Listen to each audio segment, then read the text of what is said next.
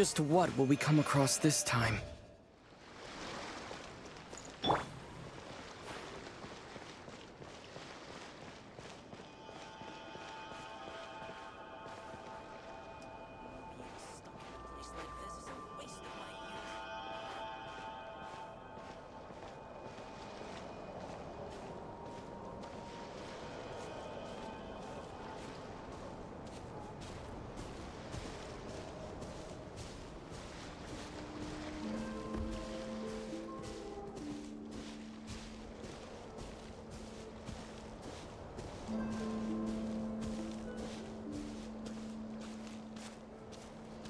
Oh, Lady Lauma, you're back.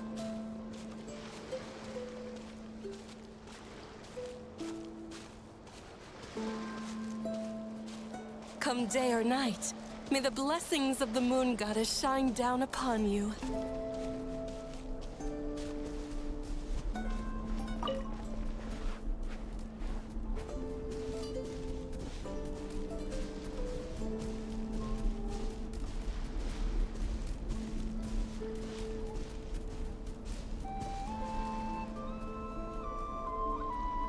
Lauma, you have returned.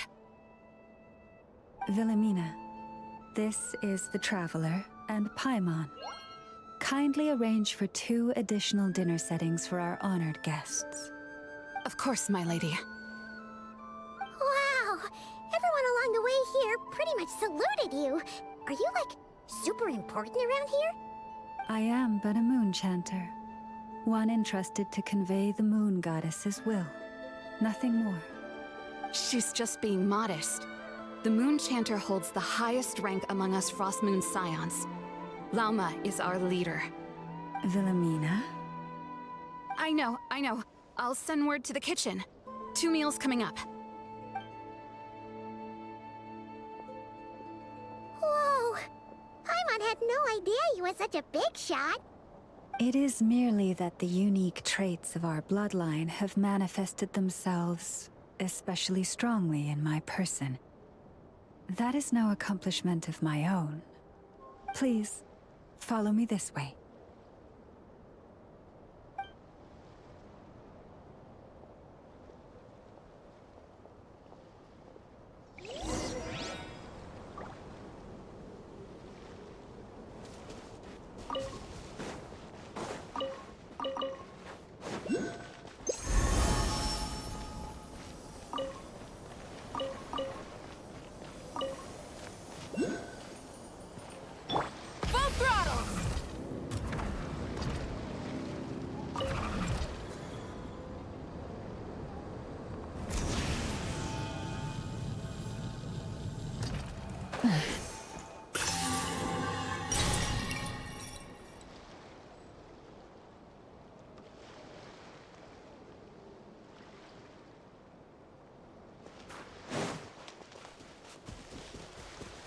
Try and stop me!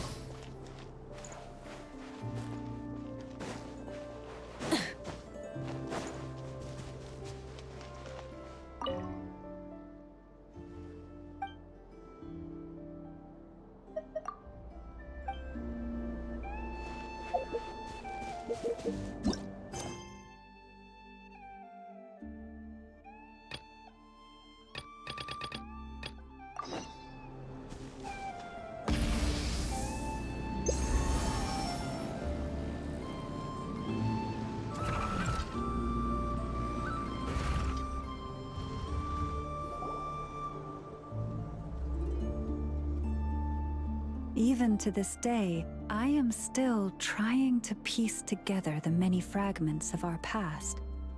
It is a story not only of the Frost Moon Scions, but also of the moons themselves.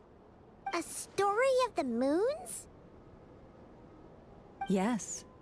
We Frost Moon Scions are the last descendants of the ancient golden realm of Hyperborea. Its former glory may have faded, but what remains is a memory uniquely ours. In the distant past, Tevat had not just one moon, but 3. It is said that they were created by the primordial master of this world, cast into the firmament to keep peace in the land below. Firstborn was the eternal moon, largest of the 3. Legend has it that it was her immense Kuvaki that gave rise to the ocean tides. Next was the frost moon, smaller than her big sister, yet brightest in radiance. Her glow became the cold, undying lantern of the night. Finally came the iridescent moon, smallest of the sisters. Most of the time, her light was barely visible to the naked eye. Yet when she shone, her fleeting halos were all the more mysterious for it. Wow! Sounds like it all happened so long ago. So, what happened to them afterwards? Afterwards, well, as you have seen, the 3 moon goddesses perished.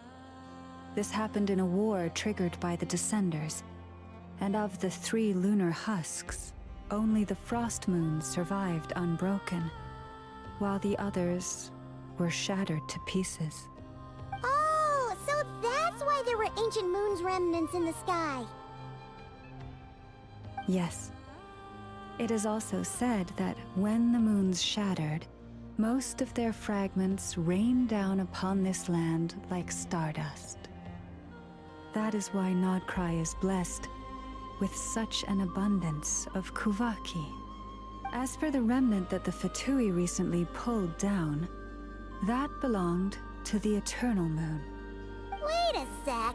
But you just said that 2 of the moons were shattered, so where are the remnants of the iridescent moon? The iridescent moon's remnants were never found. What happened to her after the war remains a mystery. Some say she vanished in an instant, while others believe that her remnants are simply too delicate to leave a trace.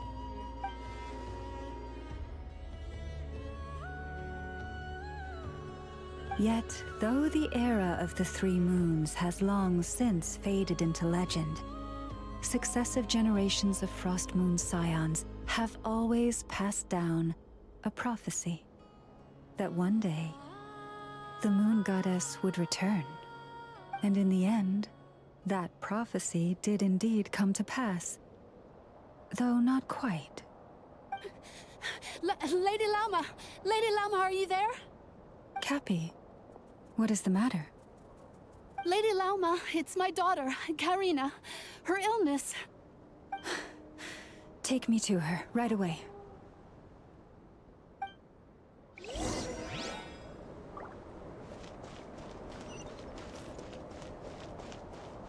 Full throttle!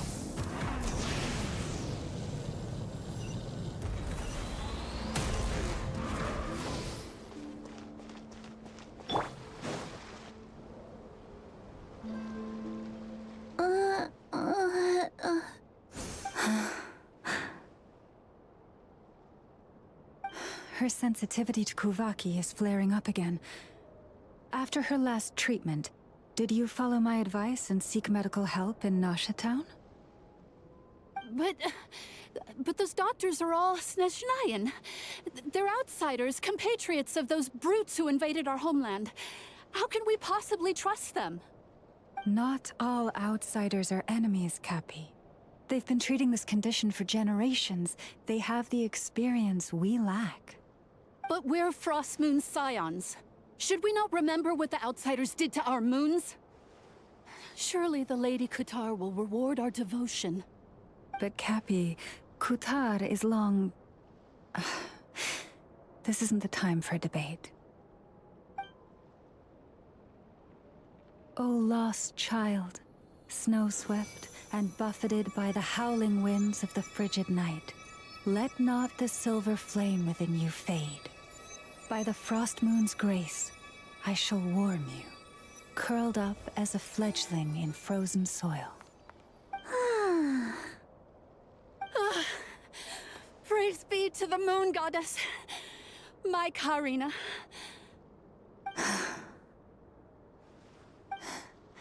Remember, she must take powdered lacca berries daily. It will ease her symptoms.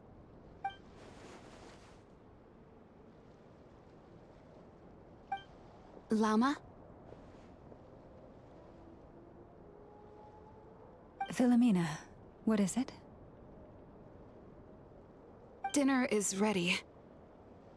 I see. Cappy, let her rest here for the night. I'll have someone bring her a blanket. All right. Thank you so much, Lady Llama.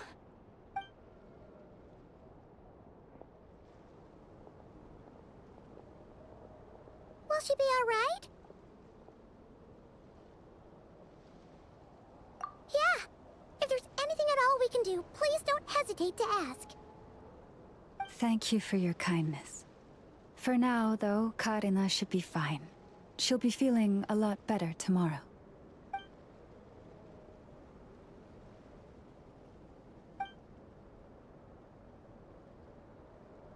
Please do not be worried. Come, let us head to dinner. I believe you still have some questions for me.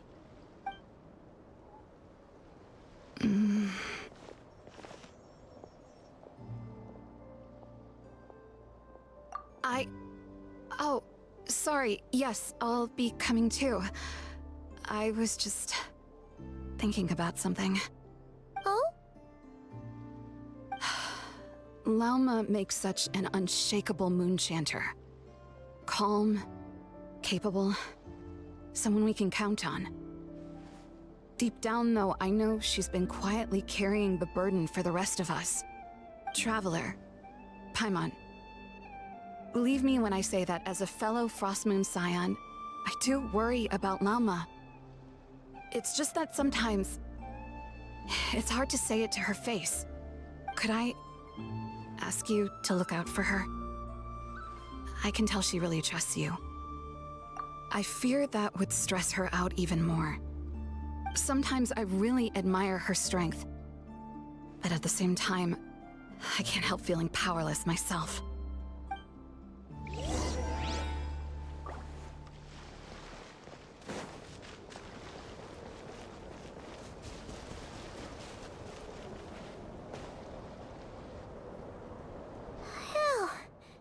I'm so full. That was even better than the stuff you gave us before. I'm glad to hear it. Thank you for accepting such simple hospitality. Hey, we should be the ones thanking you. Seriously, that was seriously scrumptious. How did you even manage to finish it? This slop's barely edible. Then again, I guess that's what you'd expect from savages. It's you! Those rude Alpha Tui we just met back in Nasha Town. My sincerest apologies. If you found the food we gave you earlier difficult to swallow, may I suggest taking a deep breath and joining us? These delicacies might change your mind. After all, I suspect that your previous meal may have been tainted with something most unpalatable. Huh? What do you mean? Tainted with what exactly? With the bitter snobbery of those who call themselves civilized. Why, you? Looking for a fight? Sure, I'd be more than... Hold it. We're not here to brawl. Yet.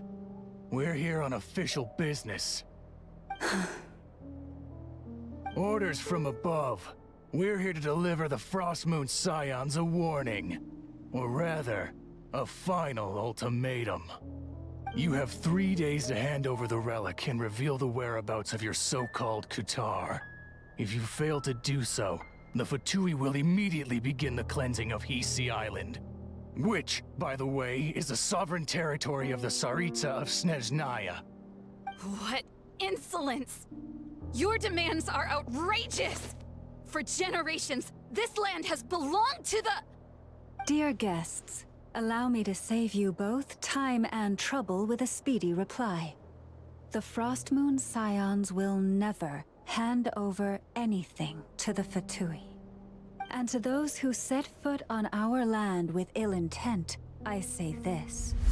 With your blood, we shall draw an inviolable line in the snow. That applies to you, too. Stubborn savages, the lot of you!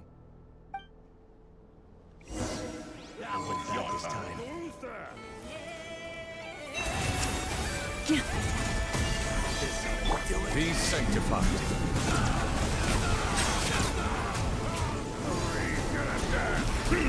Spring forth! Propagate!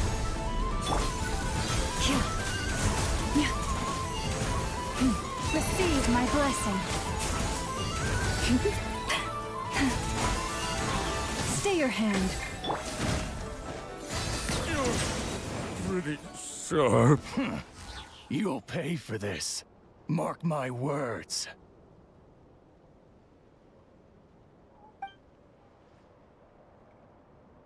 Hey, if you're so tough, get back here and put him up! Huh. Guess all they're good for is running away. I'm so sorry. You've had to put up with far too much unpleasantness today. Come on, it's not your fault. We don't like bullies like them either. But still, they mentioned a relic and Kutar. What exactly could they be after? Oh yeah, so this might not be the best time to bring this up, but we kinda have a favor to ask of you, Lama.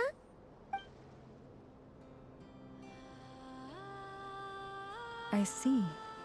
So your questions concern the sacred relic too.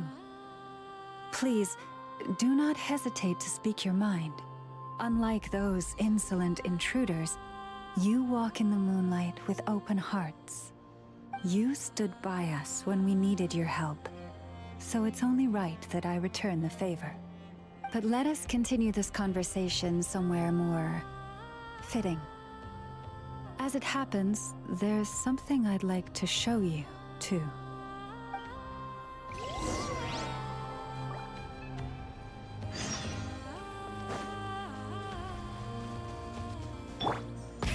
Rev the engines!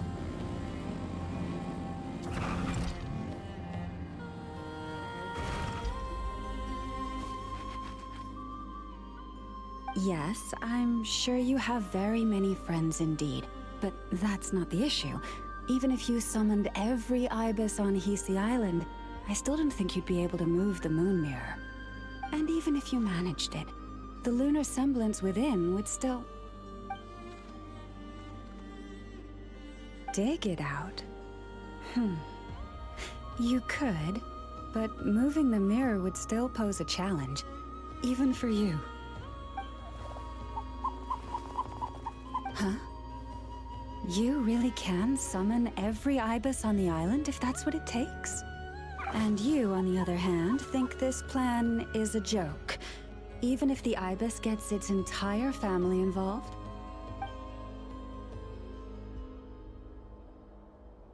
Wow! Things are really kicking off over here. Looks like we've got a weasel thief and a heated argument with a bird. We're plotting and scheming, to be precise. I'm told we have to get all our ducks in a row before moving forward on this job. But my co-conspirators disagree quite strongly on the best approach. And they're not exactly being diplomatic about it. Choice words have been spoken. All right, I believe you. I'm sure you do have friends in high places. Although, where did you learn to speak like that? From a short girl with a metal arm and a hat. Oh, of course you can keep talking like that so long as you enjoy it. But be sensible around her, okay? Don't copy everything she does. I'm going to have a little chat with the Traveler and Paimon now, so be good and pipe down a little.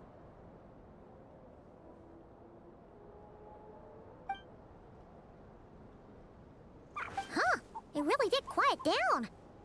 Being able to understand animal speak is so cool. Paimon Mom wishes she had that ability. Trust me, Paimon, you would not enjoy it very much at all. Don't misunderstand. Nothing terrible would happen, and it doesn't drive you insane or anything like that. Although, that being said, I do sometimes find it quite overwhelming. I was overjoyed when I first discovered that I could understand animal speech, but I quickly realized that it came with a downside. This ability is always active, and I cannot control it. Oh. Yeah, that would be a problem. And if you can't control it, that means... Exactly. People say that listening to the bird song deep in the woods gives them a profound sense of peace and quiet that lifts their spirits. But no matter where I go, I can never find peace and quiet. When I stand in the forest, I hear the chatter of the wildcats, the rabbits, the rhyme-horned deer, the chic badgers, and the long-plume ibis. They argue loudly about who's to blame for damaging whose roost, or which part of the woods the best twigs come from. Alright. Guess talking to animals isn't all it's cracked up to be. Waking up to the sound of birds chirping is pretty nice, but replace that chirping with bickering? And suddenly it doesn't seem so appealing. As for me, I've lived with it so long that I'm used to it now. In fact, it would probably be quite an adjustment if I woke up one day and couldn't hear the finches discussing which cup in which house makes for the best bath. Yes, plotting and scheming. Thank you for reminding me. I got a little sidetracked. Although, now that the Traveler's here, we might just have the solution to our problem. No, just you will suffice.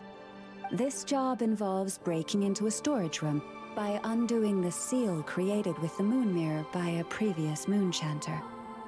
But for someone of your talents, I'm sure it will be a simple task. Don't worry, I'm sure you'll be fine. Come, let's go.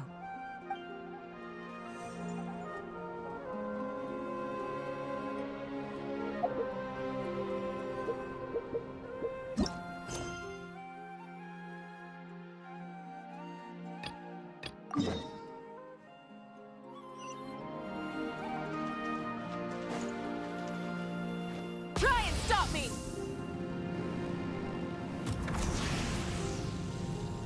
Whoa! Now that's one huge statue.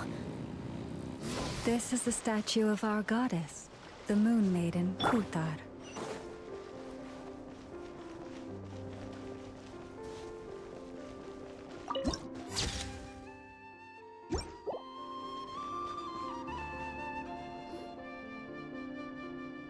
Wow! It's spectacular! Kutar was born here on Hisi Island around 500 years ago.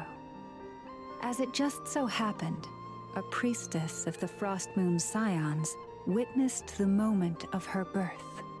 Instantly realizing that this was the prophesied rebirth, she quietly recorded the event and carved this statue to honor that miracle. According to legend, Kutar's birth was accompanied by the sudden appearance of many Kuhenki, who wove the moonlight that bathed her into silken vestments fit for a goddess. Hey! It's like it knows we're talking about it. From that day forth, the Kuhenki have been regarded as Kutar's familiars. Some believe that their habit of guiding travelers to hidden treasure stems from an instinct. The same one that not only drives them to protect the moon goddess, but also to make her smile. After all, according to the records, Kutar always looked lonely as she gazed up at the distant moon. Kutar left Hisi Island before I was even born.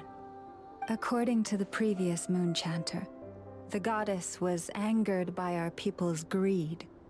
and that is why she left us. Where did she go?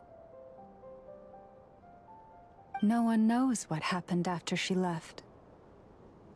But just a few months ago, after those 2 ancient moon's remnants fell from the sky, she was spotted on Hisi Island once more. And the Fatui have been harassing and threatening us ever since.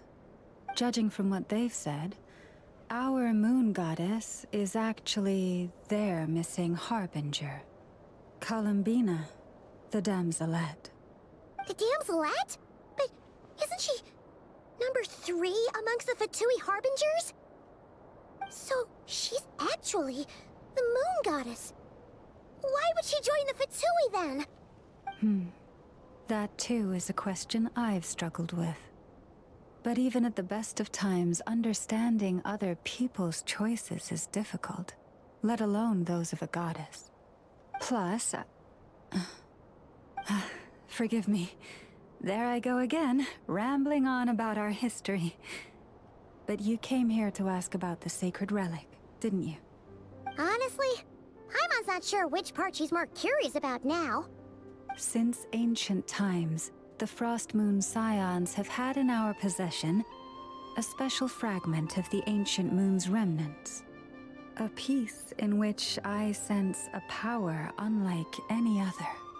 Successive generations of moonchanters have all detected a divine presence within it. We call this unique remnant the Moon Marrow. We heard you can use it to see what happened in the past. What is it in particular that you seek from the past?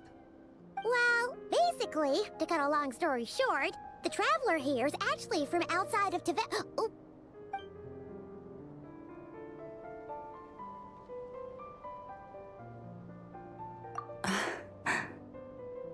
Thank you. Your honesty is a sign of your trust, both in me and the Frost Moon Scions. Unfortunately, though, I won't be able to use the Moon Marrow to shed light on your past just yet. Our people revere the Moon Marrow as a sacred relic. I'm only permitted to retrieve it from the secret chamber in which it is hidden once a year, on Moon Prayer Night. Oh, really? So, when's the next Moon Prayer Night?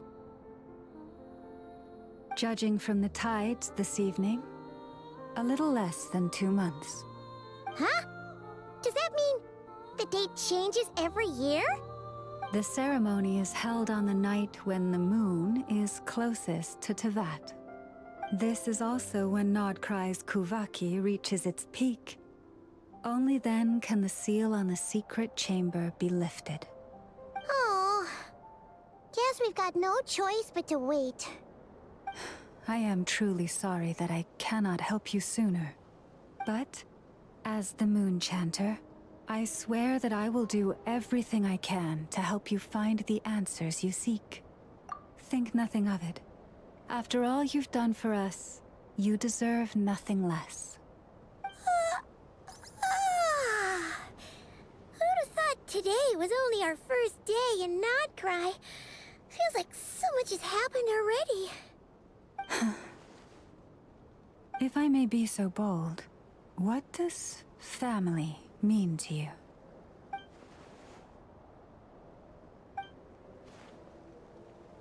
If you are aware of something, a secret that could hurt your family, would you be honest with them?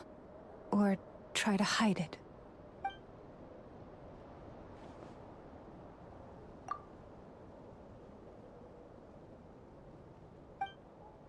Oh, I'm so sorry.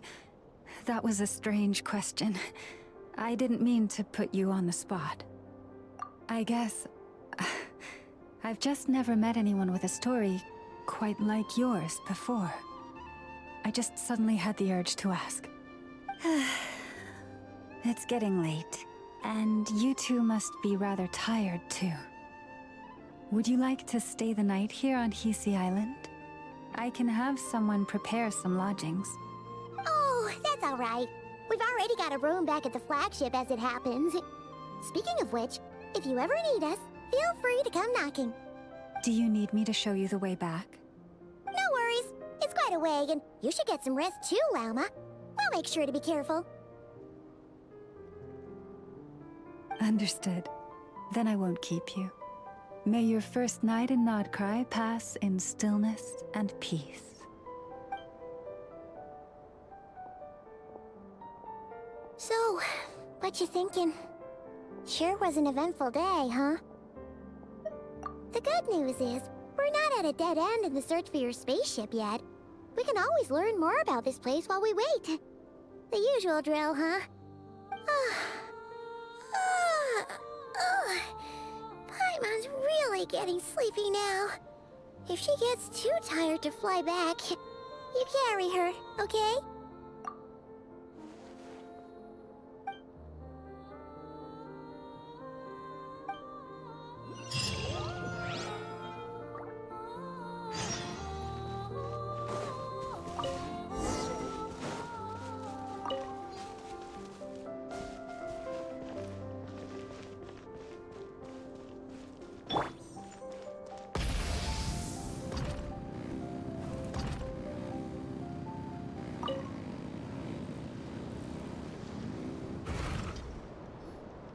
Here we are.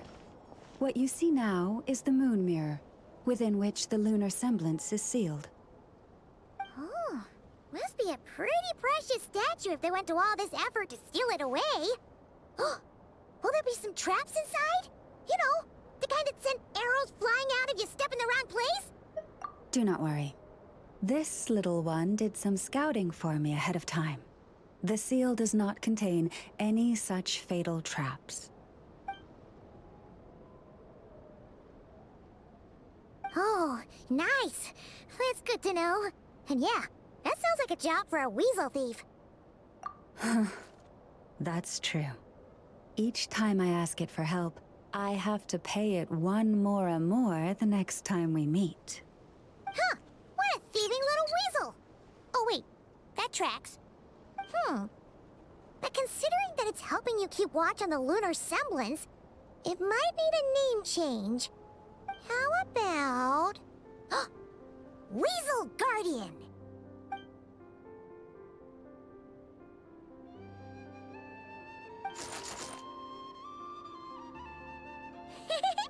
Can't catch Paimon! Paimon can fly!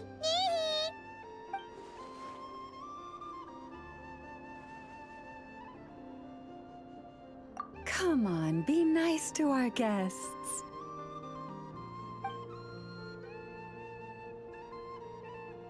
To retrieve the lunar semblance, we need to activate pairs of mechanisms in 2 different locations. So it's a 2-person job. If you head over there and take the mechanism on that side, I'll take this side. That won't be a problem. I have eyes in the sky. It will keep me updated on where you are and which mechanism is in front of you. Don't worry. All you have to do is follow my instructions.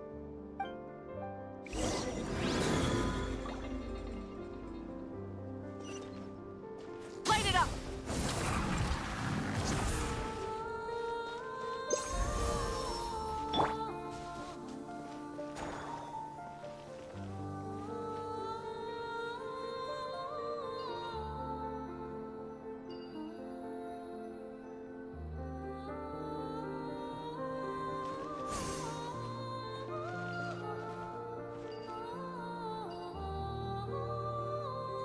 Understood. I will retrieve the lunar semblance now.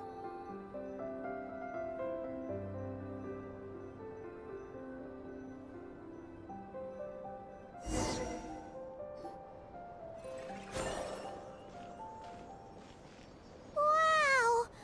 What a huge statue! Yeah, no amount of birds or weasels is shifting that. He probably couldn't even get past the mirror. So, Lauma, just how valuable is this statue anyway? In terms of Mora? Not much, I suspect. It's crudely fashioned, and the kind of stone it's carved from is found everywhere around these parts. But to the moon chanter of that era, And to the Frost Moon Scions of today, it is a priceless treasure. If nothing else, I now have concrete proof of its existence. That's enough to confirm the reliability of several documents on the topic. To me, that makes this a very successful trip. Thank you for your help. I knew I had judged you correctly. The Moon Mirror posed no obstacle to you. And our little friend here was very impressed with your mechanism operating skills. What is it saying, Lauma? It says that the Traveler is the best treasure hunter it's ever seen. It wishes it could join him on a quest to unlock all the treasure chests in the world. From now on, I'll call on you if I ever find a treasure chest I can't crack. Okay. Bye then. Huh. Didn't even give us a choice in the matter.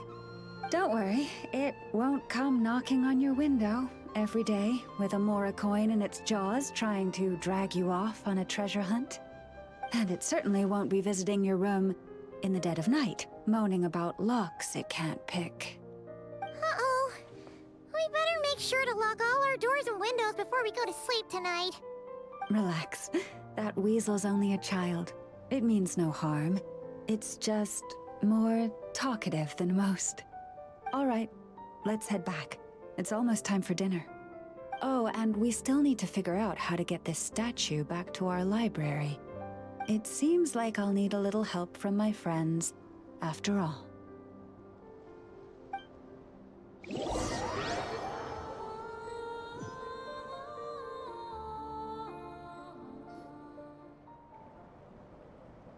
Just here will do. Oh. That all went down without much fanfare. Paimon was expecting something exciting to happen once we put it down. Well, it's just a plain old statue. A historical relic. It doesn't hold any kind of mystical power. The real value lies in the stories behind it. My job is to dig those stories up, wherever they might be hiding, verify them, and then share them with the people. Cool. Well, it's a good thing we got it back here in one piece. Indeed. And you two have my thanks for that. Please, take these fruits and quench your thirst. I had the animals gather them in the woods. And after that, forgive me, but I have another request to make of you. I apologize if this is presumptuous of me, but I've seen how well connected you are, and I've heard of your many travels into secret and forgotten places. On your future travels, if you ever come across any texts about the Frost Moon Scions, could I borrow them and make a copy with which to enrich our library? You have my sincere gratitude, on behalf of the Frost Moon Scions. Oh boy. That was some seriously tasty fruit. So much better than Paimon's used to. These animals have lived their whole lives in this forest.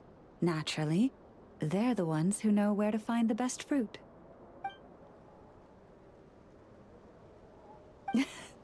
This one says to eat as much as you wish, because it's the top fruit finder in the whole forest. It'll fetch some more right away. Awesome! Thanks so much!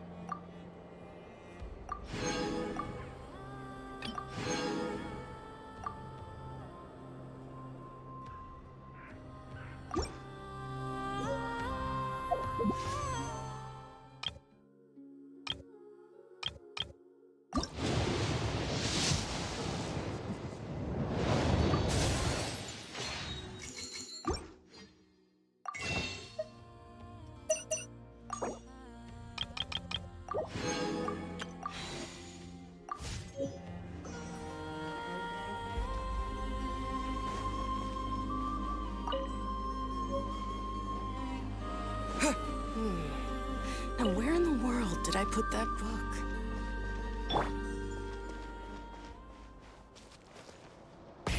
Rev the engines!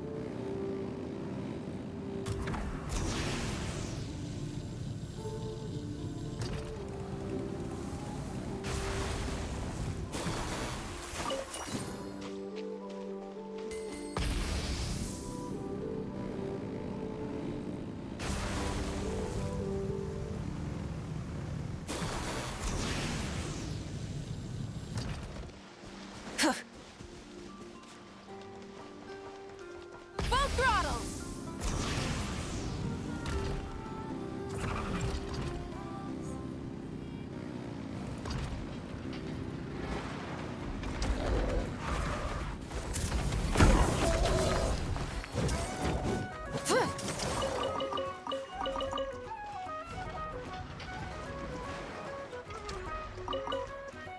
Try and stop me!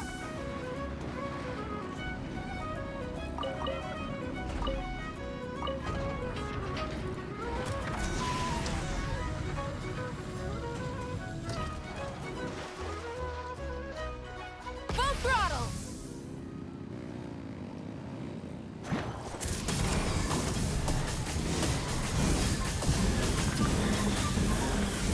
Ah!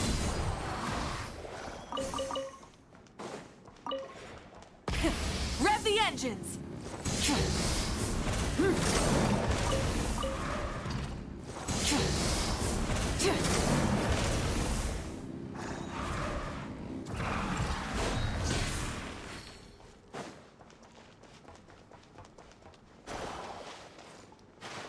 Try and stop me!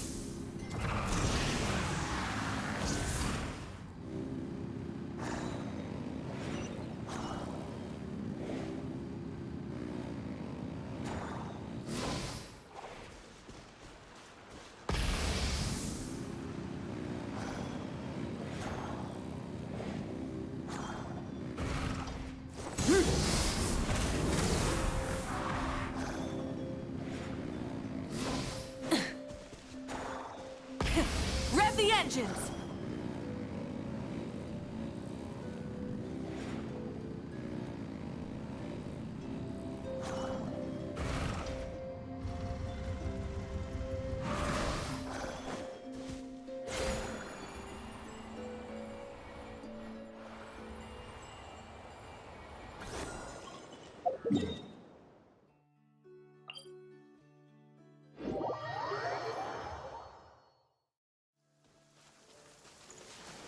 Try and stop me!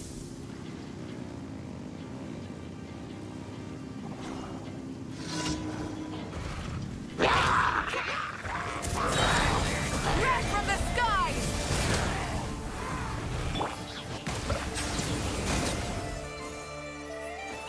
Let the mighty be humbled!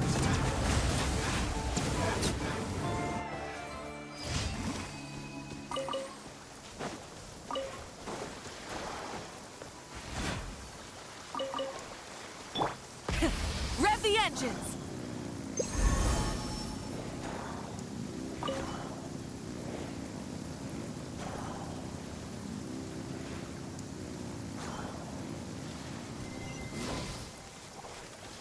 Try and stop me!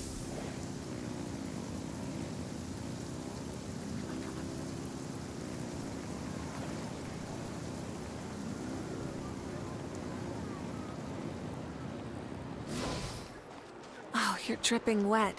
That Full throttle!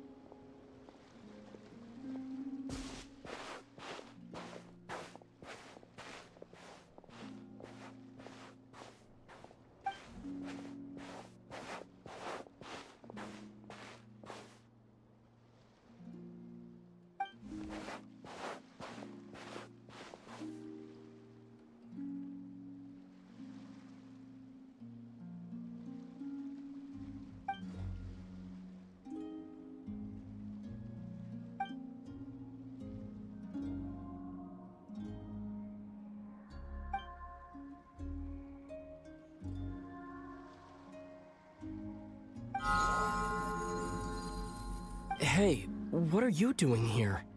These flowers... I remember. When you first appeared, there were flowers like this all around you.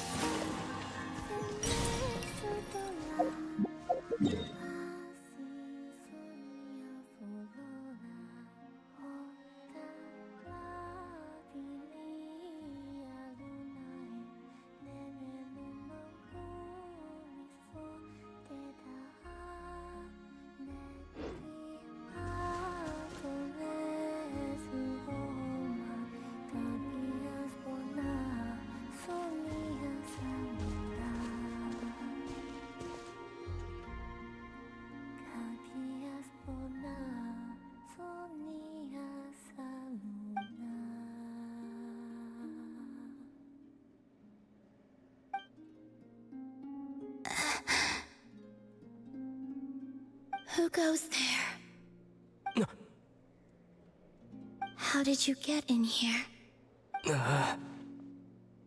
I am but a passing traveler. I followed your song here. I'm very sorry if I've intruded. Akuhenki. She brought you here.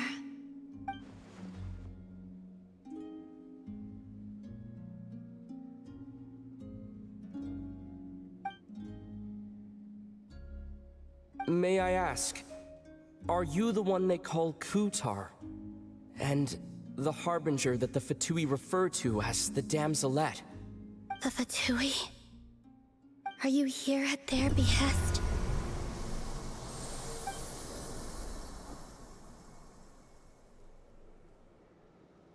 Please, don't get me wrong. I have no intention of doing anything for the Fatui.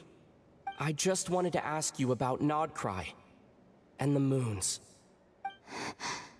The moons? Do not believe in what you can see. What truly matters is what you cannot.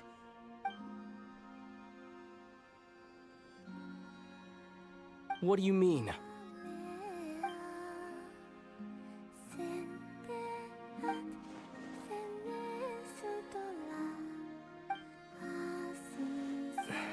Listen, I'm the Traveler. I'm on a journey through the nations of Tavad. Hello.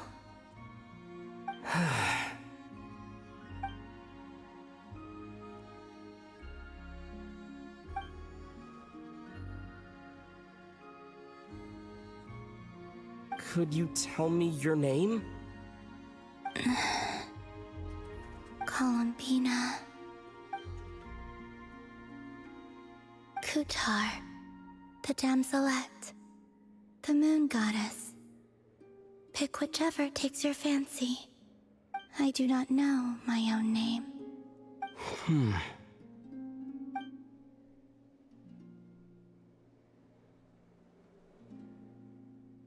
Then, Columbina.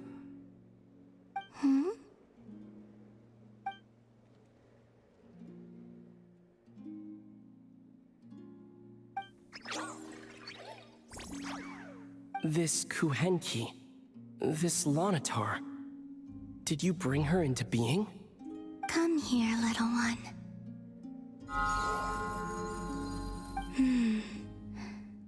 The trace of a blessing, but not one of mine.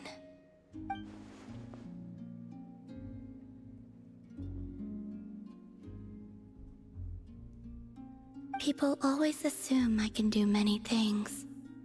Assume I have done many things. But I haven't. All I ever wanted was to.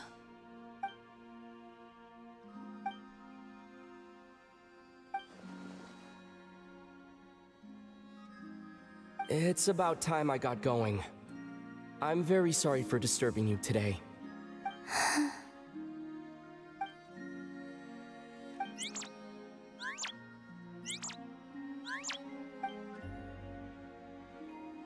Columbina, that Kuhenki. Oh, you're leaving?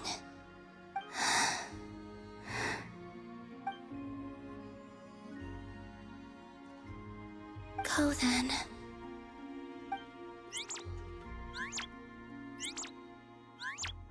Goodbye. Take care. The moon can be treacherous.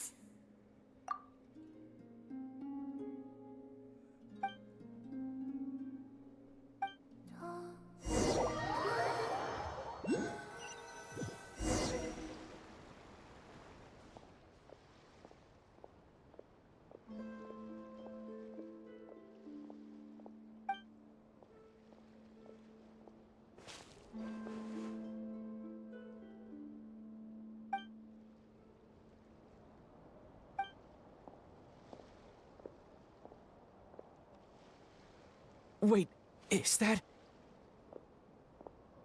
Lumine?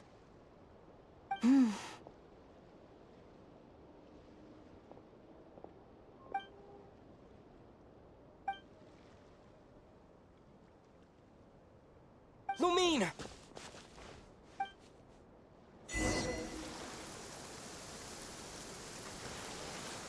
Lumine!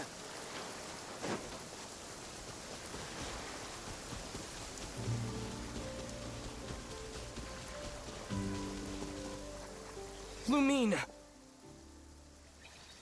Ether, it's you.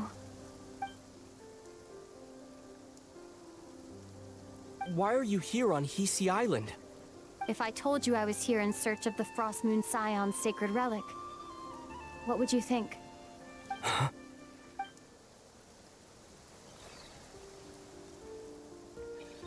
Are you also here to uncover the truth about our past? That's right. What happened to us in the past, how we came to Teyvat, why our spaceship crashed here. There are things I want to know too. But I'm not about to sit around waiting for another 2 months to find out. Wait! Wait? But I still have unfinished business.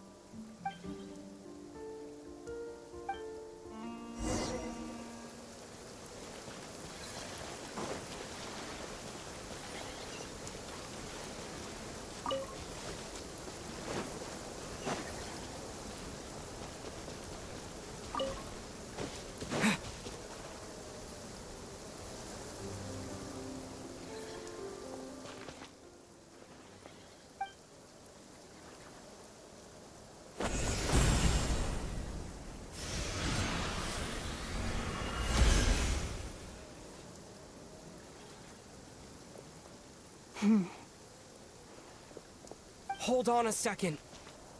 What's wrong? That's the Frost Moon Scion's sacred relic. We can't just... Use it to get to the bottom of all this? We should at least get their permission. You barely even know her, yet already you hold that moon chanter in such high trust? What do you mean?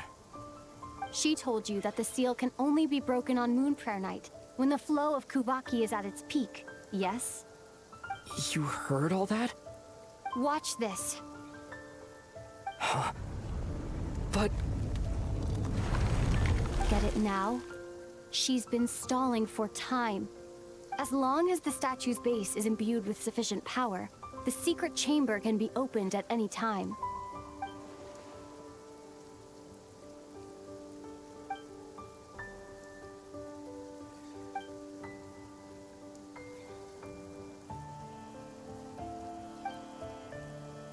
Is it such a sin when I don't put all my cards on the table for you, but not when someone else is doing it? It's not like that. Is it? Lumine, you've got it all wrong. This whole time, I've wanted to ask you, what happened to make you like this? I admit, I've been having trouble accepting it. But after all this time apart, I've finally come to terms with who you are. Willful side and all. I trust you. I still do. Through all the worlds we've traveled, you've always been there by my side. If there are things you can't explain yet, I can wait while the journey goes on. I'll wait as long as it takes. Until the day you're ready to talk. Ether.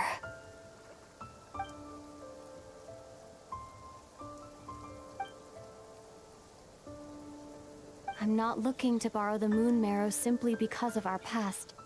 It holds answers about the very origins of Teyvat. I've always believed that if you want the truth, you have to see the whole story for yourself.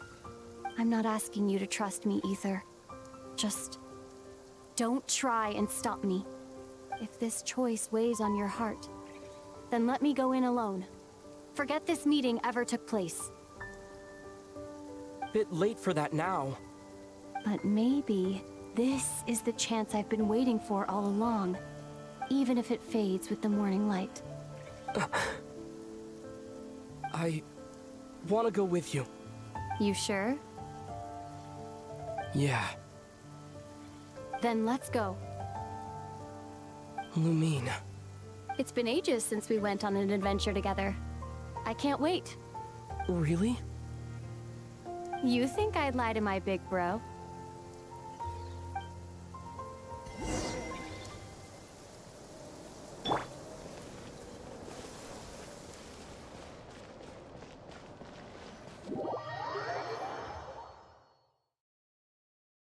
From what I understand, the path ahead is likely to be full of trials and challenges. A deterrence against intruders, and a test for those who truly seek entrance. I doubt the two of us will have any problems. I agree. Still, if we get separated, things could get tricky. Best we move together and watch each other's backs. Even the sound of your footsteps takes me right back. As a warrior, as a traveler, as my big brother.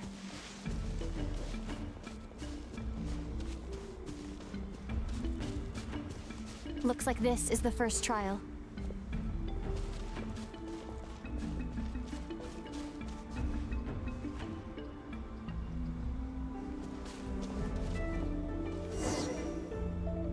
Ether, do you understand how Kuvaki works?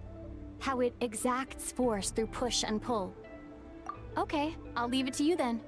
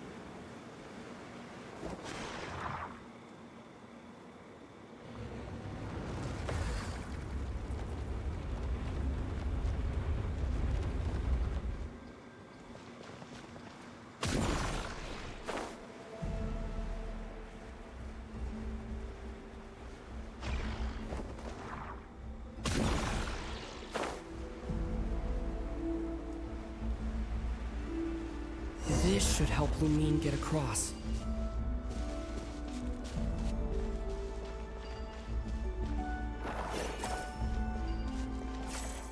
Lumine!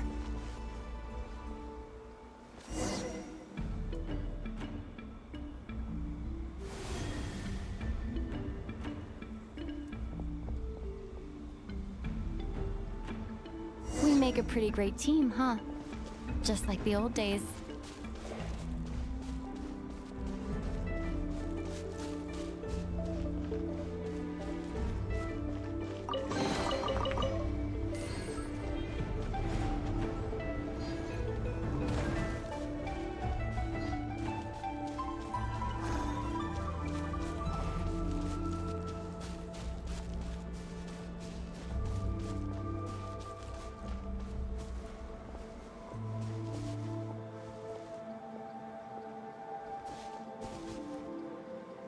A wide open space. Must be in for a fight.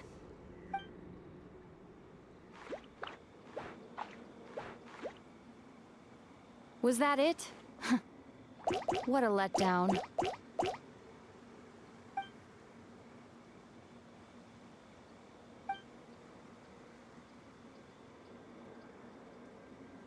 Ether, What is it? why are you looking at me like that?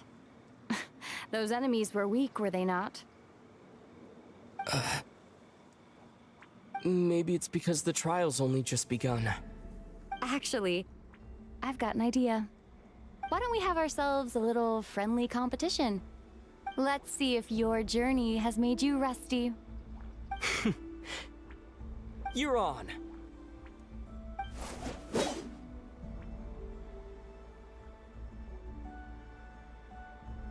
I won't lose to you, Lumine.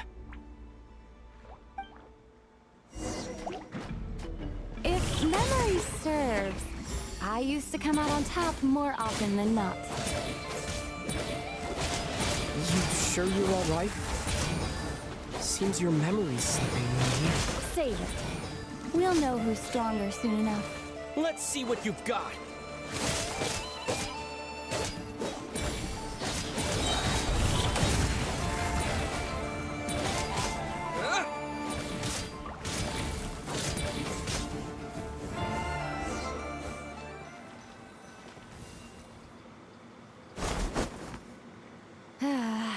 Fine. You win. Didn't feel like you really wanted it anyway.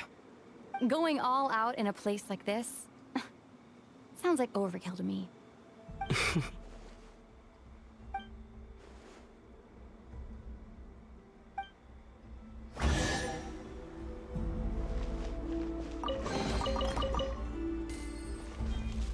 Let's keep moving.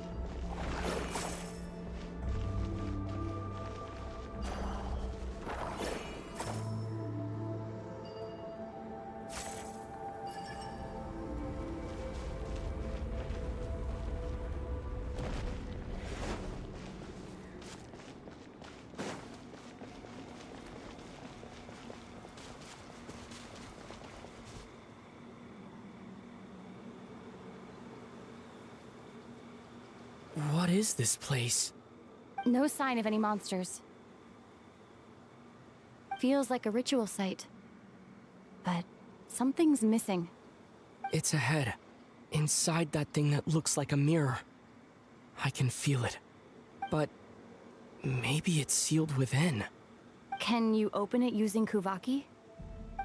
Apparently not. Do you think it might have something to do with the Frost Moon Scion's bloodline?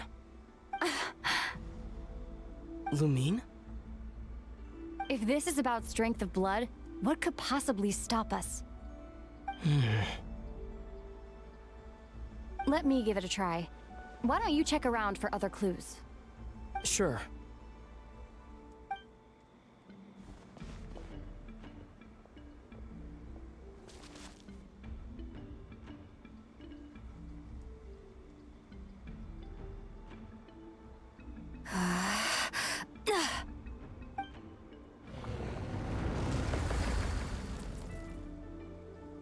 Found it. This should do the trick. Okay.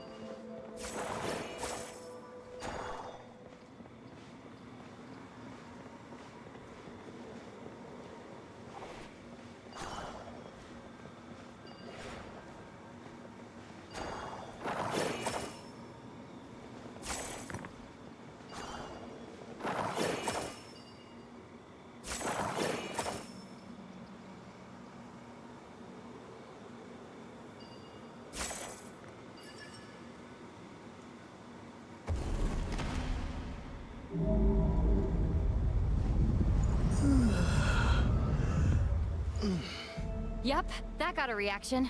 That's one down.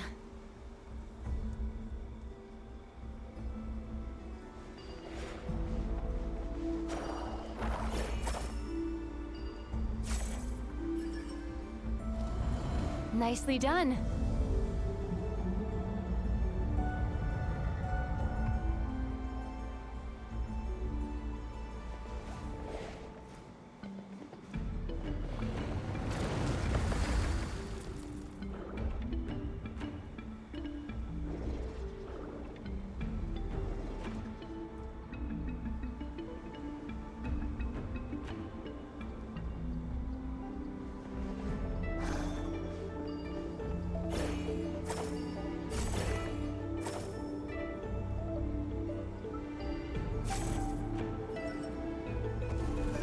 You've got this.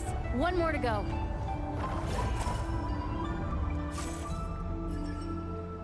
Good work, Ether.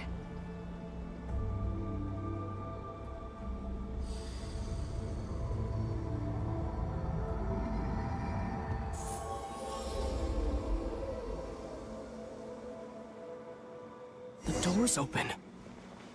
Come. We must be close.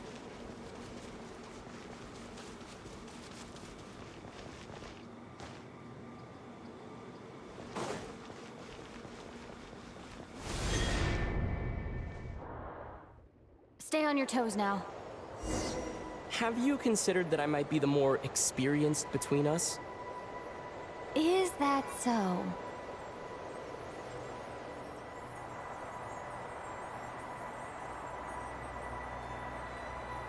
So, will you be heading off again after we're done here? Maybe, maybe not. Another cryptic response. Don't worry about things that haven't happened yet.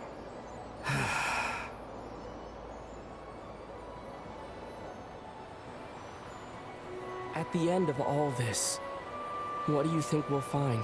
Whatever it is, we can handle it. What about the end of our journey? That's not something we need to worry about right now.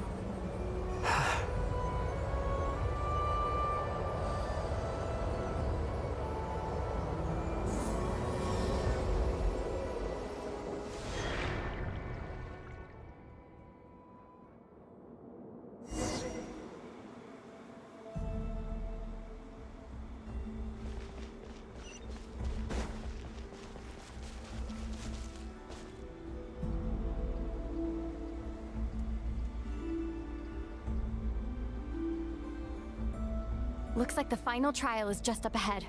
Ready for battle? When have I ever not been? What's wrong? Going on an adventure with you, side by side, it's been so exciting. But at the same time, it just feels surreal, I guess. Maybe because it's been so long. You know, this is only the second time we fought together since the day we both woke up in Teyvat. Maybe that's it. Ether, let the light of our blades come together once more, just like they did in the past. Lumine. This is a night of miracles, an adventure that belongs to us. Let's not weigh it down with worries and regrets. This is our adventure.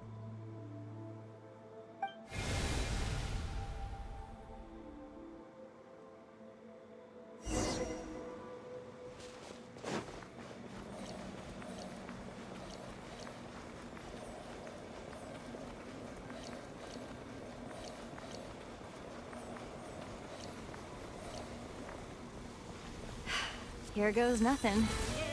Prepare for battle. Stay focused! Dodge its attacks!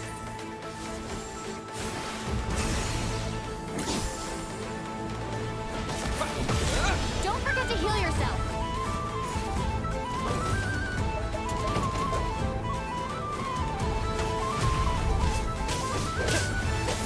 This is bad! Watch out! Another!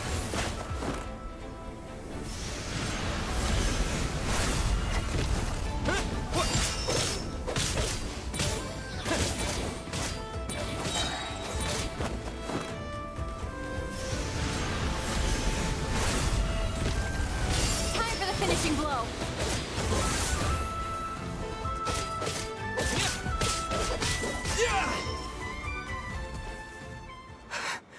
It's over. Nicely done. Flawless execution. Couldn't have pulled it off without your backup. Not too shabby at all. As for what you were saying, yes, I should have come to see you earlier. Or at the very least, Spent more time with me going on adventures like this. something like that. Instead of just running off and expecting you to follow my trail. Wait a sec.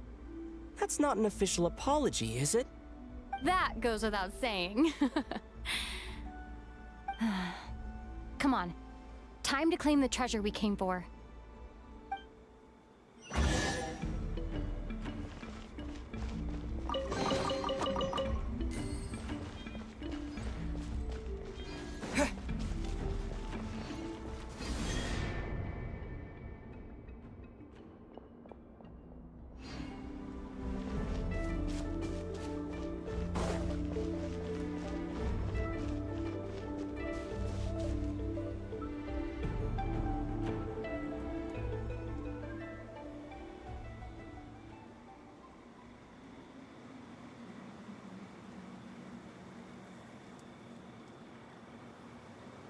So this is the Moon Marrow. The treasure we've been after. All right. Go get it for me, Ether. It belongs to me.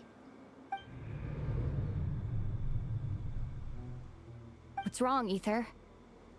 After everything we've just been through, you still don't trust me? Don't you want to know the truth too, just like I do? Rest assured, I'll share the truth with you afterwards. Now, go bring it to me.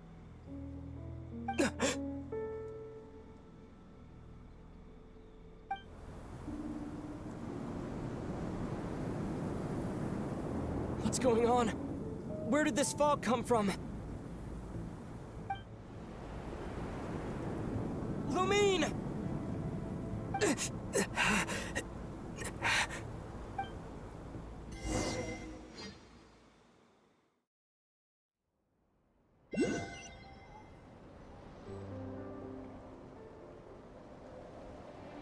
Lumine!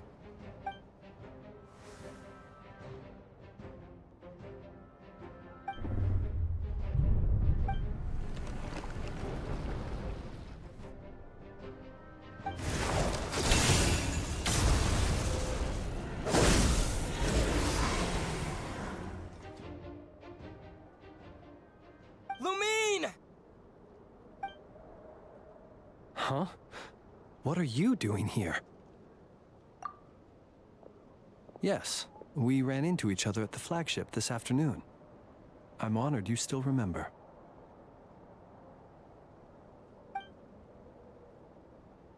Are you looking for something here?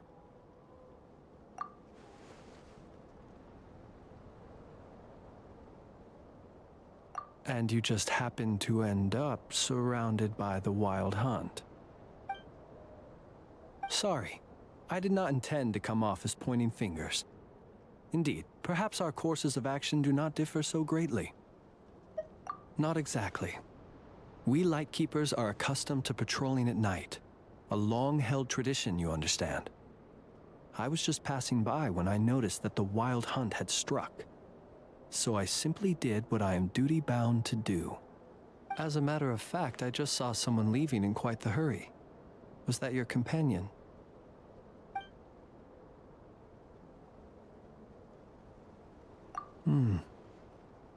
Perhaps I should take my leave now. After all, my patrol isn't over yet. Nodcry is a dangerous place to be at night. I'd advise that you head back soon as well.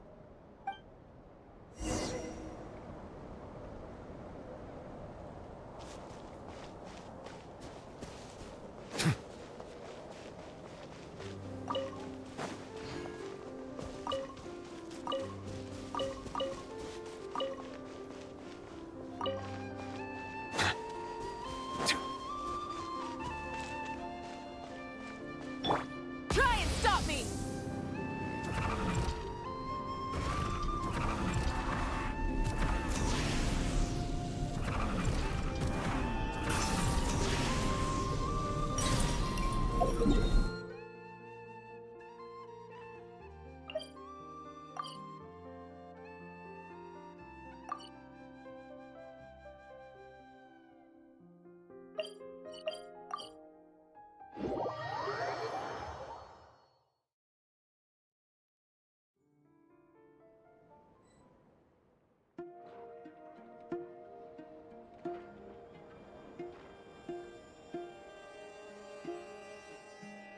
Exploration and trials. Adventuring is right up my alley. This should be all right.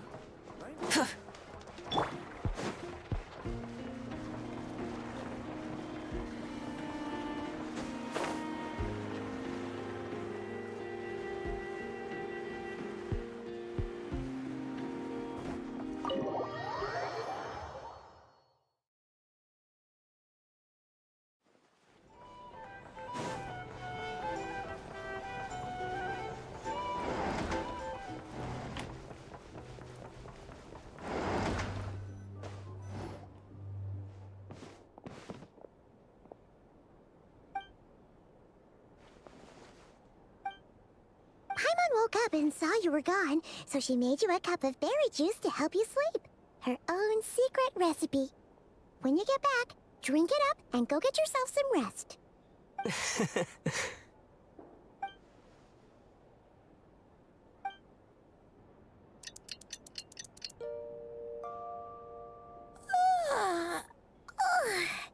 Good morning? If now still counts as morning. When did you get back last night? Did you sleep well? Good to hear. So, where'd you wander off to on your midnight stroll? Anything interesting to see in Nodcry at night? Oh, really? Come on, don't leave Paimon hanging. All right. Guess we'll have to feed your stomach before we feed Paimon's curiosity. Let's go grab something to eat while we talk.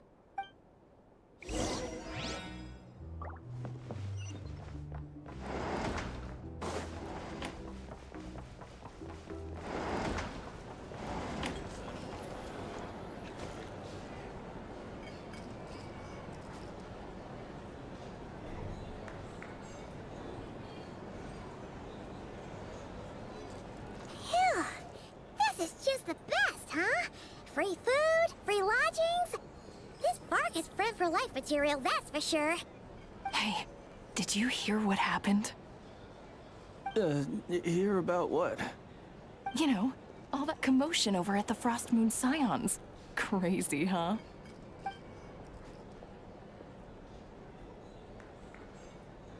Huh? Oh, what happened? See what I mean? Completely oblivious to what's going on around you. The sacred relic of theirs. It's been stolen. Hey, slow down! Paimon knows you're hungry, but you don't have to worry about her stealing your food. At least, not today. What? Was it those Fatui? No idea, but the news has already spread right through Nasha Town.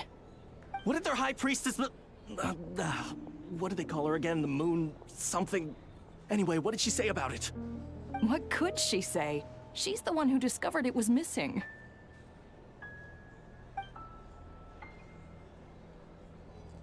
She was in Nasha Town first thing this morning, hoping to launch a joint investigation with the Voynich Guild. Whoa! Did you hear that? Lauma and the others, their sacred relic's been stolen! Who in Tivat would even have the nerve? Paimon bets it was that bunch of good-for-nothing, rule-breaking, troublemaking Fatui!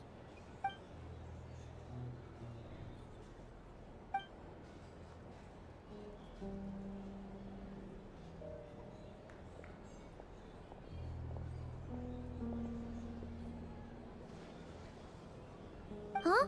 What's wrong? You feeling okay? A joint investigation? Good luck getting any takers. Unless there's some reward or business opportunity to sweeten the deal. Same thoughts here. So just a few minutes back, she switched gears and headed over to the one place that might actually be able to solve this. The Curatorium of Secrets. Ah! You scared, Paimon! What is it? Huh? Okay, just... Hey! Paimon's not a baby, you know! Quit pulling her arm! Our drink recommendations? Well... Here's the thing. You can't live life without a little spice.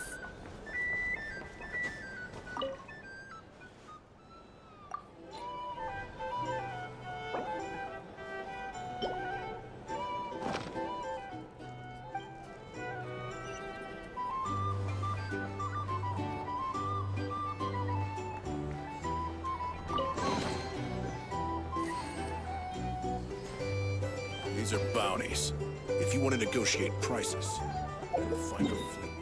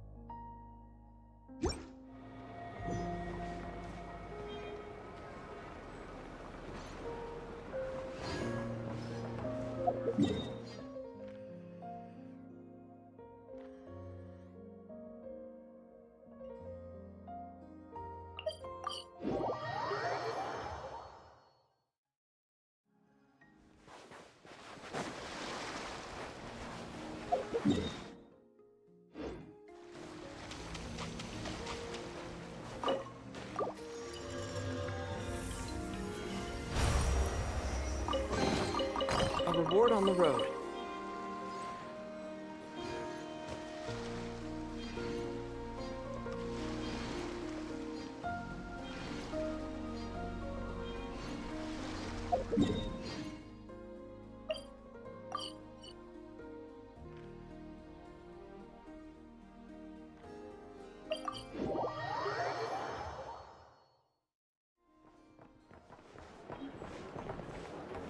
Ad Astra Abyssosk.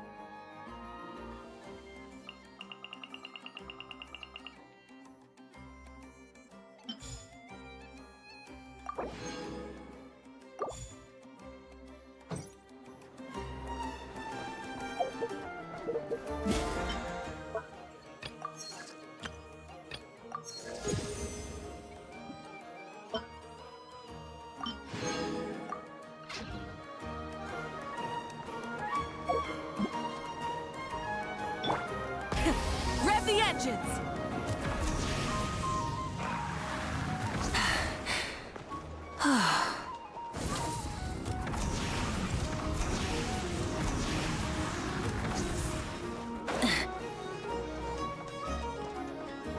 Try and stop me!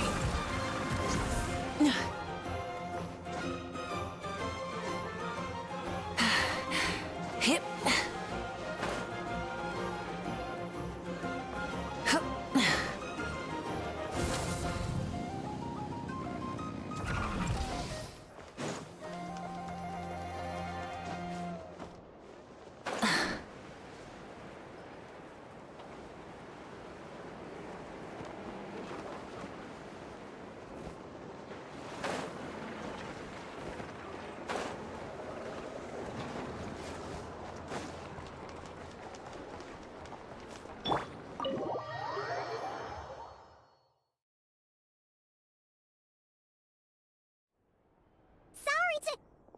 Huh?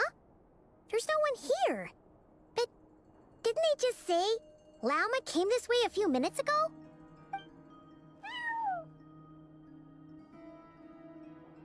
No one except for a cat watching over the front desk.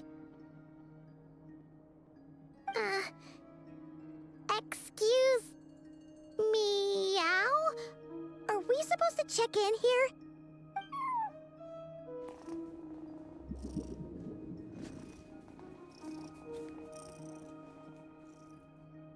No idea what that means. Is this Lauma's personal receptionist or something? Pretty sure she'd be the only person who could actually understand it.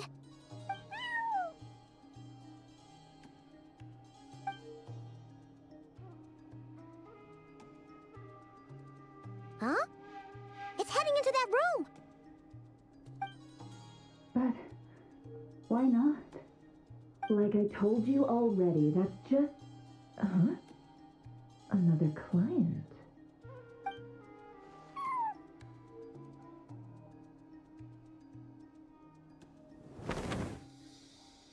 Ah! So, you were in this room the whole time? Something I can do for you? Traveler. Paimon. Oh, you're acquainted then? Yes. They visited Hisi Island yesterday. We had dinner together. Allow me to introduce you. Traveler, Paimon. This is Nefer, boss of the Curatorium of Secrets. Pleasure to meet you. They are travelers who arrived in Nodcry just yesterday. Greeted by the birds and beasts of this land, They are kind-hearted souls who walk in the moonlight's glow.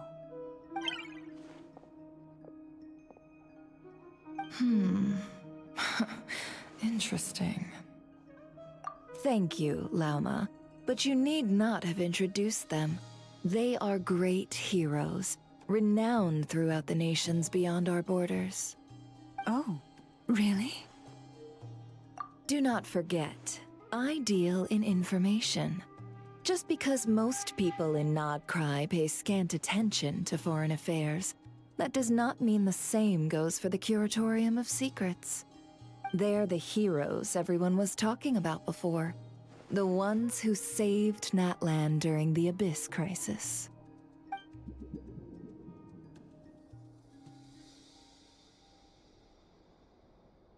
I see.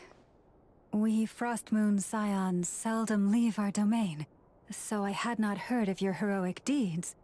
Please, forgive my ignorance. It's no big deal. We were hoping to keep a low profile anyway. If we had to list all of our titles and good deeds, we'd be talking till sundown, and then some. Huh? What's wrong? Still not feeling great? So, what brings you both to the Curatorium today?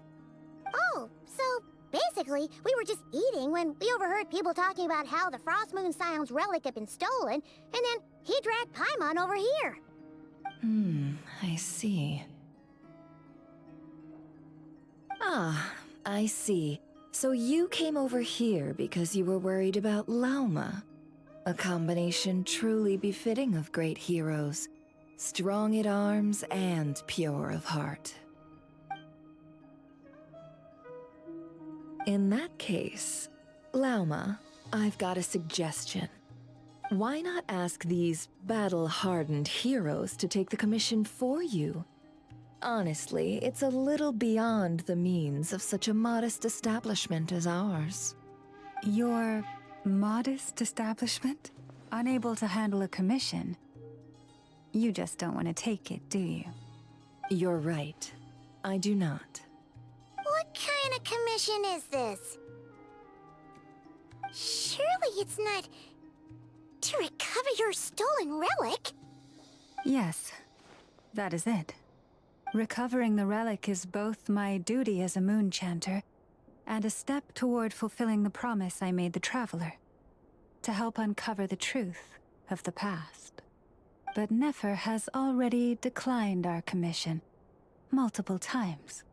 And yet, just as it always has, the moon will continue to illuminate the sky above the Curatorium. Come night or day, may the moon goddess keep you. Enough of that.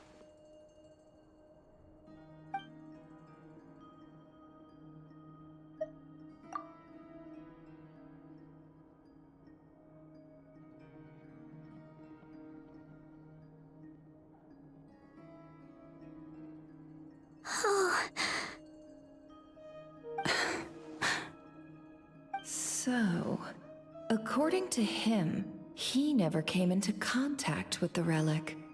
So he suspects his sister may have taken it. I understand. The Frostmoon Scion's secret chamber has remained hidden from the world for generations. But the reason outsiders are forbidden entry is not only to prevent theft. Within the chamber lie ancient trials, challenges designed to test the worthiness of those who enter. To intrude without rightful cause is a most perilous act indeed. So please, don't be too hard on yourself. The fact that you made it through those trials proves your right to stand before the relic. To put it simply, the Moon Marrow itself has deemed you worthy. No. Your honesty tells me everything. You never sought to take the Moon Marrow for yourself. As for what happened at the end, I suspect the Chamber's protection mechanism may have been activated. Among those who entered the final chamber, there was either someone with impure intent, or else an abyssal presence. The Abyss? Perhaps that's why, then. Either way, the moon marrow was taken. And I believe you. So the problem remains the same. I need to recover our relic. See? Didn't I tell you it would all work out in the end? But before everyone starts celebrating, forgive me for asking just one more thing. Are you absolutely sure your sister took the relic? What do you mean? Weren't they the only ones inside at the time? Who knows? Think about it. After your sister broke the seal with abyssal power, what was to stop someone else from following you in there? In theory, nothing. And as it just so happens, I received a tip-off from one of my sources earlier this morning. Word is, today of all days, the Fatui suddenly called off their search for the relic. What? Huh? Why? Well, either they woke up this morning and suddenly decided they'd lost all interest, or... Exactly. Are you wondering if your sister might be in cahoots with the Fatui? Which is why I asked, are you absolutely sure your sister took the relic? Or to put it another way, do you really know your sister?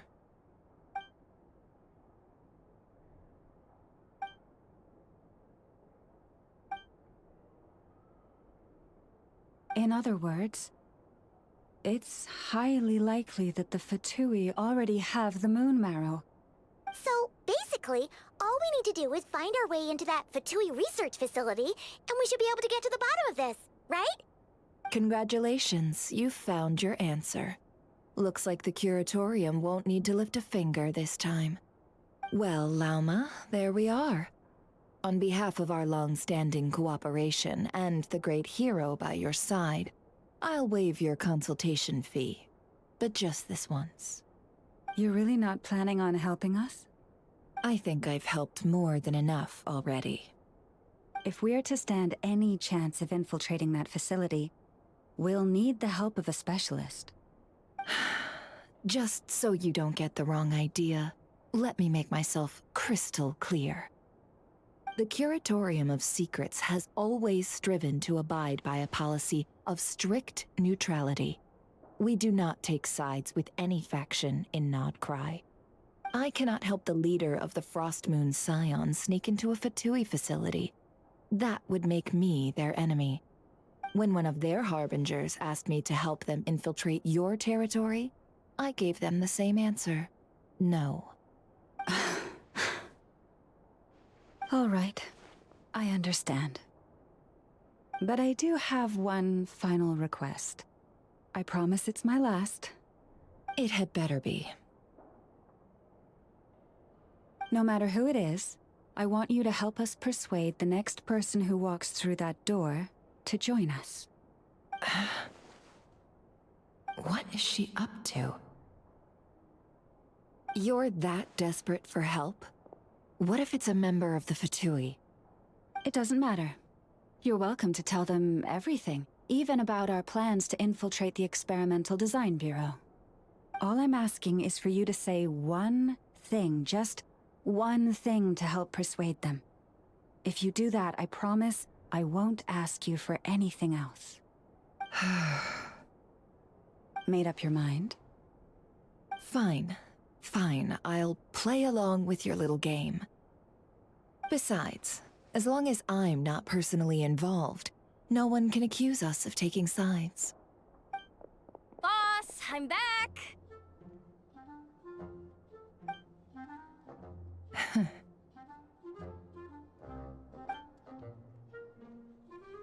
You won't believe the luck I've been having today. Remember you sent me to find that runaway cat, yeah? And you said I'd only be back after dark? Well, guess what? Right after I left the house, this big ibis flew over and the missing cat was right in its claws. And once it got close, it loosened its grip and... you're meeting clients. I'm so sorry. I'll get out of your way.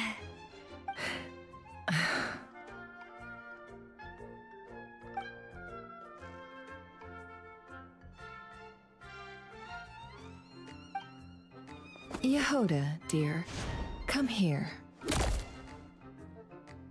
Huh? Me? Is something the matter? Oh, hi there. My dear Yehoda, I have a request. Yikes! Why does the boss sound so scary? Did I do something wrong? Would you be so kind as to accompany these 3 delightful clients of ours and help them infiltrate the Fatui's Kuvaki Experimental Design Bureau? What is going on here? Boss usually just says things like, hey, go do this, or you, go take care of that. Why is she being so scarily polite? And wait a sec. The Fatui's research facility? That's basically a death sentence. Made your mind up yet, my dear?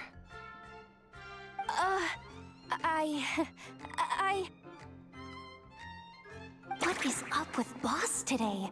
Am I supposed to say yes to this?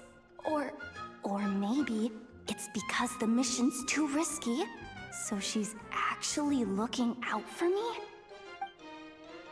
Why is everyone looking at me like that? Is this some kind of test? I can't let the boss down. Can I? Have you made up your mind?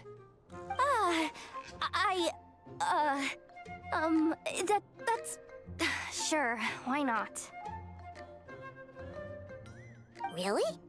You really don't mind helping us? Huh? Oh, yes. I mean, no. Of course, I guess I do. Oh, thanks so much! We owe you big time. On behalf of the Frost Moon Scions, too, thank you, Yehoda, for your help.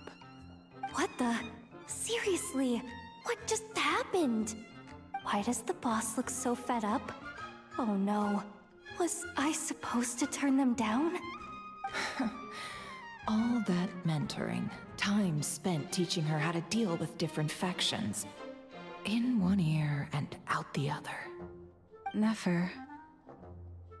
You got what you wanted. You promised that was it. I know this goes against your principles. I won't forget the favor. Trying to get me to change my mind now? Of course not. I just wanted to say thank you. So, thank you. Oh. Yehoda, we'll leave the planning to you. Let's discuss the details elsewhere. Huh? Oh, okay.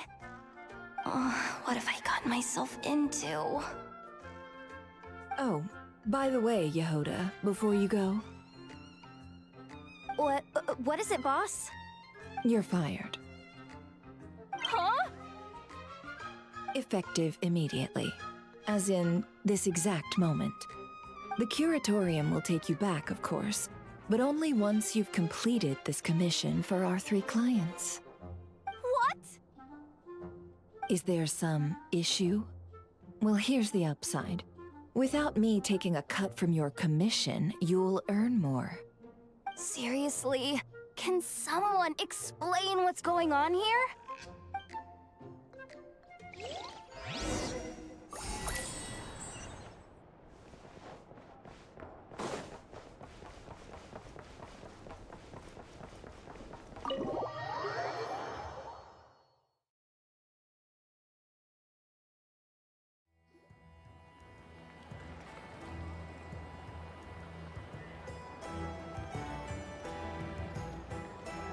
Are we sure Yehoda's alright? She looked totally crushed just now. She'll be fine. She's just in shock. But one thing's for sure. The Curatorium's professional standards are beyond question. The fact that she only requested 1 day to prepare says it all. As an apology, I'll ask my animal friends to help her out more often in the future. Also, thank you for being honest with me. It means a lot.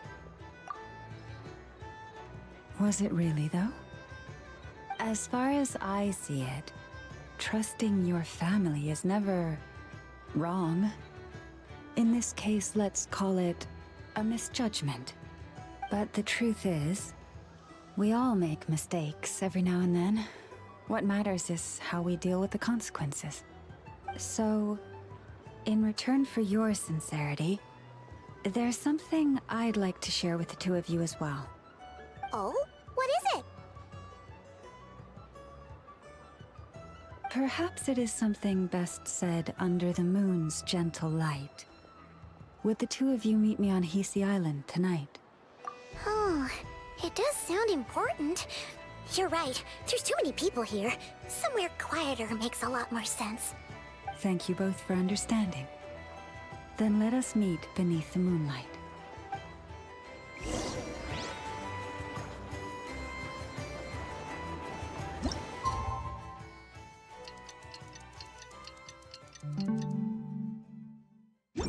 It's about time, and the moon's already up.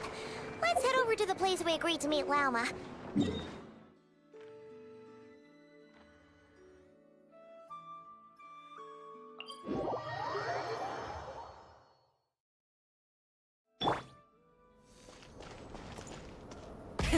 Rev the engines!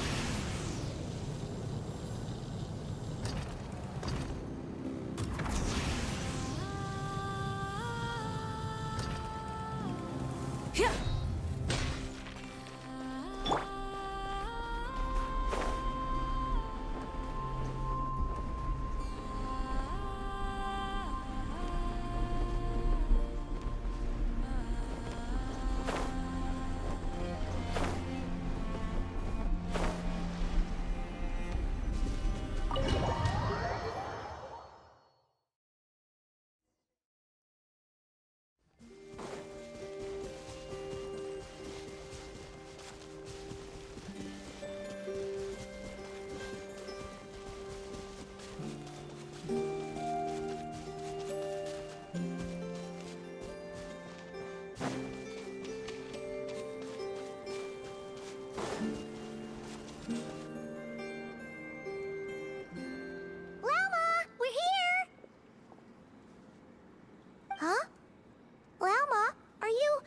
Praying? I am indeed. For the moment I was born, my people exclaimed, "Behold, eyes like the moonlit tide, antlers like the crescent moon, and blood that glimmers silver as the moon's reflection." From as far back as I can remember, I was revered as the Frost Moon's emissary and the Moontide Maiden. The first words I ever learned were prayers to the Frost Moon. The first gestures, those of our sacred rites. Wow, that must have been tough. Back then, I didn't know any better. It all just seemed so natural. The Frost Moon Scion's bloodline has long since begun to run thin. Nowadays, even those of us with antlers are few and far between, let alone those attuned to the power of Kuvaki. But I...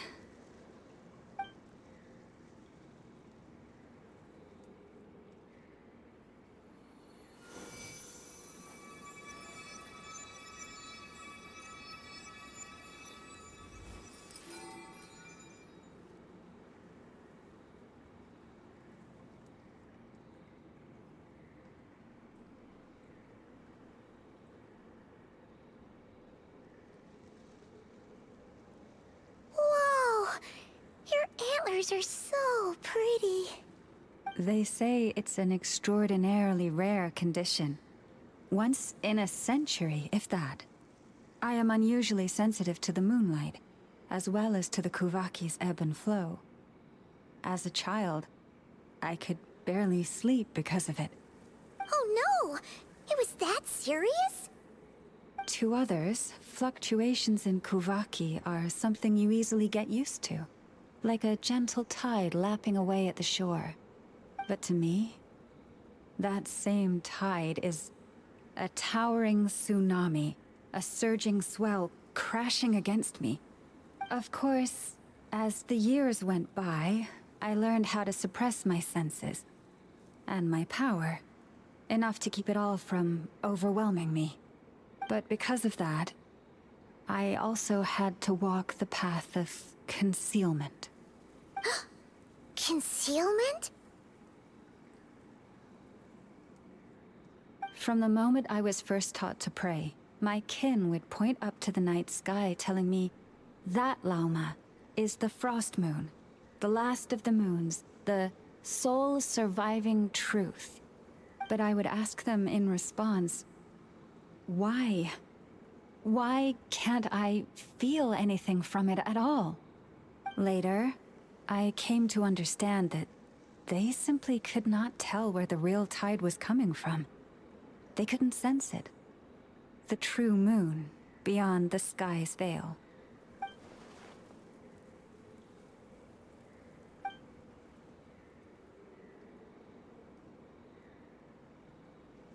The moon is false. I reached that conclusion long ago. But there was no one I could tell. Not a single soul. At least, not until now. Am I the one who's wrong? Is it the moon that is false, or my own senses? I asked myself such questions time and time again.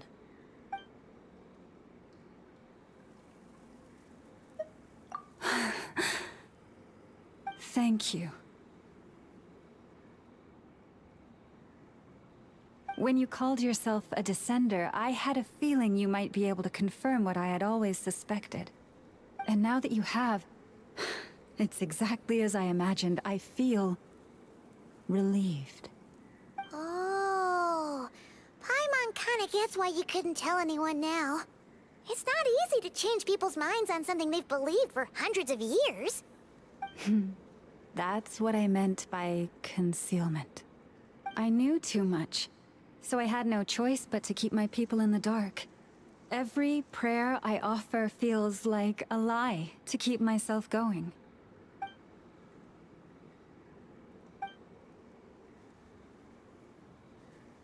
You've already met our Kutar, haven't you? Huh? When was that? And, more importantly, when were you planning on telling Paimon? Ah, no wonder. What did you think of her? What exactly do you mean by up in the clouds? I understand what you mean. She is quite indifferent to the world outside herself. But I find it hard to hold that against her. Yes, it was shortly after the fall of the Ancient Moon's remnants. I asked her what the Frost Moon Scions meant to her, and why she left in the first place. Yeah? So, why did she? Perhaps it's better if you ask her yourselves. Things tend to get lost in translation when you speak on someone's behalf. What I can say for certain is this. Even when I had no one to confide in, I still had a family. I still had the Frost Moon Scions. But that girl, born beneath the moonlight, perhaps she's never felt she had either. The truth is, though, she might have had it all.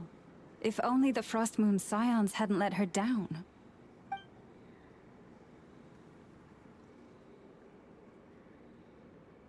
The Frost Moon Scions now walk a path of error. They offer their prayers to a false moon, and to a goddess who can no longer answer them. I want to change all that. But with the Fatui closing in on us day by day, the Frost Moon Scions must stand united, now more than ever. I just need to wait for the right moment. Lady Lauma! Lady Lauma! Cappy? Has Cardina's condition deteriorated again? Traveler, Paimon, we'll have to continue this conversation later. We'll come too!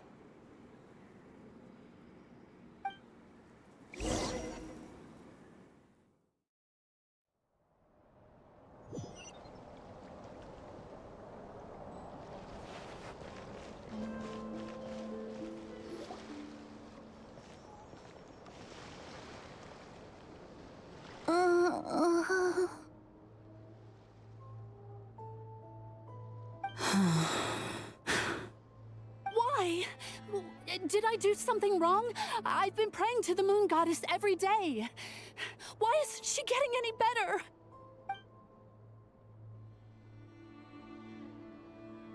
Cappy, I need you to wait outside. I'm about to start her treatment.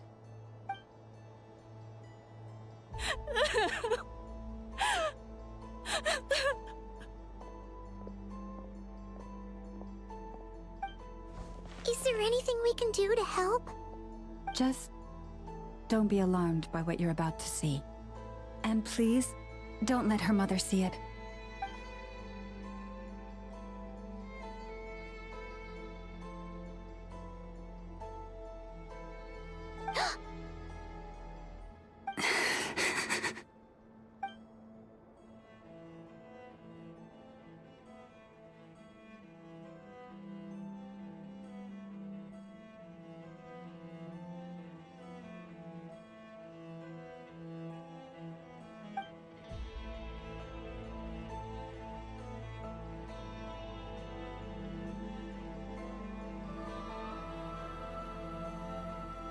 Shh.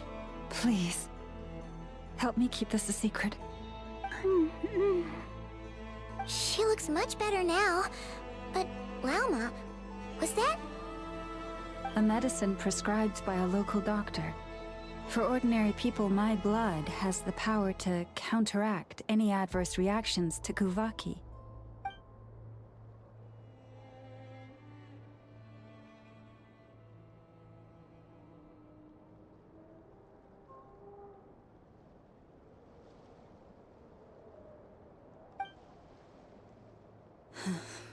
So, now you know another of my little secrets. I had hoped to guide the Scions out of error before Karina's illness reached this stage, but clearly, I was too late.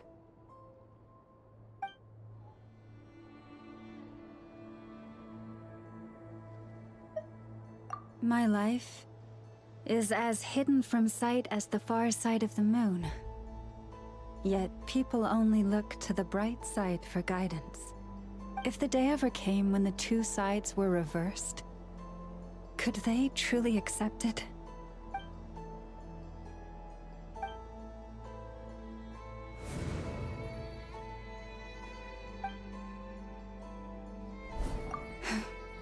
Hearing you say that puts my heart at ease. And if there's anything we can do to help the Frost Moon Scions, just let us know. Our priority, right now, is reclaiming our relic from the Fatui. But I now understand that the day I will tell everyone the truth is no longer far off.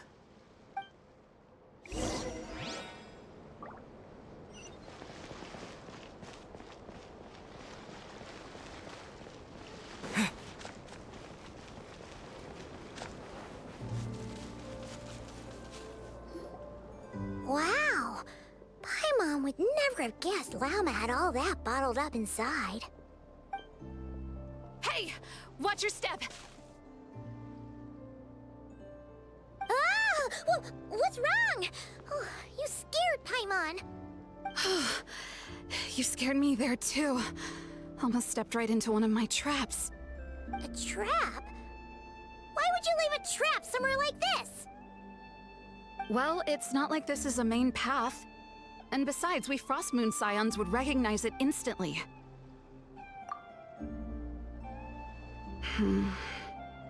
Alright.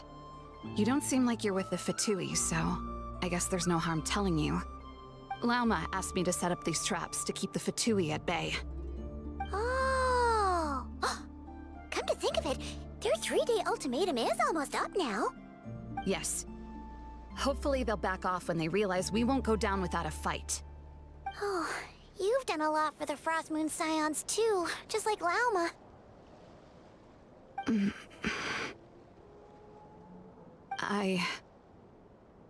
Philomena?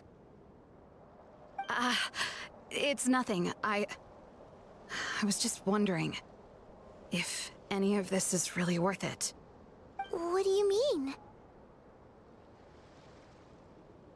Our people. So many are stubborn, stuck in their ways, clinging to a truth they refuse to even question.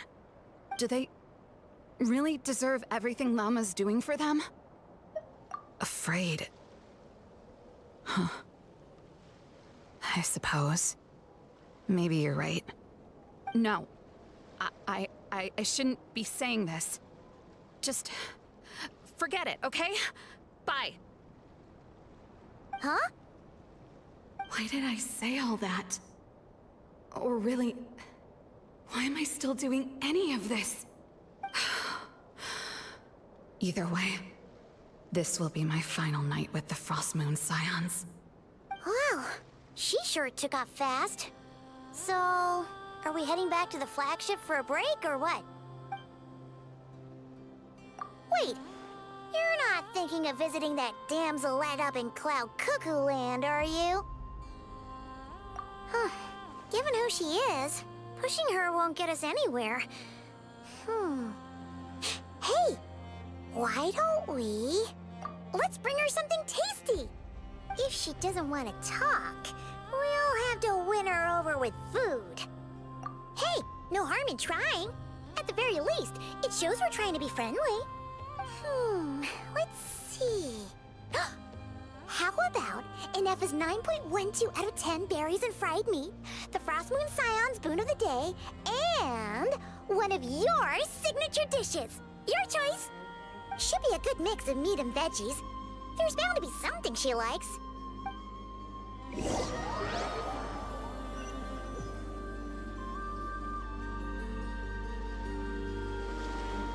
All right, food's packed and ready. This is the place, right? Why does it feel like we're going to visit a patient? Oh, no. Take this seriously, Paimon.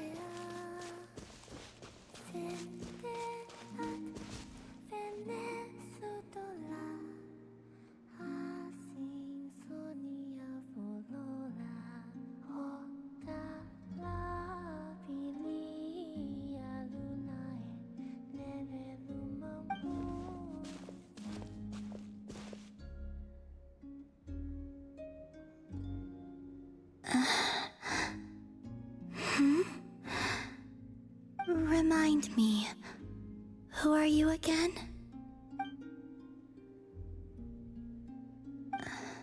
A different one floats by your side today. A different one? What's that even supposed to mean? Ugh, there goes Paimon's perfect conversation starter. Hi there! Paimon is Paimon, and this is the Traveler.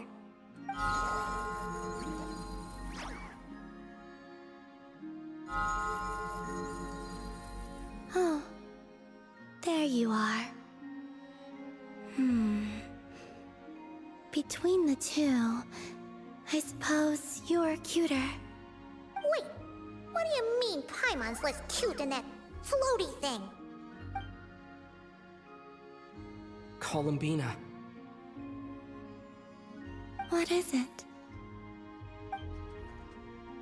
What's your favorite kind of food?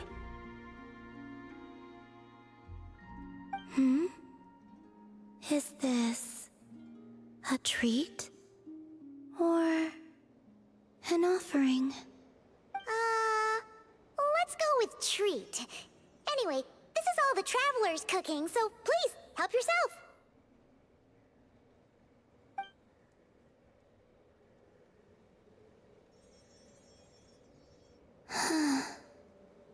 Oh, that wasn't exactly a yes, but she didn't turn it down either. What could she be thinking?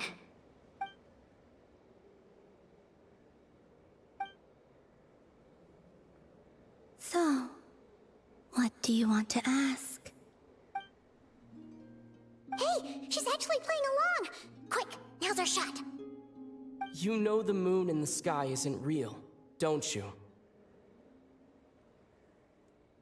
I know there is only one moon in the sky. It is simply that some can see it, and some cannot. What does it mean to you?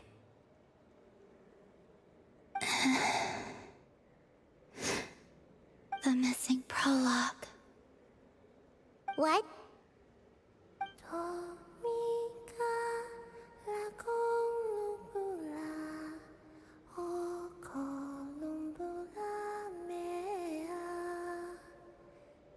Huh? What does that mean? Isn't she going to explain herself? Can you tell me more about that melody? You were humming it last time, too. It must be important to you.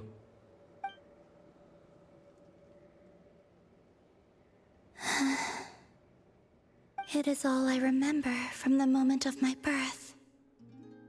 A melody. Few lines of lyrics. Like a lullaby from a foggy dream.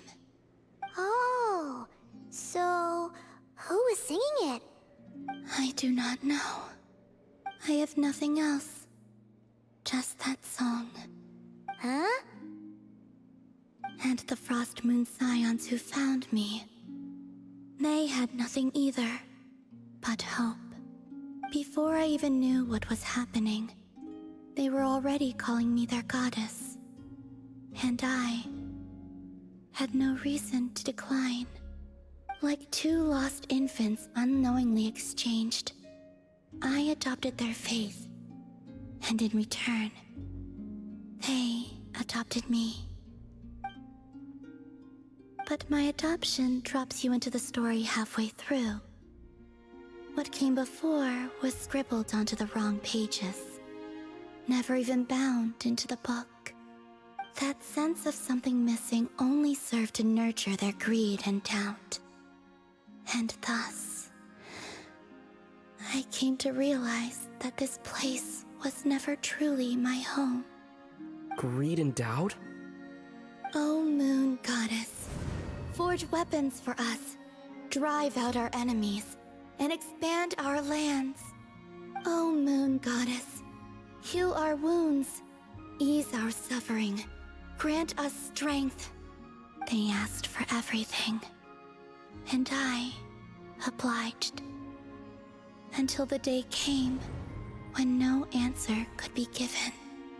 If mortals can turn to the gods when they are powerless, then who do the gods turn to when they have nothing left to give? You've got Paimon there. In those days, the Frost Moon Scions cared more for faith than for truth. Reality rewrote the sky in words I could not understand. I did not want to read a tampered version, so I simply stopped looking. The real beginning of my story lies up there, on the moon, forever beyond my reach.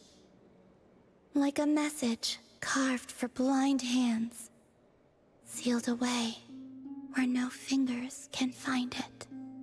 Huh. So that's how it is.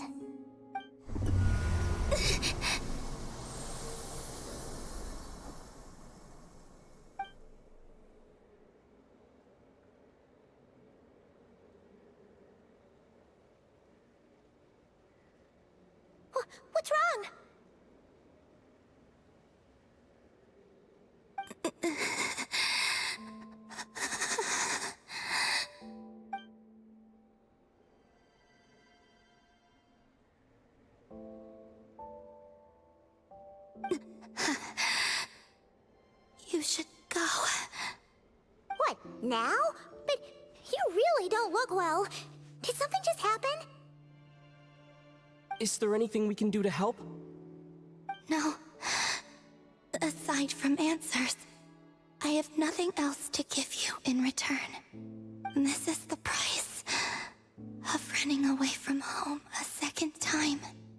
Running away from home?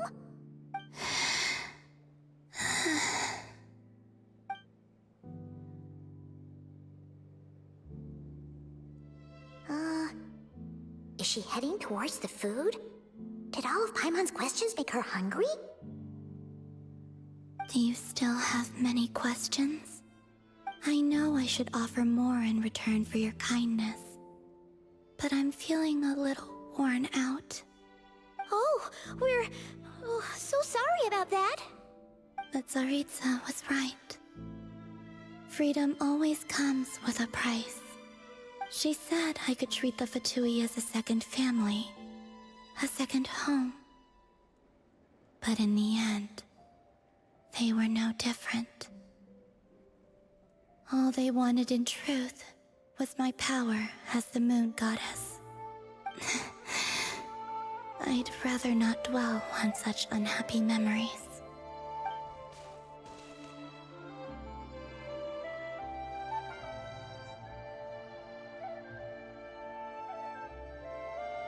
I have fulfilled my promise to the Tsaritsa, though it has used up much of my power. So you see, this has nothing to do with betrayal. So, you're just staying here for now, resting and recovering your strength? Yes. What about these flowers? They have grown in Nodcry for many generations. They're highly sensitive to the ebb and flow of Kuvaki.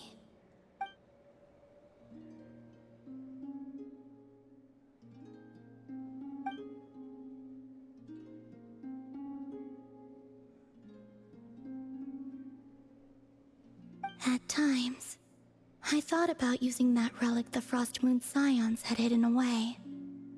I could sense the power within it. But going out is such a hassle. People might see me, and I promised Lauma I wouldn't show myself to anyone. Besides, I know it's gone now anyway. Really? Lauma asked you to stay in hiding? Uh-oh, she's looking back at the food again. Paimon's still got some little crumb cookies here. You could have these for dessert if you wanted. Lauma said she wishes to change the Frost Moon Scions, which is why she asked me to stay out of sight. I don't really understand what she meant, and to be honest, it's not something that concerns me. But I wasn't planning to see anyone anyway. If they found their way here themselves, that's hardly my fault.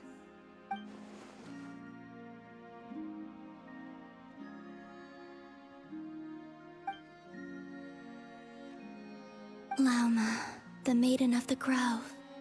She is quite unlike any Frost Moon Scion I have ever met before. After hearing my story, she actually apologized for how the Frost Moon Scions treated me back then. She told us she feels like she's been living on the far side of the moon. Is that so? I actually got the opposite impression. She's been keeping her true power hidden away, afraid that people might be dazzled by its brilliance, and that they'd no longer be willing to look her way.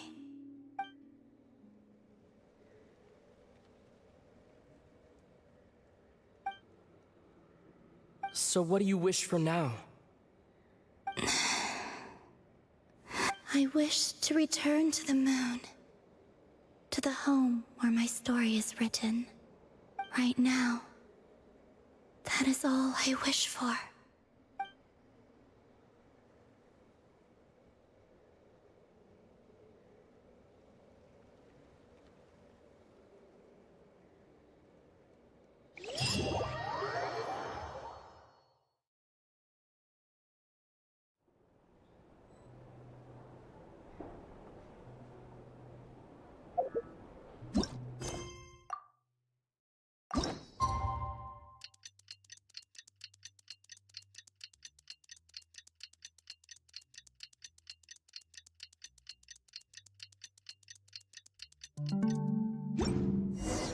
Tonight's the night we infiltrate the Fatui's Experimental Design Bureau.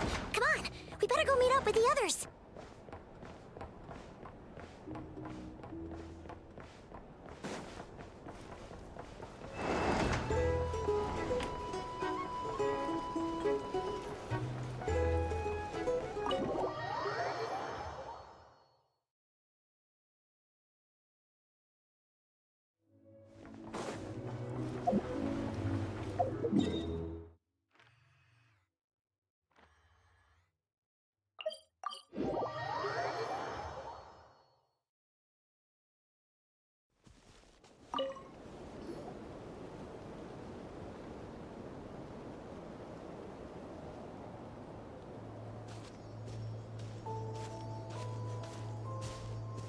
Huh? How come you're here by yourself, Lauma? Where's Yehoda? I haven't seen her. Seriously? Don't tell Paimon she's ditched us on our first mission together. I don't believe so. Nefer and I have our differences, but that shouldn't interfere with our shared objective. Recovering the relic is my duty. But as far as she's concerned, there's plenty to gain here too. In Nodcry, it's common knowledge that the Curatorium has a nose for profit and opportunity. The same way aphids flit from flower to flower in a never-ending quest to make honey. Huh. Sounds like you know her pretty well.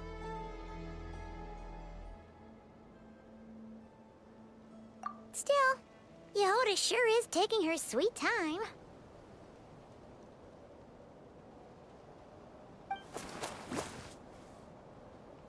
Hmm?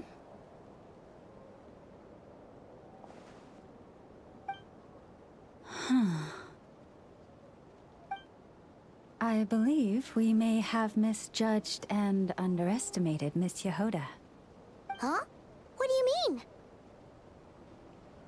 As a former employee of the Curatorium, I'm confident that she possesses both professionalism and integrity in ample measure. Huh? Huh? What was that noise? The sound of a wavering conscience, perhaps? Ah! Whoa! Something just fell down. Hello, everybody! What kind of an entrance is that? Wait a second. Have you been hiding nearby this whole time? Yeah. I was just, scouting things out from up high. Darn it. How did Jane Doe even notice me up there? I can't believe I'd only realized I'd run out of smoke bombs this morning. What if something goes wrong inside? How am I supposed to make a quick getaway now? Thought I could just hang back and wait for the clients to get cold feet. But nope. Turns out they're all completely fearless. Don't they know how scary the Fatui are? Really sorry, everyone. Truth is, just as I was heading out this morning, I discovered I'd run out of a super important, completely essential, absolutely indispensable piece of equipment. So, what are we gonna do? Well, as I see it, there are two options. Plan A is we take a detour to Nasha Town to restock, though who knows if any shops will still be open this late. Plan B is we call it quits right here, disband the team, and I'll go home. My place is only like a 10-minute walk from here, so... Personally, I vote Plan B. Bada bing, bada boom! Maximum efficiency, minimal effort. Don't try to solve your problems by running away. Not a fan of either? Then I guess our only option is to fall back on Plan J. That's J for Yehoda, by the way. Why didn't you just tell us that was an option in the first place? Come on, that would have totally ruined the surprise. Boss pulls this trick all the time, and it's always the clueless ones who end up praising her to the skies. Feels like you just threw shade at a whole lot of people. I have faith in your professionalism, Yehuda. You don't need those flashy tricks. Your abilities alone are more than enough to earn our respect. Huh. This Jane Doe sure has an eye for talent. Speaking of which, maybe it's time I started calling her something nicer? You really mean that, Jane? I mean, Laumado? I do. I'll tell you what, it's not every day you get to work alongside such considerate clients. I have a feeling we're gonna make a great team. Plan J is this. We find our way in through the freight access on the facility's east side. It's tucked away from view, and security's lighter at night. I've prepared some special gadgets too, so we should be ready for anything. If we want this to go without a hitch, we'll need to work together every step of the way. So everyone, stick close behind me. Now that finally sounds like a real pro talking. Hey, you saying I didn't before? Kinda, yeah. You... Ugh. Never mind. A top-tier treasure hunter like me never lets the naysayers get to her. All right, let's go over what we agreed on yesterday. The goal of infiltrating the Kuvaki Experimental Design Bureau is to locate and, if possible, recover the relic that the Fatui stole. We also need to figure out why they built the facility in the first place. I'm worried that they've set their sights on the ancient moon's remnants on Hisi Island too. Well, now that we've got a plan, time to get this show on the road.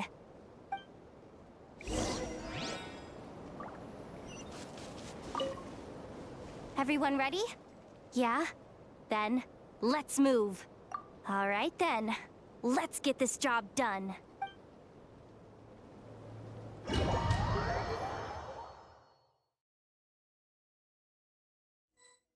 Go, go, go! But make sure you stick to the side.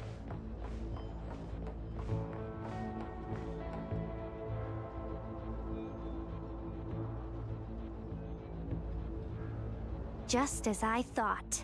There's a gate controlling access from the outside. Good thing I brought this keycard, huh? Well, technically I stole it. But no need to tell them that, right? Blame that chump who thought it was a good idea to get wasted at the flagship during work hours. Ooh! Is it top-level clearance? Of course, that goes without saying. Let me read it out loud for you. Fatui Experimental Design Bureau number 183574, maximum clearance, maintenance intern. That doesn't sound very top-level to Paimon. Never underestimate interns. Even the most legendary of thieves started out as rookie pickpockets, you know? Besides, if it wasn't for this person's selfless generosity, we wouldn't be able to just waltz in like this, would we? Feels like you're trying really hard to change the subject. Allow me to teach you the first rule of treasure hunting. First and foremost, use every resource at your disposal.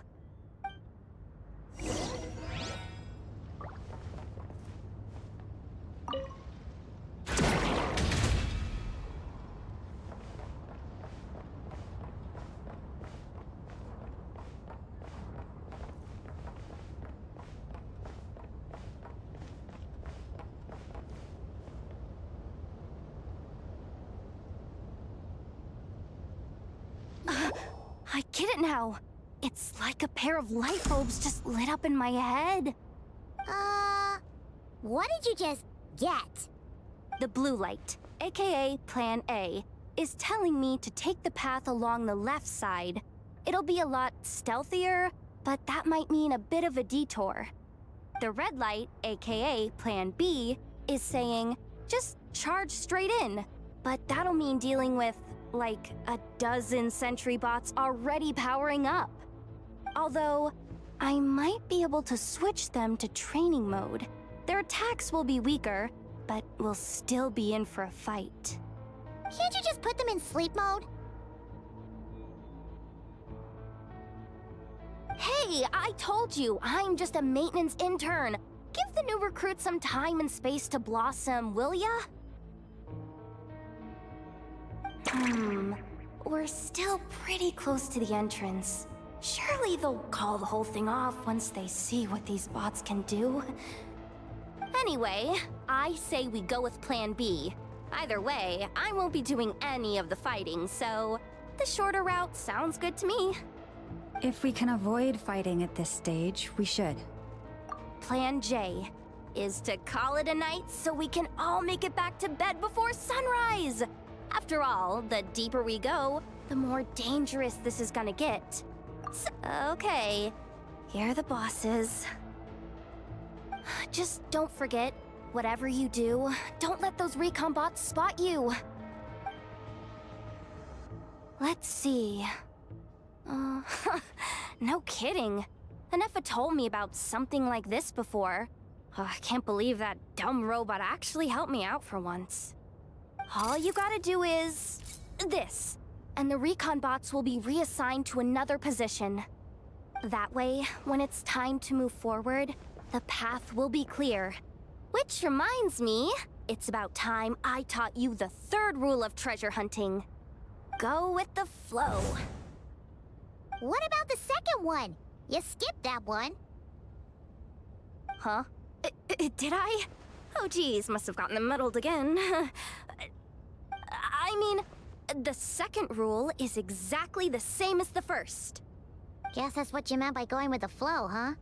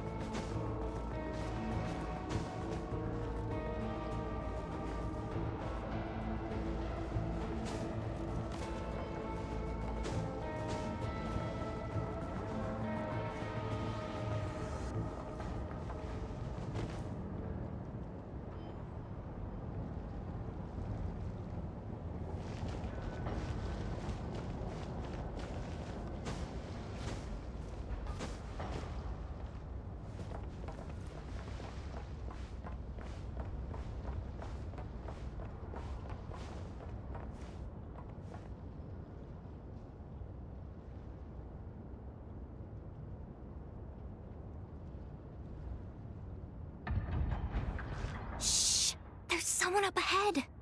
Has the lockdown been initiated? Move it, soldier! The cargo has already been transferred. The lockdown procedure is complete, Commander. That sector is now fully sealed. The night shift. Just our luck.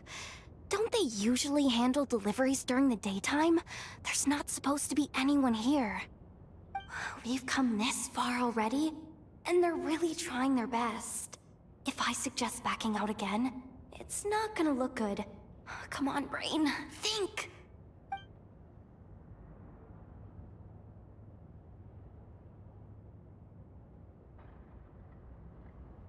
Got it! The freight shaft to the upper levels. We might have a shot there. Let me see. Huh? The recon bot in the middle's not responding? A double lock failsafe? We've been outfoxed. Stay calm. Stay calm. One step at a time. Let's just find a way across first.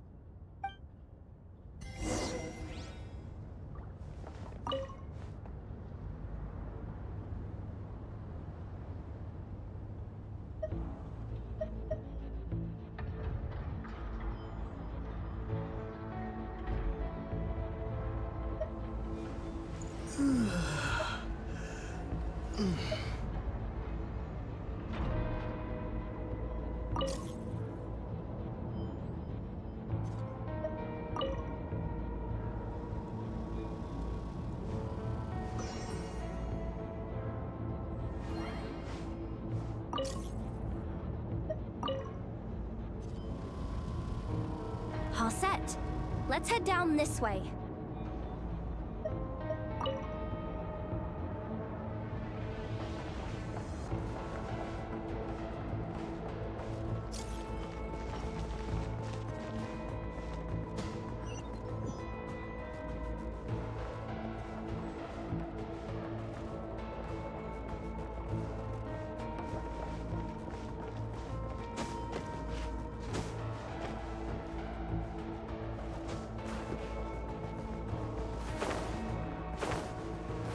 Hey!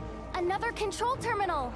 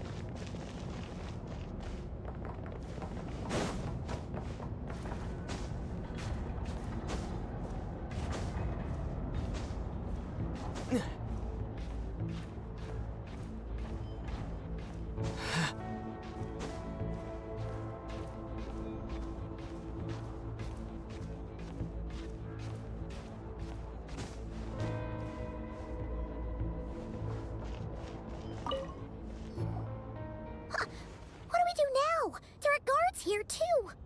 Don't worry. Bots are way easier to deal with than people. At least their behavior is predictable. First, let's find a safe spot to land. Good. That spot shouldn't draw their attention. Let's go. Let me just try something. Maybe I can use the terminal to command them to move out of our way.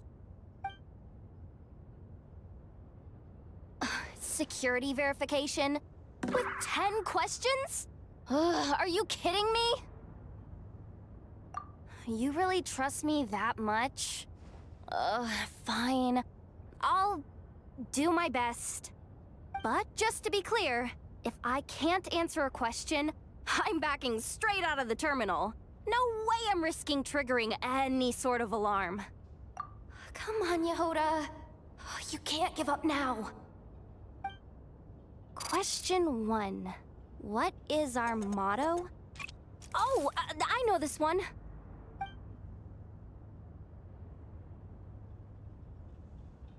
Question 5. The name of the harbinger in charge of this facility. Let's go with, Sandrone.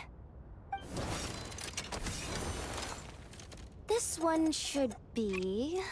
the Pale Star Edict. I've heard one of Boss's informants mention that before. Final question. Enter employee ID. And it's timed? Okay. 183574. Confirm. I actually got them all right? What a miracle. Not bad, Yehoda. Not bad at all. Guess you're an official maintenance intern now. Hey, that could be my personal plan B if I can't get my job back. Just kidding. The Fatui are awful. The bots have taken the command. They're moving off. Let's get going while the coast is clear.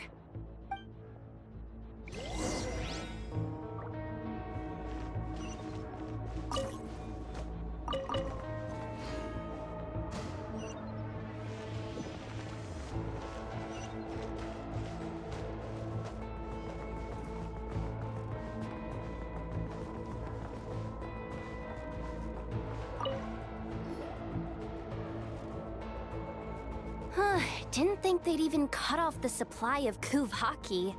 They're being really cautious. If we can somehow divert some emergency power into the system, we might be able to force boot this thing. What do you mean by force boot? How do I explain this? It's like dumping a whole bucket of water into an empty pool, so that the little ducky gets to swim around again. You should probably just ask Aino instead. So, we just need to find that bucket of water, right? Huh. Paimon thought your explanation was great. Kinda adorable. In a childish sort of way. Hey, you could have just skipped that last part. Here, bucket, bucket, bucket. Where are you hiding? Judging from the concentration of Kuvaki, over there. Wow, you can sense that, Laumado? That's incredible.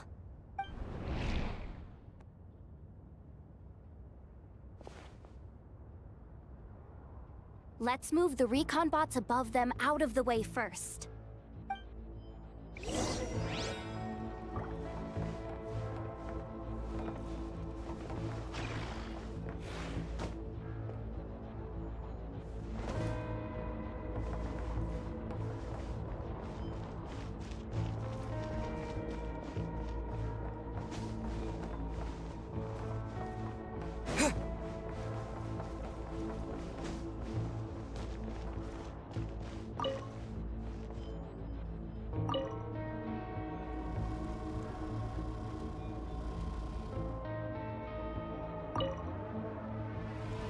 All right, that should keep the alarm from going off.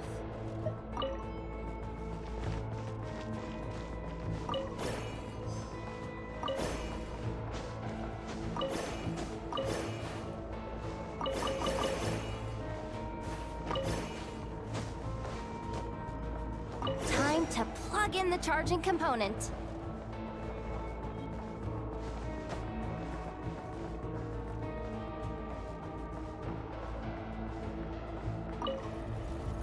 Up and running at last. Let's hope nothing else goes wrong. Please, everyone, step inside. Oh, it's so dark in here. Well, it is a cargo crate after all. No point in being picky about lighting at this point. Ah! Something sharp and pointy just poked me in the back! Sorry. That was probably just my antlers. It's pretty cramped in here, so I had to crouch down. Oh, having antlers must be inconvenient at times like these.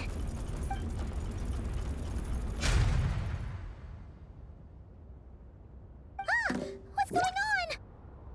Don't tell me something's gone wrong already. Looks like there was only enough juice in the emergency power supply to lift us this far up. Ugh. Awkward.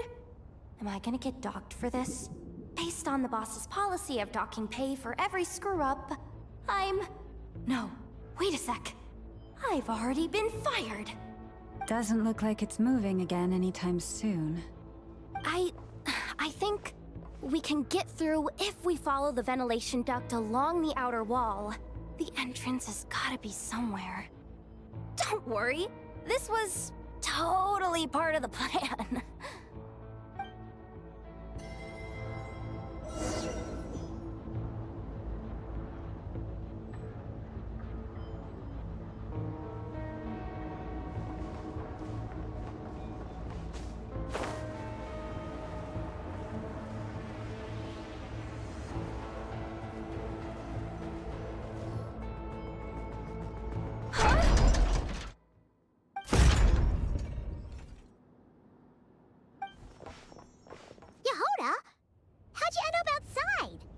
Looks like she slipped out at the very last second, just before the gate shut. Impressive reflexes, I must say. Though I'd expect nothing less from a former employee of the Curatorium. I'm so sorry. That was pure survival instinct. I didn't mean to ditch you. Anyway, you guys just stay where you are. I'll figure something out.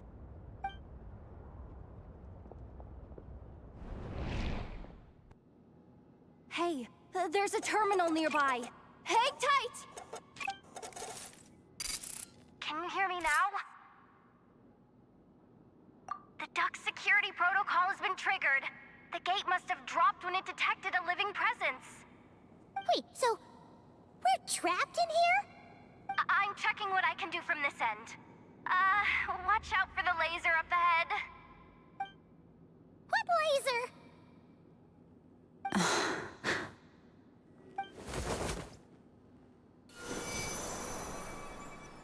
Oh, we see it now. Good thing we didn't move. Got it. I think I understand the situation. Hang in there. Just one moment. This is killing me, but I think I've got it. I can try adjusting the direction of the Kuvaki flow inside the duct. If I've got this right, you might just be able to dodge the lasers by utilizing the Kuvaki's pull in reverse. Oh, Paimon thinks she gets what you mean. But I can't see where you are from here, so I'll need your constant input. Just tell me what to do. I'll follow your lead.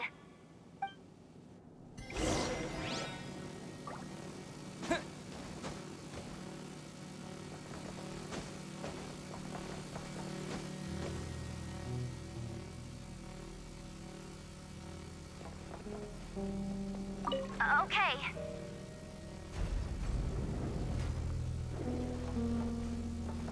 So, wanna grab dinner after our shift?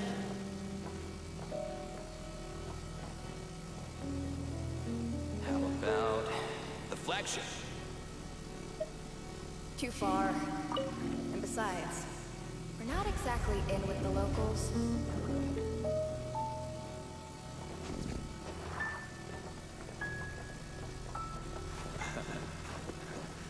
Then how about the staff cafeteria? Brimming with bright ideas, aren't we?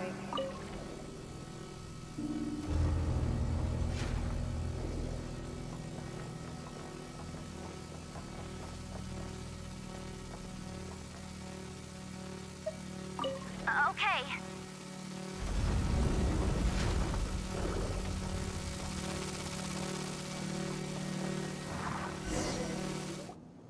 Oh, we made it to the other side.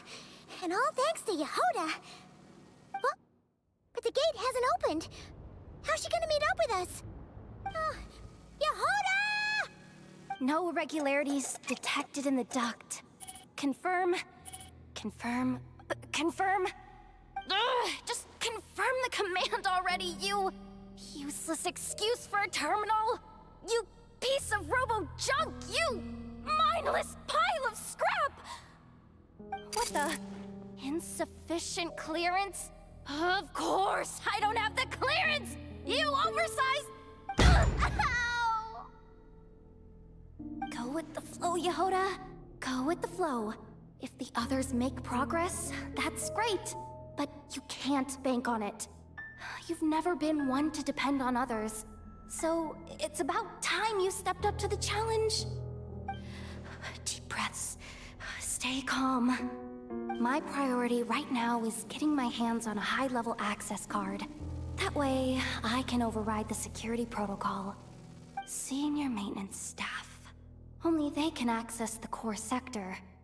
But hey, there's always someone careless enough to hide a spare key under the flower pot by the door. Which means there's a good chance there's a duplicate lying around somewhere in the control room. Even if I can't get into the control room myself, doesn't mean I can't rely on some external help. If I can take control of one of those guard bots, maybe I can use it to search for the access card. This is crazy, Yehoda! You're all alone. You've got nothing. And yet, you're charging ahead like fear's a foreign concept. Maybe that's exactly why. 'Cause I've got nothing left to lose! Confirm! Am I a genius? Whoa, this feed's super clear. This is gonna be a piece of cake. Wait a second. This thing's not a guard bot. It's a janitor bot.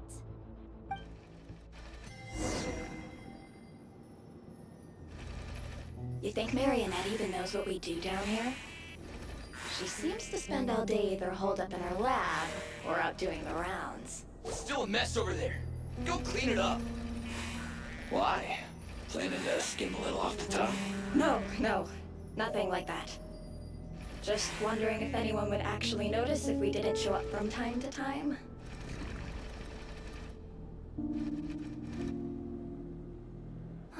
Let me see. There it is! Hey! Why'd you stop? You haven't finished sweeping that corner. But, I can see the car from here. Guess I have no choice but to swallow my pride and stay in character for now. Sweep up the crumbs by my feet. Yeah, good luck with that. What are you gonna do when they ask for a progress report?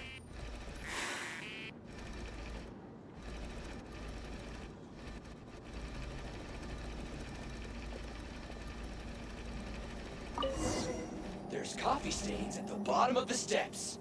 No slacking! Sucks though. Finally sent somewhere warmer than Snezhnaya, yet we barely get to see the outside world. Gotten rid of the dust behind the door yet? Come on. Where's that bot passage when you need it? There! The terminal's just ahead. Clean this spot too. I saw you skip it.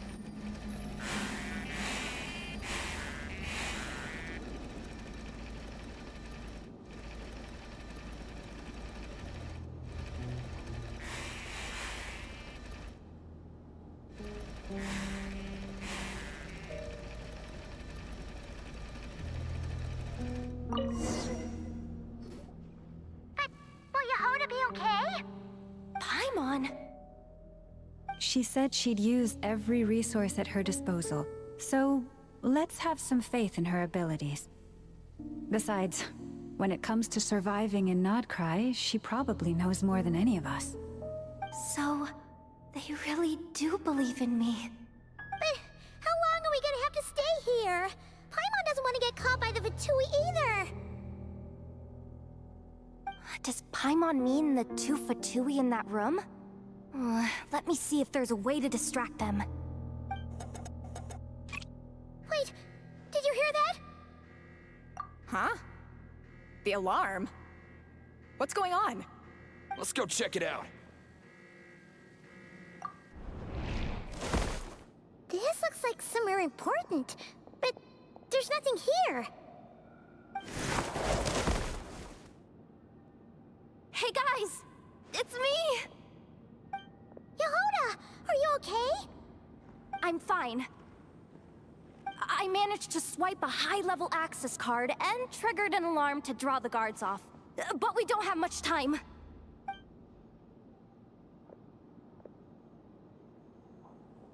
All right, looks like we can control the elevator. Come on, hop in. Let's take it further down.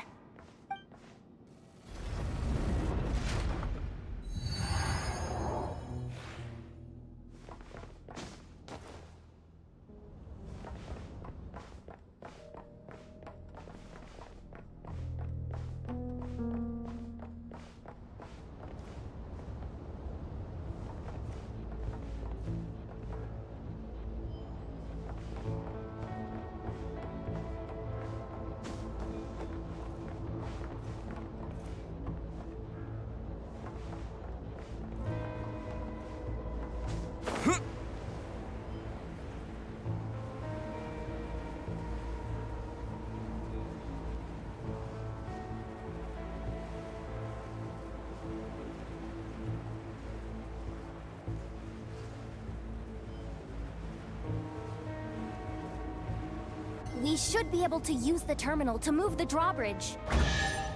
Here's the access card. I'll keep watch while you handle the controls.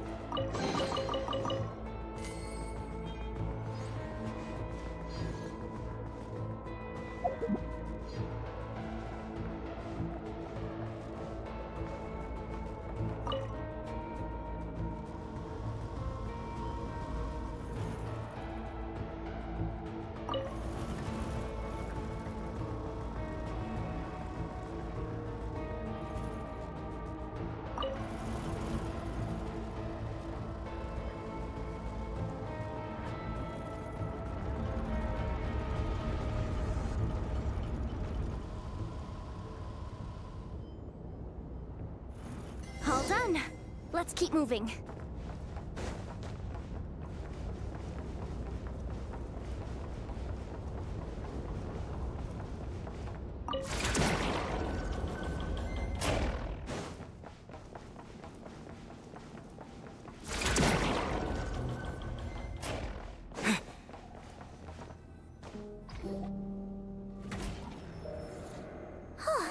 There's no one here! That's good news for us. Let's head inside.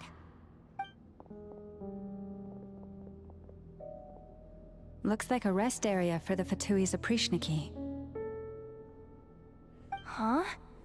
The terminal's still on? Hmm.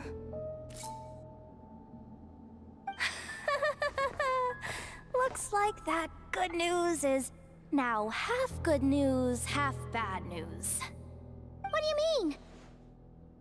Well, it seems like that alarm I just triggered was so high level that even the guards in the rest area went to investigate. That's the good news, by the way. And what's the bad news? The bad news is that once they realize it was a false alarm, they're bound to circle back and check this floor. And then we're toast. So we've got to move fast here. If you need me to run a quick search, say the word. Analysis of Kuvaki extracted from the moon marrow suggests that its energy core bears some close relation to the power of the former Three Moon Sisters. It is suspected that there is a link between the Frost Moon Scion's hidden relic and the shattered remnants of the Eternal Moon. Come on, none of this is important right now. Just tell us where you hid the darn thing. Access denied. You do not have permission to view this data? Even with a high-level access card? Who does have permission then? Good idea. Pulling it right away. Wow. What's with that huge hollow structure down below? That might just be it. Secluded, out of the way. Exactly the sort of place they might be keeping the relic. Analysis of Kuvaki extracted from the moon marrow suggests it is suspected that there is a link between the Frost Moon Scion's hidden relic. Come on.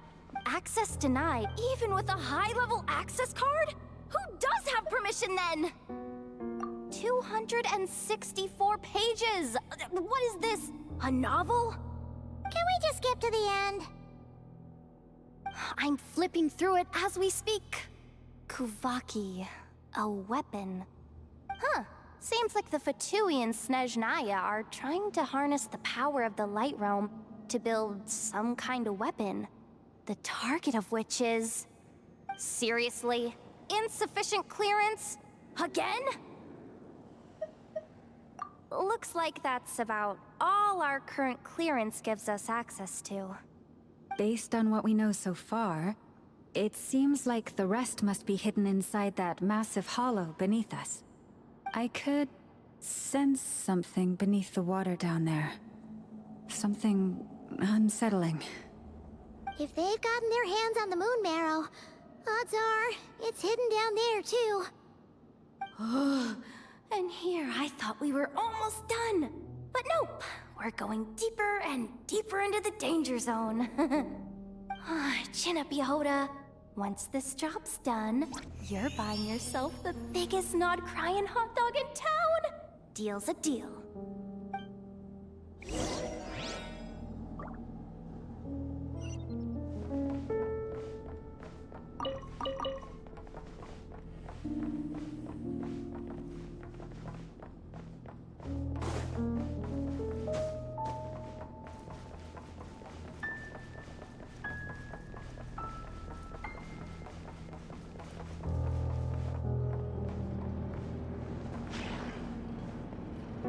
Watch out for that defense bot! Ah! It's aiming right at us! You'll have to use Kavaki to deflect its attacks back the way they came!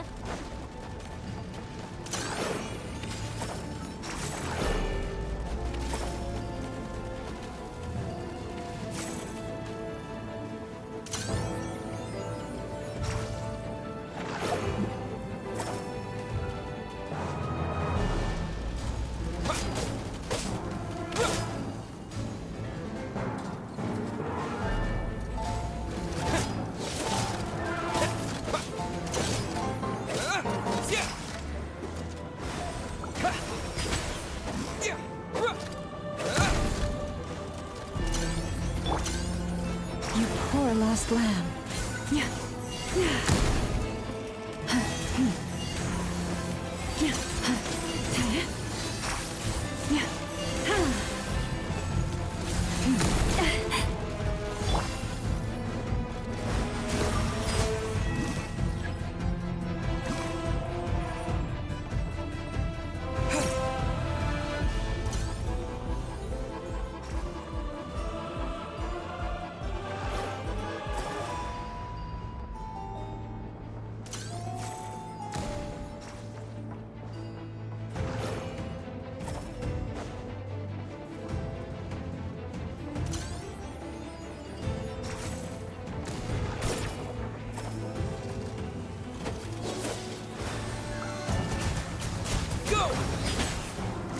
Leave this place. Ah!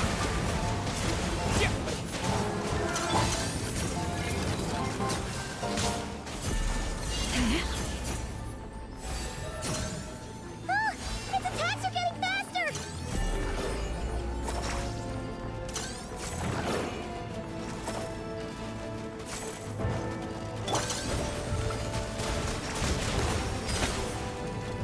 By the Frostman of old.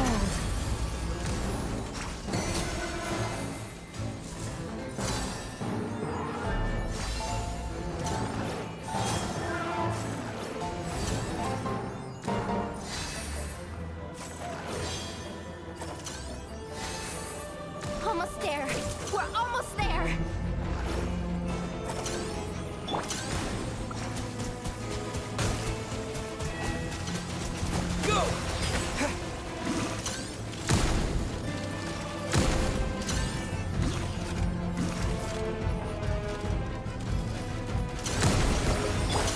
You poor lost lamb.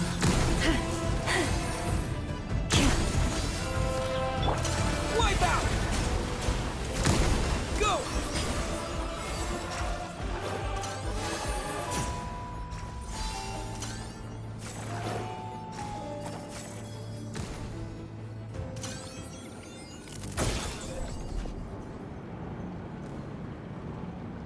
It's finally down.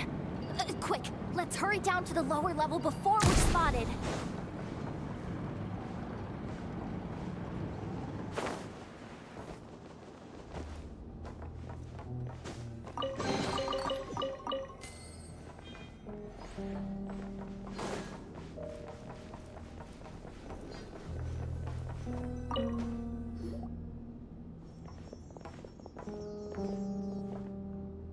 That switch looks suspiciously obvious.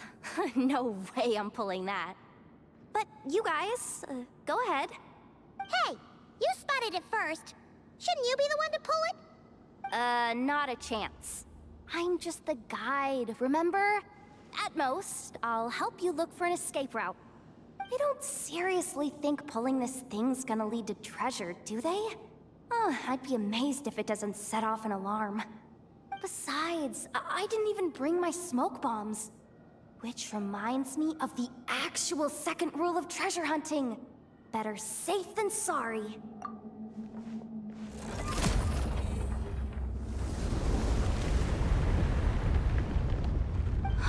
The ground, it's shaking.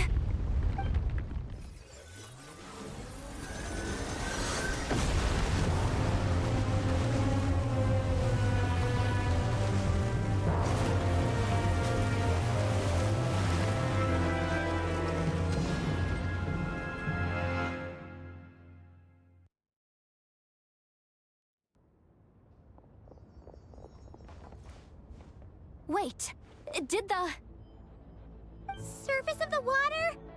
Open up? This is bad. This is really bad. I'm getting put on the Fatui's blacklist for sure. Don't worry, Yehoda. You've helped us so much. If they try anything, we'll protect you. Aww. Come on, I was just kidding. I'm tough, okay? Just haven't had the chance to show off my fighting skills yet. Me, afraid of the Fatui? Ugh, not a chance. I suspect the relic is hidden down below. Yehoda, your commission ends here. I am truly grateful for everything you've done for us. You don't need to put yourself in any further danger. Oh, I'm coming with you. This has nothing to do with the commission, or the danger, or whatever. This has already gotten way out of hand, so I'm coming too. End of story. Ah, she's blushing. Hey! Zip it! Why'd you keep staring? Oh, you looking for a knuckle sandwich or what? Oh, come on, move it already.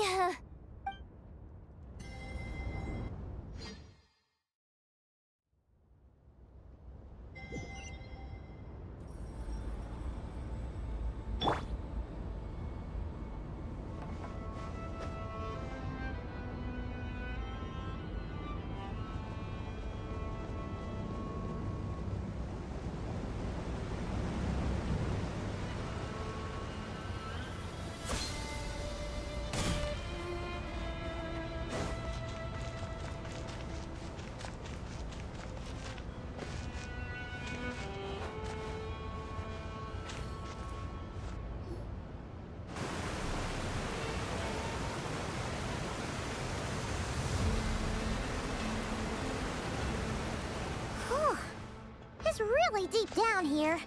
What is this place? We're standing on another fragment of the ancient moon's remnants.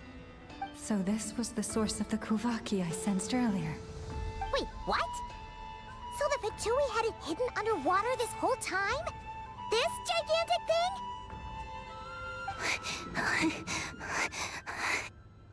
Yehoda, you've been kind of quiet since we got down here. What? Me? Have I? It's nothing. Really.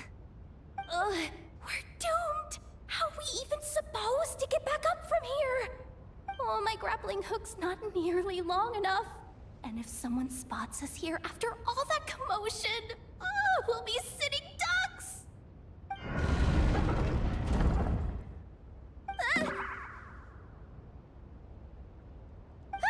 Oh no! That door's opening! Please don't say it's the Fatui! No, please, no! We finally made it here, and we're so close to getting the job done! I didn't risk my neck just to die before I've even had a chance to spend my reward!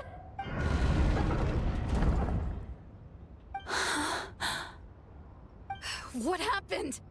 Why did the underwater barrier open? How could this be? Huh? Lauma? And... you guys... Wilhelmina? What's going on here? Looks like... there's no point trying to hide it anymore. What are you talking about? I thought you might come, but I didn't expect to see you here so soon. Forget it. The Moon Marrow isn't here. You... joined the Fatui? Yes. When? The day I could no longer bear to live a lie. At first, the Fatui wouldn't accept me. But then, one of their harbingers noticed me, and... said she'd give me a chance.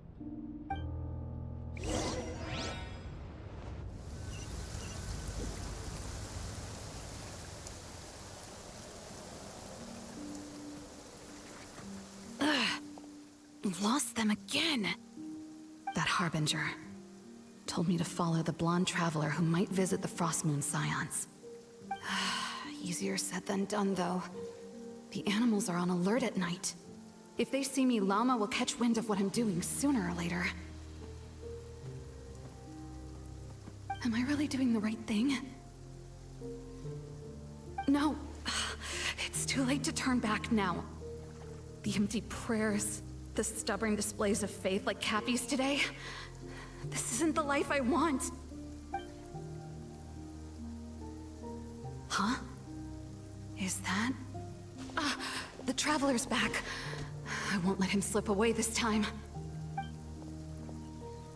Wait, who's that with him? They look so alike.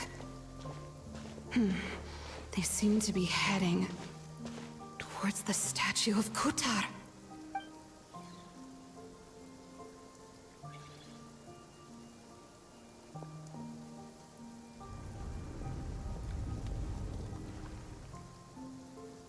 They've opened the secret chamber? But wasn't it meant to be sealed? Wait a second. The Moon Marrow! Surely they're not after the Moon Marrow. I'd better go report this straight to... Hold on. If they do actually make it to the final room, then maybe I'll be able to get my hands on the relic. The one thing the Fatui have been after this whole time. If someone's going to take it, it might as well be me. This could be my ticket to joining them.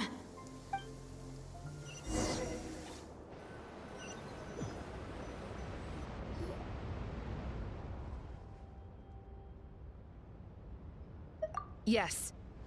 And in your final moment of hesitation, I took the chance. And then you gave it to the Fatui? But when we talked to you before, you seemed so genuinely worried about Lauma. Because I thought she was as fed up with the Frostmoon Scions as I was. We grew up together, Llama. I know you were chosen to be the next Moon Chanter when you were just a child. They never gave you a choice in that. I saw the look in your eyes when you were treating that child. That sense of helplessness. Surely you too must see that this blind, inherited faith of ours is simply holding us back. If our prayers are never answered, then why keep praying? Do they really deserve all of your devotion? Or are you trapped by the responsibilities they imposed on you? So those are your reasons for wanting to leave the Frostmoon Scions? Isn't that reason enough? When we pray to the moon, we do so to show our gratitude for the life it granted us long ago. It reminds us to strive for something higher within ourselves. But I know that's not what you want to hear. You're right, Philomena. I have indeed kept secrets from you. I knew it. You don't want to be the Moon Chanter, do you? No, that's not it. I'm talking about the fact that the moon in the sky isn't real. What? You're saying... Huh? I've completely lost the thread now. Oh, do we really have to do this here? What if a Harbinger shows up? Oh, I'm not cut out for fighting big bosses! The pain you sensed in me was the pain of hiding this truth. If what you're saying is true, then you already knew that the Frostmoon Scions wouldn't believe any of this. Why didn't you just leave like I did?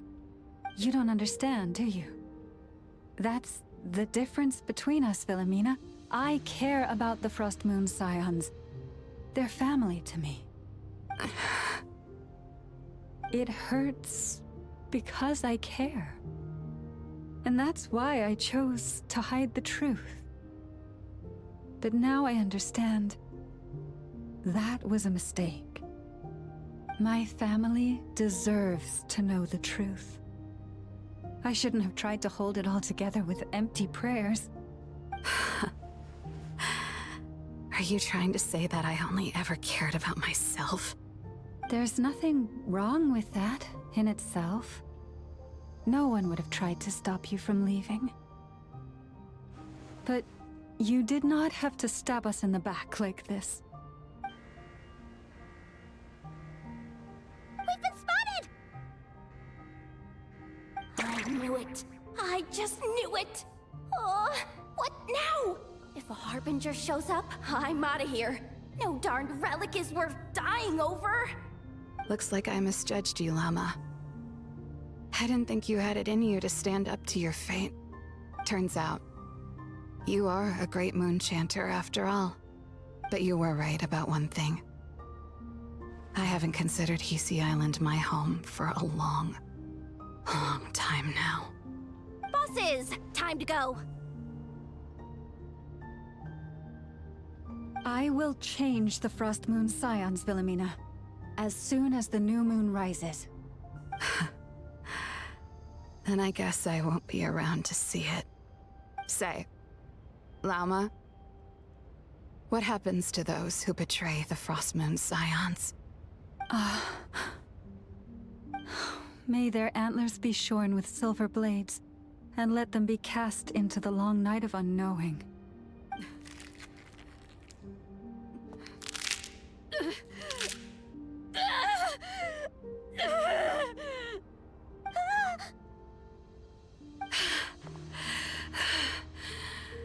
I have honored the ways of the Frost Moon Scions one last time.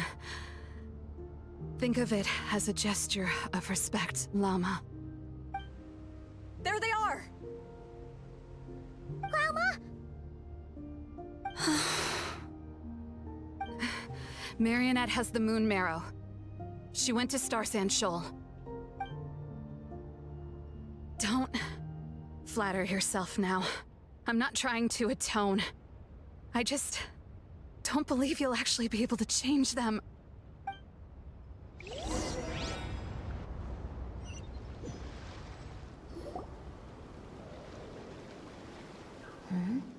An alarm coming from the Experimental Design Bureau. Interesting. Hey, wrap things up and get yourselves ready. Looks like we might be having some guests. Yes, milady. Perfect timing. This job's been boring me to death. Time to test some hypotheses.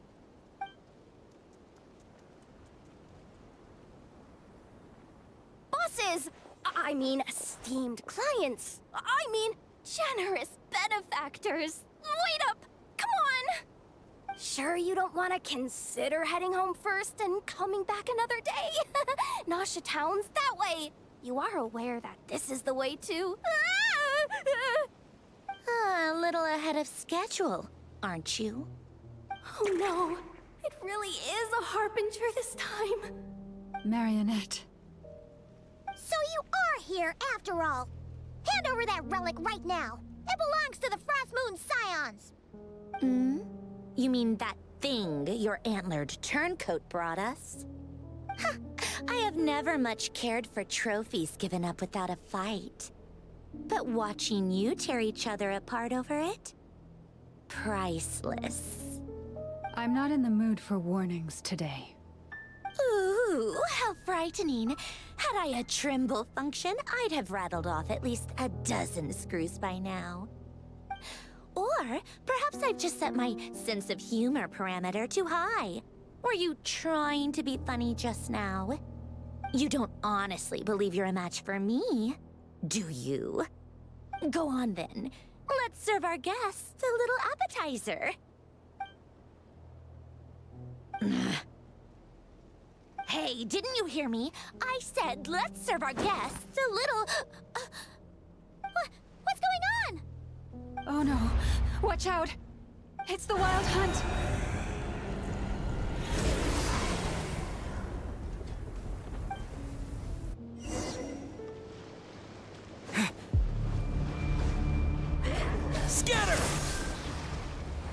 Insulation chamber. Rise with the sun! Germinate!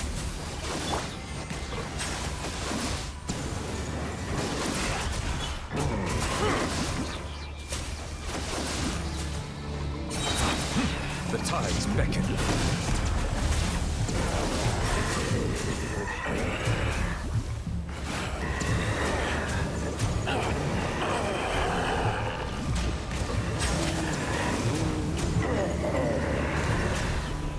Light of the blazing sun! Try and stop me! Ultimatum protocol.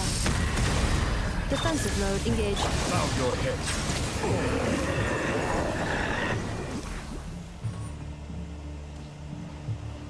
Full throttle! Rev the engines! Cleanup sequence initiate. Settle down. Let the mighty be humble.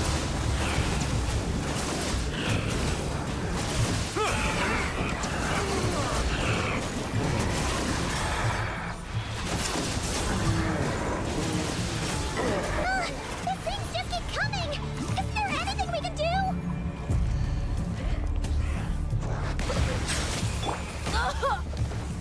Wrath from the sky! Try and stop me!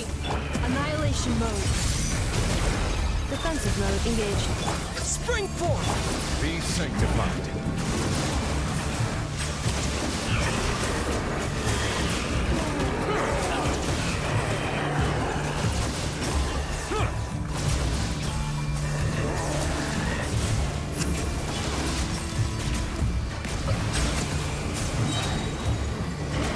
Let the mighty be humble. Pyroclastic surge! Preparing for dust up. Insulation chamber. Silence.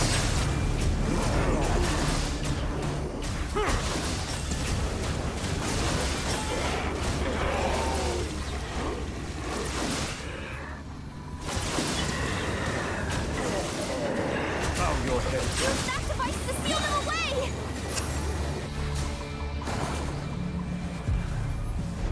The tides beckon. Light of the blazing sun! Germinate!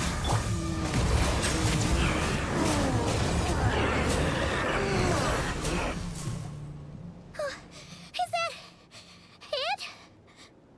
Oh, at least that's what the Lightkeeper's handbook says.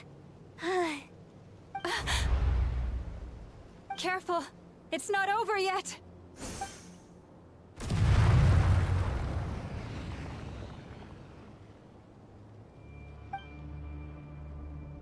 Paimon! Lauma! Yehoda!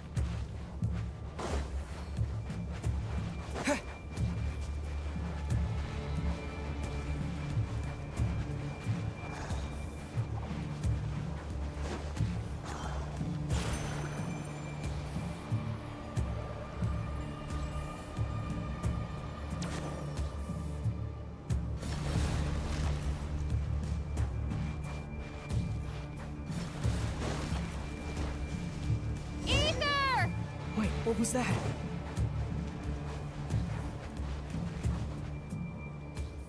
Ether! Over here! Lumine! Quick, grab my hand.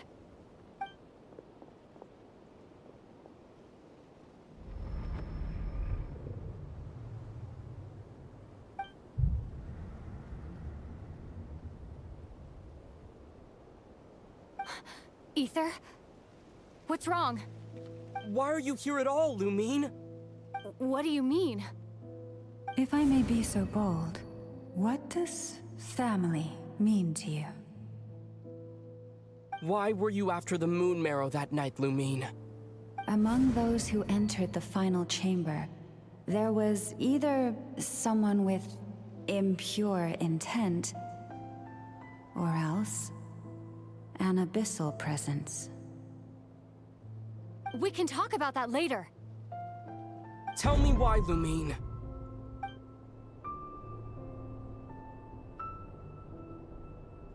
You know, this is only the second time we fought together since the day we both woke up in Teyvat. No. Ether? But when I found you, you were still in hibernation. Even the key to the chamber was still secure on your person. We didn't wake up together. What are you talking about? We don't have time for this, Ether. Look at me, Ether. Don't you want to explore this world with me?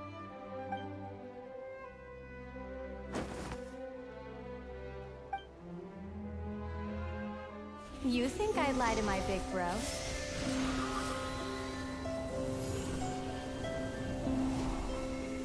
What a letdown.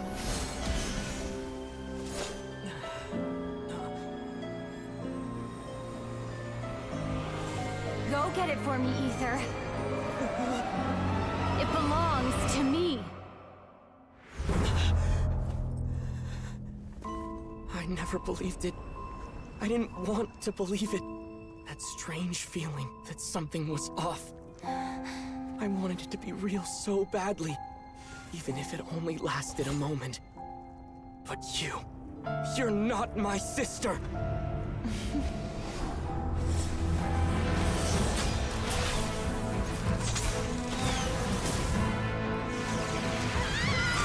Moon Goddess, please save us! Why is this happening to us?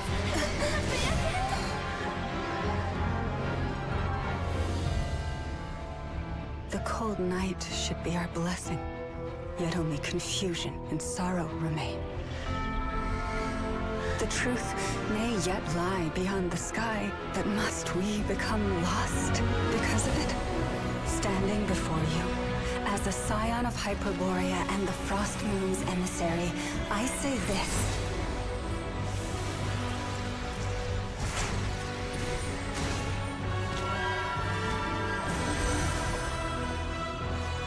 Should the false sky above dim the light of the moon, then from silver blood that flows as rivers, let us weave moonlight anew.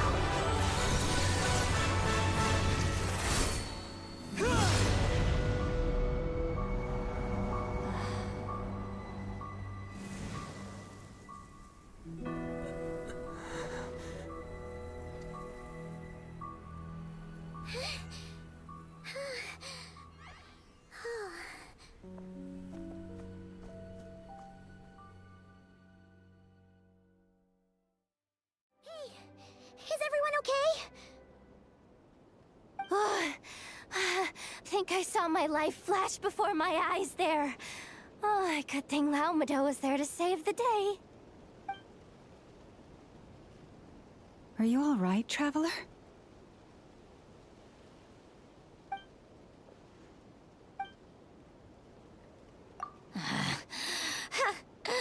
Well, that took you long enough. Seriously, how many of you are there? Pathetic. Oh no. Oh, I spoke too soon. Totally forgot we still have a Harbinger to deal with.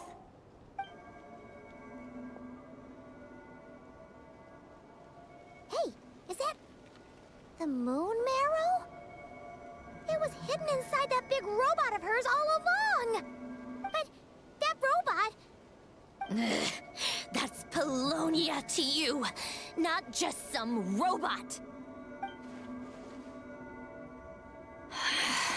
Take it and get lost.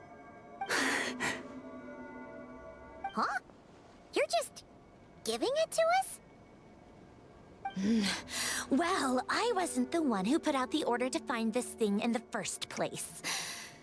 So if someone wants it, they can help themselves.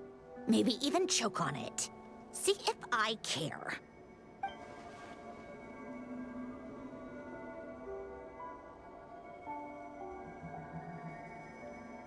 So, are you waiting for me to change my mind or what?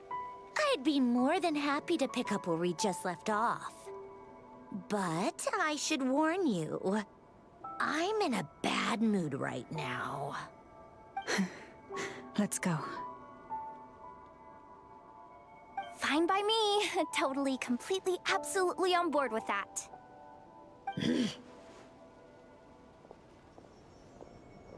It's finally over.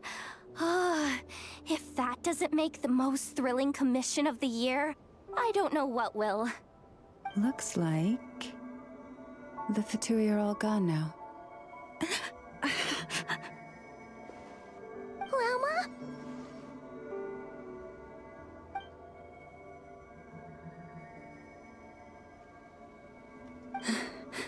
I'm all right. It's just been so long since I truly felt the power of the moon. I thought I sensed the wild hunt nearby. Don't tell me you've already taken care of it. Hey, it's Flint's! Hey, he's that Ratnik. Unless I am mistaken, you are the Moonchanter of the Frost Moon Scions, are you not? May I ask, what is that in your hand? Please, don't get me wrong. I've been tracking the wild hunt lately, and I've come to suspect that its actions aren't as aimless as they might seem. When I saw what you were holding, I could not help but start connecting the dots.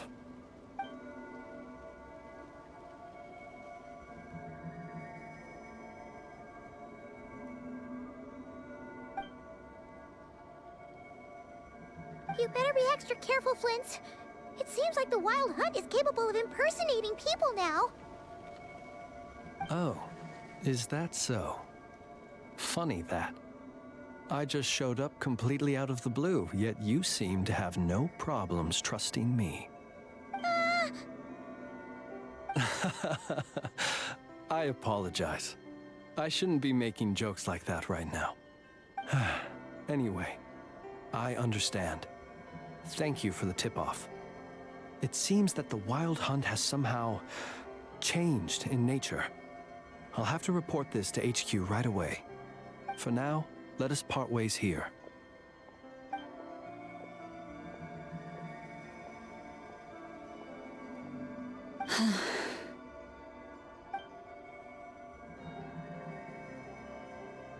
That little joke of his just now sure scared the bejeebies out of Paimon.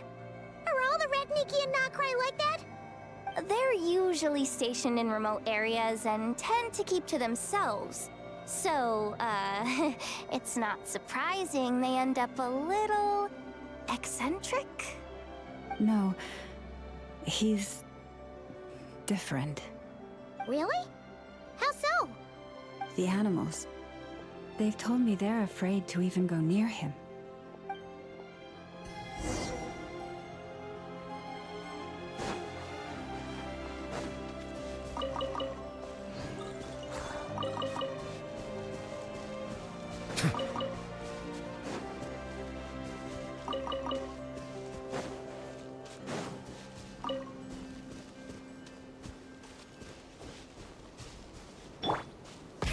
Rev the engines!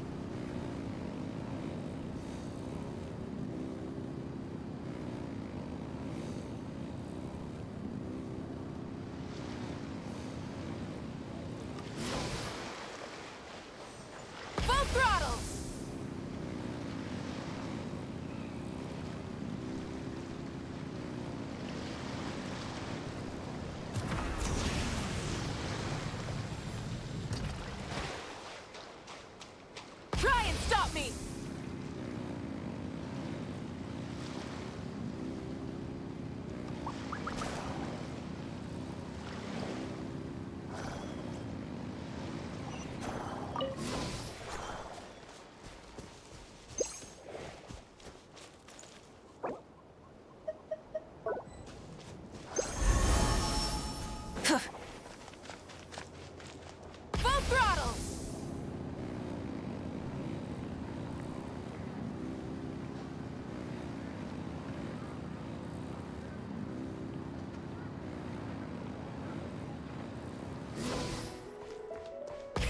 Rev the engines!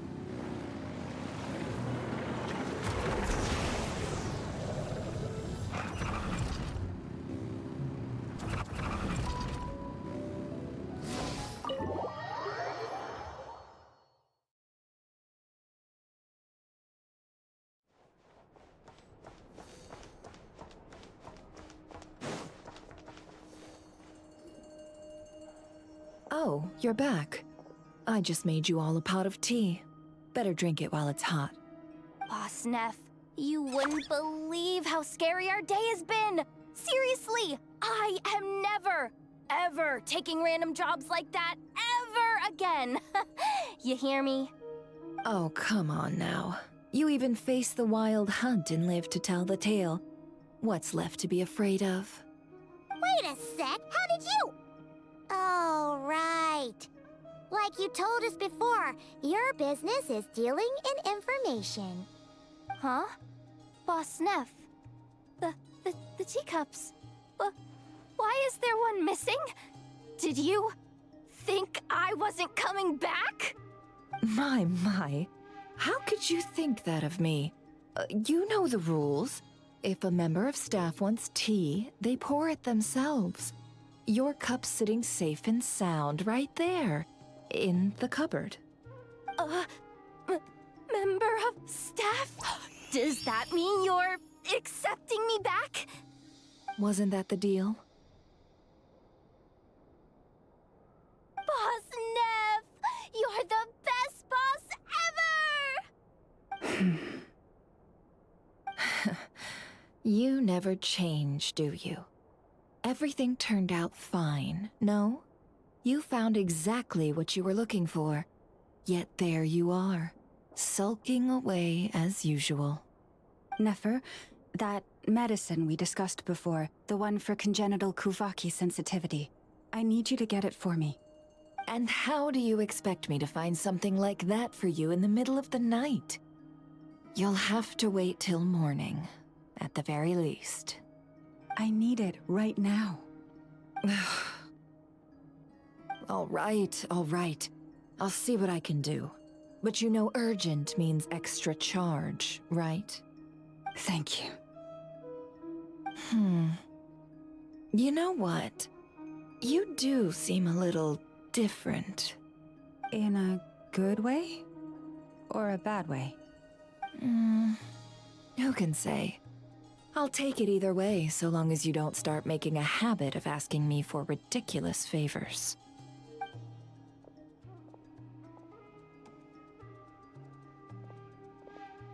Traveler, Paimon, a lot has happened these past few days. I don't know what I would have done without you. Hey, don't mention it.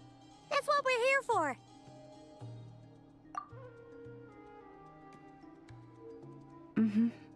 You're right. And tonight, I'm planning on telling them everything. Tonight? Isn't it a bit late already? The moon shines brightly this night. What better time for the Frost Moon Scions to usher in a new dawn for truth? Thank you for your kind words. But before I do, there's one more thing we need to deal with. Oh yeah! Now that we have the moon marrow... You'll have to forgive me. I used too much of my strength in the battle earlier. I fear I won't be able to help you uncover the truth of the past. Not right away, at least. That's fine. We're gonna be in Nokrai for a while anyway, so there's no rush, right? Thank you. But there's another problem. How to keep the moon marrow safe now. Huh? Can't we just return it to your secret chamber? The seal has been broken. Even if it were restored, now that the wild hunt has gotten in once, there's no guarantee that it won't happen again. Oh, right. Yeah, that makes sense. Back when the Frost Moon Scion's bloodline still ran strong, in special circumstances, a moon chanter could act as a vessel, safeguarding the relic within their own body. But it is a grueling trial of will and endurance.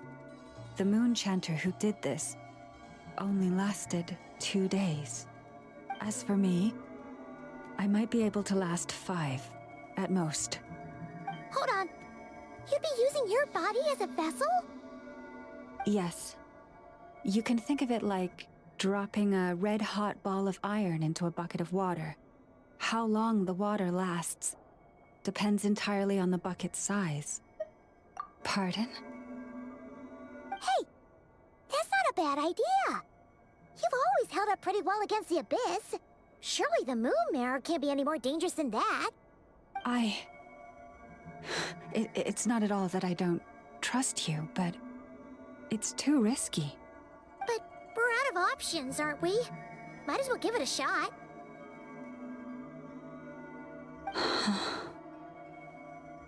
All right. Well, I'll be right by your side. If anything feels off, please tell me immediately.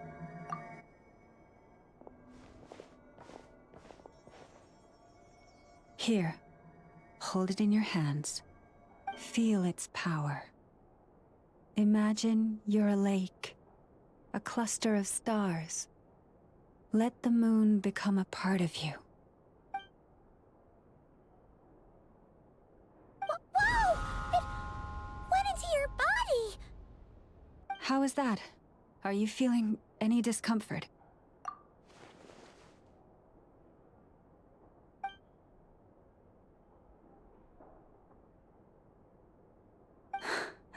Astonishing. Not even the slightest hint of lingering fluctuations. It's as if all that power just sank to the bottom of the ocean. Well, looks like we won't have to worry about the wild hunt catching its scent now. Phew! Paimon knew you have special abilities, but still, you never fail to amaze. Hmm? Did I miss something just now? Yes. And it was nothing short of a miracle. Not something I'd be interested in then. Anyway, here's the medicine you asked for. This is all I've got for today. I'll have someone send the rest over when we have it. Thank you, Nefer. I really appreciate everything you've done for me. Please stop being so nauseatingly friendly. It's creeping me out. So, what exactly did you all go through during that wild hunt attack? I'd prefer to hear it straight from you.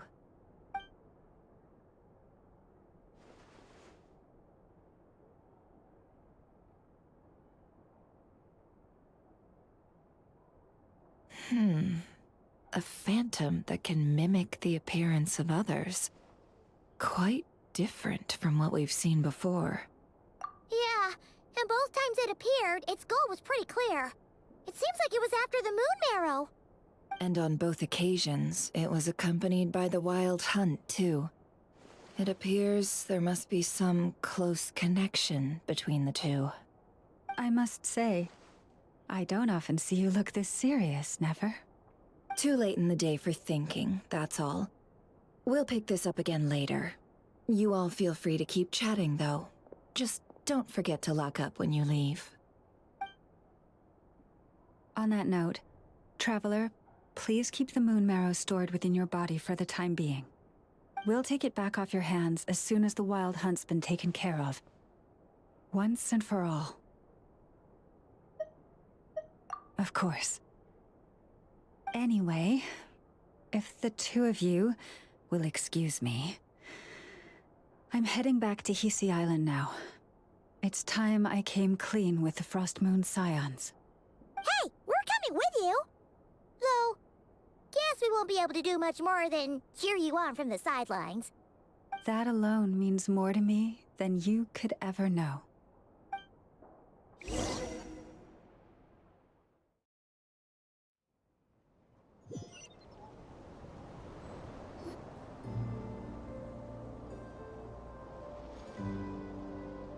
What's going on? I'm not sure. It seems like the Moon Chanter has something important to tell us. I heard the relic's already been retrieved. That's Our Lady Lauma, all right.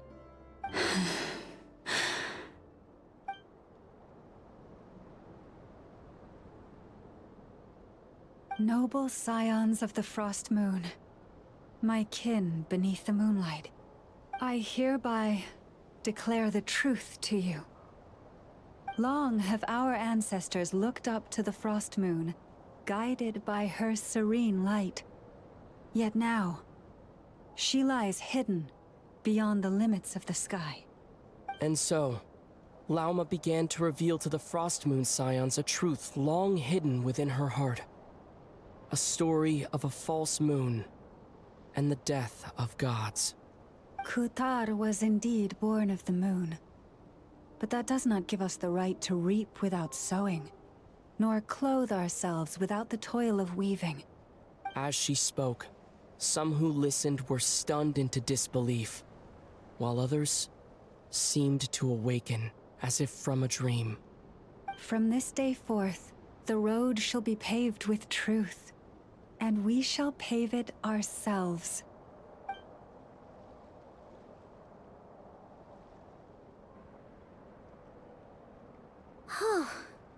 After everything Lauma said last night, Paimon wonders how everyone's adjusting. Still, judging by their reactions at the time, it didn't seem as intense as Paimon might have imagined. Says a lot about how much trust she commands, huh? Hey look! It's Lauma! Welcome, both of you. The animals were most lively this morning. They told me of your coming. Nothing too dramatic happened, did it? No one took it so hard that they went on a binge-eating rampage and ended up cleaning up the whole pantry? Or something? Hey! Paimon's just trying to lighten the mood. Thank you for your concern. Change doesn't happen overnight, and new ideas need time to take root. But nothing as extreme as that has happened, no. Although... although what? Well, just as I thought might happen, some have chosen to leave the Frost Moon Scions for good. For them, losing their faith was like losing their home. Confusion, frustration, helplessness. I saw it all, reflected in their eyes. Oh. I respect their choice. May they carry the Frost Moon Scion's blessings far and wide, should they be willing to do so. If we meet again someday, perhaps we will be able to sit together and share stories once more. Others sought me out afterward, though, and thanked me profusely for sharing the truth with our people. They said they used to see me as distant, even somewhat unapproachable, whereas now I seemed much closer to them. Like a friend, or even a family member. Sounds like a win overall! Paimon thinks you did the right thing, Lauma. Thank you. Though, I wanted to ask, do I really come across as distant? Well, maybe just a little. To people who don't know you, you are kind of tall, especially if you consider the antlers. I see. That's a bit of a hard one. My antlers tend to grow under the moonlight, so I can't quite help it. It brings me comfort to hear you say that. By the way, how has your body been adjusting to the moon marrow? I'm glad to hear it. I've also suggested to Nefer that we meet within the next few days. We need to figure out how to counter this new manifestation of the Wild Hunt. But for now, let's just relax. I want to enjoy this feeling a little longer, of finally living on the bright side of the moon.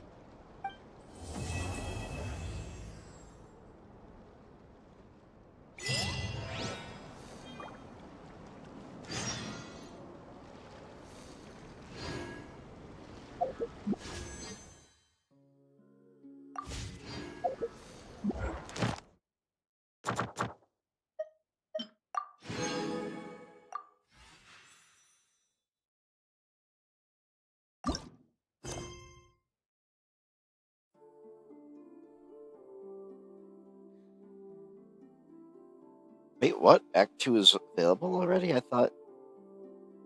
Oh, there's more to do than I thought there was.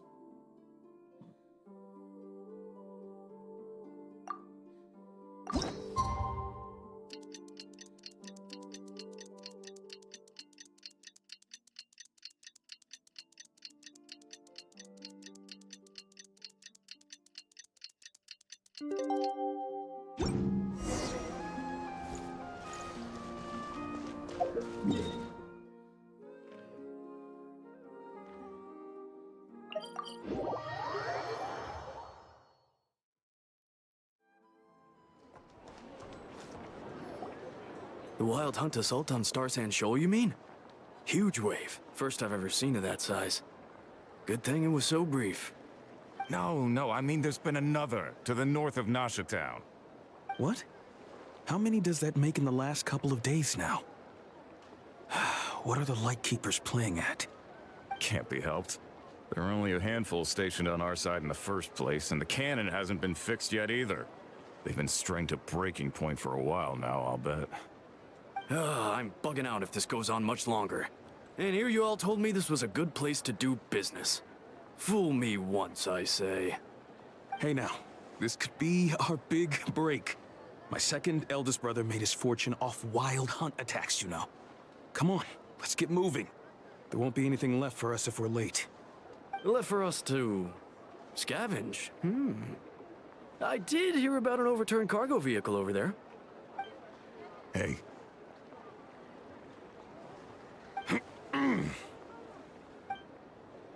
Huh.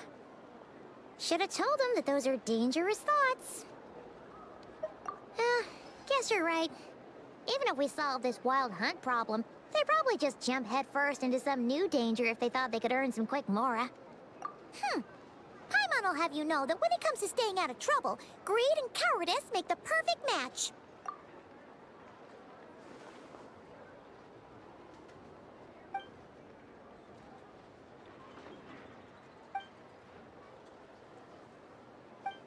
Hey look! I know an Inefa are here in Nasha Town! Oh, considering what those people said earlier, do you think they're here to fix that cannon up? Dying to know something, aren't you? You totally zoned out just now. Ha! Paimon can even guess what you want for dinner. She'll place the orders tonight, don't you worry. Anyway, let's just go, shall we?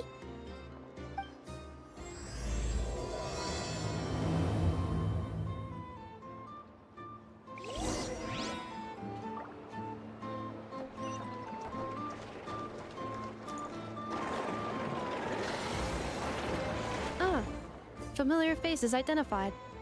Our good friends, the Traveler and Paimon. Whoa, free manual labor detected. Those evaluations could not be more different. This is Sosi, Sergeant Major of the nearby Lightkeepers. He's stationed here in this town. Wait, that means...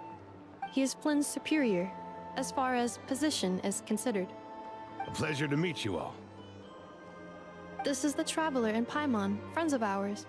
They're experienced adventurers who are new to Nodcry. Hi there! Indeed. The sooner we can get it firing again, the quicker we can ease our current predicament. 2 more Wild Hunt incursions have come sweeping in at different locations after the last one at Star Sand Shoal. Our manpower is already stretched as it is. This is more than we can handle. Hasn't Flint's gone back to your HQ to ask for reinforcements? When will they arrive? Huh. Has he now? Yeah. That's what he said he was gonna do anyway. He hasn't contacted me about that yet. As per standing orders, he should be leading a team to root out the Wild Hunt. But I haven't received any reports for a while now. Well, he does act outside the remit of his orders sometimes. I'm a superior, yes, but I wouldn't say I have much control over his actions. So, he made the call for backup on his own initiative? Hard to say. Contacting HQ is a tricky business. I should know, I've tried. They either refuse my requests outright or end up dragging their feet. And all the while, we're the ones who have to deal with the Wild Hunt. which, by the way, can strike anywhere in Nodcry without warning, sweeping across vast swaths of land. This has been a real test of our endurance, to say the least. We need to send our personnel where they're needed most. A single missive will not do much to change HQ's attitude, I fear. Flynn's understands this well enough, I'm sure.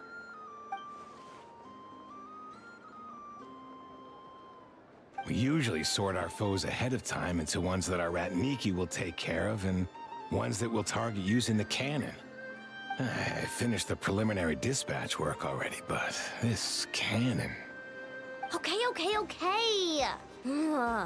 Hurry up, I know. Fix this, I know. You fix it if you're in such a hurry. That, or bring me some snacks. This is tiring work over here. Could you at least tell me how long we'll be delayed? We're way past our scheduled firing time. Well, that's your fault for firing too often recently. Machines get overworked too, you know.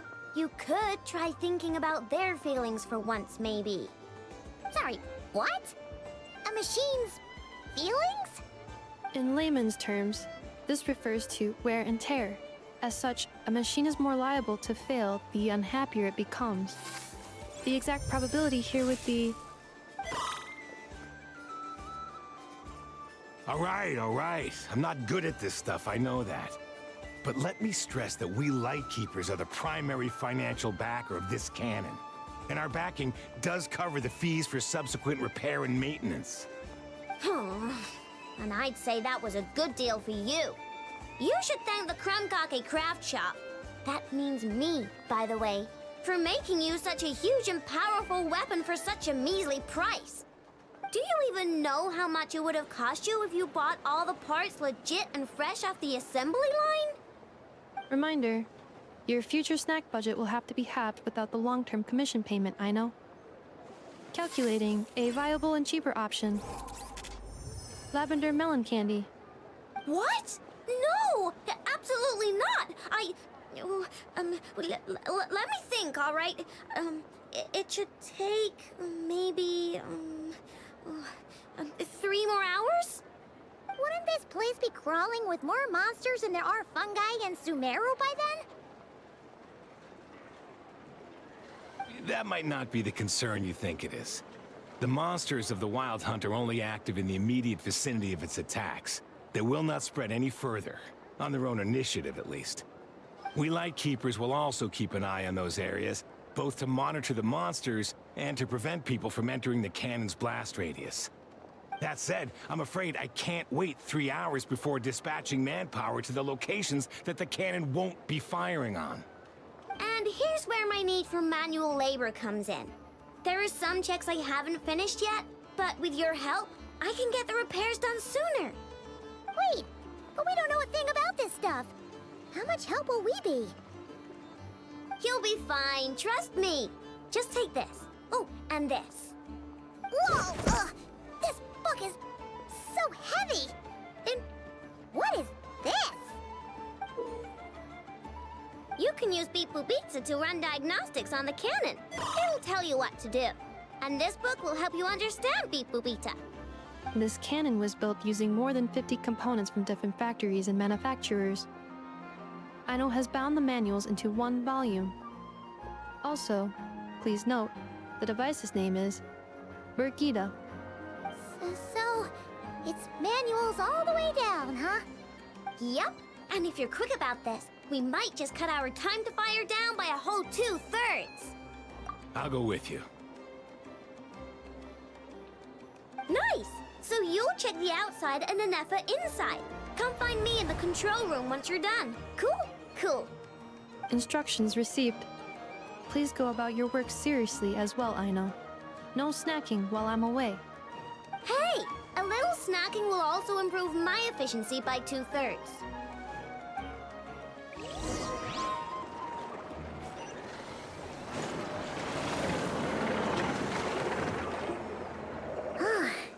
Aino's explanations for things that don't interest her are a bit meh, aren't they? Or is that just how geniuses are? Isn't Beep Boop Pita just following us around? Sure doesn't seem as smart as she said it is. How are we even supposed to know what to check?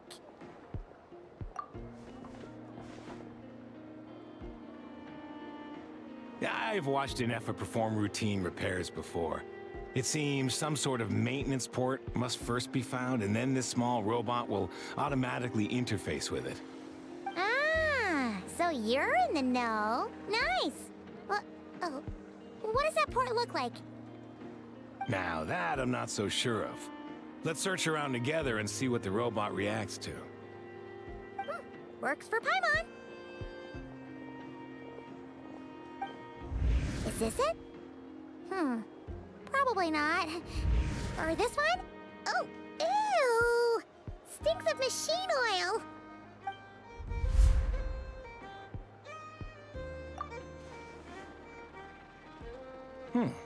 That thing over there looks promising. Where? Oh, yeah! It does. Let's try it out. Whoa! It's flying! Does that mean we got it right? So, what do we do now?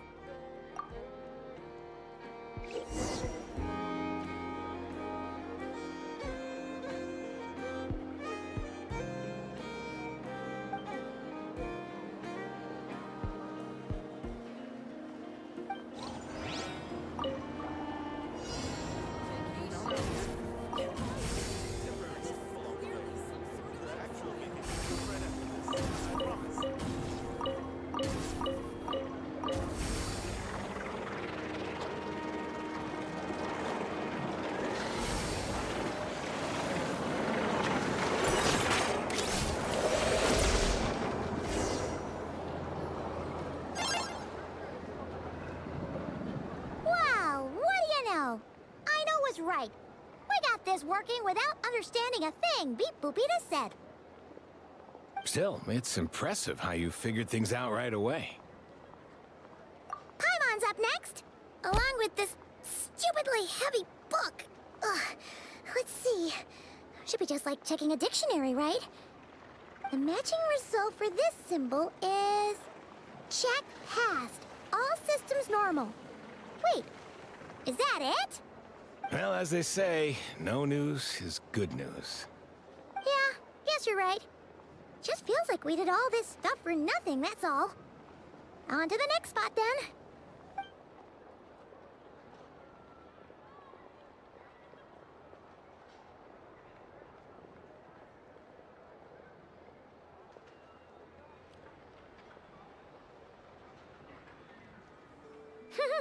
Paimon's getting the hang of this now. It's this... And this time... Huh? Why are you angry? Oh... Huh. Looks like its expressions are also prompts of a kind. Which page is that on? Oh... We need to take note of the order in which its eye colors change. Purple, red... Hey! Slow down! Paimon didn't catch that!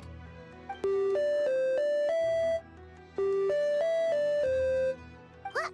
So now we've got musical prompts too? Weren't you only supposed to be a beep-boop machine? Alright, one final stop. This was quite a trip, huh? Agreed. I must say, you two have a talent for maintenance work. A bit shaky at points, but not bad for your first job. Good eye. Paimon's the real deal when she deals for real, you know. Really, I'd have liked to share the load, but you were really getting into it, and I didn't want to interrupt. Ugh, couldn't you have mentioned that earlier?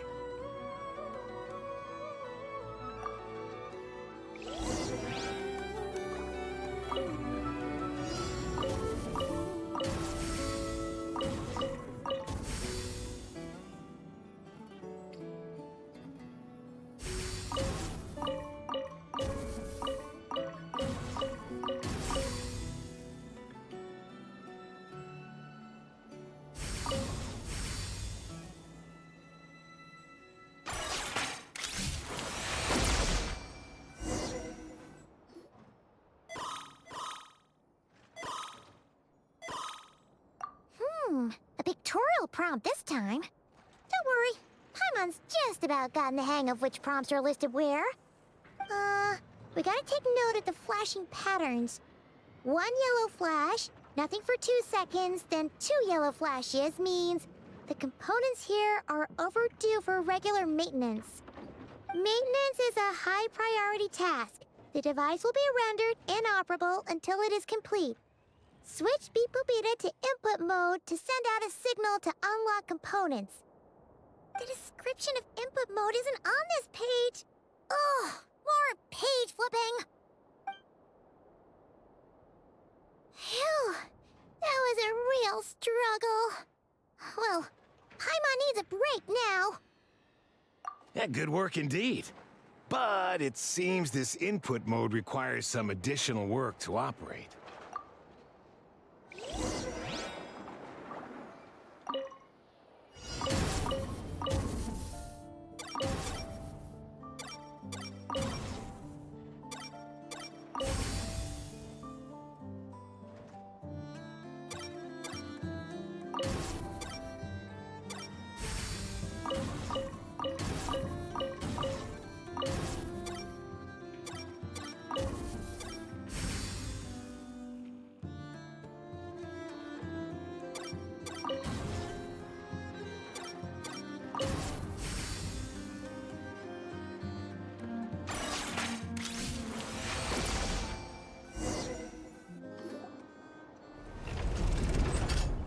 Well, looks like we're all good. We can remove this thing now. No clue, frankly. But whatever. I got a feeling we've all given up trying to figure this cannon out. I'll go get the replacement component. We should be done once we pop it in here. What do you think? Maintenance work's easier than running errands, wouldn't you say? That's for sure. We're counting on you, Sosie.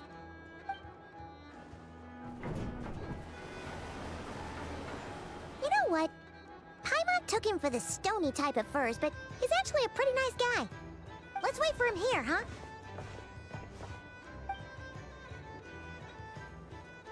Are your tasks complete? Yep. Sosie's gone to get the replacement component. We'll be done here once we put it on. Allow me to check against the recorded data. Yes. This component is approaching its replacement deadline. The cannon will generate immense recoil when fired. If this is not controlled, the firing platform will become misaligned. This part is designed to anchor the cannon and ensure accuracy when aiming. Huh. So, if the cannon isn't fixed in place, will it start spinning around like some kind of massive firework? A novel analogy, but an apt one. The large-scale damage that might follow would be undesirable by anybody's standards. This component is currently easily damaged. The materials are not up to par, and there are still some design flaws. But Aino and I are working to improve it. Estimated waiting time remaining: 7 minutes. Would you like a crumb cake? Yeah! Dessert's just the best after a hard day's work. Certainly. It will be ready shortly. Observation. Freshly baked crumb cake results in the most efficient improvements upon human happiness indices. As such, I activated an internal heater before starting repairs. Thanks for the treat. Aino's lucky to have you. Thanks. Things went great over here, too. So, as we agreed, I'll have the cannon up and firing in no time. Understood. I will inform the inhabitants of Nasha Town and have them make preparations for the shock and noise that will inevitably ensue. And I'll inform the Ratniki stationed around Wild Hunt anomalies to make sure they fall back in a timely fashion. Thanks for your kind assistance. I better make a move. Ratniki from other sites should have sent reports back here, and I'll need to sort them out promptly. Righty then. See ya! Bet this huge cannon's a real sight when it fires. That is correct. A huge crowd tends to gather on its own accord on such occasions. Pure, bright energy rays have never failed to inspire obsessed admirers. If you are interested, you can come back later to behold it in all of its glory. Sure. We did help fix it after all. It'd be weird if we didn't want to see it in action. Oh yeah. Wonder where that strange phantom went. Never mind what it's doing. Let's try our luck at the flagship. See you later, guys! Just be sure not to miss my masterpiece in action.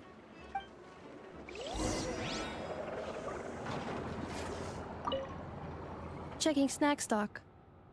Lower than expected. Please, explain, Aino. Later. Can't you see I'm busy? You know, saving the poor, anxious inhabitants of this town?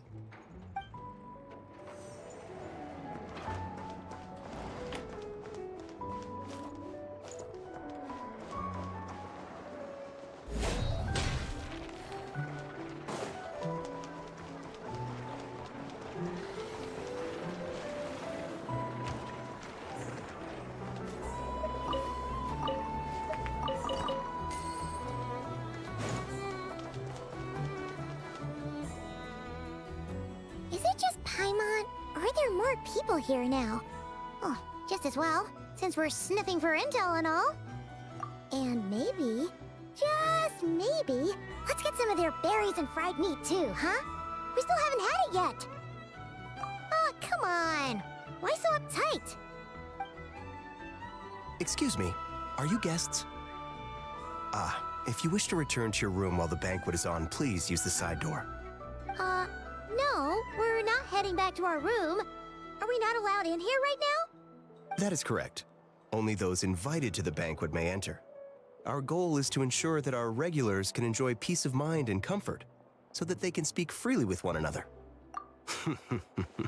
Familiar with our ways already, I see. But here in Notcry, channels hold equal value to Mora.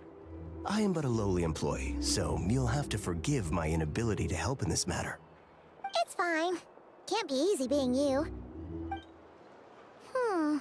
Looks like we'll have to switch channels then. Never, right? The Curatorium does seem to already have an amazing intel network up and running. But if we ask her straight up, she'll likely squeeze us for all we're worth. Ooh, Paimon's got a plan! Lauma got Nefer to help her prep some medicine, right? We'll be heading to Hisi Island later anyway to ask Lauma to help us use the moon marrow. Couldn't we deliver the medicine while we're at it? If Nefer doesn't mention a payment, we can cash her services in as a favor. If she does, then we can use it to haggle. The thought of Mora made it worth the effort of thinking up. Come on, let's go!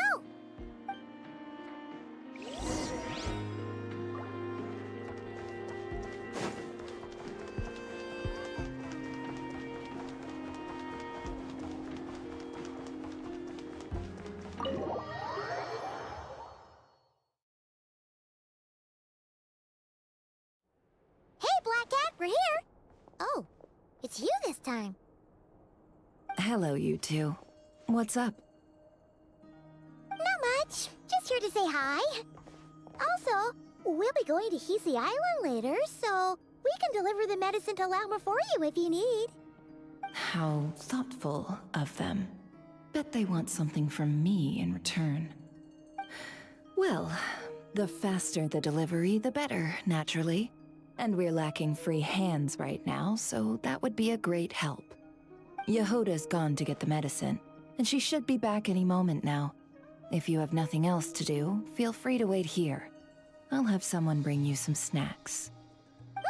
Don't mind if we do then. Thanks! Oh yes, I'm sure you've all heard about what's going on. Nasha Town's in turmoil, and right now everyone wants intel. Whether it's to strike it rich, save their lives, or escape whatever predicament they've found themselves in. Ah, so you're busy making Mora. How nice. It's not all good news, I'm afraid. We're stretched so thin that our clients have taken to competing for our services via auction. The price for taking priority slots has all but skyrocketed.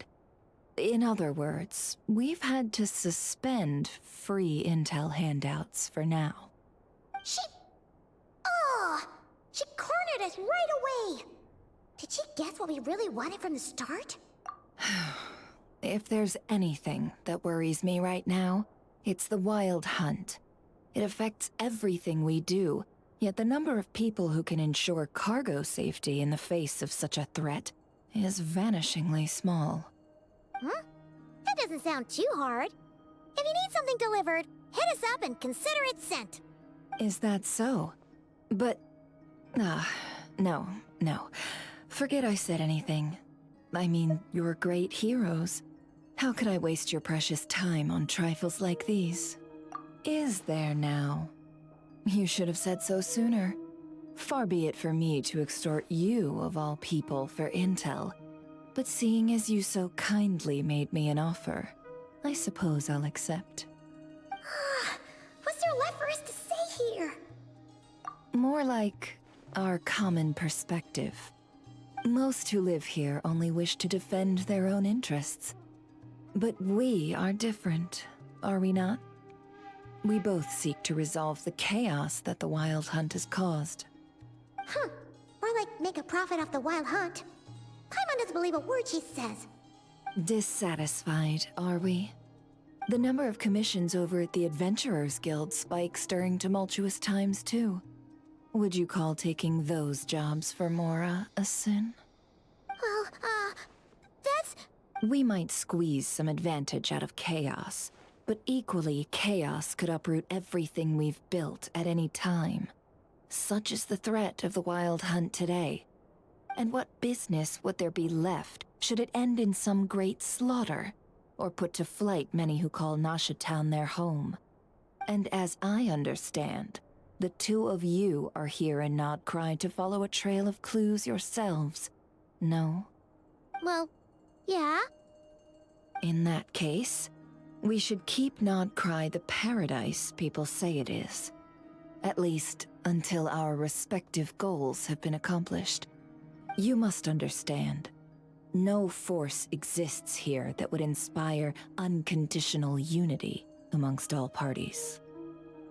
After that incident with Lauma, I'm inclined to believe you. Your selflessness is admirable, to be sure, and rare around these parts. Though it's rare for a reason, kid. Just a shame that our mysterious phantom has hidden itself well. Between that and its ability to shift shapes, it will no doubt be a most slippery customer. Really, I'd be all too glad to pass on any additional intel I gain. We make a good team, after all, don't you think? You front and center, me behind the curtain. That does make sense. Sorry, Nefer.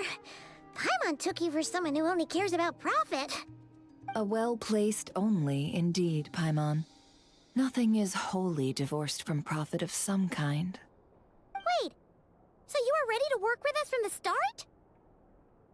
Why, of course. In fact, I was wondering when I might bring this up the moment you entered. But... Hey, boss, I'm back! Huh? Oh, you guys are here too? Indeed they are. In fact, they've volunteered to deliver the medicine to Lauma on our behalf. And totally free of charge. Such kind souls, aren't they? Really? Great! Oh, in that case, guess I'll be clocking out now. Got a few more places for you to visit right here, dear. Huh? Haven't I already worked a few days worth of overtime already? Well, guess the extra more is pretty nice. Well, we better get this medicine delivered pronto. Huh? Surely not. The special medication from before wasn't so. Was it? Wait, that can't be. Let me see. This isn't right. How could it be salt? It was raining back there, so could it have happened while I was resting at the store?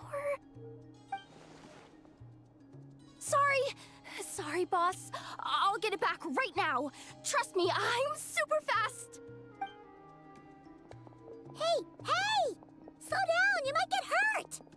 Well then, any plans? If not, what say we go into town and ask around about the Wild Hunt? We were thinking of doing that, but We didn't get much out of it. The townspeople are a bit wary of us, and we can't get into the flagship right now. Ah, yes, the banquet is on today. Perfect timing. That's where we'll go. Huh? Can you get us an invitation? Oh, come now. What are we? Sticklers for the rules?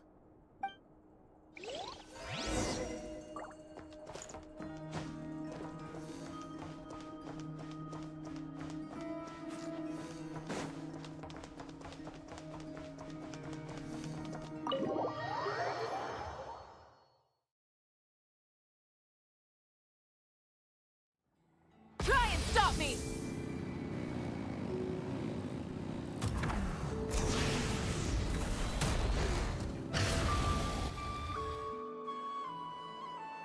Lady Nefer, a pleasure to see you. Oh, and our guests from earlier, I see. That's right. My apologies. Consider it my fault for not having explained the banquet's rules to them beforehand. Oh no, it was no trouble at all. Please, do come in. Yeah, sure, thanks. Not even an invitation check? Oh, Paimon didn't realize Nefer was such a big shot. Yes, channels really do take you places.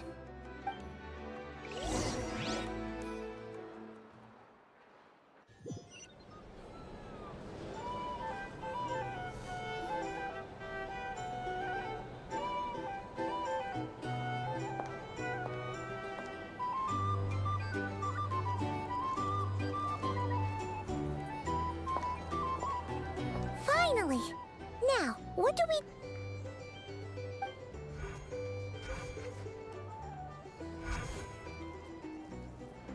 Pardon me. I'm sure we're all having a good time, but I would like you all to meet a mysterious guest I invited for just this occasion. I give you tonight's special guest, a renowned mixologist from Mondstadt. Are you serious?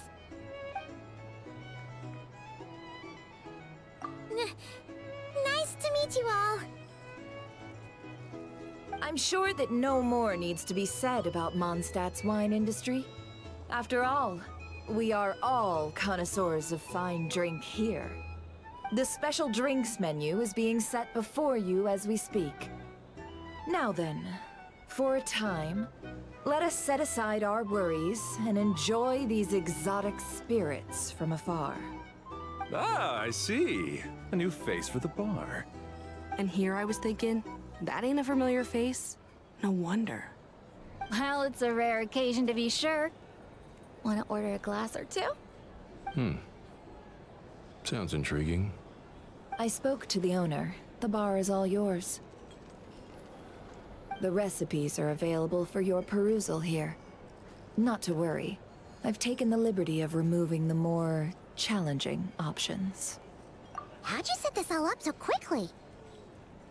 Well, as long as you know what both sides need, negotiations are essentially just a process of confirming the deal. No one would turn a beneficial offer down now, would they? The flagship already had plans to invite a professional mixologist from Mondstadt anyway. So consider this a trial run, with the list of drinks brought out in advance. Demyon will assist you. Serving guests with drinks will be the perfect opportunity for you.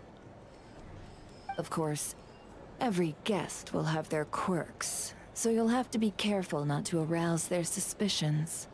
Got it! We'll give it a try! In the meantime, I'll go mingle with some of the guests who pique my interest. There'll be a little event during the banquet's second half, by the way. See you then.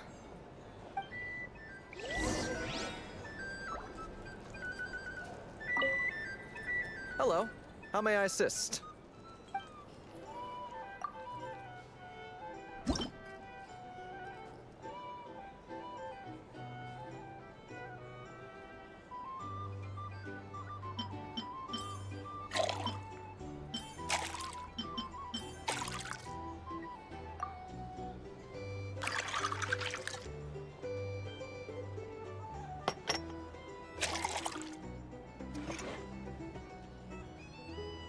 Good work!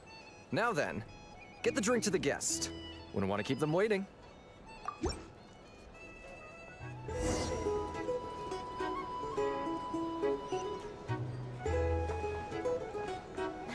Ever consider returning to Snezhnaya? Oh, thanks.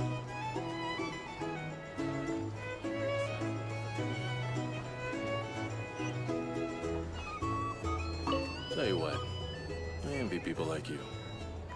I'm like a man in a leaking boat, soon to be food for the fish. I wouldn't have come to this dump if there were any better place to be. Come now. Surely it isn't that bad. We've still got the Lightkeepers. You trust them? I wouldn't. Wouldn't trust anyone, really. You're stuck with the wild hunt here. The Snezhnayans can't be bothered, the Lightkeepers can't spare the people, and everyone else, they're a mess. I'd sooner put an ounce of faith into that cannon. Forget it. Let's just drink. Let's see if this new mixologist is worth the billing.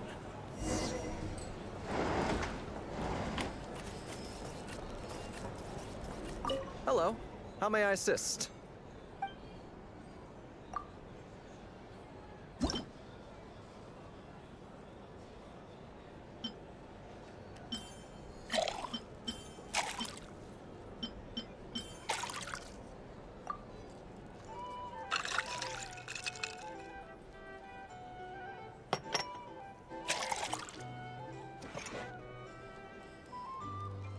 Good work.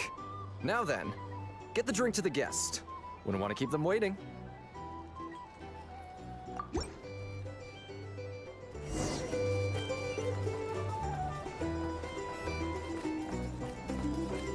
doubt the Snezhnayans will stand idly by if this wild hunt problem gets any worse. I wouldn't just leave it over there.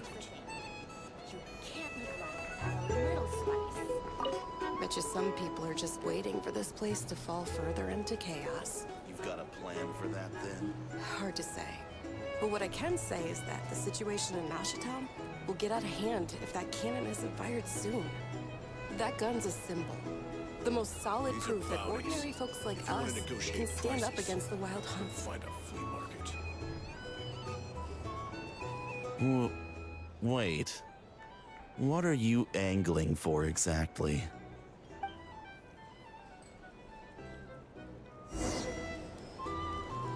Here's the thing. You can't live life without a little spice. Well, what if that was nothing but an illusion? What if, let's say, the cannon was never meant to be fired? For our sakes, at least. Surely this town is still of value to those who control it. Of course, and that's all it is. Value. For us, though, there's no place but Nashitown. And we're putting its life and ours in their hands. I get what you mean.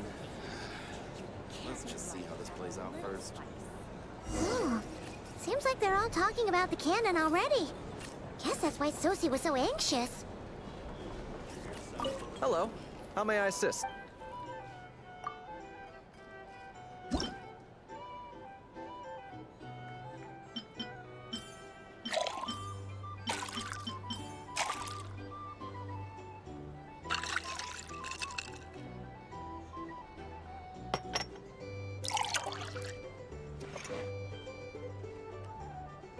Good work. Now then, get the drink to the guest. Wouldn't want to keep them waiting.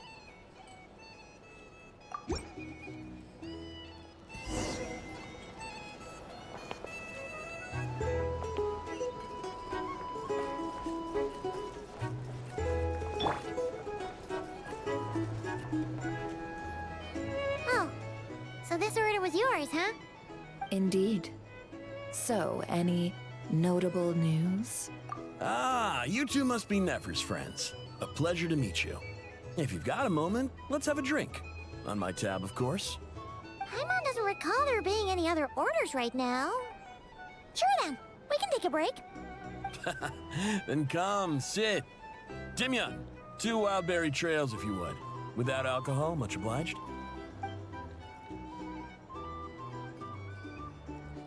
Hints is the name. I help out at the Rossum workshop in town. They usually put me in charge of making and repairing simple machines. Paimon's name is Paimon. Pleased to meet ya. Anyway, help me keep an eye out, all right? Valuable intel will be suitably compensated. Oh, come on. Is that how it is between us? I mean, I wouldn't even have this job if it hadn't been for your help back then. So, you've known each other a long time? That's right. I came to Nodcry with nothing at all. Would have starved on the streets if I hadn't met Nefer. She lent me money to study a craft, and even introduced me to Aino and the Voynich Guild, which is how I slowly carved out a living for myself. That's a huge favor. Huh. So Nefer can be a nice person sometimes, huh? Well, I'd also say she needed a willing and able machinist at her disposal. Come now, Aino's talents are better spent on issues bigger than basic machine repair and component manufacture. I did think myself a dab hand at such work at first, but compared to her, I might as well be a trainee who couldn't weld a wire to save his life. Got the scoldings to show for it, too. It took me a long while, but I finally got to the point where I could make my own machines, and even maintain some of Aino's relatively complex ones, like Kuvaki detectors or mechanical arms. He's the one responsible for maintaining Yehoda's robotic arm. Oh, speaking of that, didn't Sosi have a mechanical arm too? That's right, one of Aino's masterful designs. I could never design one of those in my life, but if you gave me its blueprint, I could hammer one out. Nowadays, I've got regular customers, which makes for a decent keep. Even got a kid, if you can believe it. I wouldn't have, had you told me my future when I first arrived here. On the flip side, being a family man means I can't just flee this place whenever I feel like it, so I'm afraid I'm counting on you to help solve this wild hunt crisis. All the more reason to be proactive and do your part. Wringing our hands in despair does us no good in times of crisis. Oh, wait. Just another question that's been bothering me. Have you heard anything about people seeing illusions within Wild Hunt anomalies? People they know, perhaps? I have heard of humanoid shapes being sighted, but familiar faces? No. Most would think they'd lost their wits from fright if they started hallucinating. After all, no ordinary person could survive an assault from those monsters. Does this have anything to do with our current Wild Hunt crisis? Perhaps. Perhaps not. All right, I get it. I'll keep my ear to the ground for you, and naturally, my lips will stay tightly sealed. Then we'll take our leave. Enjoy your drinks. He's a social man. You can often find him here chatting with friends, and he's had contact with all manner of clients. Since he's never heard of the Wild Hunt exhibiting the power to imitate familiar faces, might it be safe to assume that our Phantom wants to keep that a secret? Huh. That does sound worth noting. How about we go talk to a few more people? A good idea. And one our upcoming activity will facilitate. Let me show you how it's done. Come, back to the bar.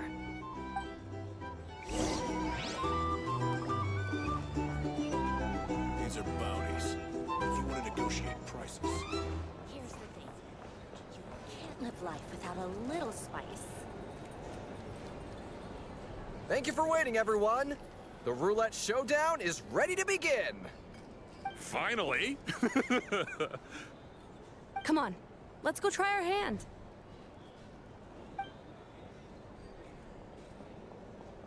Joining us, new guy? We'll pass. No, you won't. The one who'll be mixing the roulette special has to take part. Those are the rules. But... That's more like it. Since we have a new friend with us today, let me go over the rules in brief. The wheel before you is divided into an inner and outer circle. Participants must take turns to spin the pointer of the inner circle. Whatever beverage it stops at, our lucky contestant will drink. The drinks are divided into juice, tea, and alcohol, with that last further divided into 3 levels by intensity. Spin your way to a non-alcoholic beverage, and you'll score no points. Otherwise, you get 1 to 3 based on alcohol content. During a round of drinking, one participant may choose another with less points than them and pose a question, which the other party must then answer. This sounds like it might favor those who score higher, but push your luck and you might not recall any answers you were given the next day. Defeats the purpose, wouldn't you say? And that's why the person mixing the drinks has to take part. You know, just in case they decide to pour heavy, then sit back and watch the show. Not that our newcomer looks like the drinking type. Either way, looks like we're in for a show. Anything you drink will be replenished. And additionally, I have decided to sponsor a grand prize for this grand occasion. A single serving of Dark Horse. What? Do my ears deceive me? A chance to drink Dark Horse and not cry? Dark Horse. Guess we'll have to take part now, huh? Indeed. The Dark Horse could be yours to enjoy, so long as your luck holds. And so long as you can remember its taste the day after. And if our lucky winner can drain the whole serving in one go, they will gain the right to ask everyone a question, regardless of their score. High risk, high reward. That's gotta be some strong alcohol. Now, if there are no other questions, let us begin. Allow me to get the ball rolling. Intensity 3. Looks like I'll have to put my back into it today.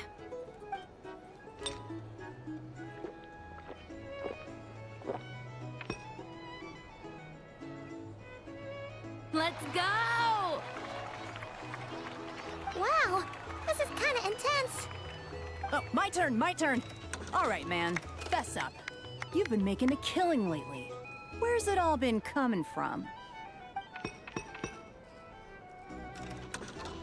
Hey, bro. I heard you met up with some big shot from the Voynich Guild. Mind introducing me sometime? Ugh. A normal drink, huh? Must be my lucky day. We've reached the final round of the Roulette Showdown. Let's see who gets the last laugh.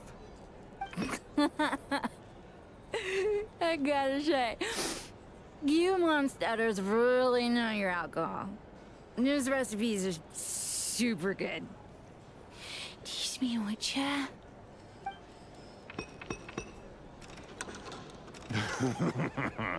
I was wanting to ask about your wife.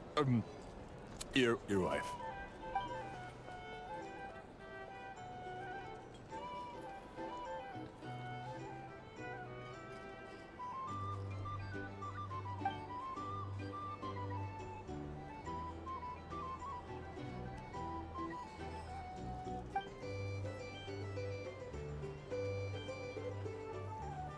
You're up.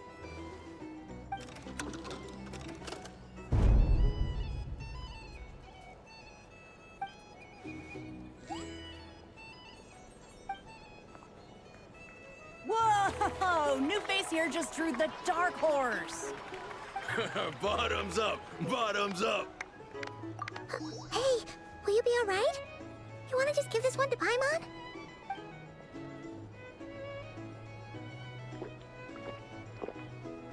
Whoa! He actually downed it in one gulp.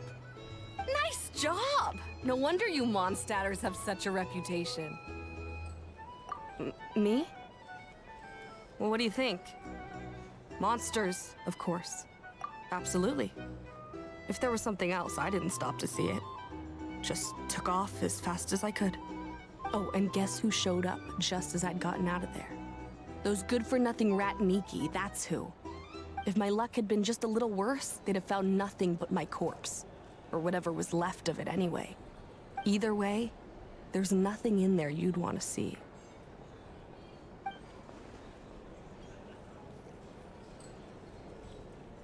I see some downcast faces.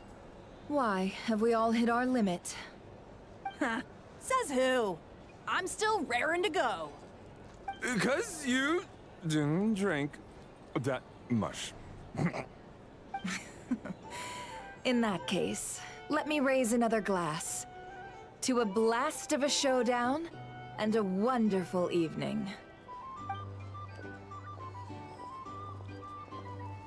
Hello, sir. Lady Nefer has ordered a fresh round of drinks. Could you deliver it to her?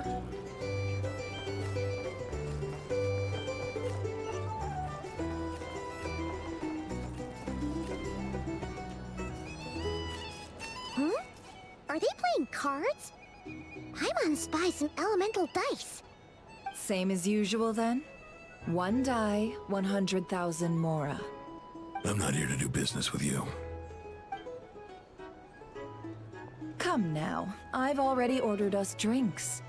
Or are you looking to add another line to your ledger of arrears? Oh, so this is a business deal. So, let's go over this again. One die, 100,000 mora.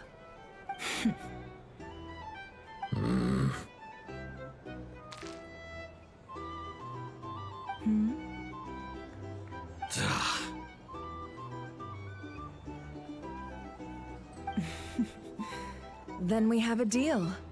Come, you two. Take a seat as well. What are we even doing here? I can give you 3 things.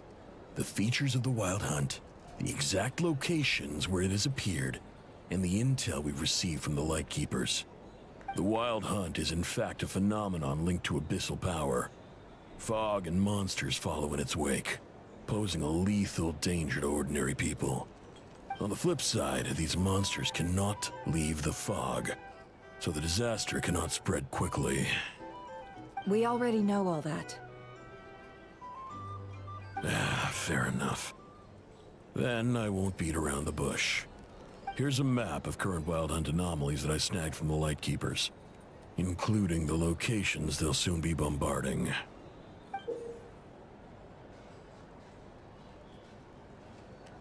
That's a lot. We've never seen anything like this either. That's why everyone's so worked up. That's not enough. 4 dice. Cool it, all right? I'm not done.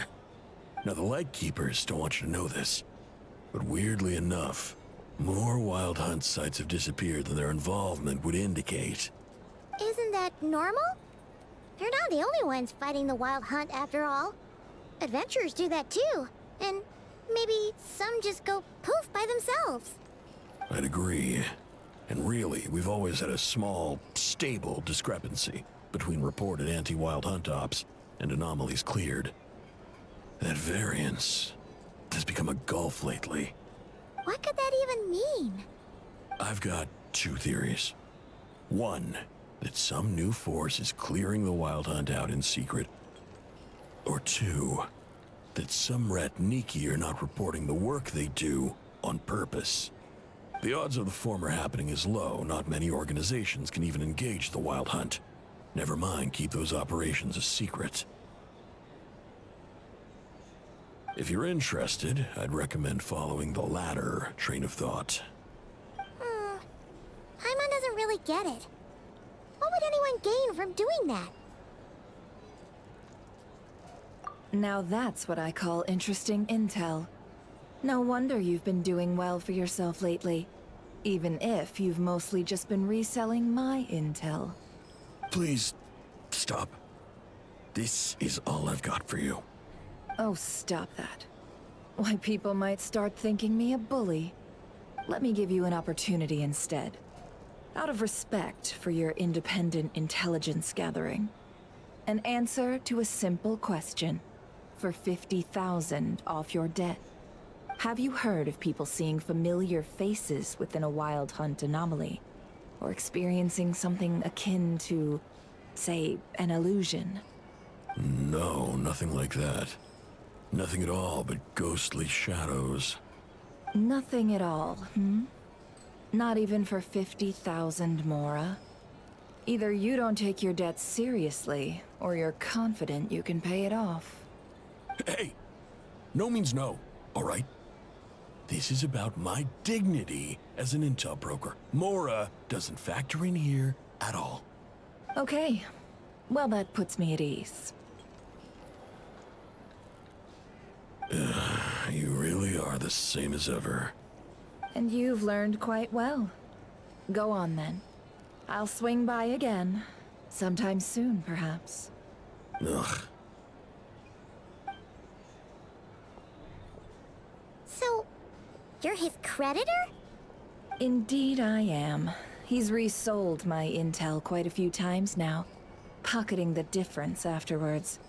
Rather dishonest dealing, if I may say so. As luck would have it, he would only purchase information from me when he was just about done negotiating with his buyer. So I arranged a little something just for him. A painful lesson, you might call it. Ooh, that sounds brutal. Oh, I was downright beneficent in charging for that betrayal. It was more about the message, really. In any case, I believe that's all we'll get here.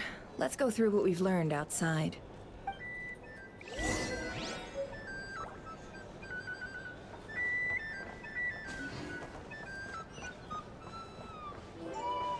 Here's the thing. You can't live life without...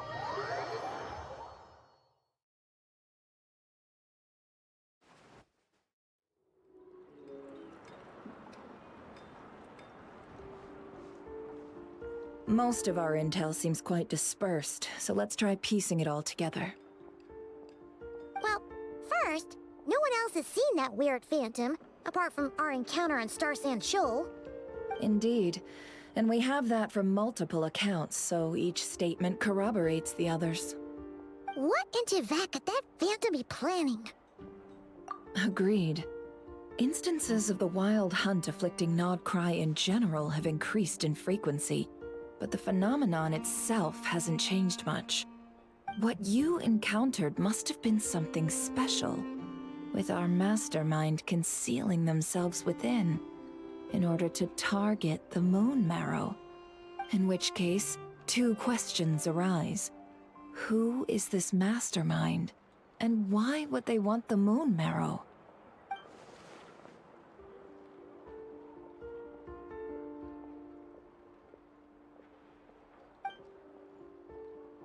I'll continue investigating along these two lines. We can reconvene again if any progress is made. I'm back! Luckily, the store owner kept the medicine bottle I left on the table safe for me. Here you go. Huh. Thanks a bunch, Yehoda. Take a break. You've earned it. Oh no, I've got work to do later. And anyway, isn't the cannon about to go off? I was watching it the whole way back, praying it wouldn't fire. Not until I got back, you know? Again, lucky me. Huh. So you're interested in that big gun? Of course. I mean, just think about it. Something that size is bound to be comprised of thousands, even tens of thousands of parts, fused in such a way that it can operate smoothly and fire off a supergiant, super strong beam! Isn't that just so cool? I mean, miraculous. Like a miracle created through countless careful calculations. It has been a while since the last time it fired. Go on, feel free to go watch. Work can wait for a while. Thanks, boss. Anyway, y'all wanna come? It'll be worth the while and worth your wait. I swear. Might as well. Fruits of our labor and everything, you know? Woohoo! Let's go! Kaboom! Wow! What a crowd! People seem pretty excited, too. Just goes to show how big a deal this cannon is, huh? Oh, for sure. One shot, one kill, problem solved. Simple and practical. Just the way we like it. And even if that wasn't how it worked, just listen to how it roars. If that isn't power, I don't know what is. Oh, if only I had that kind of strength. Hey, don't think like that. Your skills and smarts have been a big help to us, too. Really? They think that? Oh, I'll do my best the next time we work together. For sure.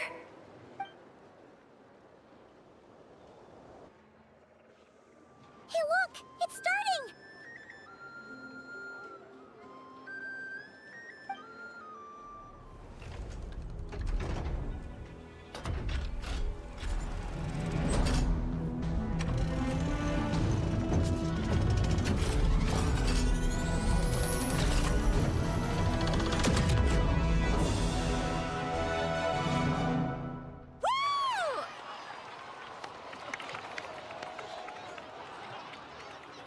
Nice one! Finally, all fixed up. Nothing to fear now. Awesome! Felt that one in my bones. Whew! That sure was powerful. And pretty dazzling, too. Guess that's why everyone's been counting on this thing. Sure. I feel so alive right now. Overtime. Ha! It's gonna be a piece of cake. You know, Paimon's been wondering, if you're so interested in machines, why don't you go work for Aino? That's what we call drawing a line between your work and your hobbies. I've got some mechanical talents, sure, but this job I have now, no one can do it but me. Not even Aino or her silly robots. Anyway, gotta go. See you later. Says the person who got salt and medicine mixed up. Looks like the crowd's breaking up as well. Let's head over to Hisi Island. Let's not keep Llama waiting.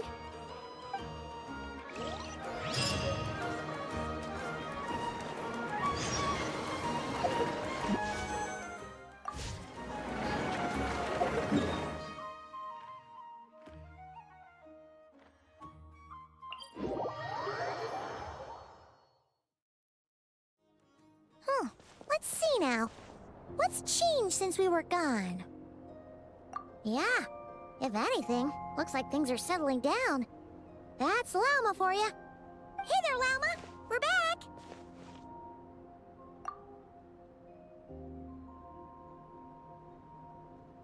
The cleanup work has been much more complicated than I expected. Solving problems that have built up over time is a tall order, to say the least. I believe it will take a few weeks more.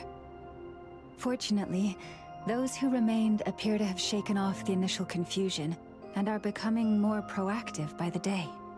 It's as if they've finally been forced to come face to face with what their faith actually is. And it's all thanks to you. No, I should have done this a lot sooner. I've been focused on taking care of myself these past few days, so I'm in a good place. And since you're looking after the Moon Marrow for us, I should be able to help you investigate the truth of the past. Speaking of which, have you heard anything new about that Phantom? I've tried asking around, but to no avail. What about you? We haven't made much progress either. But here's what we've got.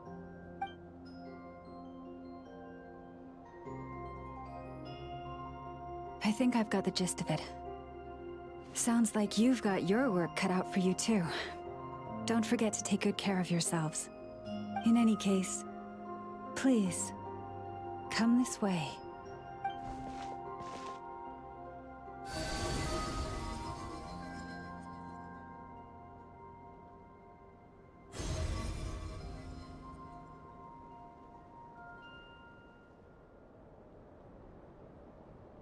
What do you see?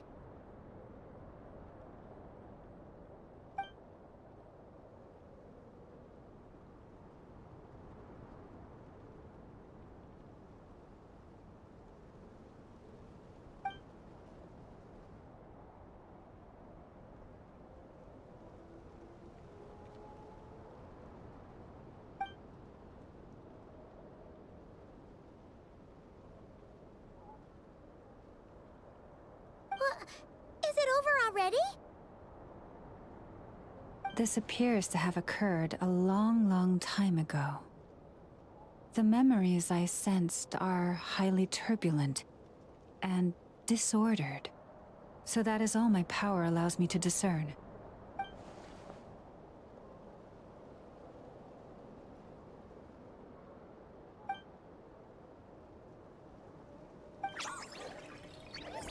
Huh? What's the matter?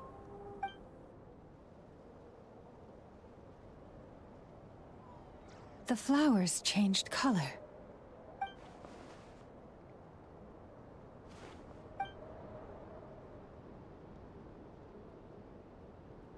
Yeah, we should go see her and see if we can help her in some way. I'll leave that in your hands then. Oh wait, here you go. This is the medicine you asked the Curatorium of Secrets to help prepare earlier. Thanks for coming all this way with it. You've been a huge help. Also, if I may, I have a feeling that Kuthar might be able to help you get a more detailed glimpse at the memories about your spaceship. Oh, that's true. She's the Kutar after all. But we best check if she's doing okay first. See you later then.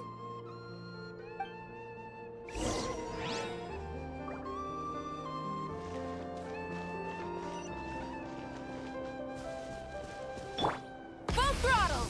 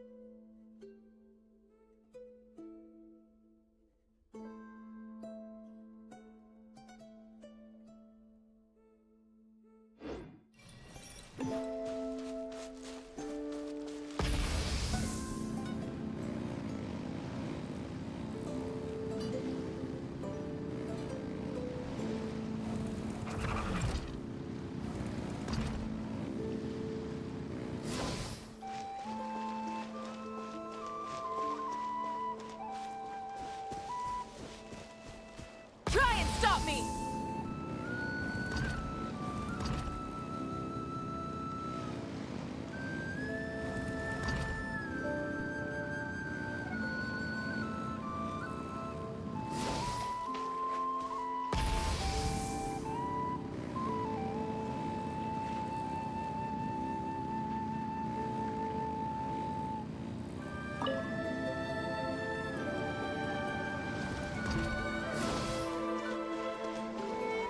Full throttle!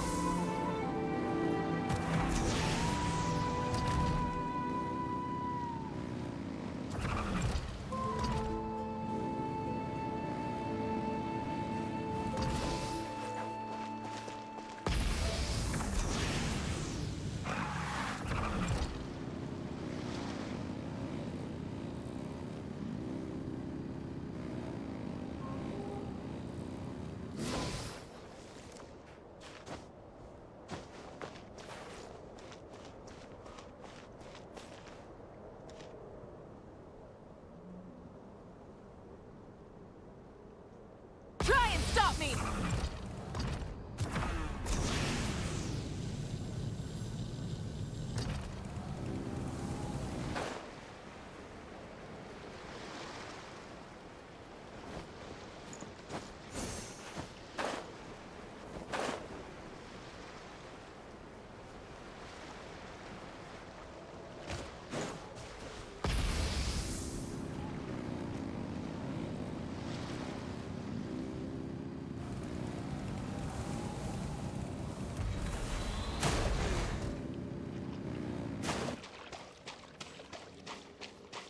Propagate!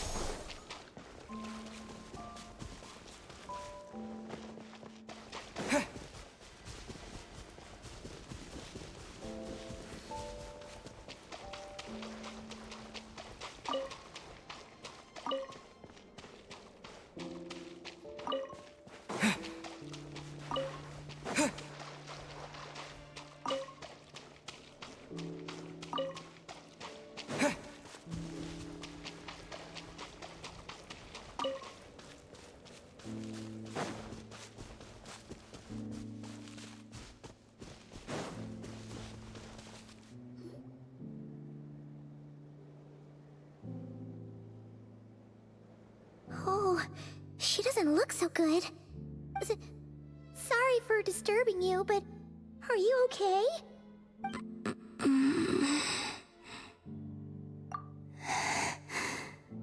Dizzy. It's like I'm returning to the moon. Wait, it's not that bad, is it?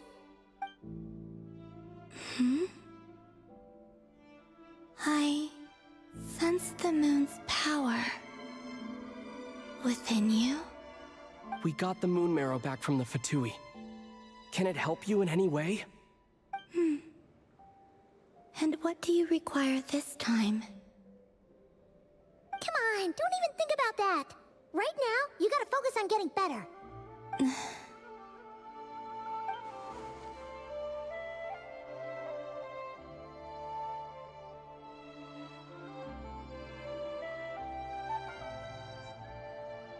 I might need your assistance in the future. Oh. Very well. Give me your hand.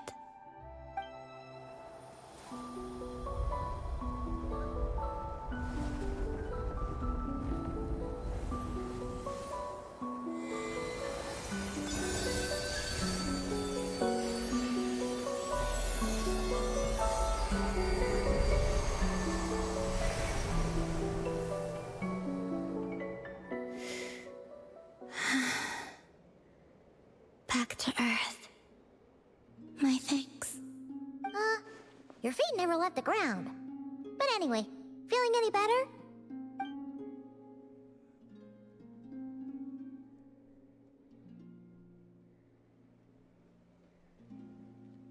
Significantly. The moon within your body, it is as silent as a reflection in the water. Fascinating. I merely drew forth a ray of its light from the water. Enough to keep me tethered to the ground for now. I think I sense some other changes as well. That is the moon goddess's favor. All things I come into contact with will bear this mark. It is harmless, and will fade over time.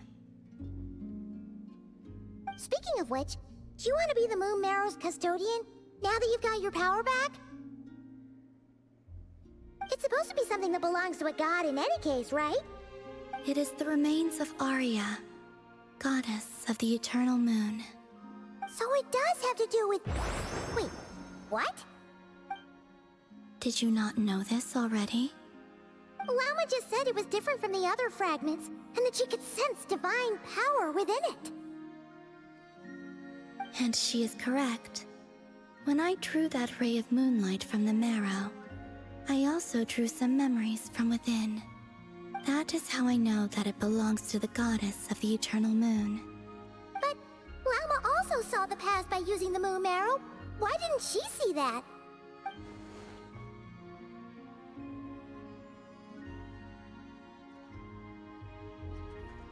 There were once 3 moons in the sky, each belonging to a goddess who ruled over it.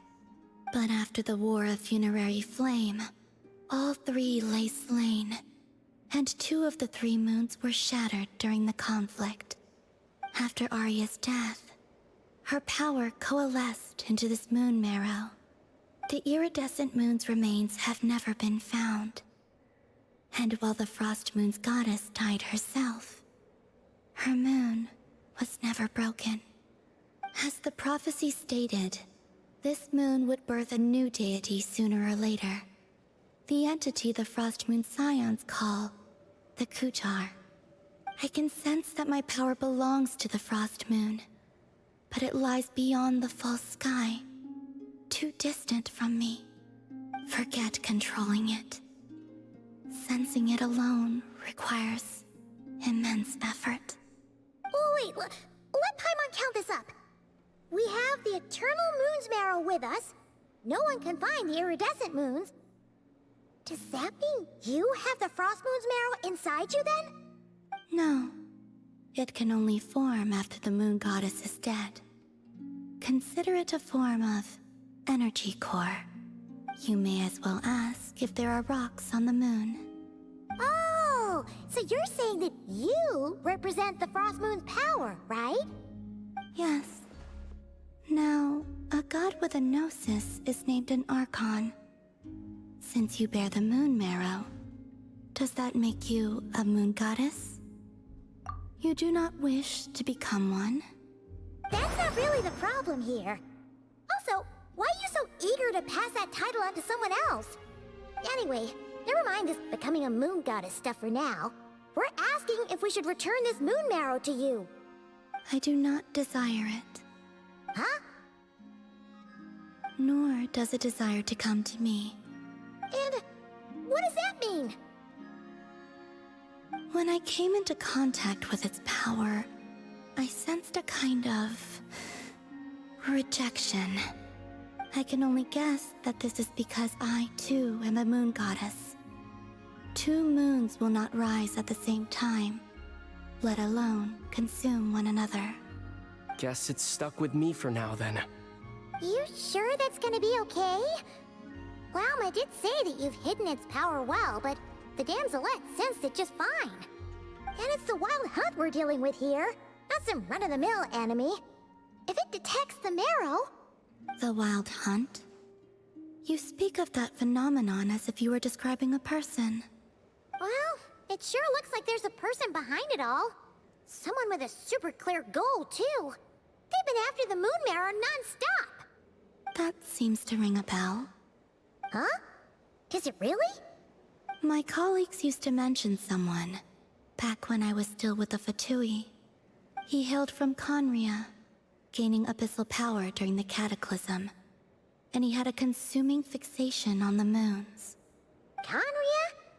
Well, we don't know if the phantom we saw has anything to do with that, but the details kinda match. What was his name? I only know what others called him. The Reikir of Solnari. Huh.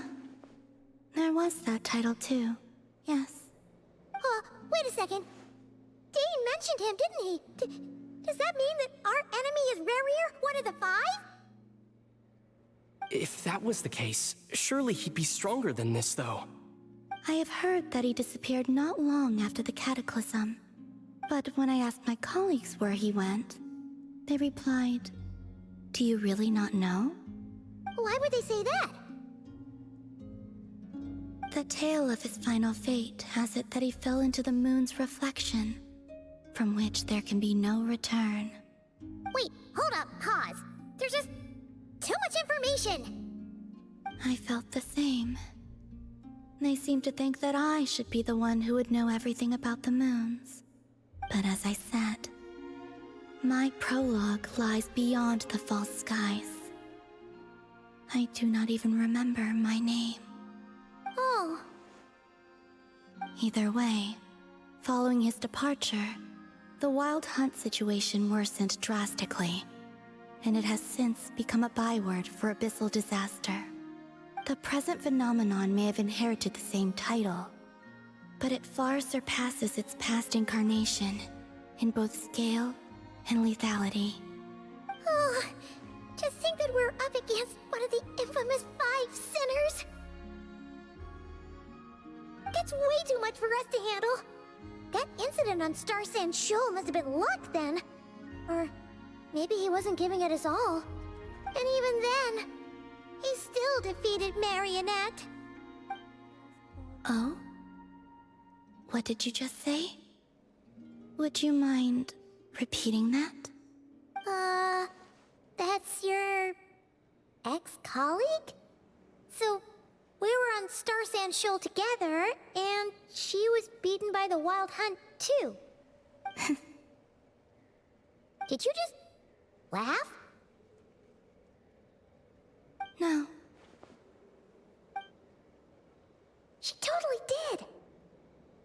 Are you two on bad terms or something? No. I simply imagined the put-out expression she must have worn in that moment, and found it interesting. She seemed quite shaken. Oh, she'll adjust soon enough. She's very good at that. Okay, anyway, we've gotten off topic. Now that we know how dangerous the guy targeting the moon marrow is, you sure you want to carry it around with you, Traveler?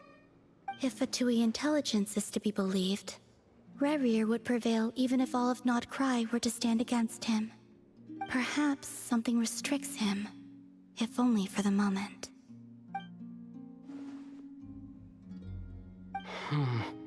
Before I decide, there's a favor I'd like to ask you, Columbina.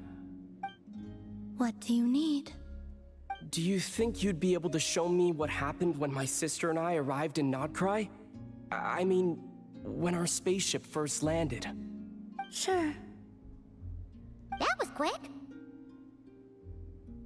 As I said, this to me is but a single ray of moonlight. Nothing to it. Give me your hand, and ready yourself.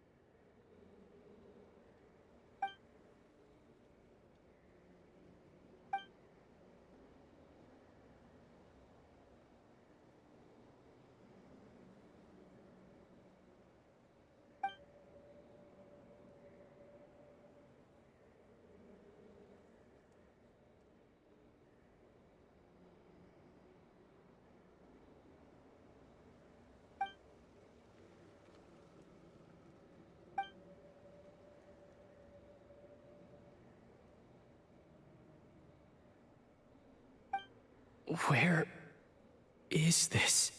Aether, come on, we have to leave this place. What? Hey, are you okay? Our spaceship. A long, long time passed after we landed. No one left the ship during that time, but Lumine found me from outside of it somehow. Huh? How would that even be possible? I don't know. The secrets within memories are like cookie crumbs. Take a bite, and they go everywhere.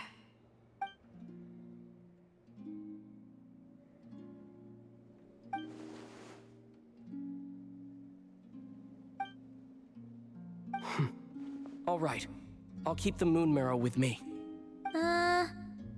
Well, if you say so.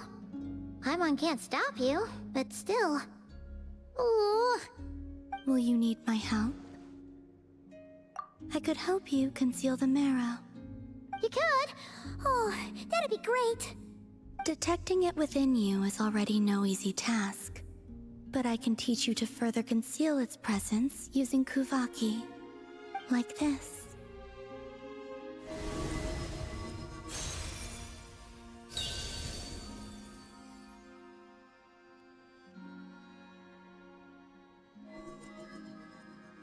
Ooh, looks like a shield.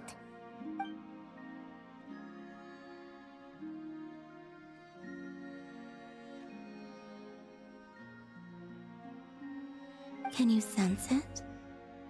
Now, try to maintain it. You learn quickly.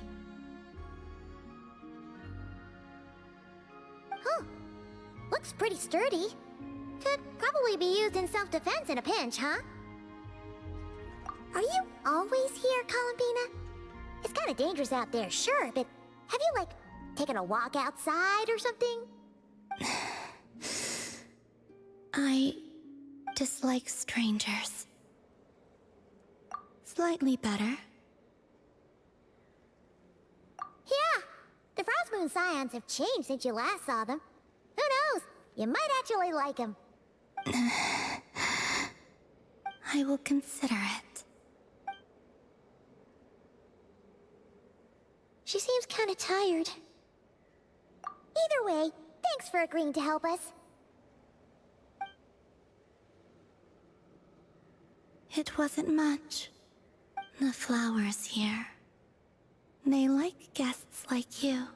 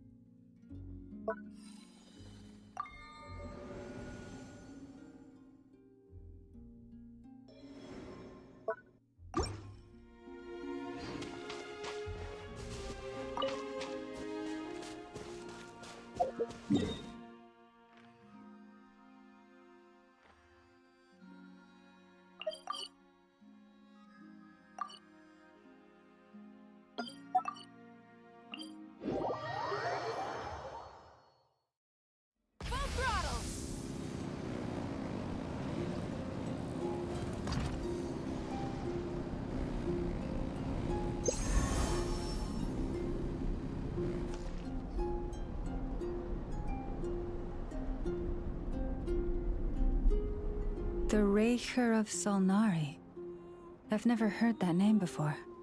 Let's keep this news confidential for the time being. It would only cause even more panic amongst the people of Nodcry.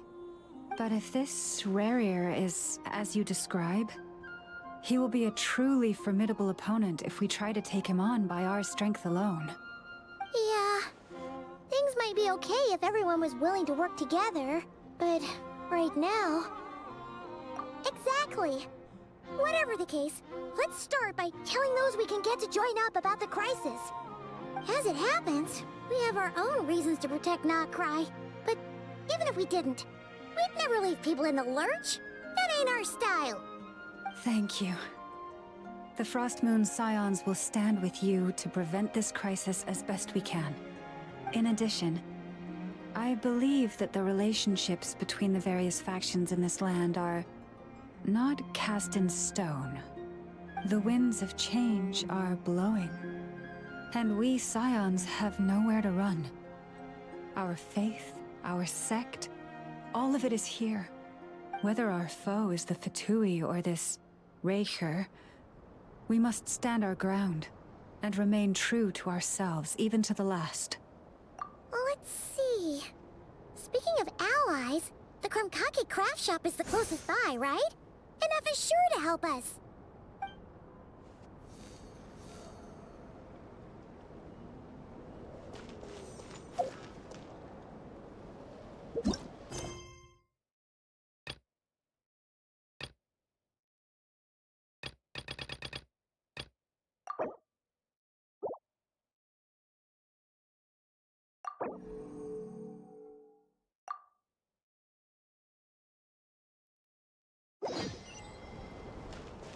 Try and stop me!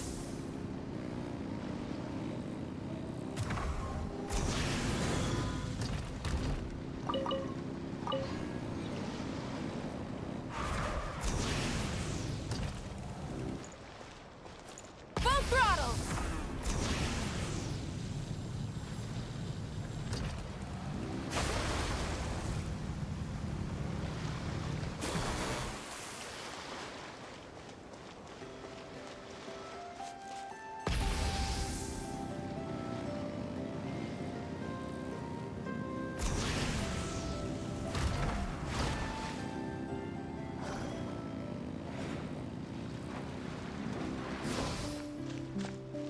Try and stop me!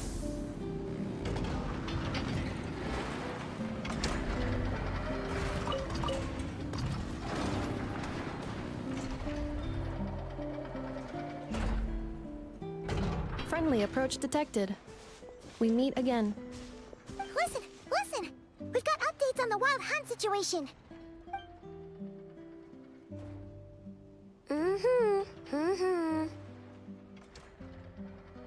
Threat level exceeds expectations.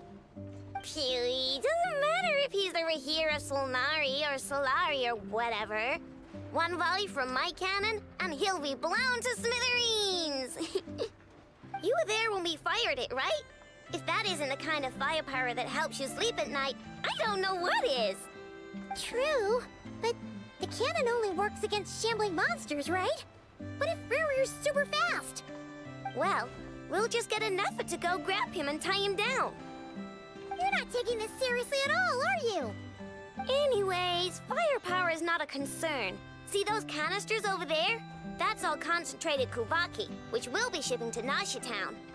More than enough ammo in there to blast that Fatui research facility to bits in a single shot. You sure have been looking forward to this battle, huh? Of course! This is gonna be the shot that shocks the world. All of Notcry, heck, all of Snezhnaya will know my name once we're through. Sure, travel safe. I know. There remains intel left unshared. Oh, right. Yeah. Since you're investigating the Wild Hunt, something pretty weird's happened in Nasha Town. Should probably watch out for that once you're back. Remember that Sosi guy? The Ratnik in charge of firing the cannon? He's been found dead in their organization's offices. Wait, what? Didn't we just see him, like, half a day ago? Yeah, it's still new news. So, not many people are in the know. We were only informed because we'd worked together closely. And even then, only just now. I'll send Anafa over to Nashi Town with some flowers later. Oh, he seemed like a good guy.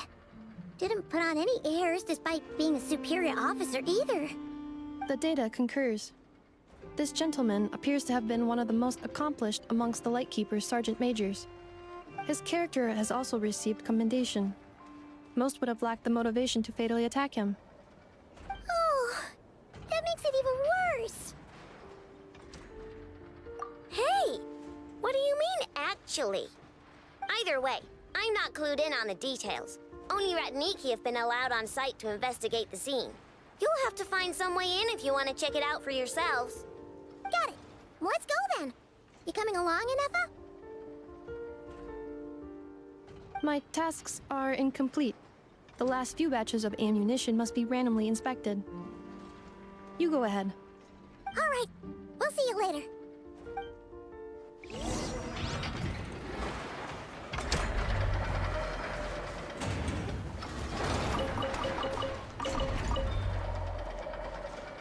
Full throttle!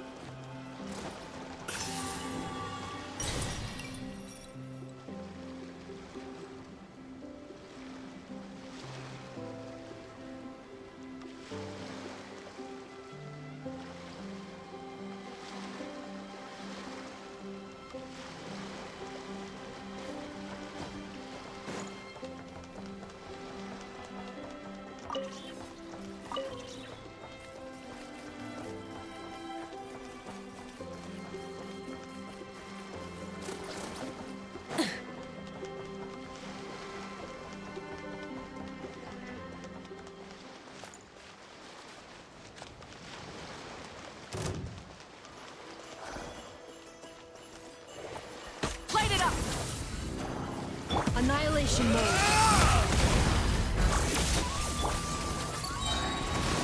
Scatter!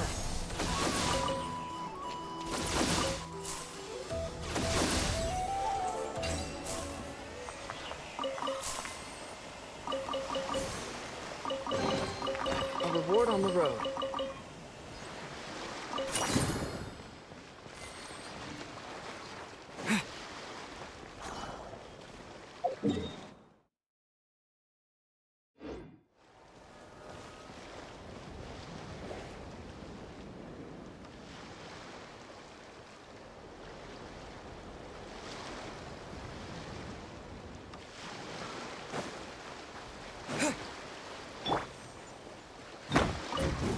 Yeah.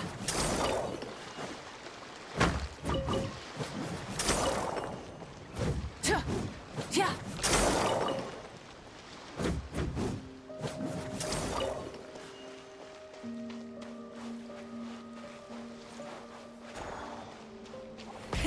Rev the engines!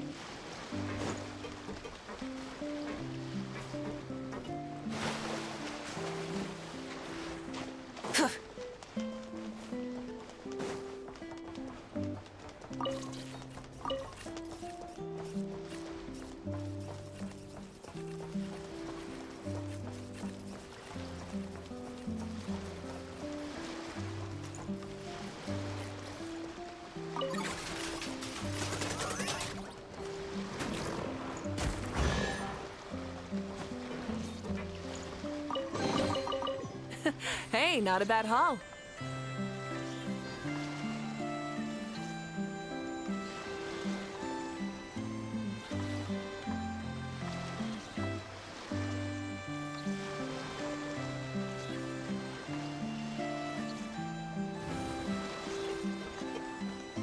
Try and stop me!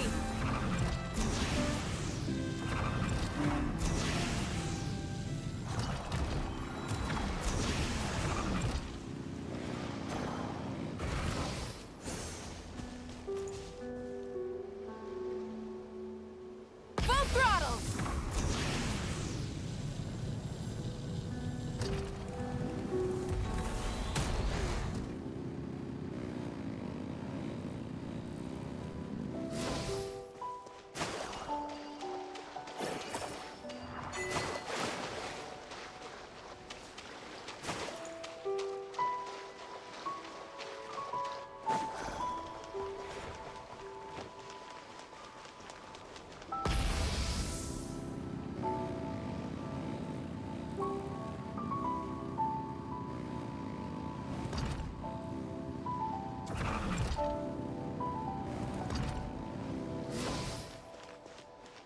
Try and stop me!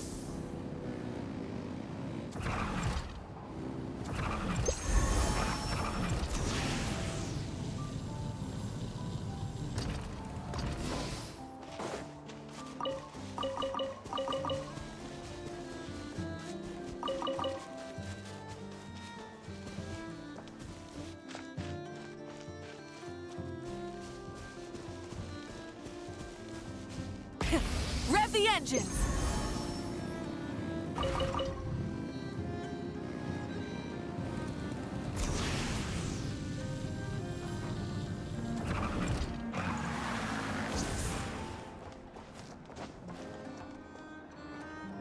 Try and stop me!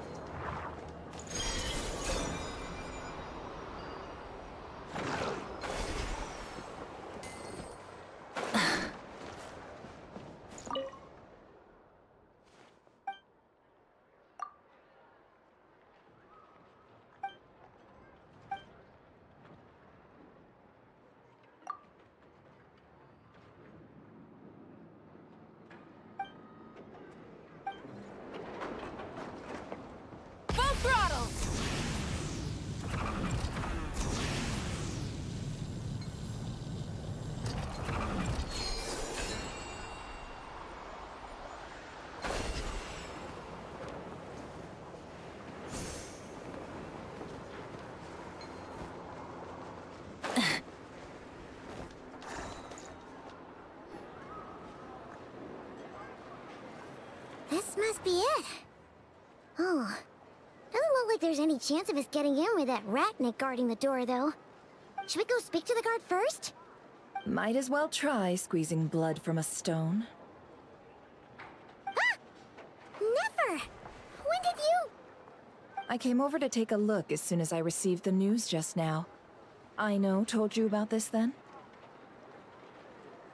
Before we start, shall we see if we've made the same guess?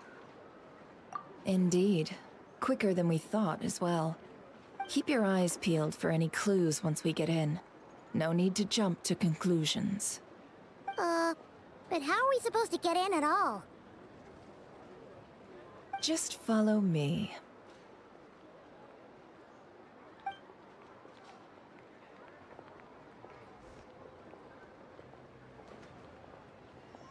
I'm sorry, but we're not open to guests right now. Sorry about that. They're here to investigate. All of them? The paperwork checks out. All right then. Enter.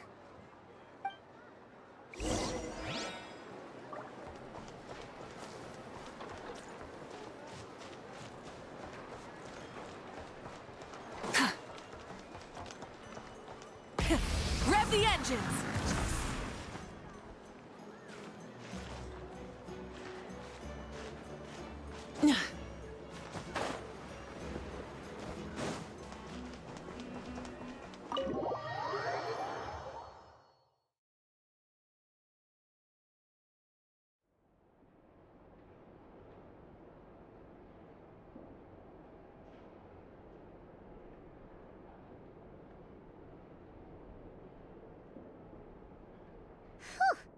Paimon might have said this before, Nefer, but you sure do come prepared.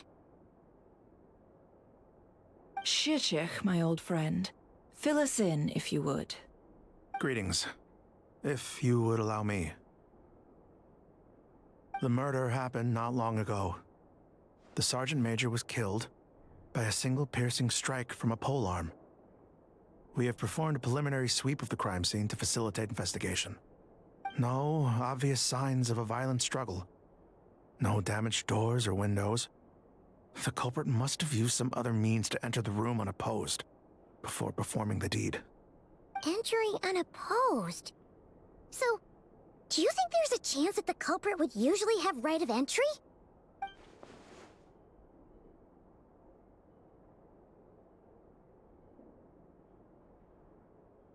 At the moment, the most valuable lead we have is based on an eyewitness report from a nearby resident.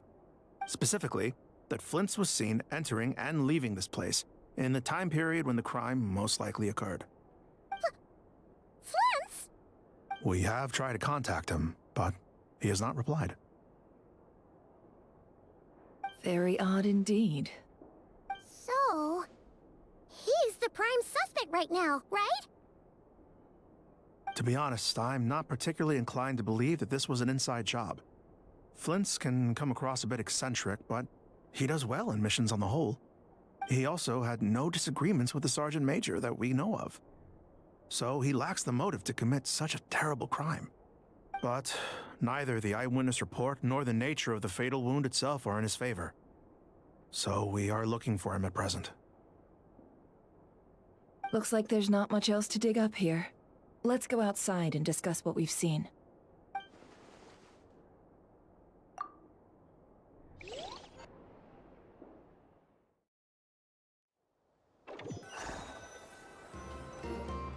So, the evidence points to Flint's, and he just so happens to have disappeared without a trace. A sticky situation indeed. We know that this Flint's could have been Rerir in disguise, but we lack the evidence to prove this to anyone else. Furthermore, Flint's has left us with many questions, all of which will require a reasonable explanation. Yeah! He said he would report back to headquarters, but it seems he hasn't gone at all. What could he be doing?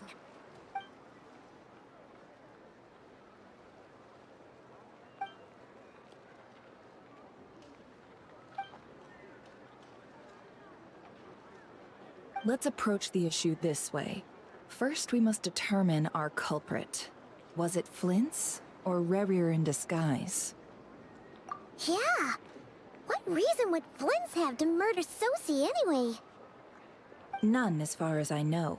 And even if he had a motive, it would have been easier to do so out in the wild, rather than in Nasha Town. Yeah, they would have often gone out on missions together. Plenty of chances there. Yes, but there's one thing worth noting here. Remember the intel we got back at the tavern? No one has ever seen a phantom that can take the form of other humans within the Wild Hunt. This means that he has been hesitant to abuse this ability, or allow it to become common knowledge, likely so that he could act in secret under other guises. But no matter what, borrowing identities comes with risks, right? What if you bump into the person you're imitating along the way? Precisely. In other words, his goal must have been worth the risk, similar to how he came in disguise to obtain the moon marrow. He likely knew then that the real Flints would not appear and get in his way during this time. We'd have to ask Flints ourselves, I'm afraid. But we shouldn't jump to any conclusions here. We can't discount the possibility that he might actually be the murderer himself. Not yet, at least. And there are other, less likely scenarios. For instance, Rarier may have already killed Flints long ago, and been living as him for some time now. Yes, that is our ticket to a breakthrough. Then we've got to find him before the Lightkeepers do, or we might never see him again. Steady now. Our friends should be back soon. We've tracked him down to a beach north of Nasha Town. The Wild Hunt is present too, so we're putting a force together. I'll have you know that this is top secret information I'm leaking here. Don't worry, you'll receive a top-class reward in return. The beach is all yours. I'll stay and slow the Lightkeepers down. Things might go south if you bump into one another. Oh right, before we go, should we reveal Rarier's secret? Since he's trying to keep it all hush-hush, why don't we just pull the curtains on his little trick? That'll teach him to sneak around pretending to be other people. Hey, why are you laughing? Oh, I was just imagining how satisfying that would feel. But I'm afraid this revelation would only stir up more chaos. Setting aside the matter of evidence, some may trust Flint's on our account, whereas others would suspect him on account of his behavior. Tossing him into a swirling tumult of public opinion like that might just give Rarier more opportunities to capitalize on. And think about it. Once people learn that he can masquerade as those they trust, would they continue to welcome friends into their homes with such open hearts? Unease grips the hearts of those in Nasha Town already. We should avoid throwing more fuel onto the fire. Yeah, you're right. You've really thought of everything, huh? Nothing for it, then. We've just gotta find Flint's. Indeed. But just in case, let me stress once more. We should neither be excessively afraid of Rarier, nor trust in Flint's too lightly. This light source is of special Lightkeeper design. It provides illumination within Wild Hunt anomalies, and can briefly dispel the abyssal fog within. Oh, right. We'll have to deal with that mess, too. Yeah, this'll be important. Thanks a bunch, Nefer. You're welcome. I've charged it to your account, by the way. Hey, you!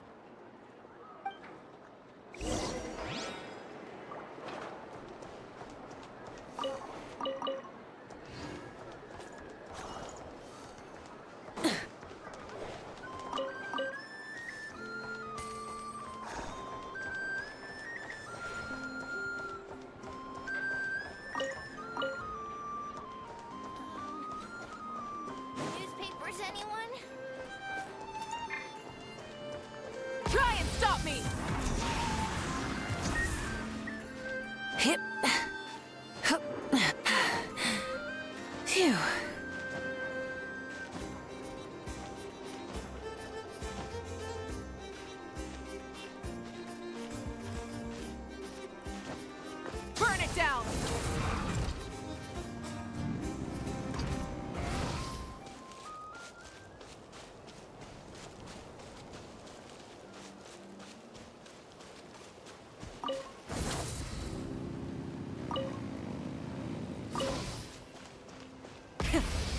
engines!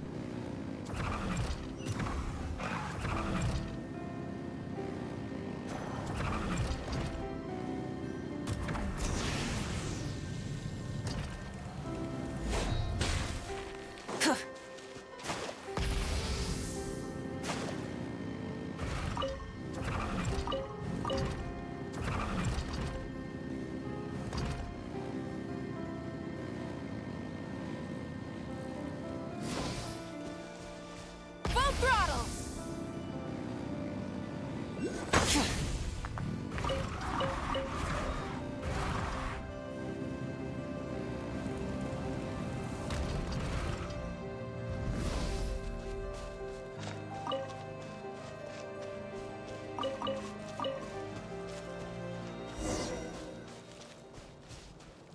Whoa!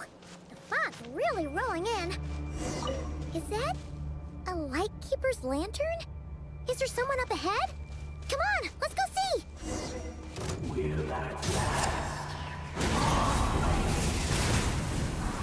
Monsters!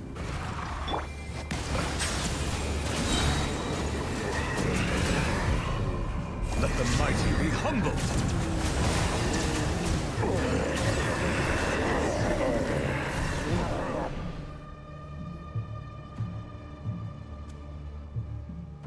This monster was lurking near the lamp. That must have been a planned ambush. We're not falling for that again. There's something inside it. Some small device. Huh? Why isn't it giving off light anymore? Is it broken? Oh, we better take it with us.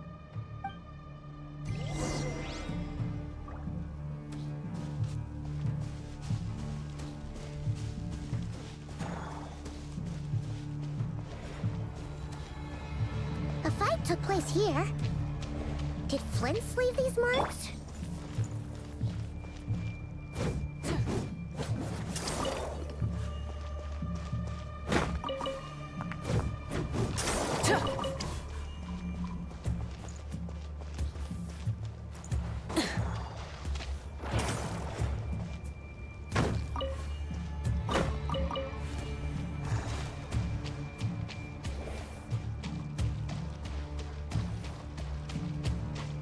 Is someone there?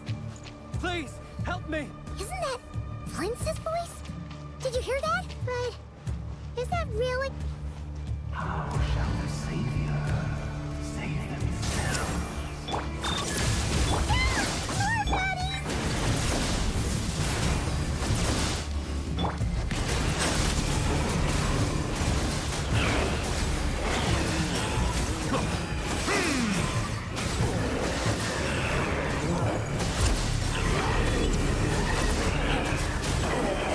Silence!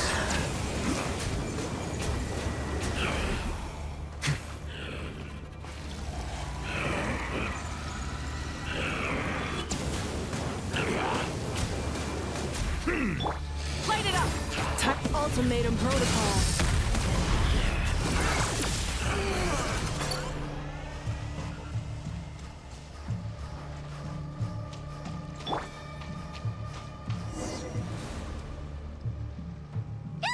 We'll be in trouble if these spooky shadows touch us! Quick, use the lantern!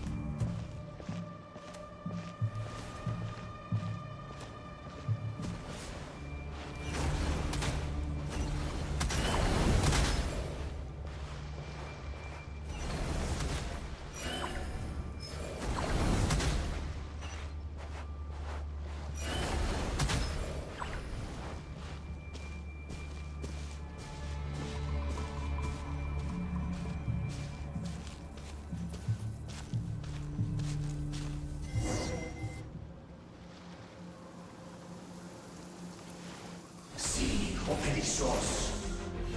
Filio Erios. Yamalune Saxisi Brampo Kalu. Mio Selu Siniso. Persevi Kistul.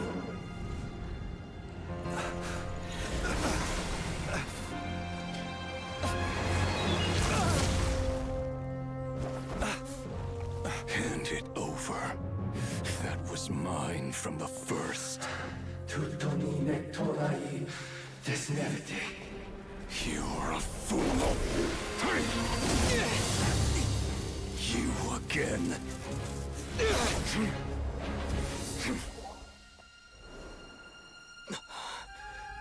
What the?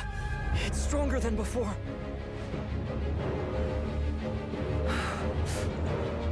Lantern now!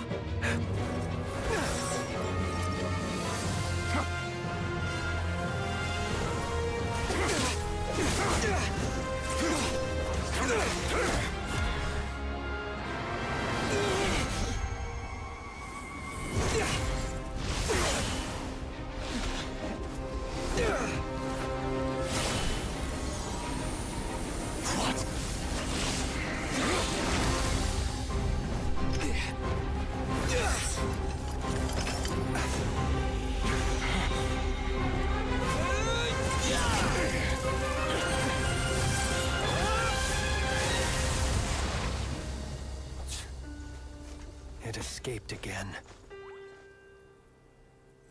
This situation speaks for itself, I presume. So, you were tangling with Rarer out here all by yourself. So, that vile phantom hiding inside the Wild Hunt has a name of his own. Yeah, you don't look so good.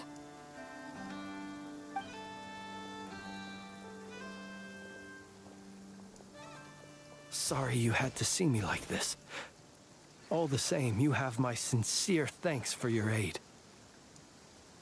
To think you had the power to so easily cleanse the filth staining the lantern, which tormented me so. Might I ask what magic that was? Or whose pupil you are? I believe I might have saved some face had I mastered just a fraction of such abilities. And an enviable constitution it is. A pity that such abilities cannot be acquired. Why did abyssal power just burst out of your lantern anyway? That is a long story. Many moons ago, when on Wild Hunt clearance duty, I shattered one of its cores only for a special crystalline object to fall out. I sensed a power surging within it that was at once familiar yet strangely illusory. I freely confess to being an avid collector of ancient gems, coins, and other curios. And curiosity it was that had me store this crystal inside my lantern.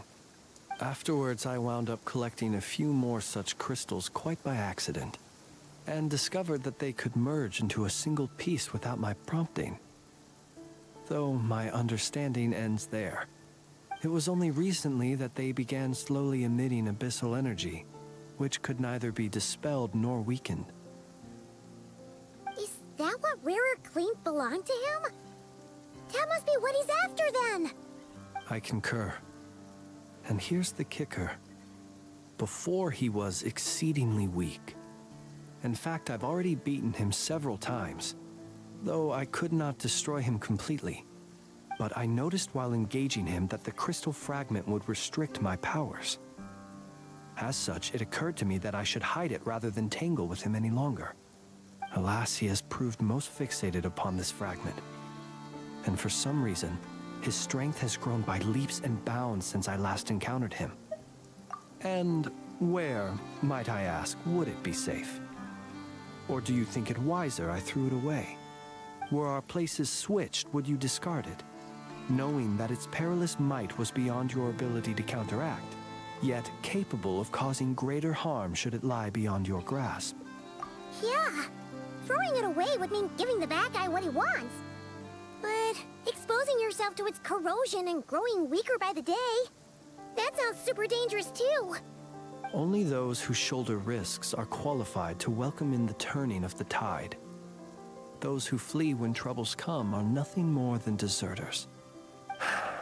Though I shan't deny that I have your fortuitous arrival and most outstanding assistance to thank for my continued ability to speak such platitudes.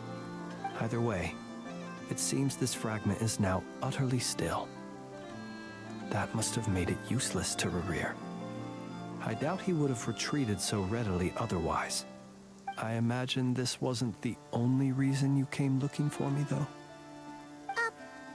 Well, no, but...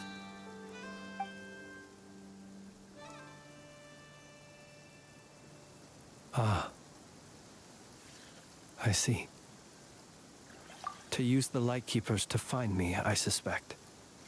I did not inform anyone of my true whereabouts, so he should have had more difficulty tracking me down. They alone have the ability to quickly pinpoint my position. Our Sergeant Major has a Kuvaki-powered device that can be used to detect others who bear a lantern. They usually don't pay my whereabouts much mind unless they absolutely must find me. You mean this thing? Yes. Where did you pick this up? We found it inside a lantern when we first charged into the Wild Hunt anomaly. It must belong to a Ratnik dispatched to investigate the area, who, it seems, dropped everything and fled the moment they saw the Wild Hunt massing to strike. Well, at least they're not dead. Guess it's not surprising how they found you so fast, then. But if Rerir could have shapeshifted into Sosi, why didn't he just use that Kavaki device to find you himself? Were he to use it, that device would likely fail to act as it should, owing to abyssal interference. Ah, guess that explains it.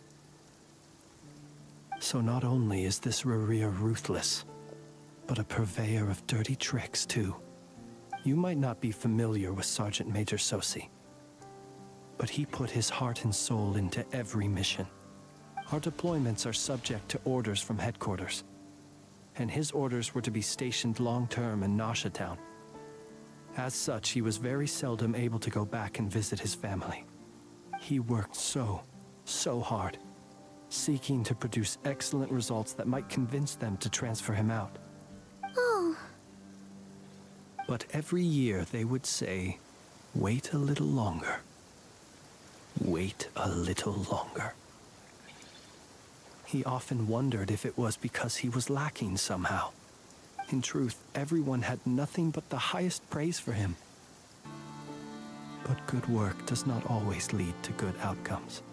The higher-ups would think, he's doing great where he is. Let him stay there forever. A most convenient choice for them, at least. Whereas his subordinates would think, wouldn't it be a shame if we were to lose such a talented, easygoing boss? So he waited. And he waited. Until the world closed its eyes in the depths of the night, and a lantern was slowly lit for him alone, that no one could see. One that has played out many times throughout history. Another reason to take this Rerir's head. Oh. At least we now know that he's looking for these fragments inside Wild Hunt anomalies. And yet, what did the Sergeant Major have to do with any of this? Why did he have to die? Could Rerir be angry that the cannon Sosi set up to fire destroyed the fragments he wanted to collect? Could you take me to the scene of the crime? We shall just have to exercise some discretion then. Come on. Let us be on our way.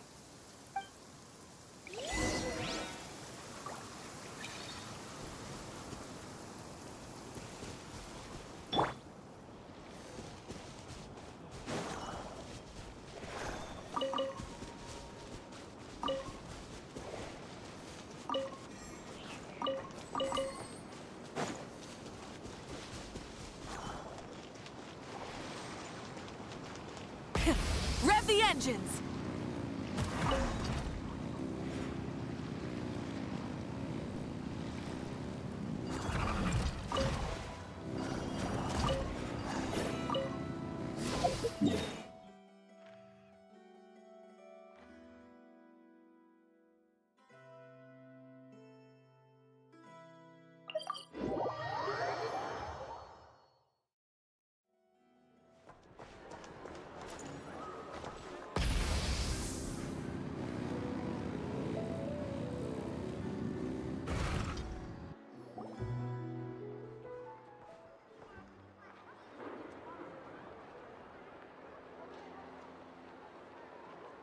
I understand the situation more or less.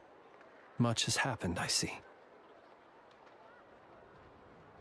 Either way, I suppose we were lucky not to receive a warm welcome on the way over here.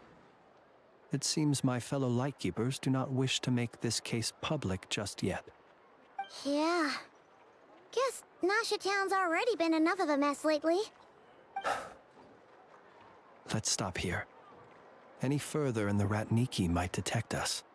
Since you two can enter, I'll have to request that you kindly pick me up once you're inside. Oh? And how are we supposed to do that? You'll know when the time comes. See you later.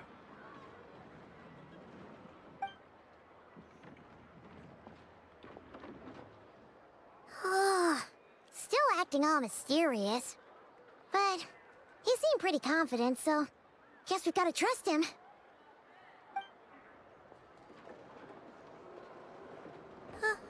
Hello? Ah, you're the special assistants for this investigation, right? Yep, that's us. Well, you're just in time. We're basically done investigating the crime scene. All that's left is to finish writing up some records. Then properly dispose of Sergeant Major Sosi's remains. If there's anything else you'd like to look into, this is your last chance to do so. Sadly, no. The motive behind the killing remains a mystery. And while we somehow managed to get news of Flint's, an unexpected accident caused us to miss him. But considering that Nefer from the Curatorium of Secrets came forward to help investigate, I have no doubt that a breakthrough's not far off. We'll do our part too. All right, we're going in. See you later.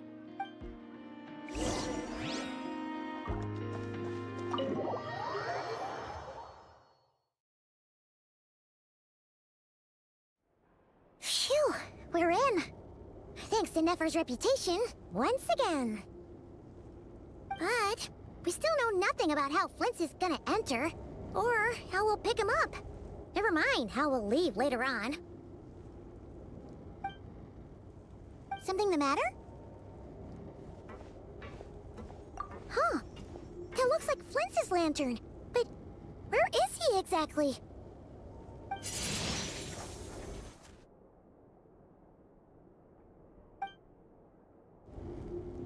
Well, we've got the lantern.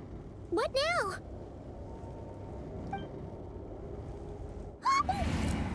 Oh, Paimon almost screamed out loud. You never said you could do magic like that! This lantern may have a rather peculiar shape, but so long as it doesn't glow, it won't stand out in the dark. I calculated that you would have already entered, so I chose a spot visible from the window before using light to send you a signal. As I thought, you're both sharp-eyed and on the ball. The perks of being veteran adventurers, huh? Your composure is more impressive still. You're right. That required a little trick of my own. But let us leave such trivial topics for a more relaxed moment. Our time is limited after all.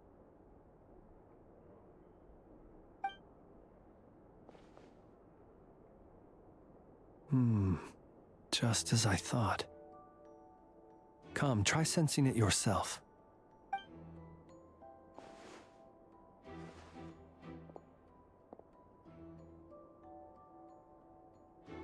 Identical powers must flow from the same source. It was the Wild Hunt, then, that took my form and killed the Sergeant Major. But why do this? To sow chaos by depriving the Lightkeepers of one of their commanders? If the Wild Hunt's true form is powerful enough to stand against the world as you claim, I fear not even the full force of Lightkeepers could stand against him, let alone the handful of us stationed in Nasha Town. He would have no reason whatsoever to pick quarrels with individual ants. Let's look again more closely. We must leave no stone unturned. Well, that makes things simpler. In that case, allow me to disturb the fallen. May the ghost flame guide your spirit. May you rest in peace.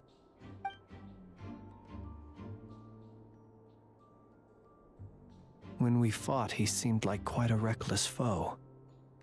Certainly not the meticulous mastermind type. Yet here we are, grappling with this enigma he has left us. Oh, if we can't get any leads, we might have to go back and find Nefer. Oh, the longer we're stuck here, the likelier he is to achieve his goal. Ugh, this is so frustrating!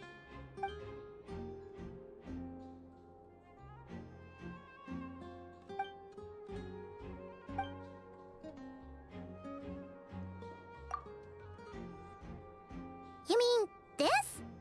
I'm not well versed in machinery, but that means his mechanical arm is malfunctioning, right? It might have been broken in combat. No, that's not right. Paimon remembers this signal. We saw it before while repairing the cannon. It doesn't mean that the components are damaged. It just means that they're due for regular maintenance, so the device has stopped operating. But the real problem is that... Yeah, he even helped us find the maintenance port. It could still be a coincidence, but considering it hasn't been long at all since we were repairing that cannon... The Sosi you met could have been Rerir in disguise. In other words, he played the Sergeant Major before disguising himself as me. That's right! If only there were some way to prove it. You mean Hintsa? We had a short chat with him once at the tavern, but it's so late. Guess it'll have to wait till tomorrow. I know where he lives. The situation is critical, so let us now take up the role of uninvited guests ourselves. Ah, yes. And one more thing. Remember to pick me up by the window.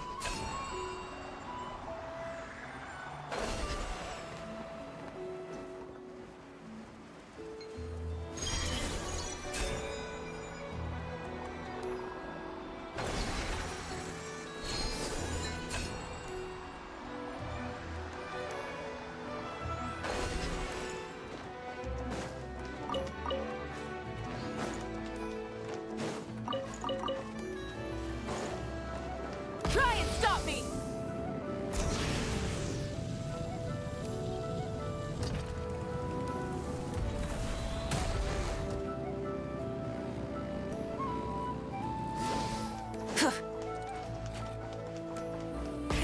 Rev the engines!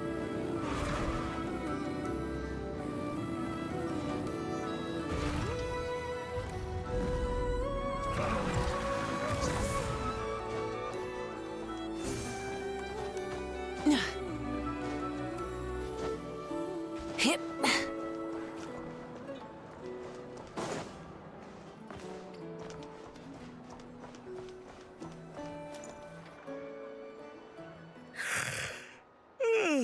Oh, it's you two. And Flint's. Given the hour, I guess it must be an emergency. It is indeed. Our sincerest apologies for interrupting your rest. We are investigating a certain matter in connection with Sergeant Major Sosi. We'd like to know if he has sent you a request for maintenance to be performed on his mechanical arm. Sosi. Oh, so the rumors I heard, are they true? You know what? Forget it. I'm sure it's complicated. No further questions from me. Just a moment. I need to check my records. Thank you for your understanding.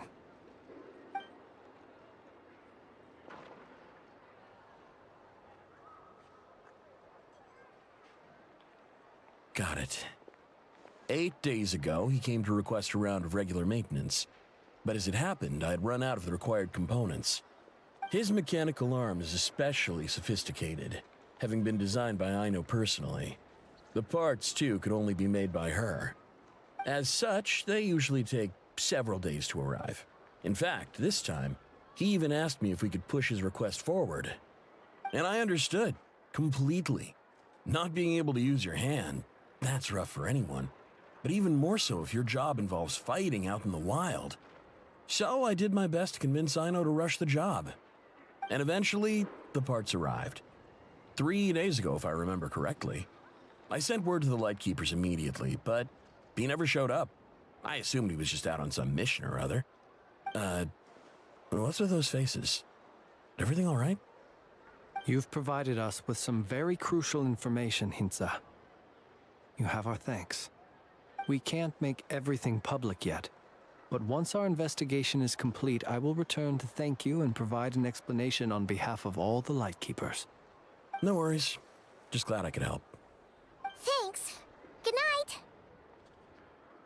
Good night. Hope the investigation goes well.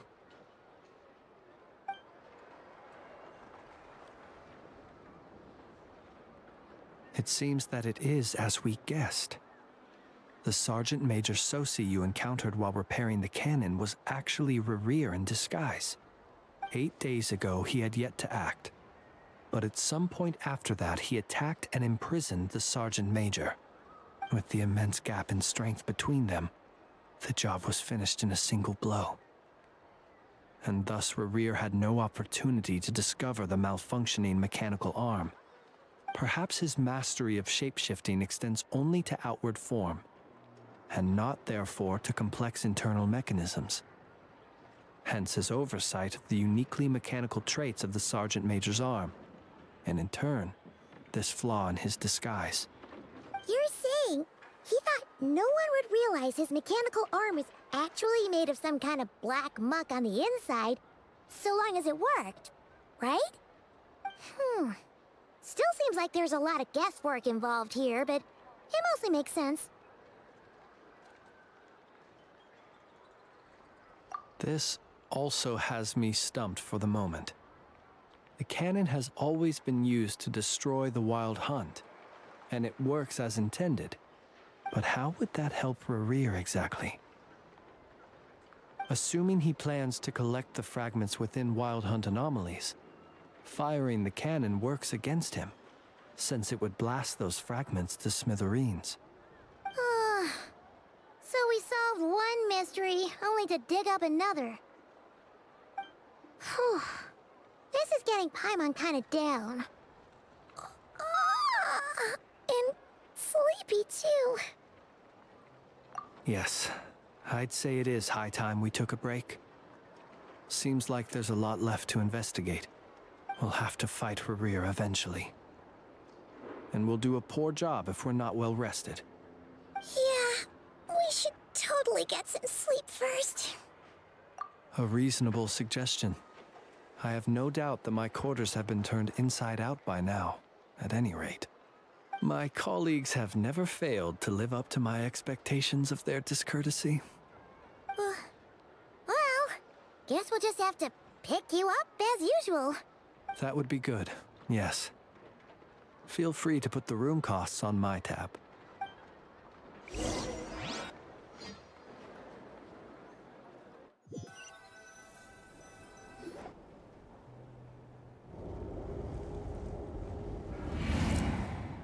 Phew, back inside. We can finally take a breather. Okay, Paimon. In and out. I suppose we could all take a moment to unwind. As I recall, our first meeting took place not far from here. The nostalgia. Had you already sensed the unique power within my lantern at that time? I see. Words truly do fail to capture your superlative insight. Fortunate then that abyssal energy was only leaking from the fragment in minuscule amounts when we first met. Or I might have been in for a real interrogation. Yeah, hard to say how that would have played out. We've had a whole bunch of unpleasant run-ins with the Abyss. You mean to ask why I'm going this far to oppose him? Well, as a Lightkeeper, I'd say I'm simply doing my job. Yeah! You're covered in more mysteries than Paimon could shake a skewer at. You can't just get out of explaining yourself by making lame excuses. All right. I suppose I do owe you some honesty, whether out of gratitude or the need to build trust. Your deductions have been quite correct. Should one wish to conceal oneself within a lantern, elemental power alone is not enough. You know humans well, and naturally you understand their limits. But some things that humans would consider difficult are quite normal in the eyes of non-humans. So, you mean you're one of the latter? Have you heard of how Snezhnaya was once the realm of the Fae? This race is no longer of any importance, but they still exist, as evidenced by the fact that I am standing before you.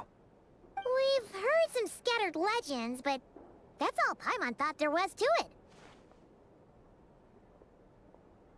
I once turned my heart toward humanity, and thus did I experience loss. I once labored and did much, and put an end to my tale with my own hands. When you realize you are floating in the middle of a vast ocean, you cannot help but feel that swimming in any direction would be equally meaningless. Would it not be better, then, to simply sink? But before I could sink to truly lightless depths, chance had it that I should be awakened by a band of Ratniki. They were facing a horde of abyssal monsters, and could not last against such a disparity in strength. Yet none fled. Those who dwell in darkness for long enough become exceedingly sensitive to all light. And the first light I saw upon awakening was that which shone from their eyes. Is that why you chose to help them? Perhaps I was moved by their valor. Perhaps I simply saw my past self in them, and was moved to action for the first time in a long, long while. But I was freshly awoken, and my powers were limited. I could not prevent casualties altogether. The survivors and I buried the fallen heroes. That was the origin of the Final Night Cemetery. Well, not exactly. I was just more familiar with them. So joining up seemed the most convenient way to experience human life. Doesn't sound too believable. Well, I believe it. Besides, I'm well past the age when one might believe in things that must be done. Nonetheless, there are still some things I will not allow to happen. The chaos that Rerir has been stirring up is one of them. Tomorrow I shall go and check our records to see if I can find any connection between the Wild Hunt, Rerir, and the Canon. Will you need us to get you where you need to be? Oh, I'll be fine. I keep a backup copy at my residence in case of emergencies. Can you even go back there right now? Won't there be Ratniki watching it? Thanks for the reminder. I believe they'll have checked my place, but they won't have stayed. All things are ranked according to their priority, and we lack the manpower for such an open-ended stakeout. And even if someone is waiting, I have ways around that. I am the master of my own house, after all. All right then, we'll trust you. We sure ended up chatting for a while, huh? I'm super tired now. But, you know, feels like we can breathe easier, now that we know you better. I didn't take you for the cautious sort. Anyway, I hope you'll help me keep this a secret. I'd prefer others not to know about my past unless strictly necessary. Nor do I want to attract more trouble on account of being a Fae. Paimon's lips are sealed too. All right. Thanks again for your help. Good night, you two. Finally, we can rest. Let's go get some sleep. There's tons to do tomorrow. It's getting late. The situation is urgent, but rest is vital. Good night, both of you.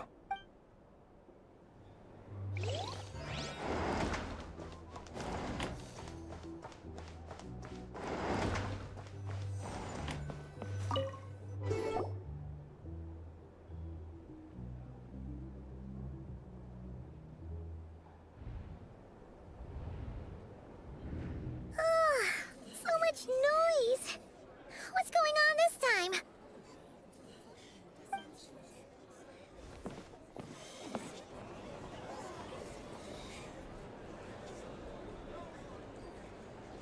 Hey! Where's Flint's? Is he here, or isn't he? We would be most obliged if you would pipe down a little, dear guest. Our other guests are resting. Resting? We're all about to be done for, and you're talking about rest? Flint's is a wild hunt shapeshifter, here to deceive us all! If we don't get rid of him now, there'll be no end to this! You'd better give him up. If anything happens, your business here is done for. You want that, huh? Or are you in cahoots with him? You with the wild hunt too, huh? What happened? Did something leak out? But we were so careful last night. How did anyone see us? What do you mean? This is so confusing! What do we do? These people are no match for Flint's, but they're super heated right now. It's not like all the unusual stuff about him will make it any easier to explain either. Okay! Hey! Let us in now! My apologies. My apologies. Hold on! Calm down, everyone! What in Tevat is the meaning of this racket? Are you intent on depriving both the Voynich Guild and the Curatorium of Secrets of even a moment's rest? Boss, do we really have to entertain people who don't respect the rules? Call a few of your boys and have them thrown out. And what hole did you crawl out of? A watering hole, of course. The one you've just disturbed. A place to get a moment's respite from all the recent unhappiness, and to escape from all this talk of the wild hunt, or strange ghosts and phantoms. Who'd have guessed people like you would come bursting in, shrieking louder than any ghoul? This is a matter of utmost importance. We've got solid evidence. All we need now is to confront Flint's face to face. Exactly. And you sure don't look like an impartial party either, Nefer. Oh, don't I now? How about this then, boss? Let them do their search. If they find their man, they can have their little chat. But if they don't, then they owe everyone here an apology, as well as compensation for all the racket they've caused. Wait, it's... All right. I suppose that's the only way. If we don't let them in now, they'll be back sooner or later. What a mess. Oh, alright then. Well, I'd say that sounds like an impartial proposal. What say you? Or are you suddenly unsure of yourselves? Come on, everyone! Move it!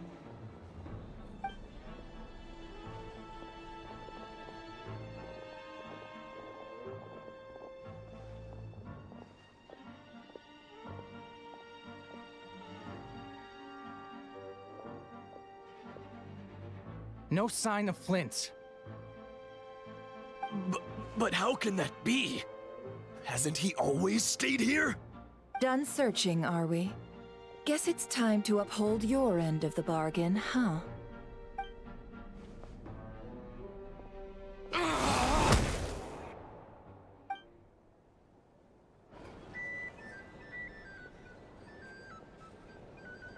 So, Paimon, you've been waiting to ask me something, haven't you? Yeah, how did they even find us here? My inside man with the Lightkeepers informed me that you paid the crime scene a late-night visit. I surmise that you must have rendezvoused with Flint's and obtained some new information. Then, early this morning, a group of people gathered at the town gates, news spreading amongst them that the Wild Hunt could disguise itself by taking on familiar faces. Everyone started throwing out the names of possible suspects. No one, seemingly, was exempt. And amidst it all, Flintz's name started gaining more and more traction. I'm sure his solitary lifestyle may have played a part, but I wouldn't discount Rerir throwing fuel on the fire in secret. So, did Flint's make his escape after hearing about this? And that's where I, Yehoda, the quick-witted, fleet-footed backbone of the Curatorium, got my chance to shine. While everyone was super focused on the argument in the main hall, I, alone, noticed an opening. I got her to climb up to a window to help Flint's out, only for her to return with nothing but a lantern. Aw, come on, pause. I was just getting started. We initially intended to bring Flint's back to the Curatorium and wait those people out, but I never expected this to be all that was left. I imagine, though, that he wouldn't have left something that was so seemingly important to him behind. Might he intend to come back and get it later? Maybe. I'm not sure. Well, he's out of harm's way now, so that's not super important, right? Oh? What Paimon means to say is, we got lots of new intel to share. All right then. Yehoda, contact the others. We're going to need all hands on deck. Let's have this discussion over at my place.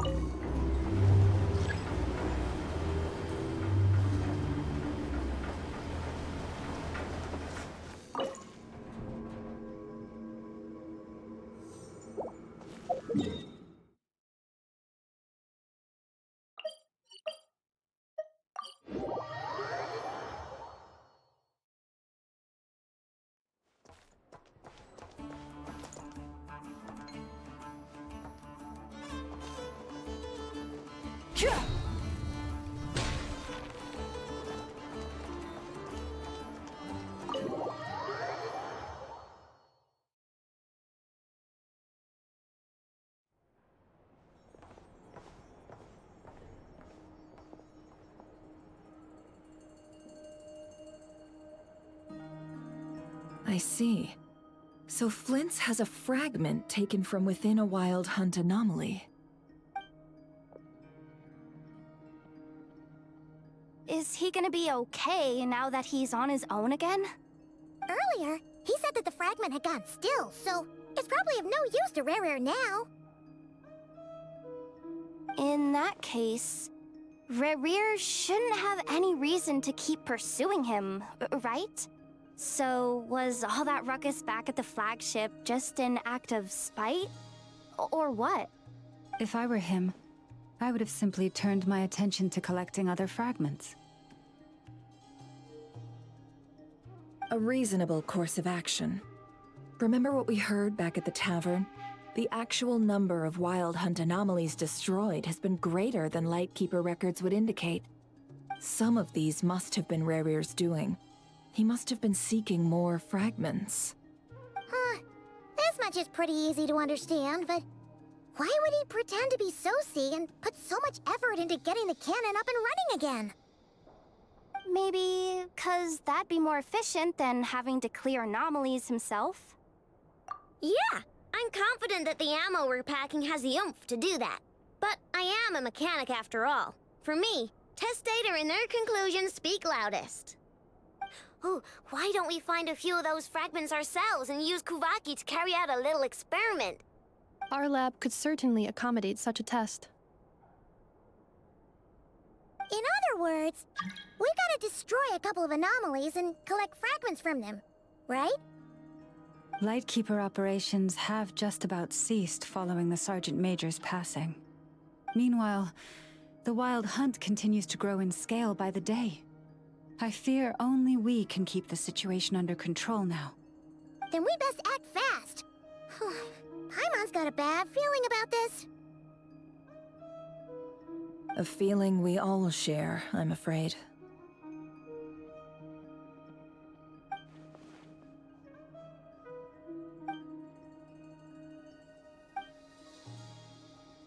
There are 3 Wild Hunt sites that must be dealt with urgently. But I believe we have the capacity to handle it. Works for me. Ineffa and I will take our workshop assistants to deal with one of the sites. The Curatorium will handle another. And we Frostmoon Scions shall deal with the remaining one.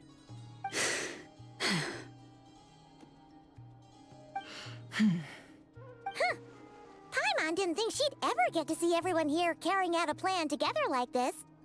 Never mind you. This is a first for me, too. Let's head out then. We'll meet back up at my lab with the fragments.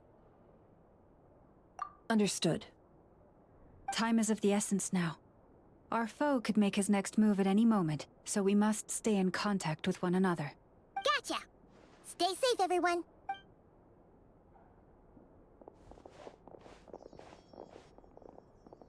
Huh. Anyone seen the lantern? Has Flint's dropped by already? Well, considering what you said earlier, you know where we're going next, right?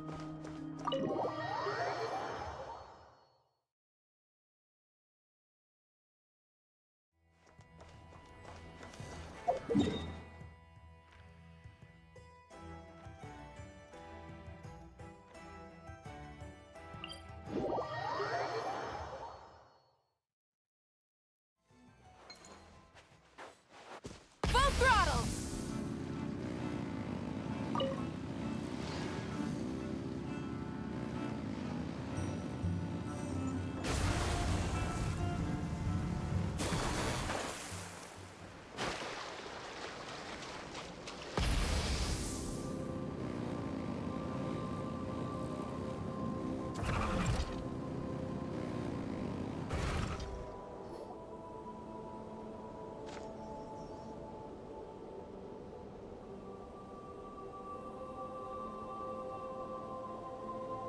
Oh, no one's guarding this place, just like he said.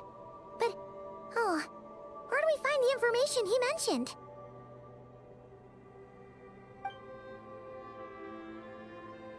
This way.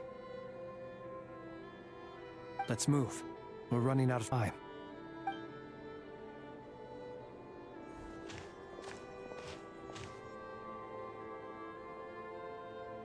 Ah! There you are! Okay, let's split up and make this happen. Or not! How are we supposed to read through this many files? Difficult, yes, but it is also our most efficient option.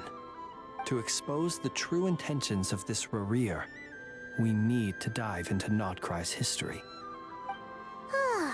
Hope we don't land on our heads then. Ah! Ghost! That file suddenly moved by itself. This is a graveyard, right, Flint? Do these things just kind of happen? Many strange things happen here, but this is not one of them. But that file really did move by itself! Hey, come out! Don't scare Paimon like that!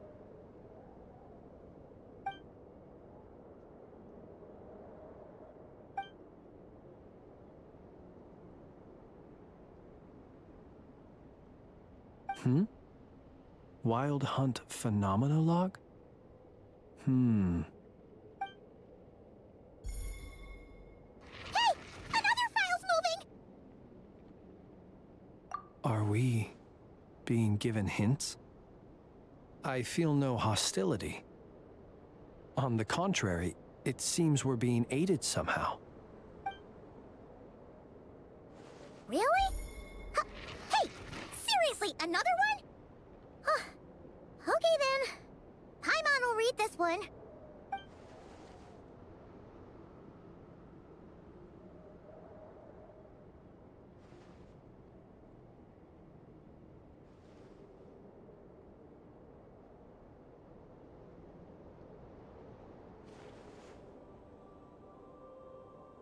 Phew!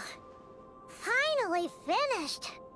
Oh, Paimon sure could use a long break from long words now. Hope she can remember it all. The material I've read through has all been about past Wild Hunt incidents of enormous scale. What about you? Paimon as well. Guess that makes 3 of us. Whatever this is, it seems to want us to notice something. Let's bring our files together and give them another look through. All right. Paimon will go fetch hers. All these incidents look pretty different. Wait. I've noticed something. Before the occurrence of these huge Wild Hunt events, a smaller scale one would erupt in the exact same location. And look, all these smaller scale Wild Hunt site reports share a common outcome.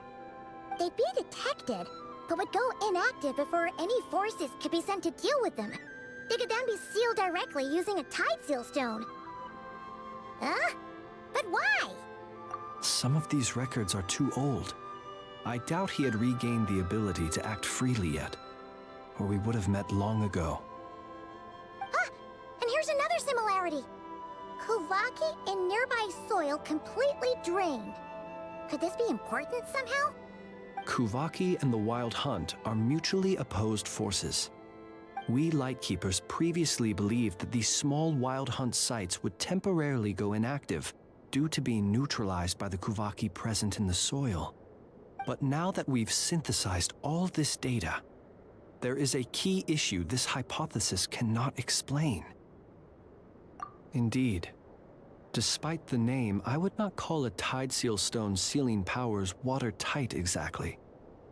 But for it to fail and the situation to deteriorate in such short order.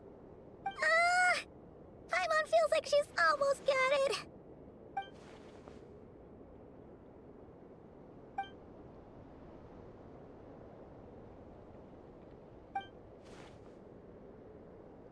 Yes, that might be it. It could be that when Kuvaki and abyssal energies meet, the stronger side will suppress the weaker one. And while Kuvaki can indeed destroy small-scale Wild Hunt anomalies, should Rerir be strong enough, the Kuvaki might be his for the taking instead.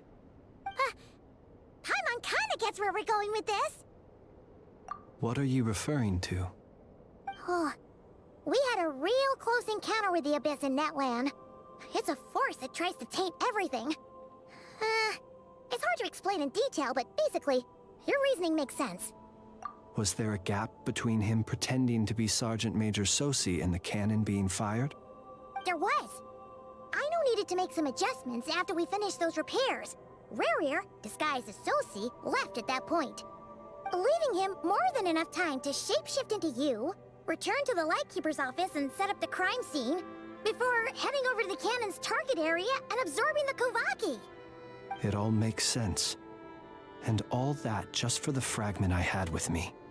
It begs the question, what makes it so special that he needs it so badly?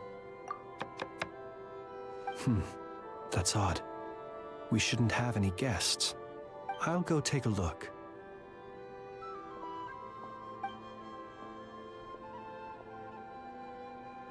Ah, it's an ibis. It's carrying a letter!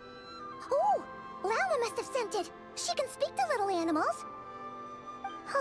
Let's see here. Situation urgent. The cannon began operating shortly after we left Nasha Town and is preparing to fire. It is locked on to Star Sand Shoal. Please return to Nasha Town and assist with all haste. Lauma. That's gotta be Rerir's doing. But why is he using the cannon again? Didn't he already fire it once before? No time for speculation. He's already made his preparations. If you recall, his body was incomplete when we last met. If this bombardment continues to increase his strength, he might regain his complete form. Huh, what should we do? There's no way we're getting back to Nasha Town in time. Let's go to the cannon's target site. That's where we should find Barir, and that's where we'll stop him. One moment. Just let me get this news to Lauma. Nasha Town is in their hands now.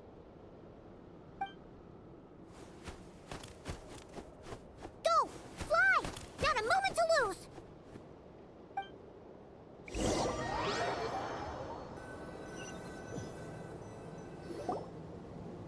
You're here, as expected. Humans, you never change.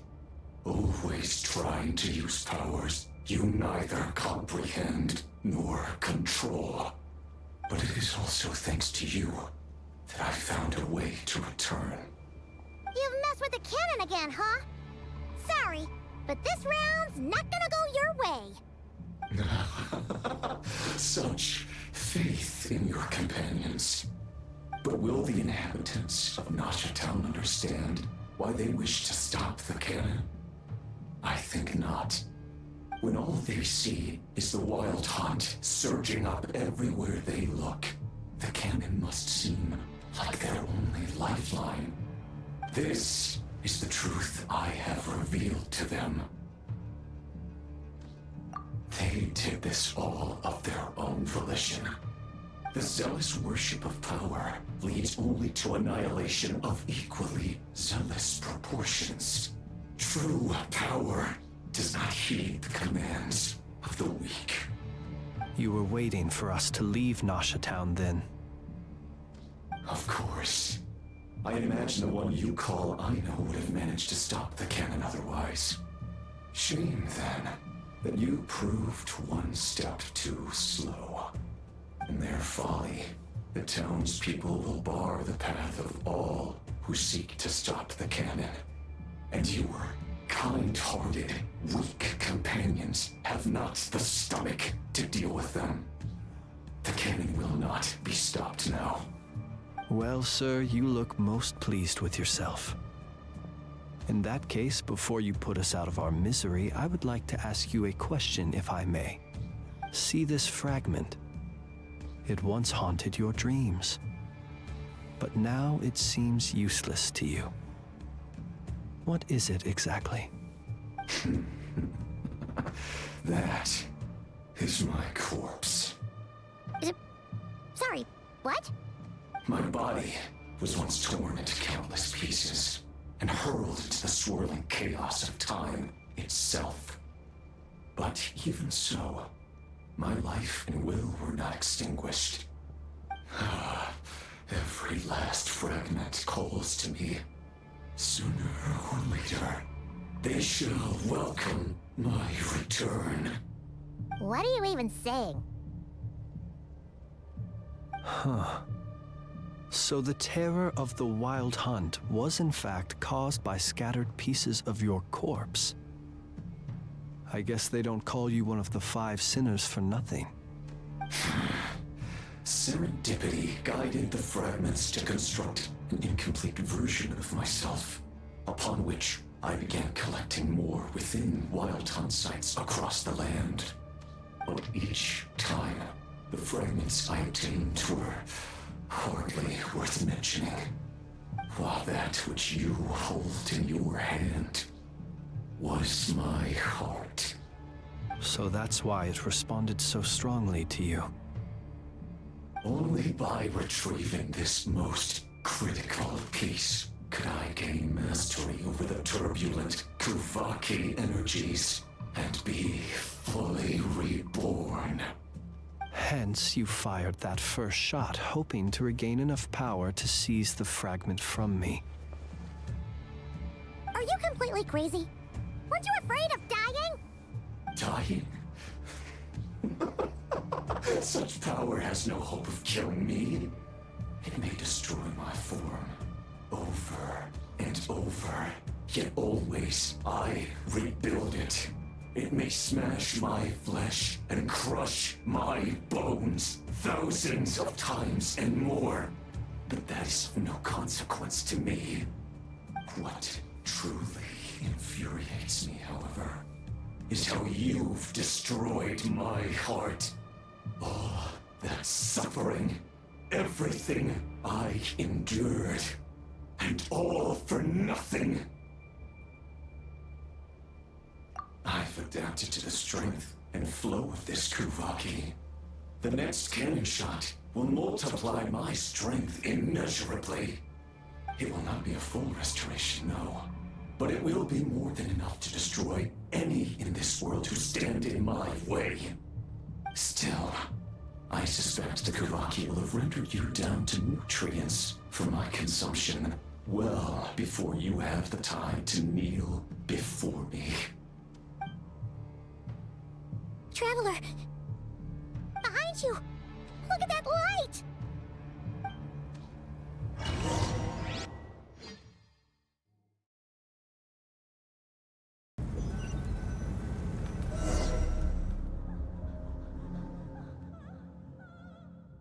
Dang it! Who fired up the cannon without my say-so? Its defensive barrier has also been activated, likely in anticipation of interference by malicious actors. The air is thick with fear and anxiety.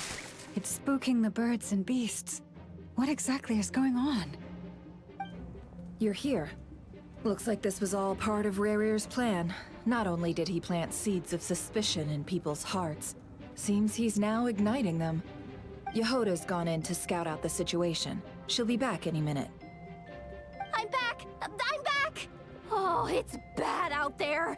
Rumors flying everywhere you turn. Something about the Wild Hunt preparing to spawn a wave of monsters, the likes of which we've never seen before. But that's not even the worst of it. Lots of folks don't even believe the cannon can prevent this crisis, so they're getting ready to make a run for it. Others are trying to make a quick buck out of this whole mess. How could they still be thinking about Mora when such a catastrophe is imminent? Unprecedented danger brings unprecedented opportunities in its wake. A chaotic situation can bury much wrongdoing. Even those who flee without reserve put themselves at the mercy of the divine. Is it any wonder, then, that some will aim to profit? After all, a gamble that might rewrite one's entire life is hard to come by. Even so. Well, seeing as you disapprove of their actions so strongly, Lady Moonchanter, I suggest that you be the one to handle them. Not like that's the only major problem on our plate right now. Affirmative. We must quell the chaos in Nasha Town as soon as possible. Also, the unexpected activation of the cannon entails a high risk of incorrect operation. This must be stopped in a timely manner. Well, about that, people have been talking about how someone might come to stop the cannon. They've decided they won't let anyone in. What? I made that thing! They can't just take it from me! Let me over there! What are they gonna do? Stop me? They might, if Rarir has already formulated some countermeasure. For example, he might have spread a rumor that the Wild Hunt would take your form.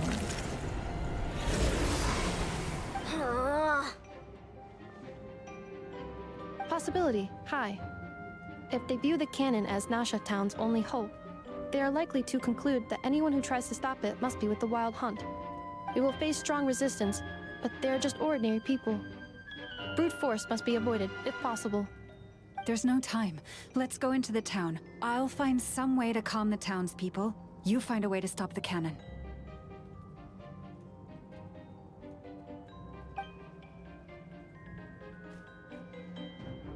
Oh, you're back. And you have a letter? The Traveler won't make it back in time. So they're heading straight over to Star Sand Shoal instead. Wait, what? Isn't that the cannon's target? Why would he go there? Assessing risk level. Maximum. So if we can't prevent the cannon from being fired... Then he's prepared for the worst.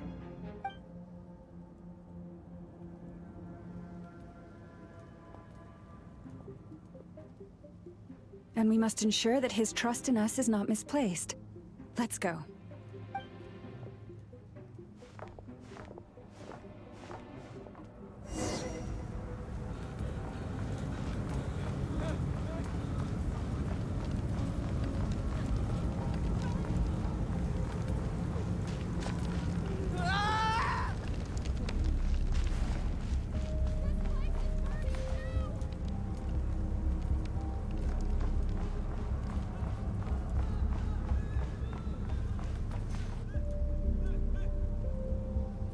Most of those we've met so far have been attempting to escape, so they haven't gotten in our way.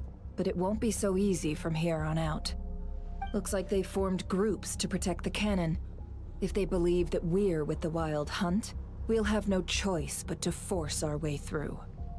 Is that Lady Lauma? But are you really her? It's you, Rixa. I believe you recognize this power, having lived on Hisi Island for so long. It is not something that anyone else could imitate. I do, yes. So it really is you, my lady. But why are you here? Really, I believe you, but the others, well, they'll be on high alert. The townspeople have been misled into believing that they needed to activate the cannon. I am here to stop them. But... I know what you wish to say. Our island and Nasha Town have never had close ties. There should be no reason for me to intervene. But you chose to leave the island. You had the resolve and the courage to start a new life. It is unfair, unjust, that you should be dragged into this mess just as that life was about to begin. I seek to redress this injustice, not only for you, but for everyone here who wishes to live their lives free from this chaos. Please, have faith in our long-standing friendship, and that this is where my heart has led me. Thank you, my lady. Thank you. Please help us. Then come. I need you to step forward alongside me, and to do your part too. All right, I understand. Seems we chose the right person for the job. All right, everyone. Let us meet again later. Huh? You're not coming with us? We won't be able to calm this storm by our power alone. As such, I'll need to contact some... let's call them friends in high places, shall we? Let's go, Yehoda. Okay. See you again, everyone! That is, if we can.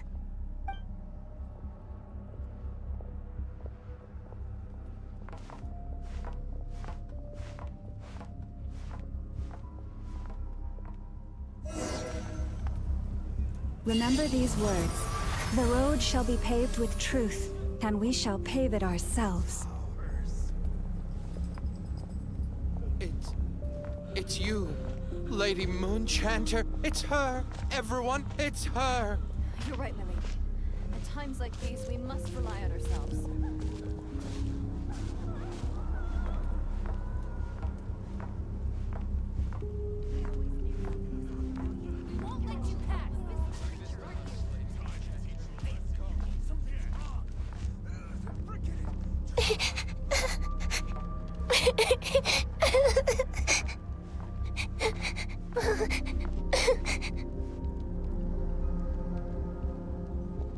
Lady Moonchanter, there's a child here!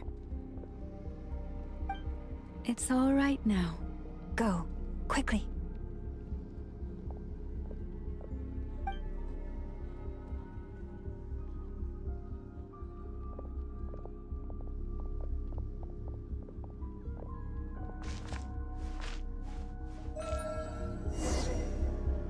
You wretched monsters! You're not getting anywhere near the cannon!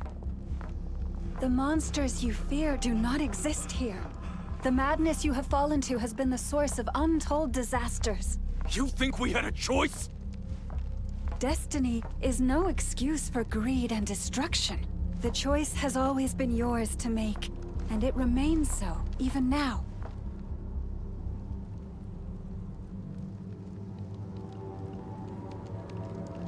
Thank you for bringing us here. We can quickly overcome the barrier by going upward from over there. The cannon is all yours now. Got it. Thanks, Lauma. Inefa, give her a cramkake. Orders received and immediately deferred. Departure takes priority. Please, everyone, listen to me. I will not deny that we hold different beliefs, but in the face of the immense threat that hangs above us all, we must persist in trusting one another. Otherwise, rifts will surely form, prized open by those who harbor ulterior motives. If your fear is born of helplessness, if you flee because you know not how to fight, then follow me, you who are lost. I am no god, but so long as we hold our candles steady and unite beneath the same moonlight, no deception or rumors can be concealed from us. Let us resolve then to defend ourselves and to stand firm against the false illusions by which our foe seeks to beguile us.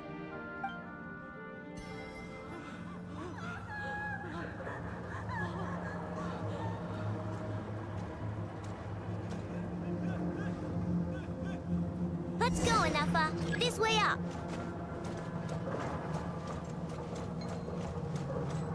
Let's go, Inefa. This way. This is making me dizzier than I expected. Adjusting route. Make ready.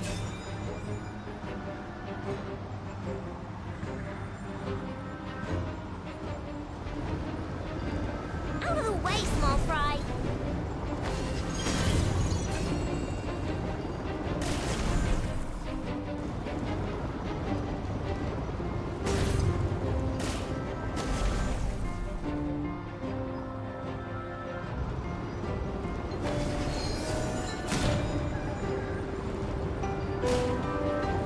What happened to the path?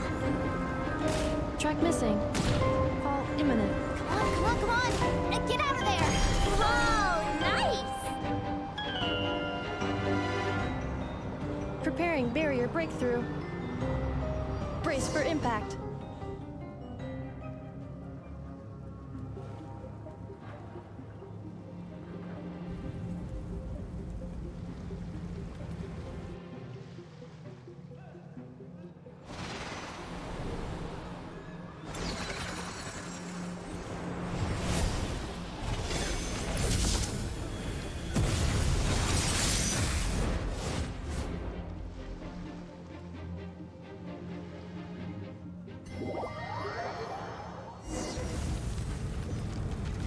Knuckle Duckle, what are you doing here?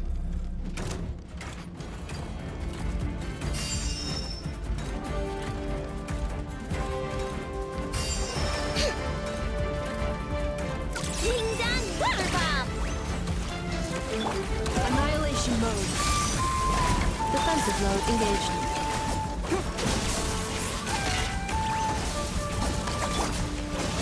Eeny, meeny, miny, mo.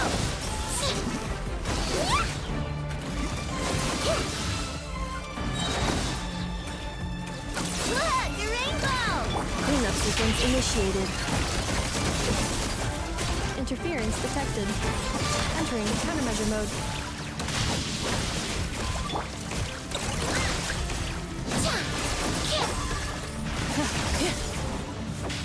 Insulate.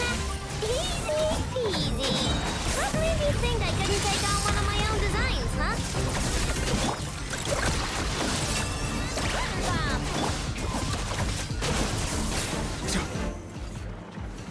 This isn't good enough, we gotta hurry! Scanning. Kuvaki ammunition fully loaded. Preheating complete.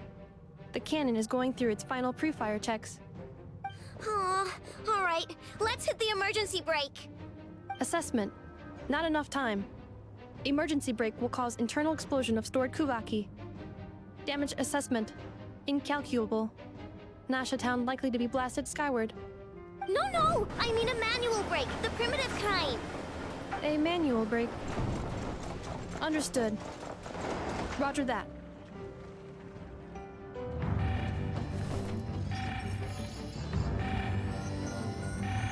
We are out of time.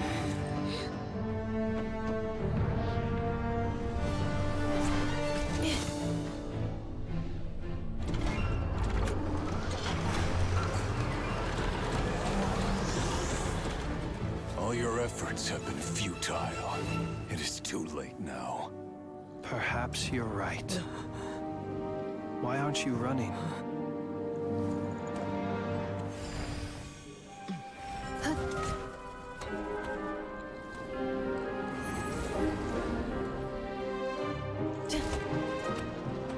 Sigi sato passa sax, inti ipotuftos.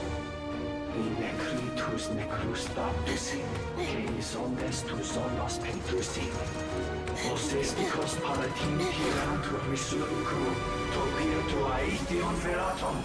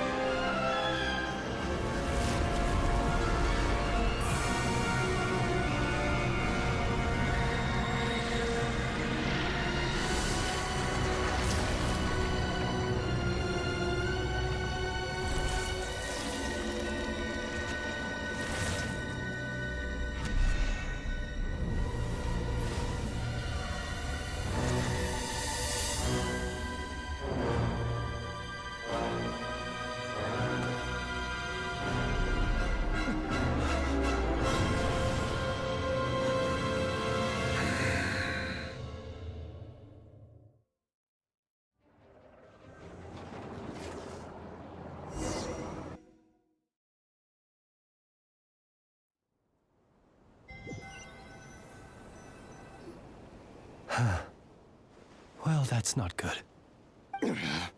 Sluggish. Torpid. This body is a disappointment. I can barely muster 10% of my original strength. You've ruined everything again. Let me guess. You didn't get a human body back, did you?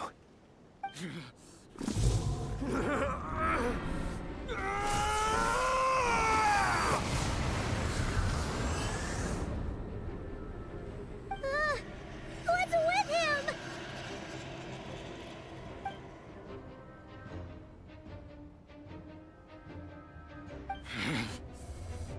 Pitifully, Rhine-daughter. Flinders. Watch out! Whatever rationality he still had when he was searching for his body is gone. All that's left is the calamity you see before you. A monster fueled by nothing but his own obsession. Matters not. Having a heart, being human, it's all irrelevant. Completely and utterly insignificant. You matter not. Does anything in this world. None of it matters to me!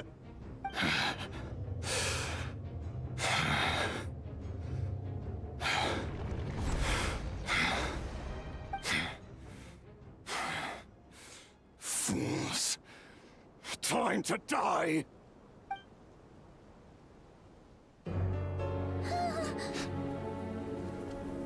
too have the potential to be driven mad by knowledge.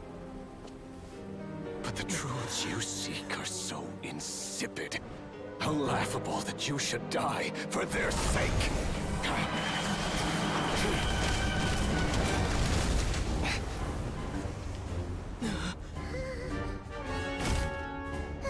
You're wrong.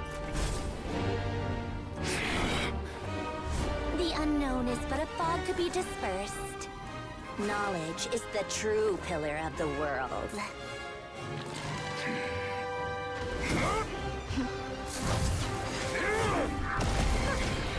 You're not the only one who got stronger. Polonia!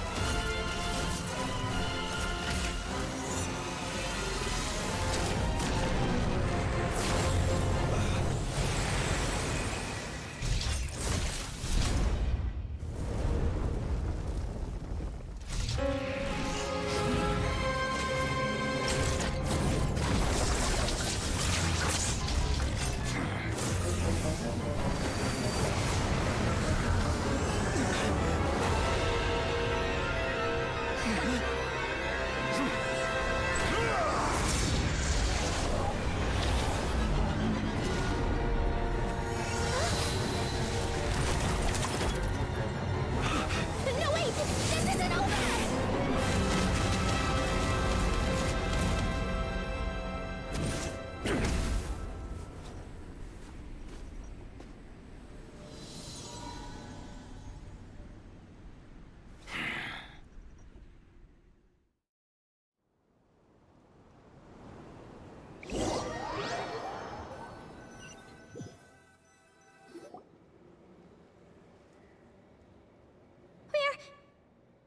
We're safe?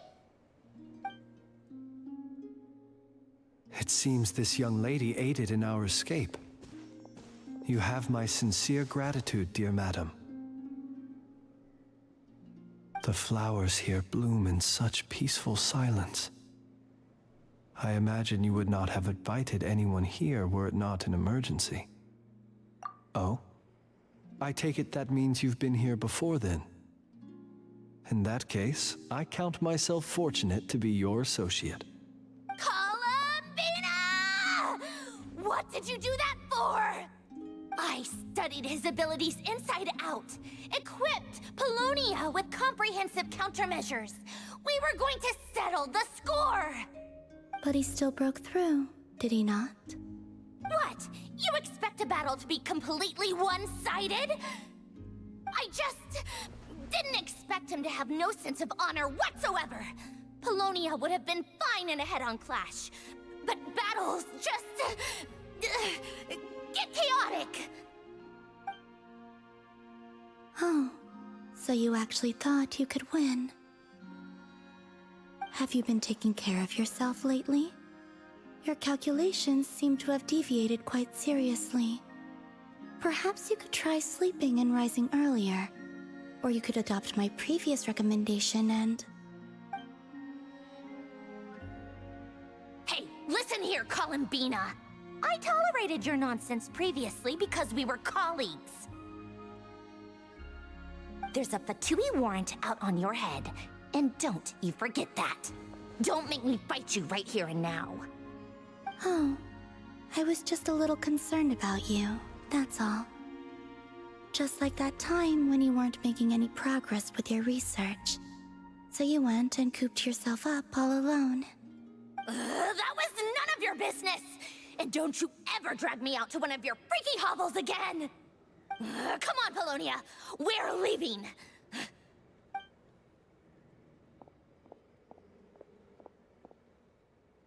Well, anyway, thank you. I was worried about you, too. Not only because the remains of the Eternal Moon Goddess cannot fall into his hands, but also because you've done much for me yourselves. And then well, I brought your associate along for the ride, too. But that was as much as I could do. You're not afraid to speak your mind, miss. I like that. Please call me Flint's. It is my honor to make the acquaintance of one such as yourself. Still, what do we do now? Rirer's gotten stronger again. At this point, it doesn't seem like we can beat him. We did block most of the Kuvaki, so I'd say we've put a lid on his plans for now at least. But we still don't know what his aims are, and he may continue gathering power. So we must be very careful. After you left, I could no longer sense his presence. That means it's safe out there for now, right? A question, if I may, kind Miss Columbina. When the cannon's Kuvaki beam was deflected earlier, I saw several bolts of energy streak toward Hisi Island, only to be blocked. Did you also have a hand in that? No. I see. Curious. Oh yeah! The cannon veered off course in the end, didn't it? Paimon wonders how Aino and the others are doing. Let's head back and check on them. In that case, Miss Columbina, I shall not disturb your serenity any longer. Thank you once again for coming to the rescue. Go now, all of you. Do not worry.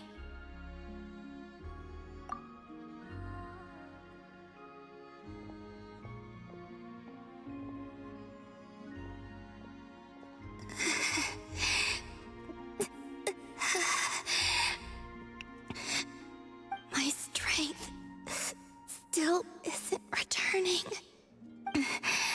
It seems my time is running out.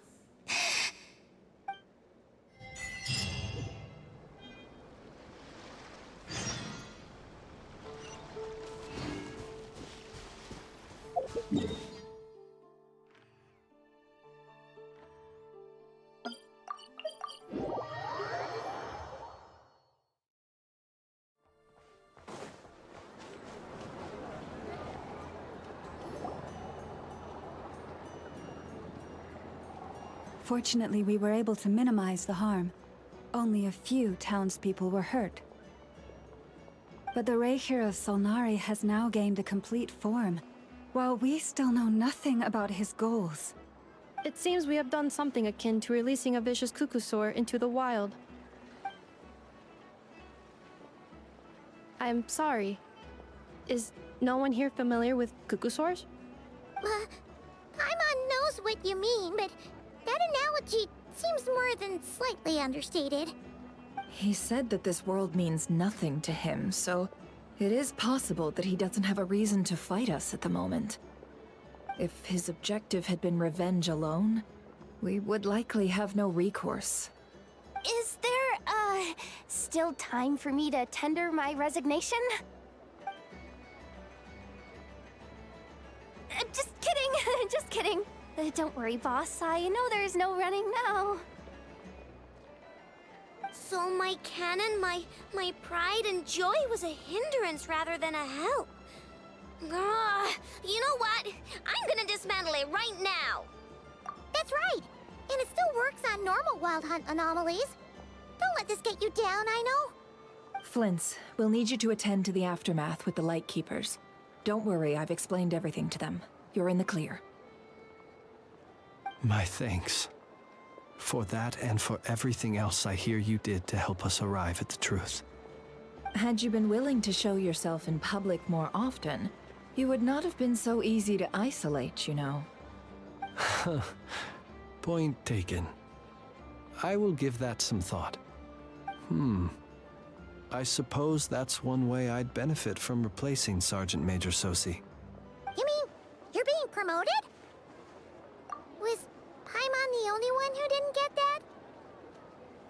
Well, if you've got a moment, would you like to come with me?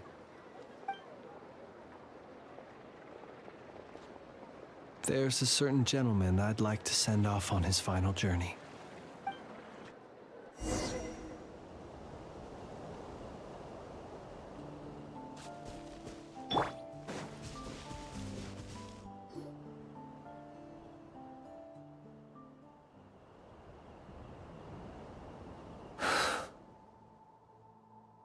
This man was like a lighthouse. Here he lived as if it were a mere matter of course, and brought light and grace to those around him. But people, once used to illumination, are apt to ignore the lantern's presence. Slowly, gradually, he came to think as such himself. I have achieved too little. I must do better. There is more work to be done. Perhaps his end was tragic. But I remain proud of the way in which he illuminated the path for others. Every shadow born of the light shall remember it. Oh, poor guy. I've heard that one too.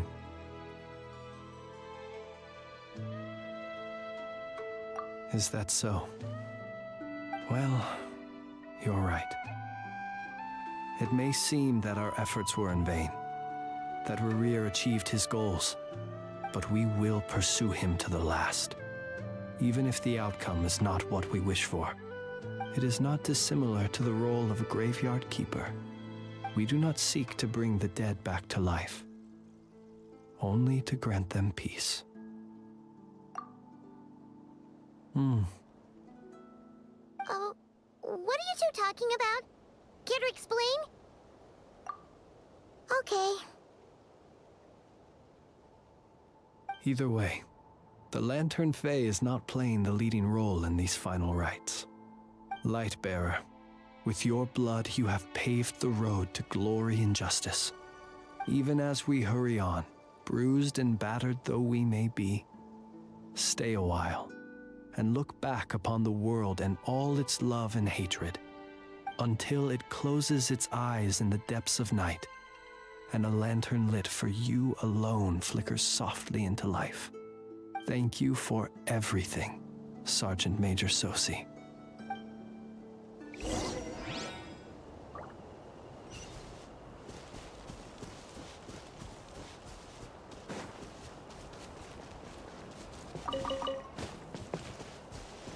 Hey, it's the Wanator! Should we go after her? Or do you have someone else you'd like to meet?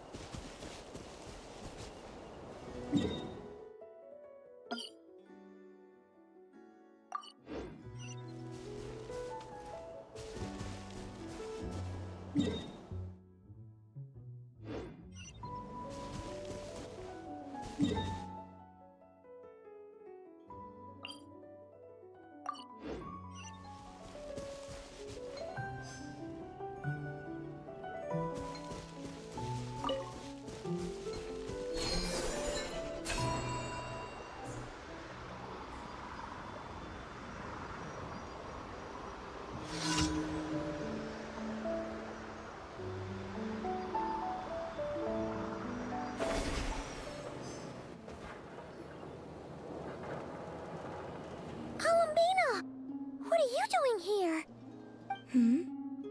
Was it not you who recommended such walkabouts to me?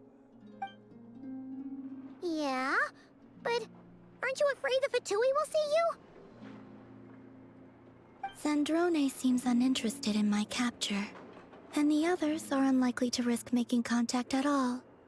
They have more troublesome affairs to deal with. Well, it's good to come out for a walk either way. So, how do you feel? Is Nasha Town to your liking? The flow of Kuvaki is somewhat turbulent, and the people are ill at ease. However... Is this where you purchased the dishes you treated me to? Are you serious? That's what she's concerned about? Berries and fried meat? Well, we can take you to grab a bite if you'd like to. There's all sorts of delicious stuff out here that you won't get to try at home. You've been quite subdued. Thorny questions on your mind, perhaps? I could not gain any insight into his schemes, I fear. Now that he has donned a shape and form, selling his power short would prove a fatal error. But that power of his plays host to an obsession that borders on mania. I cannot say if that fixation is directed at the moons or at something else. Perhaps understanding the subject of his fixation shall prove key to repelling him in the future. Well, Zandrone's daily routine is highly irregular, while the doctor often orders people around. As for Arlecchino... Was that not what you were curious about? Well then, have you been to that experimental design bureau of theirs? That weapon will play a key role in the Tsaritsa's plan. That's what I've heard, anyway. And what plan is that precisely? Well, I cannot say I care. I could look into the Eternal Moon's marrow for you if you wish it so. But after our previous attempt, I suspect your spaceship has been intentionally hidden away. Perhaps someone has certain truths they wish to hide from you, or from others. And I doubt there are many who could accomplish such a feat. I still wish to return to the moon that belongs to me. That is where the answers lie buried. That is my true home.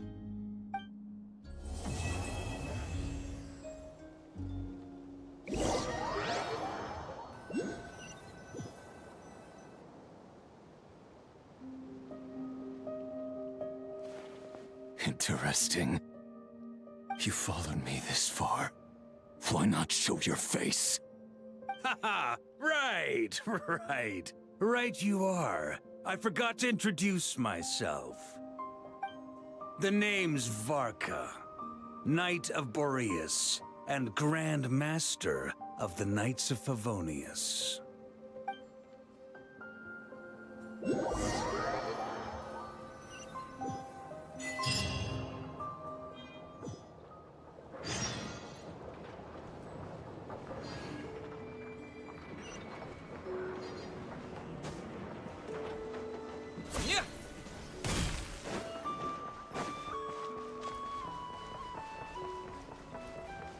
Wow! This place is buzzing with activity! Oh, hey! There's a notice board over there.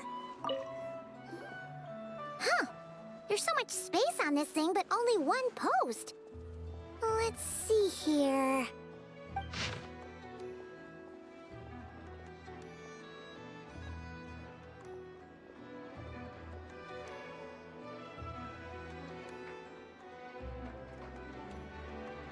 Wait, Inefa needs help?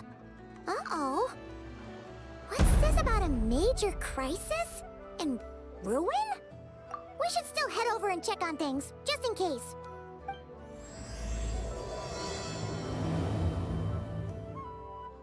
I don't know if anyone's there, but holy smokes, I had more to do than I thought.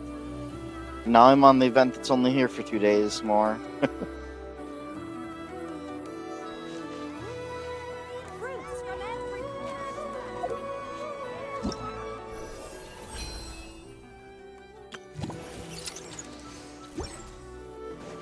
This land holds nothing but promise for adventurers from... Rev the engines!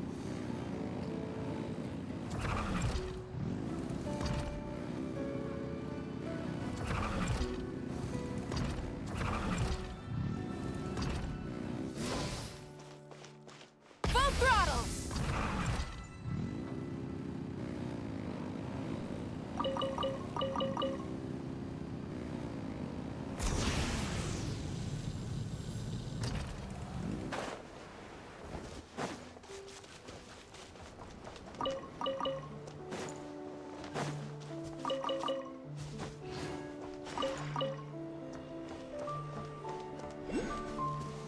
Try and stop me!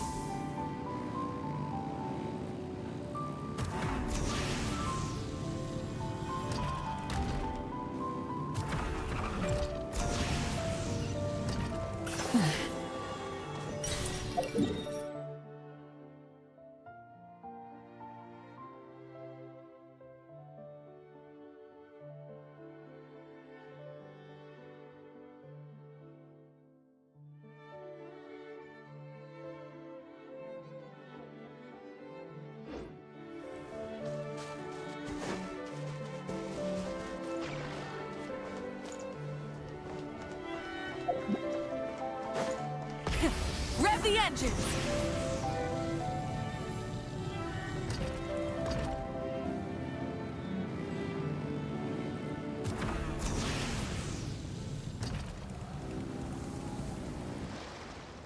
Inepa!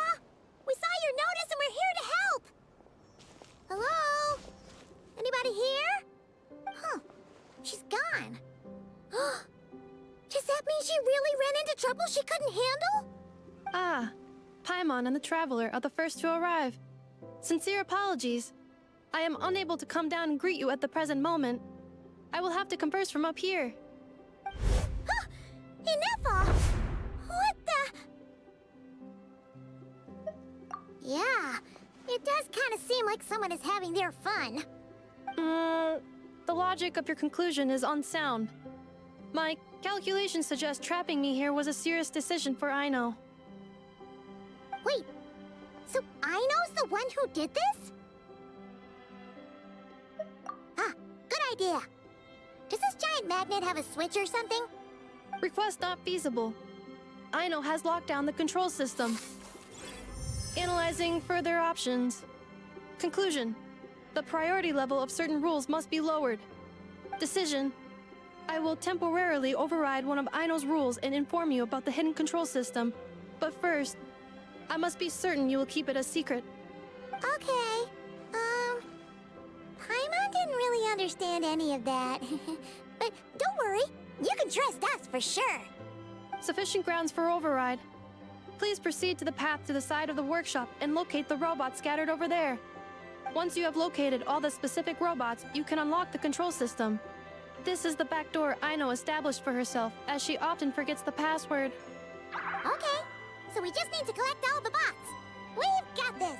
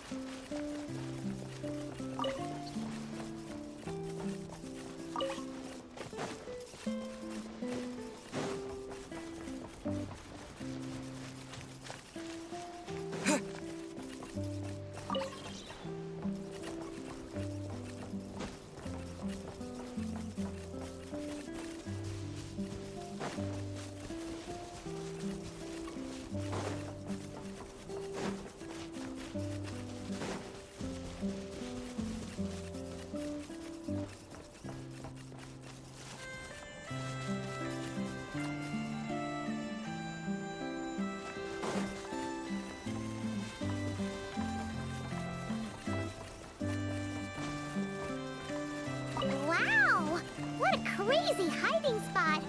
Aino wasn't taking any chances, was she?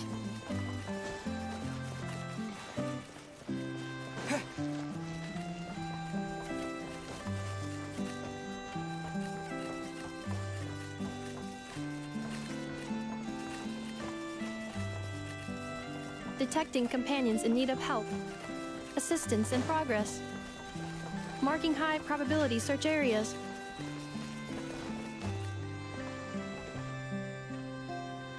That would be the game telling me I sucked at this.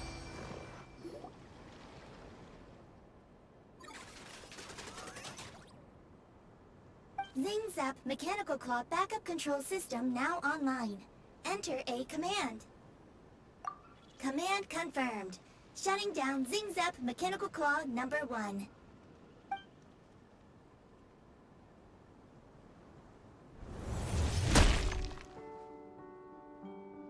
Oh, you okay, Anafa? Inspection in progress. All functions normal. I am unharmed. Aino adjusted the Kuvaki strength to make sure of that. So, what exactly happened? Compiling relevant data. Simplification in progress. In short, Aino created a new robot companion not too long ago, but yesterday, someone stole it from the workshop. Oh, that explains it. I used that term because Aino intends to unleash the force of her entire fleet of combat robots against those suspected of the theft. What? If Aino manages to use her genius for destructive purposes, all of Nodcry will be facing a crisis the likes of which has never been seen before. When I attempted to stop her, she trapped me with that device. Fortunately, I was prepared for that possibility, and was able to post a request for help in advance. Oh, you mean that notice board in the middle of the square? Correct. According to my calculations, posting that notice had a 94% chance of success, much higher than all other plans. Yeah, it was pretty hard to miss. Fortunately, you arrived just in time. Aino and her robot fleet should still be at the workshop. Please follow me. You got it! Lead the way!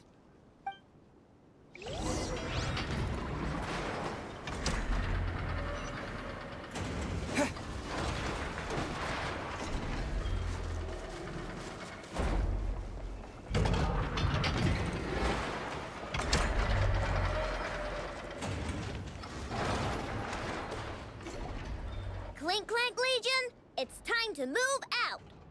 Move out. Our objective is simple. Track down the thief and save our comrade. Track down the thief. Save our comrade. Aino, you have to stop this. Enougha? How did you get free? I thought the Kuvaki would be more than strong enough. You can't do this, Aino! Aha! So you had help. Well, don't even think of trying to stop me. I don't care if I have to search all of Notcry. I will find the person who did this. And we have to go now, or Crown Clank's 70% suite will get dismantled and sold for parts. Clink Clank Legion, move out! Move out. What do we do? It's not like we can resort to physical force. I know sugar intake has already exceeded normal levels this month, but given the present situation, are either of you carrying anything sweet with you? Desserts are the only thing that can get Aino to calm down, and I have already used up the allotment I had prepared.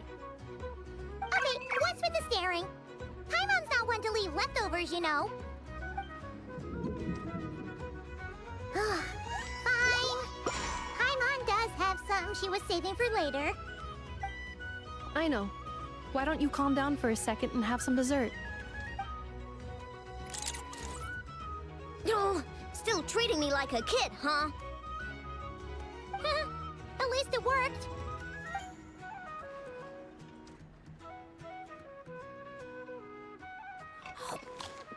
Listen, I know you guys think I'm making a big deal out of nothing. But this wasn't just some scrap parts you can sell on the black market. This was a robot I was about to add to the workshop, just like Ginevra. And as the boss of this place, it's my job to look out for these bots. Even though I'm the one who gets looked after most of the time. But still... Not letting a bot get carted off right under my nose is the least I can do. It's a disgrace. I don't want to be that kind of boss.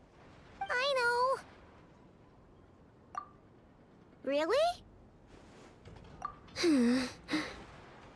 We can come up with a plan together.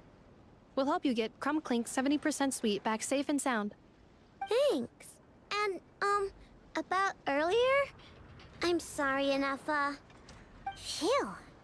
Looks like the military escapade's on hold for now. Let's go back to the workshop.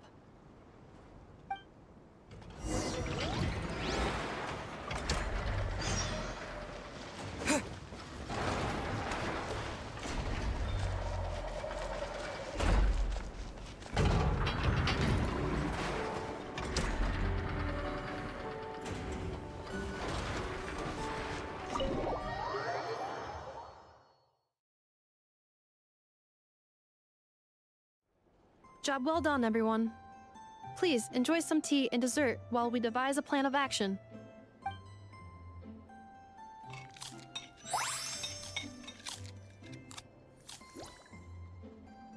Okay, so how is theft handled in Not Cry? Do we call the police or something? Unfortunately, Not Cry is a largely autonomous region. There is no unified law enforcement organization, which means calling the police is theoretically impossible. See? That's why we have to take it into our own hands. Still, turning all of Not Cry upside down seems a bit... What choice do I have? The thief somehow dodged my whole security system. I don't even know where to start searching. Analyzing options. If their goal is Mora, the thief will likely head to Nasha Town to search for a buyer. I believe there will be useful clues there. Nasha Town, huh? But there are so many shady people there. Not the kind of people that like answering questions. It is not the best idea for you to interact with adults like that, I know. I will handle the investigation instead. Perhaps you can get started on the workshop's order backlog in the meantime. Keeping customers waiting too long could have a negative impact on our reputation. About that, Crumclank's core was built using a special kind of power, one that incorporates Kuvaki. I wanted to test it out, so I took orders that I knew would require Crumclank's help to complete. But with Crumclank missing, there's no way I can get them done! Curse that rotten thief! Analyzing other solutions. All foreseeable results are anticipated to have a negative effect on the workshop. Kuvaki? Wait! The Traveler can use that too! What? How is that possible?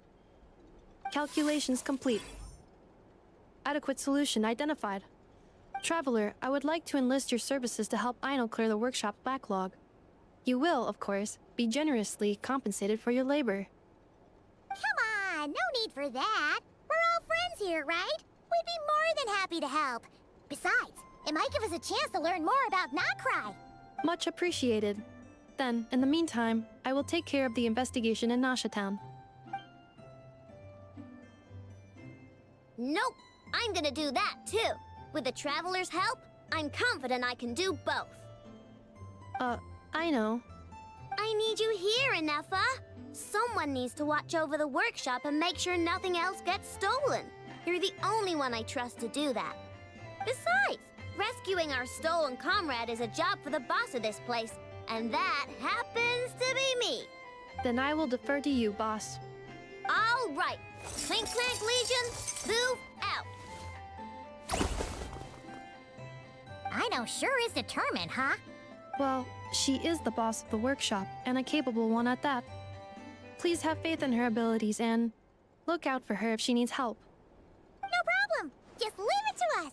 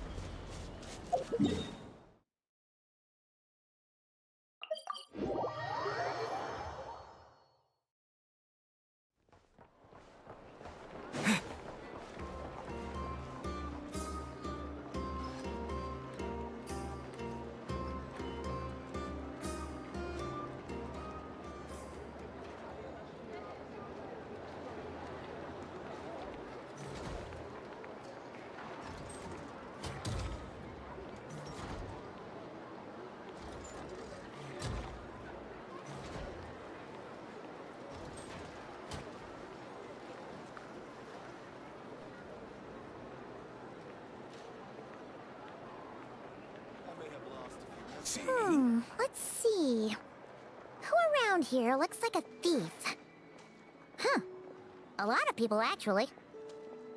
We haven't actually been in Nokrai that long, so we don't know much about this place. Where do we even start?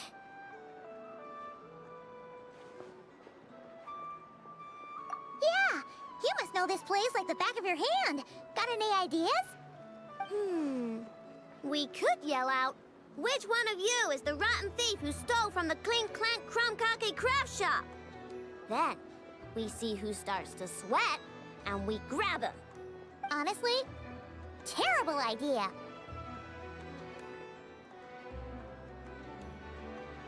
No way! Sometimes I sneak a dessert when I'm not supposed to. And I always feel super guilty, even if Anefa doesn't catch on. Maybe we should ask Anefa what to do, but I really want to do this on my own. Huh. Guess you don't really interact with people outside the workshop, huh? Well, don't worry.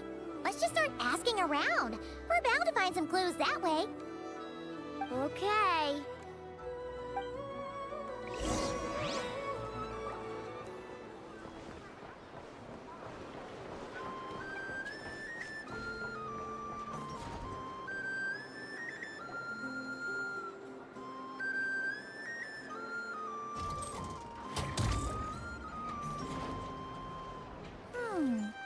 If the thief's plan was to sell your bot, maybe we should start by asking the local blacksmiths.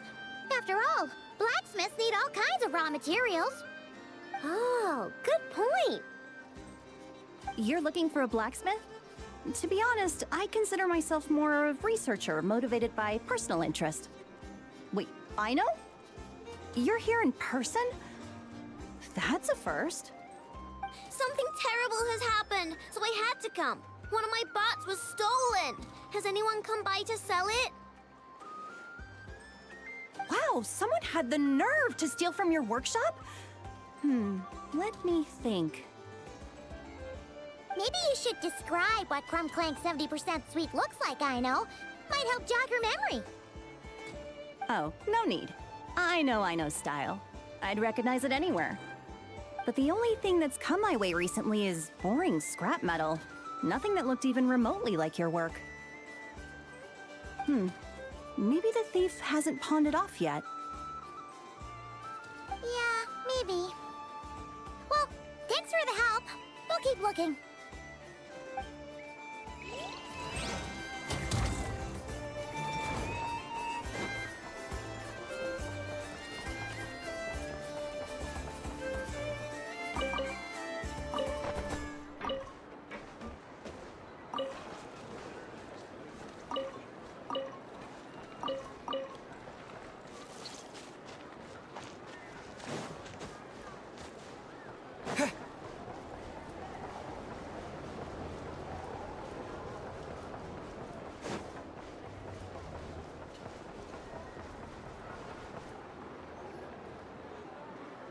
The Voynich Guild.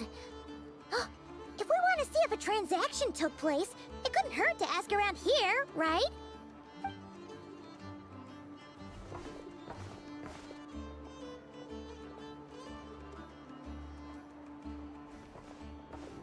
Welcome to the Voynich Guild.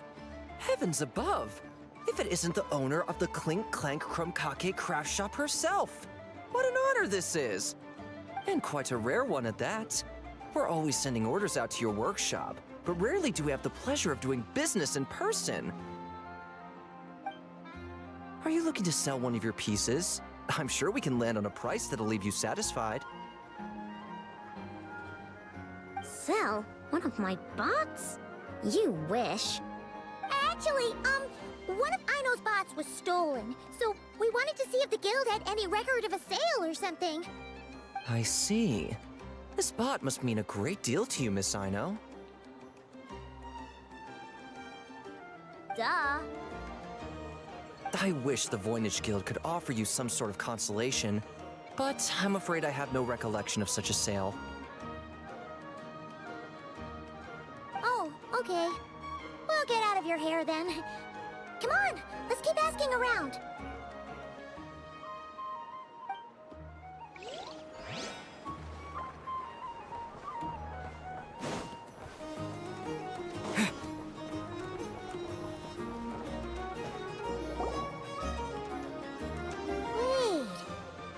Fatui agent over there? Maybe our thief got mixed up with them. Let's go see if he knows anything. But Inefa says most Fatui agents are bad guys. Hello? Stop right there. I don't do business out in the open, so we'll talk like this. Introduce yourselves first. What faction are you affiliated with? Faction? I don't belong to a faction. I'm the boss of the Clink Clank Crumkake craft shop. Ah, so someone we don't want to mess with. Is there a conflict between us that I don't know about? I've never trespassed on your property as far as I can recall. Oh, we're not here to settle a score or anything. We just want to know if anyone's tried to use a stolen bot to pay off a debt. Of course not. I don't accept stolen property. If the owner comes knocking, it becomes my problem, doesn't it? True. Guess we'll just have to keep looking. Well, it seems like we've exhausted all our options here. Where else should we look? Let me think. Right! There's one more place we have.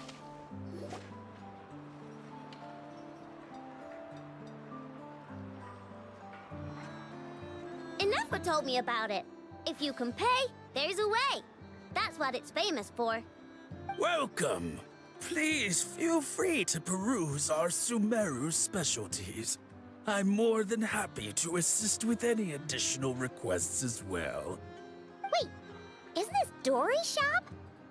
Okay, this actually isn't a bad idea. You never know what kind of stuff Dory's got stashed away. Can I help you with something? One of my bots was stolen yesterday, and I want to know if the thief sold it to your shop.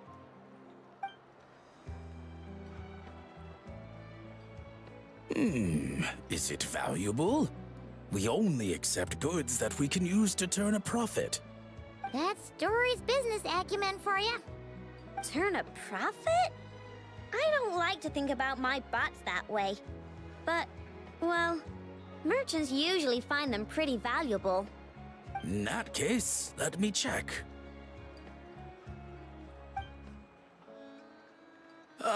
Apologies. We have no record of any transactions over the past 2 days involving mechanical constructs. Aw, I thought we'd find something here for sure. Oh, it's okay, I know. We'll think of something. Oh, maybe we could ask this guy to check again. Or... Oh, well, if it isn't Aino and her 2 Outlander friends. Asking around Nasha Town for intel, are we? You're lucky you didn't get swindled 6 ways from Sunday. Yehuda! Oh, dumpster diver. It's you. Okay, now that was just uncalled for. I've got a name, Pipsqueak. Use it. Now listen. Word on the street is someone stole one of your constructs. It's not a construct. It's a companion. How did you know? Your, intelligence mission or whatever Yeah, you weren't exactly being subtle. Word spread throughout all of Nasha Town, I bet. But you're in luck, I know, because the best bounty hunter in the land has decided to take up your cause. Smart as a whip, she navigates the major factions with ease, always with her finger on the pulse of all the goings-on in Nodcry. If you want to get back what you lost, oh, she's your best bet. Who is? Who? Me, of course. Crunklank is doomed. What was with that reaction? Does she think I'm a liability or something? Hey, with me on your side, there's still hope. But first, we gotta agree on terms. My services don't come cheap, you know. You're really gonna charge us?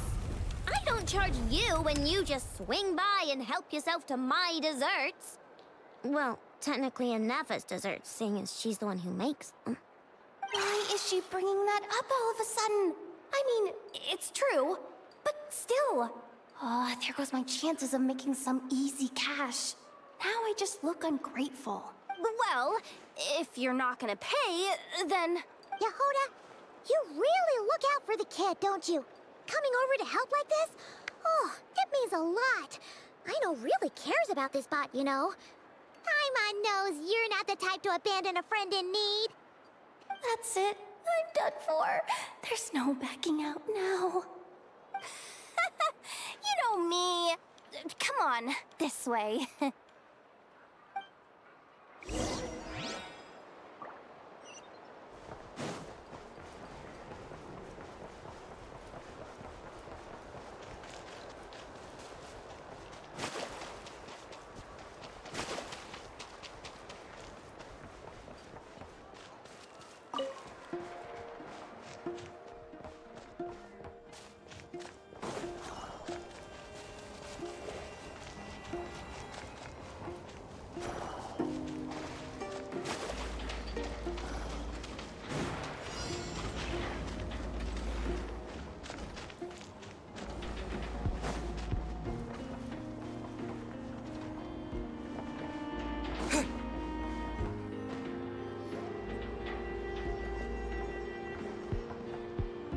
All right, we're here. I don't see Crunklank anywhere. Did you lie to me again, dumpster diver? Have some patience and hear the professional out. Now, I know style is super unique. When one of her creations shows up for sale, you can be sure that people will know who it belongs to. You might look like an easy target, but everyone knows you've got me and my boss behind you. Point is, there's not a single person in Nodcry who'd steal one of your bots and go sell it on the regular black market. Not an above-board one anyway, but in a legal black market like this. That's another matter. Wait, but aren't all black markets illegal? Maybe, but that doesn't mean there aren't any rules. My boss sets them, and there are people who follow them, and people who don't. And that market over there, yeah, that's where the rule breakers go to make deals. And based on the intel I have, this market deals almost exclusively in mechanical constructs. Ring any bells? You're a genius, Yehuda! But, there's no one here. The key to a market like this is operating in secret. There's no chance it runs every day. I asked around my circle, and it seems like our next chance to check it out is in 2 days' time. We have to wait 2 days? That's nothing. Even if your bot's on its last legs, 2 days ain't gonna change much. Now you listen up. Crunklank belongs to my workshop. I'm the boss, and no bot of mine is getting hurt on my watch. Sheesh, this kid's got a temper. Maybe I should... apologize? No, wait. I'm not about to be intimidated by some little squirt.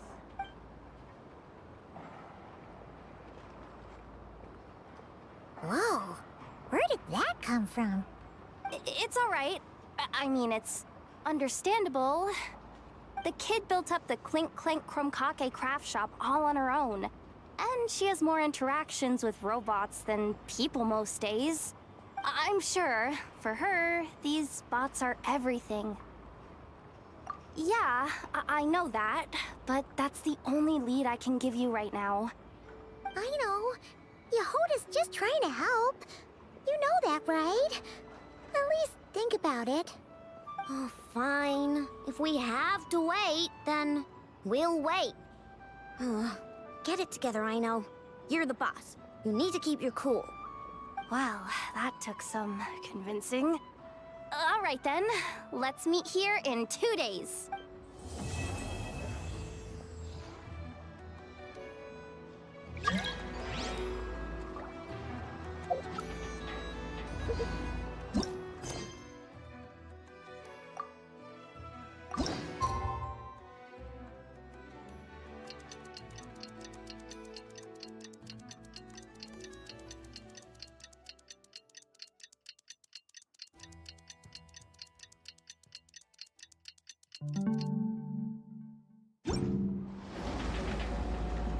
Hey, Yehoda!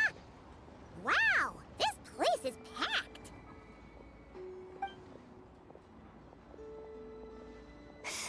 My intel network never steers me wrong.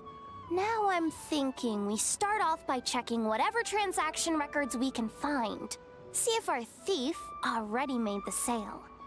Hey! Which one of you is the rotten thief who stole my robot, huh? Come out and show yourself! That was not what I had in mind.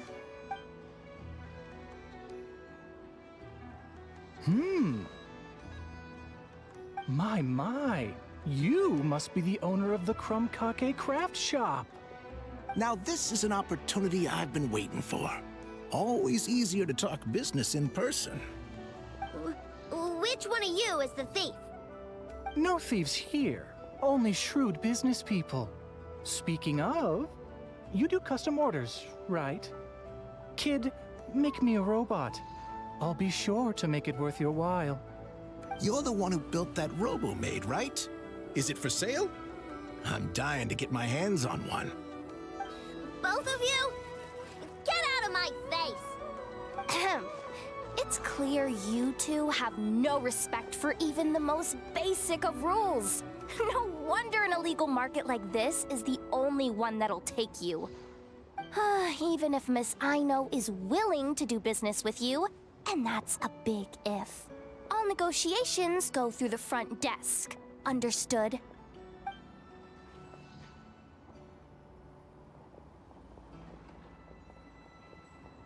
As you can see, this kid's creations are a hot commodity in Nodcry. I'm not surprised these merchants are practically clambering over each other in excitement. I don't care! Enough is not for sale, and neither is Krumklank. These grown-ups are getting on my nerves. But the Traveler was right. Well, they're not gonna fess up because they don't even feel guilty. Oh, there goes my plan. Yeah, getting them to confess was kind of a long shot. If you figured that would work, you're even more out of touch than I thought. These people only care about one thing, Mora. Being a good person doesn't exactly pad the pockets. If we want information, the front desk is the place to start. Follow me.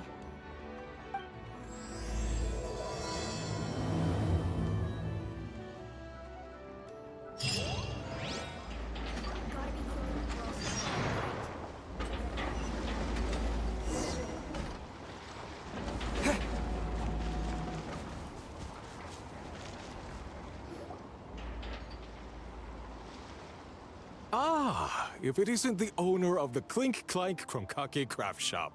What an honor! How can I assist you? Let me do the talking. It's simple. We just want to know if anyone has tried to sell one of the craft shop's bots around here recently. Well, I won't lie to you. We're very much a need-to-know establishment. Meaning we don't make a habit of asking for details about the transactions that take place here. It's one of the advantages of this place. Our clients are free to buy or sell whatsoever they might wish. All they need to do is post a notice on the bulletin board. That's it? No wonder this place is illegal. Wait, you guys! The first notice here is offering a huge sum of Mora in exchange for Aino's newest robot! Crumbclank was stolen! And you just sit back and let people peddle stolen goods for cash. That makes you just as bad as the thief.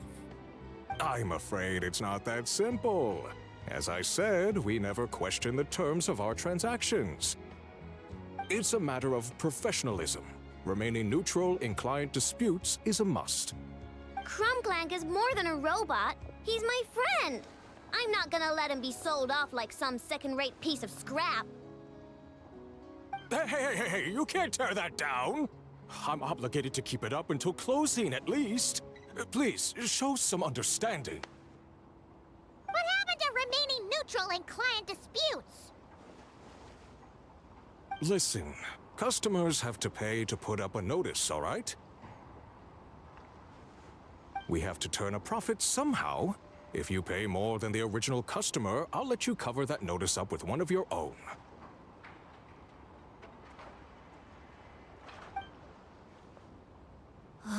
Enough! This place clearly has its rules. There's no point in making a scene.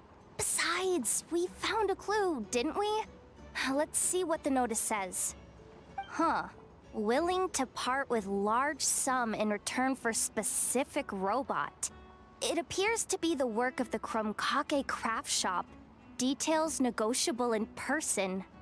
According to intel from an informant, there is only one of its kind in existence.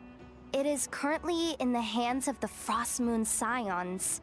Present the robot to me, and a generous sum of Mora will be yours. The Frostmoon Scions? Does that mean... The Krumkake craft shop is situated between the Frostmoon Enclave and Nasha Town. Their people always pass by the workshop whenever they need to head into town. Over time, you get used to it. And Nefa and I never even thought to be on guard. So? Does that mean the Frostmoon Scions stole your bot? But why? I know why. They obviously want Crumbclank's desserts for themselves. Desserts? Yeah, and Nefa is always controlling my sugar intake or whatever. So that's why I created Crumbclank. All you gotta do is input the recipe and provide the ingredients, and he bakes desserts for you. All this? For a dessert baking robot? Trying to downplay it, are we, Miss Aino? Not convincing enough to fool the various factions of Notcry, I'm afraid. Who are you? Asako? Oh, my boss knows him. He's quite a respected guy in that circle. What are you doing in a place like this? The Voynich Guild isn't the only place to make deals, you know. Business often requires one to expand their horizons. And when it comes to lucrative opportunities, I'm not one to discriminate. In fact, I'm the one who got someone to post the notice you just saw. So you're the one who's trying to buy Crumbclank. You're as rotten as the rest of them. No, it's just business. I have a fascination with this robot of yours, Miss Aino. I tried to purchase it from the Frostmoon Scions, but those zealots wouldn't budge. So here I am, right at the source. I want you to fashion another of its kind. Mora is no object. I'll even offer you 10 times the number on the notice. I don't do business with rotten thieves. Your notice didn't talk about how you want this done. In other words, stealing is fair game. You're telling me someone of your esteem is willing to risk your reputation for a cake-baking robot? How about this? Share the intel from your informant, and the Krumkake craft shop will owe you a favor. According to my intel, this bot is capable of much more than baking cakes. It incorporates the technology of the Boom and Blast Kuvaki energy cannon. and has formidable potential as a weapon. What? Look at that cannon. It's capable of condensing Kuvaki into highly destructive energy. But it's too big and cumbersome to be mass-produced and transported. Not to mention, it takes a considerable amount of time between firings to prepare the ammunition. All in all, it's not something that can be commercialized. But if you make it smaller and easier to mass-produce, you have the perfect product, even if it doesn't quite replicate the power of that cannon. Besides, if you think about it, is that not precisely why the Frost Moon Scions targeted your bot in the first place? In their doctrine, Kuvaki is a sacred power. They'd consider it blasphemy to treat it as anything but. The giant cannon in Nasha Town uses Kuvaki to fend off the Wild Hunt and protect the people, which is something the Frost Moon Scions can accept. But turning that technology into a product and allowing anyone with Mora to purchase it via the black market and wield the power of Kuvaki for themselves. Now that is blasphemy of the highest order, I would imagine. A lot of trouble could come knocking at your doorstep, Miss Aino. But sell that technology to me, and it all goes away. Easy as that. Please don't tell me you've made some kind of war machine again. Crunklank isn't a war machine. I already told you. He makes desserts, and deliciously, scrumptiously yummy ones at that. He's my friend, and I'm gonna get him back no matter what it takes. So you can take your offer and get lost. It appears negotiations have broken down. A real pity. Well, what do we do now? We know Crunklank is with the Frost Moon Scions, so all we have to do is go there and then... Huh, good idea! Hold up. I should warn you. If that merchant was telling the truth, things are about to get tricky.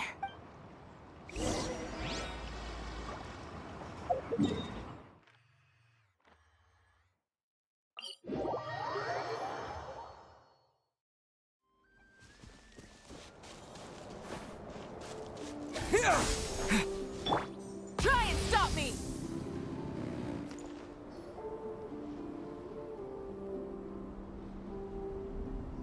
Hey, Llama!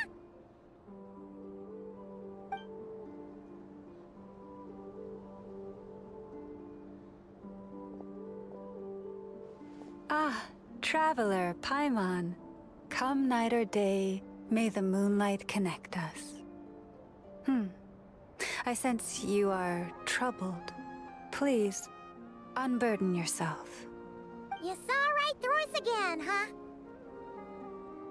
Bathed in moonlight, the concern in your features is as stark as the dark spots on a full moon, ever betraying the emotion that lies beneath the surface.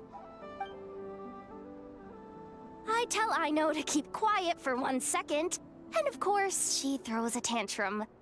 Lady Moonchanter, allow me to explain.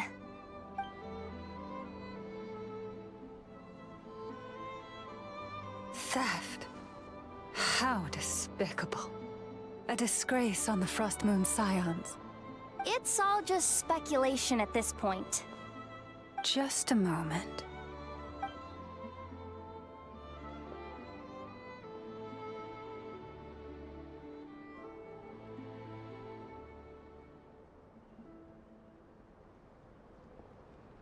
A few days ago, a mechanical construct was brought back to the Frost Moon Scions. Come. I will speak to the offenders at once. I am certain the truth of the matter will reveal itself.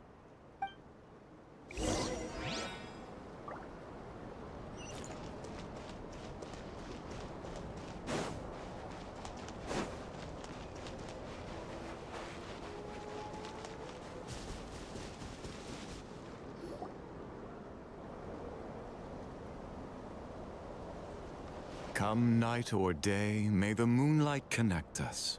What can I do for you, my lady?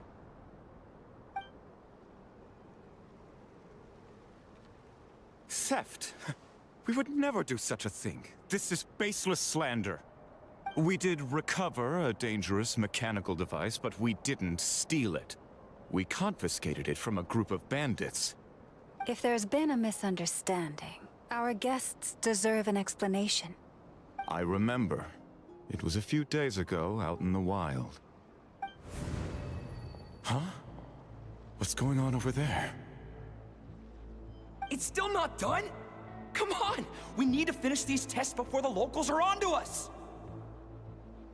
Can't we just go somewhere else? This job's putting me on edge.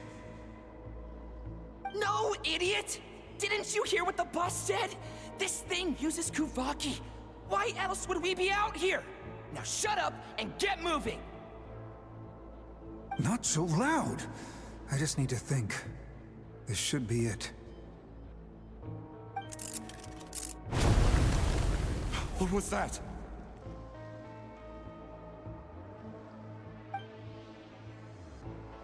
What did you do?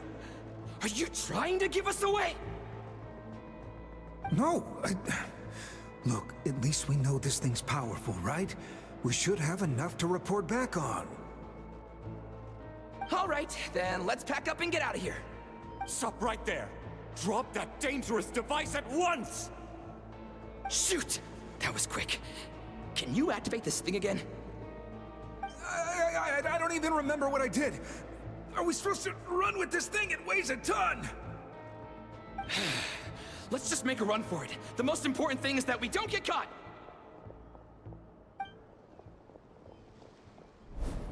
So, that's what happened. We didn't catch the bandits, but we were able to intercept the device. I know. I'll ask you one more time. Are you sure you didn't make some kind of war machine? Maybe this is another misunderstanding. We don't know for sure that the device Otso confiscated is Krumklank. Did it have this symbol on it? Yes. That's the one I designed for my bots. I made it so that even if the bot gets dismantled or modified, the symbol can't be removed. So, Krumklank is definitely the bot you picked up. Misunderstanding resolved, then. The device will be returned to its rightful owner. Forgive me, my lady, but I believe that is far too risky. Although this device is similar in principle to the cannon in Nasha Town, the two cannot be seen in the same light. By harnessing Kuvaki, the cannon has protected this land from the wild hunt time and time again. I've always regarded it as a blessing from the moon goddess. But this construct is more like a commercial product. In the hands of those with nefarious intentions, it could easily be exploited for personal gain. As far as I'm aware, this young lady often has dealings with the major factions of Nodcry. I suspect she created the device to sell it for profit. If it ends up on the black market, in the hands of those who would misuse our goddess's gifts... Krumklank is my friend! He's not for sale. As much as I would like to believe you, that is a risk we cannot take. It is blasphemous to allow the power of our sacred moonlight to be exploited. I warned them that things were about to get tricky. Oh, what have I got myself into? The best course of action is to destroy this dangerous device and prevent anything like it from ever being created again. What did you just say? Are you threatening to destroy Krumklank? You must understand. The consequences could be dire. No, you just want Krumklank for yourselves, just like everyone else. Get out of my way! I know, calm down! Stop this at once! We cannot let you leave with that dangerous device. I told you, Krumklank is my friend!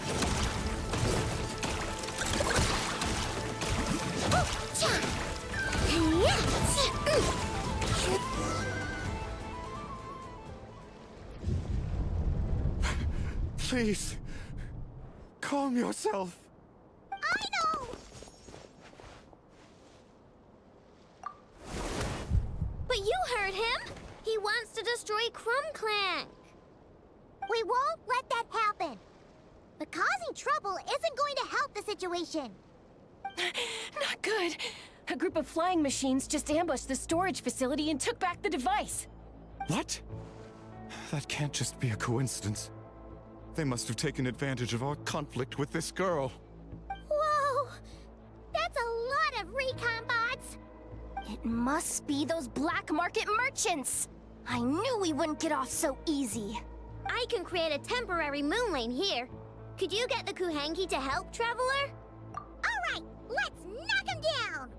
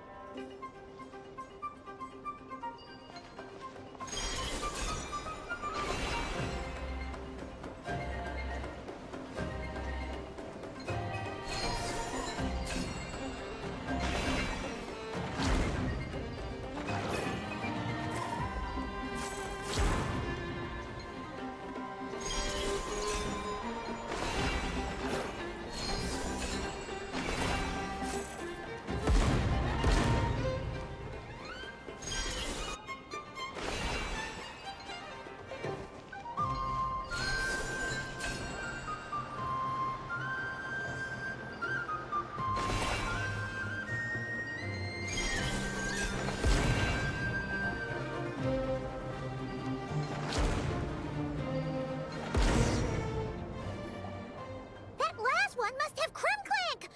Ah! It's getting away! Hey! Get back here!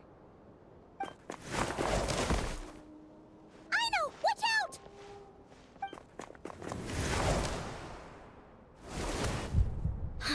Darn it! I know!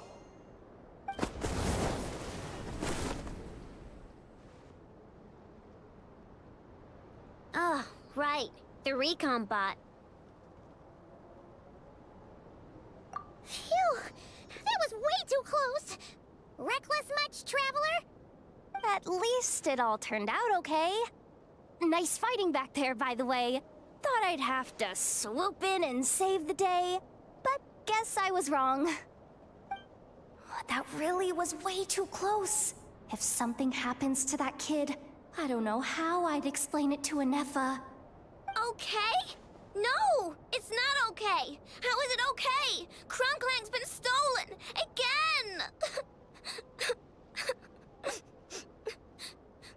No. Stop. You're the boss of the Krumkake craft shop, I know. You can't cry at a time like this. Allow me to apologize on behalf of my people. If we hadn't tried to stop you, perhaps you could have reached your companion in time. My lady. If she truly viewed that robot as a product, she could simply create another. But instead, she demonstrated a degree of courage that should put us all to shame. Not even the light of the full moon could reveal the slightest blemish in her goodness. But your hearts are sinking into shadows that the moonlight cannot reach. You have my sincerest apologies. It's okay. It was all just one big misunderstanding. Do not despair, young one. The pure of heart will always have the moonlight to guide them. I'm confident that you will retrieve your companion. I can even send some of my people to help if needed. Okay. That brings us to our next question. Where should we go now? It's obvious. That stunt just now, it had that merchant from the black market written all over it. He knew we were walking into a conflict with the Frostmoon Scions, and he used that as his opening. I'd even go so far as to say, he's the one that stole your bot in the first place. Explains how he knew it was here, and could set this all up. If you want my opinion, Asuko's your biggest suspect. But I guess we can't rule out the other merchants either. Yeah, so that means you know where we should search next. So, it's all up to me again? That market is long gone. Who knows where those merchants scurried off to? And we don't even know which one's the real culprit. Oh, this is what I get for trying to sound confident. You just can't stand seeing Aino so upset, right, Yehoda? Aw, that's so nice! From here on out, we're counting on you. Great. How am I supposed to back out now? Fine. At least, give me 2 days. No problem. See, Aino? Look at all the help you've got. Be fine. I know.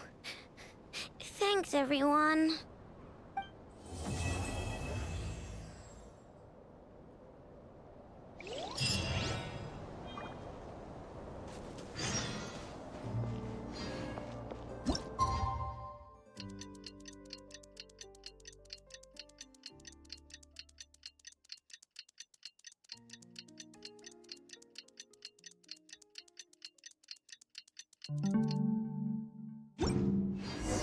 Alright, it's been 2 days.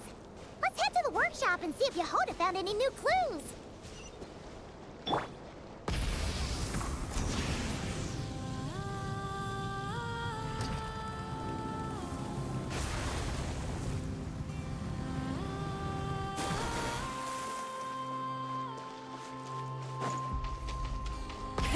Rev the engines!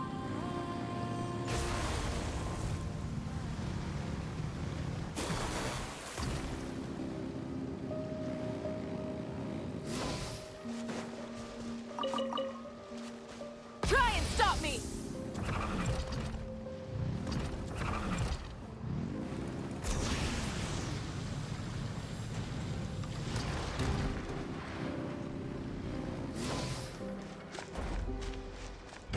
Full throttle!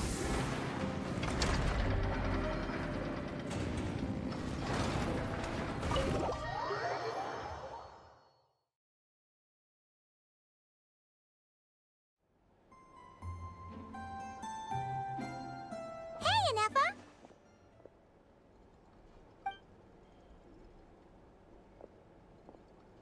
Hello. I appreciate you looking after Aino these past few days. Oh, it was nothing. A promise is a promise, right? Anyway, is Yehoda here? She probably has a bunch of new clues for us. Let me explain.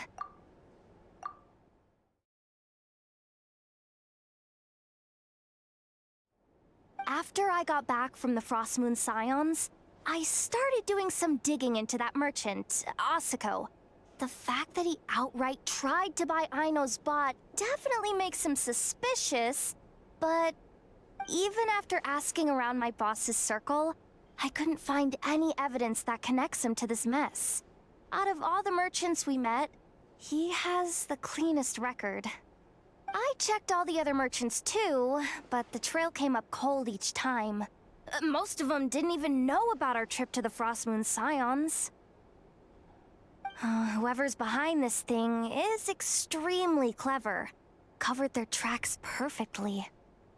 Tracking down a person like that is gonna take a lot more than 2 days. So, you're saying...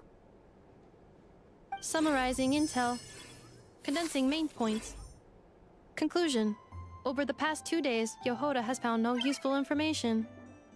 Did you have to make it sound so pathetic? Oh, how am I gonna explain this to the kid? So, there's really nothing we can do? I mean, short of rounding up those merchants, interrogating them, and searching their private warehouses for ourselves? Nope. Sounds like a good idea to me. That wasn't a suggestion. These aren't the type of people you mess with on a whim. Oh, I'd turn all of Nodcry upside down searching before I went after a man like Asako. Turning all of Nodcry upside down. That is indeed Aino's backup plan. Okay, well, I wasn't serious about that suggestion either. If that is what Aino decides to do in the end, then I will support her. I've been thinking things over a lot since I got back. And the truth is, I can see why Crumclank's technology is being targeted by those chumps. But that means any of my bots could be next, including Inefa. If we don't get Crumclank back, if we don't show them we're not an easy target, then there's nothing stopping them from coming after the rest of my robo-friends. So, even if I really do have to turn all of Notcry upside down, I will save Crumclank, no matter what it takes. You said Asuko was the biggest suspect, right? Let's start with him then.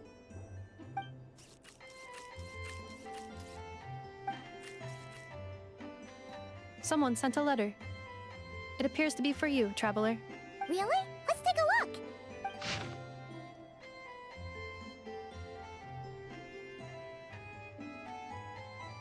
Huh. Paimon would recognize that tone anywhere. It's her, isn't it? Seems like she has a way to help us.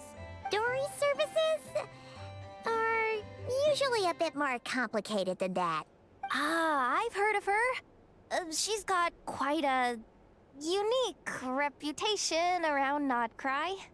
Alright, I'm down with that. You're in charge of the workshop, Anafa. This time, we'll get Crumbclank back for sure. Very well. Please continue to look out for Aino in my stead. Oh, you're coming too, Yehoda? Huh. You care too much about Aino to let this go, huh? More like you're not the only one who's got a stupid robot asking you for favors.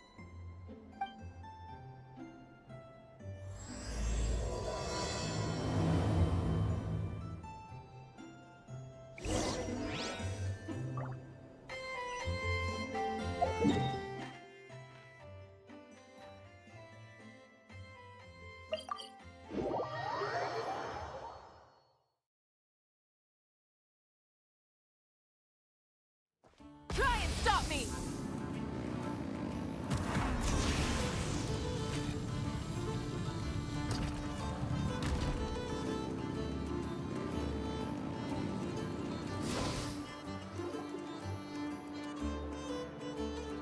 Huh. Looks like that old man isn't here this time. Ah, look what the cat dragged in. Traveler, Paimon, I see you got my letter. Dory! So it was you! My assistant told me about your little visit 2 days ago. Rumor has it, some terrible thief broke into the Krumkake craft shop and ran off with one of Miss Aino's most treasured companions. Yes, that's exactly right. You must know how much I value you as a customer, Traveler. So, I thought, if you set out to help Miss Aino, I should do my part too. I did some digging, and I do believe I've come up with the perfect plan. There are too many merchants targeting that bot to root out the thief by going after them one by one. So, how about approaching this from a different angle? Maybe the question we should be asking isn't who stole the bot, but where the thief took it in the first place. Huh. She has a point.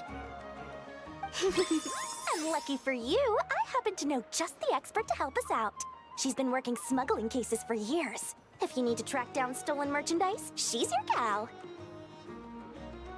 Of course, a professional of her caliber demands quite a high retainer. But not to worry, I can offer you a 20% discount.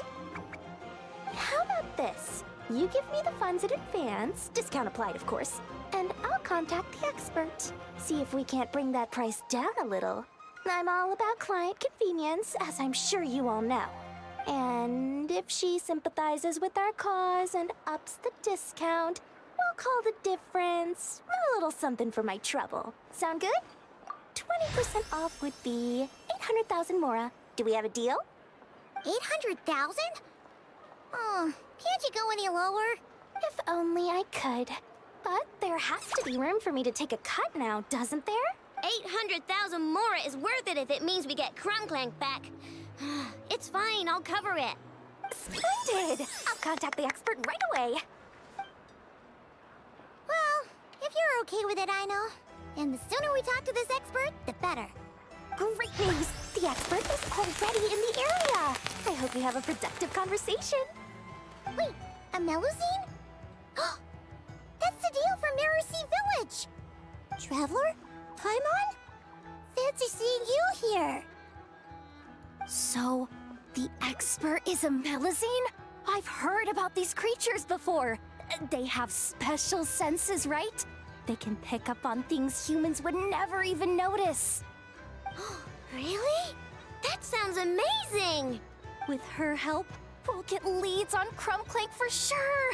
Oh, I guess the price of the retainer was worth it after all! There's something you should know about Dory. Retainer? What retainer? The Traveler is a hero to the Melazines. It's an honor to help him out. I would never ask for even a single Mora in return. Oh, wow! I didn't realize this expert idolized you so much, Traveler. Well, since she won't accept payment, I suppose there's no choice but for the entire 800,000 to go to me. As always, I appreciate your patronage. Although, I guess this turn of events is all thanks to your past heroics.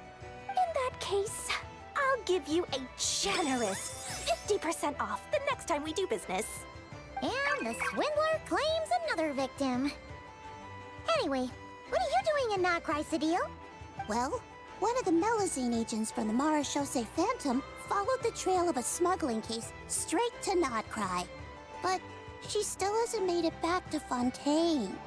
We all started to get worried, and I happen to have some time off, so I'm here to check up on her. But enough about that for now. This merchant told me you needed help tracking down your missing companion. Could you describe them to me? The more details, the better. Then, would it be possible to take me to the last place you saw them? Sure thing!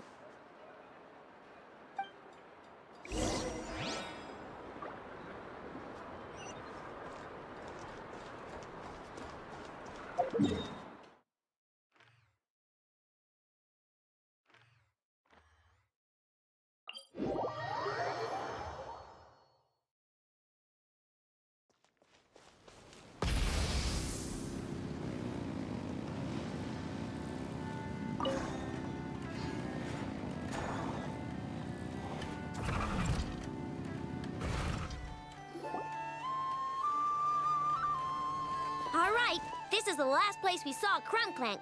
I remember that the recon bot disappeared right over there. I've learned a little about those flying machines since I've been here. Their battery life isn't very long. Flying all the way out here is probably their limit. So, someone must have been in the vicinity to pick it up. We should ask around. Maybe someone saw something. Oh, there's a group of people over there. Let's ask them.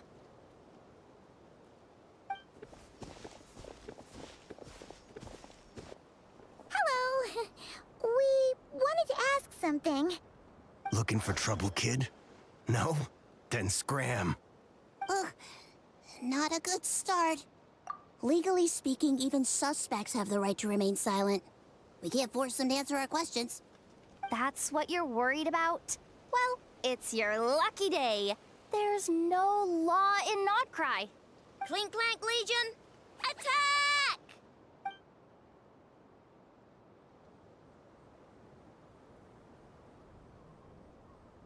Fine, fine. If you want to talk, then let's talk. Ask me anything you want to know. Have you seen a group of people carrying a heavy object pass through here? If so, which direction did they go in?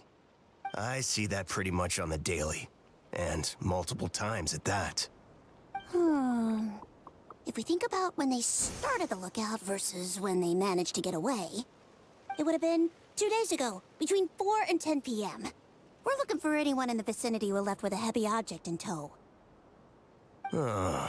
When you put it that way, I did see a group like that. Real shifty looking. Came in the afternoon, left at night. I'm pretty sure they were heading in that direction. That direction, If they knew that their cargo was being targeted by other merchants, they were probably trying to get out of here without being seen. That limits their options. Not to mention how cumbersome it would have been. I think I know where they were heading.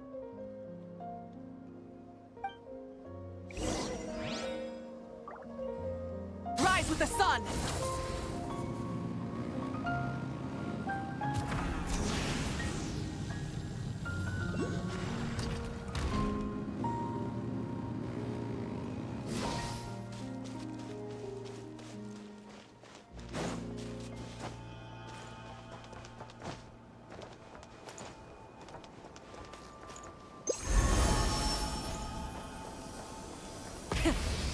engines!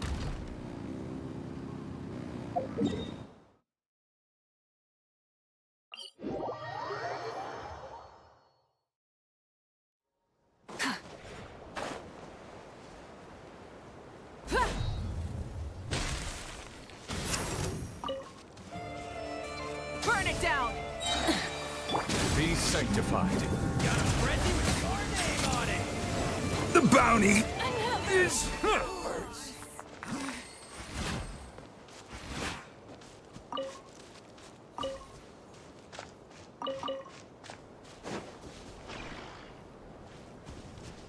Rise with the sun!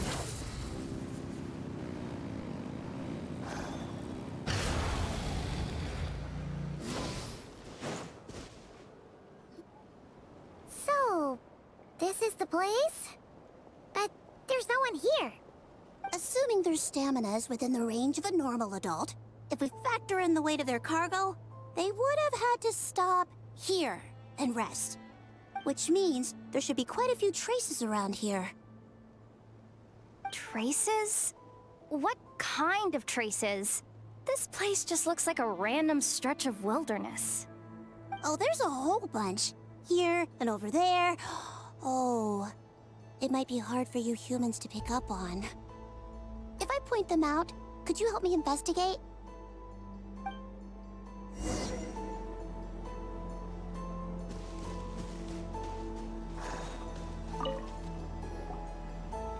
This is the recon bot from that day! But Crunklank isn't here. Yup, pretty much what I expected. When they made their initial escape, they took the recon bot with them to cover their tracks. But it's exhausting to travel with that kind of cargo. So, once they made it far enough, they dropped the recon bot and ran off with Crunklank. I doubt they expected anyone to search this area. I bet these footprints are from when they fled this location. Is that enough to tell where they went? Enough to give us some clues at least. I see a special kind of sand in the footprints. It clearly isn't from any of the areas we passed through so far. If I'm right, they probably tracked the sand in from somewhere else. Somewhere they go a lot. Like their hideout. A special kind of sand. Oh, wait!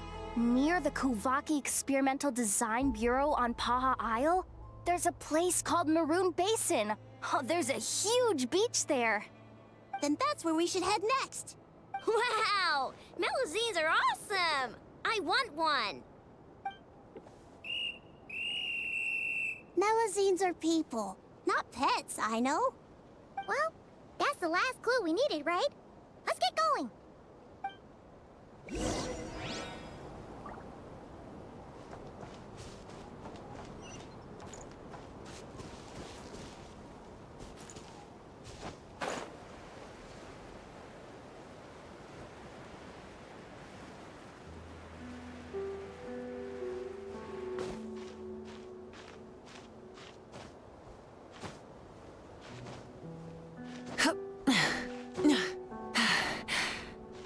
Hip.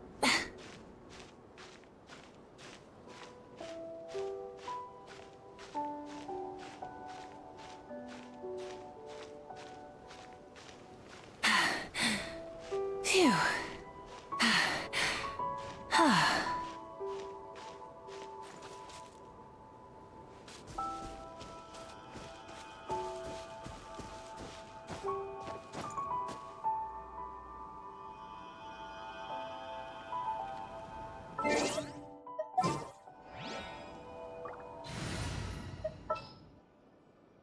Want me to come along?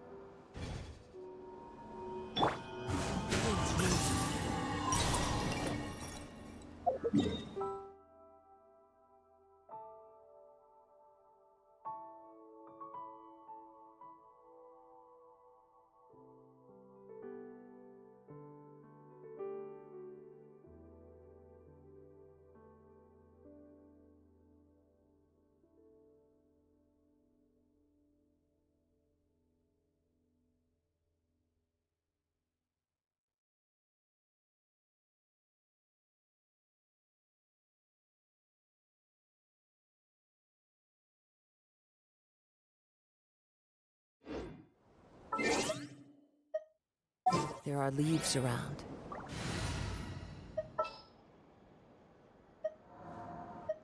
There's still a long road ahead.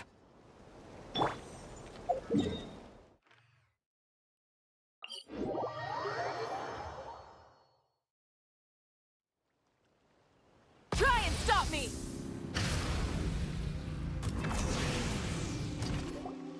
We were right! There's a camp here, but I don't see Krumklang anywhere. Maybe he's inside. With this many people standing guard, breaking in seems out of the question. I'm sorry, everyone, but I think this is as far as I can go. There's not much I can help you with in there. Don't be sorry, Sadil. You've been such a big help. I wouldn't even mind sharing some of my secret dessert stash with you. And anyway, you probably shouldn't be here for this part because I'm about to do something bad. And you're too good for that. Okay. I know. Like I said before, I'm the boss of the Krumkake Craft Shop, and I'm gonna save my friend no matter what it takes. Whoa! Is that Zip-Zap Spybot number 1? It's Zip-Zap Warbot number 1 now. Whoa, whoa, whoa. Warbot?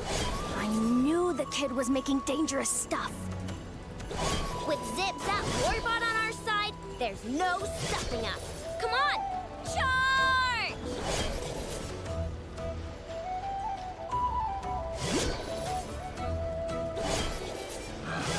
It's too late for the wrong test subject. What is this thing? Help! Somebody help me! What are you running for? Just take it down! There's nothing scary about... Ah! Ah! The wrong test subject.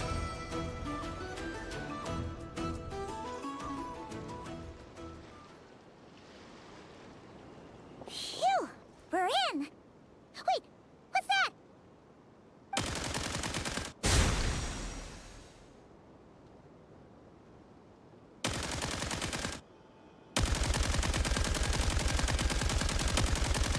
Whatever it is, it doesn't look friendly.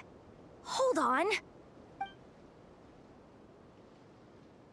This hunk of metal has Krumklang's core. The thief already took him apart. Quite the improvement, don't you think? My creation is 10 times more powerful than your little toy.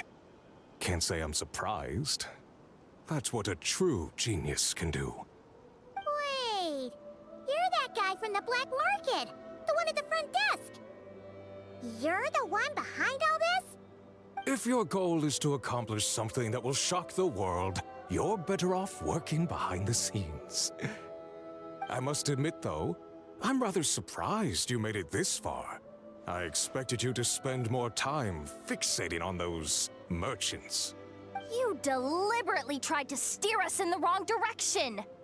What? You never questioned the fact that the first notice you found just so happened to have the clues you were searching for? The front desk is where people go to exchange information. But I get to decide what to put front and center. The person who controls the information controls the people who seek it. So you're the one who stole Krumklank! Both times? So what if I am? There's only one rule in Nodcry. Winner takes all. With this prototype, the Mora I earn will put me on equal footing with the other factions. Then, no one, not even you, will be able to say a word against me. Just using a piece of tech you stole from Aino? Stole? No, rescued. I'm taking advantage of its wasted potential. Ever since learning about Kuvaki, I knew there was huge potential for machine integration. But no one saw my vision. I came all this way, but the stubborn natives refused to even entertain my ideas. It didn't go any better with the Fatui and their monopoly on Kuvaki research. But then, this stupid girl who spends all her time making useless toys opens a workshop, and all the factions of Nodcry practically grovel at her feet. She's the one who gets to make a groundbreaking machine that has the potential to reshape the entire market. That role should have been mine! Right. 'Cause it's definitely not embarrassing to have beef with a kid. That's enough! Give Crumbclank back to us, right now! We'll see about that.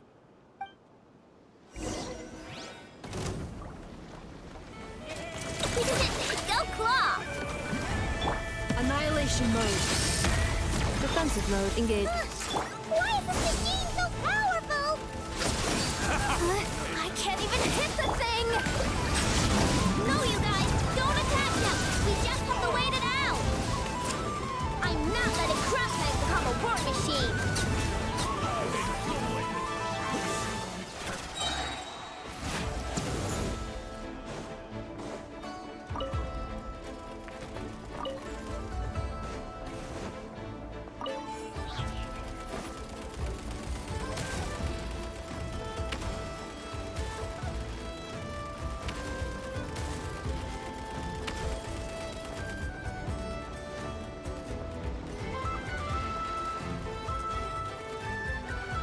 Bow your head.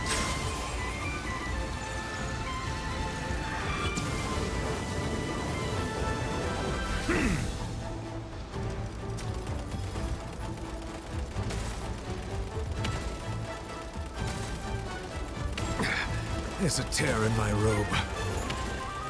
Silence!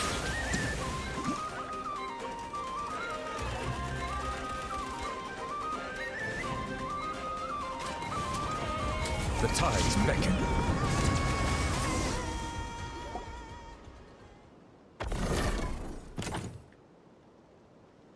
What's happening? I need an engineer over here. Quick, fix it!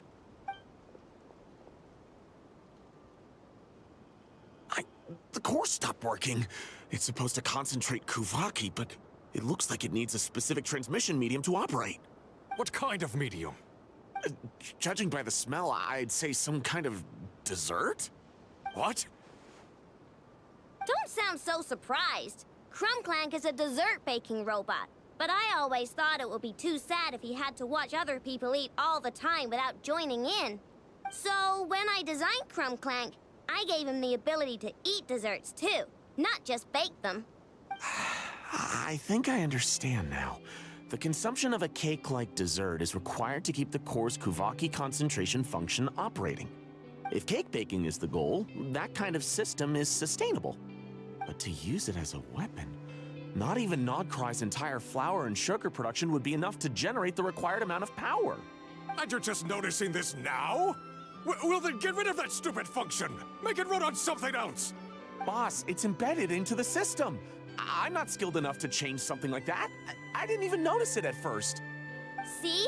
Crumbclank isn't a war machine. Now give him back. This technology could have been revolutionary. It was supposed to be my big break. And now it's trapped in some useless kitchen bot, all because of your stupid, childish idea. No, the prototype stays with me. I just need to hold out until I can secure an investment. Someone, get back the prototype!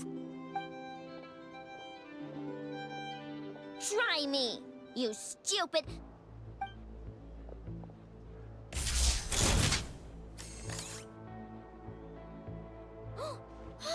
Enough! Whoa! What are you all doing here? Protecting the Crumbcake craft shop is a job for all who call it home. Activating Annihilation mode. Another test subject. Installation chamber deployed. Ultimatum protocol. Pyroclastic surge! Picked the wrong test subject. No! He got away! Let him run for now. Nodcry doesn't have laws, but it does have rules. Once word starts to spread about what happened here, he'll get what's coming to him. Is everyone all right? Apparently Notcry doesn't have a police force, so I contacted your friends for help. Wow! Way to think ahead, Cedille. Wait! What about Crumb Clank? Miss Ino, during the altercation, my brethren and I retrieved the core from that construct. It should go to its rightful owner. I apologize for thinking otherwise before. This technology needs safekeeping, and I think... No. I know that it's safest in your hands. And I know you're not the bad guys I thought you were, so enough with all the mushy stuff, all right? Let's go home, Ineffa. Oh, and when we get back, I want dessert. I think my monthly quota deserves to be reset, don't you?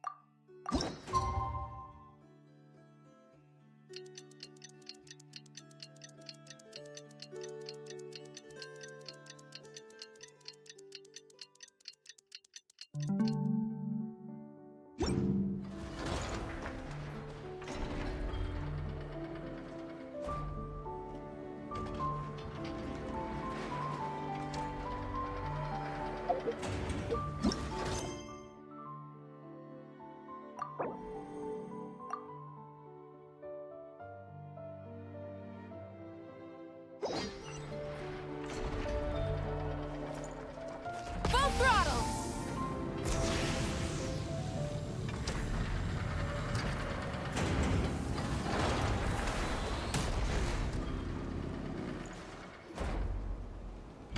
Hey, Ineffa! Oh, Yehuda! You're here too? Well, after all that hard work, I at least deserve a slice of cake for my efforts. Don't you think? Wait, there's cake? Yes. You two are here just in time. Ino wanted to thank you for your help, so now that Crumbclink is back safe and sound, she thought it would be nice for everyone to try out his baking. Wow! So this is what Crumbclank was supposed to look like. Yes. Luckily, the core was still intact, so all Ino had to do was make a new body. Woohoo! Is it ready?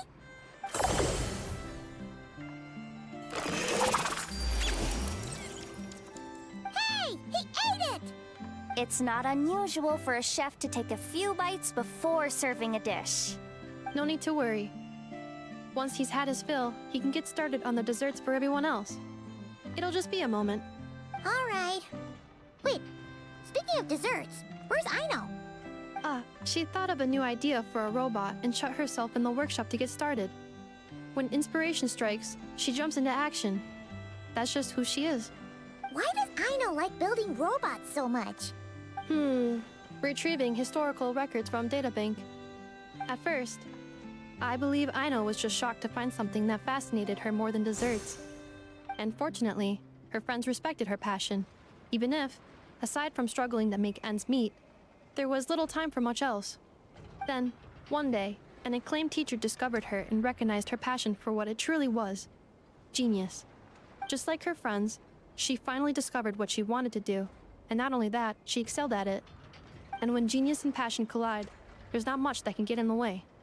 So, Aino left her childhood friends, established the Clink Clink Krumkake craft shop, and started making all kinds of robot companions.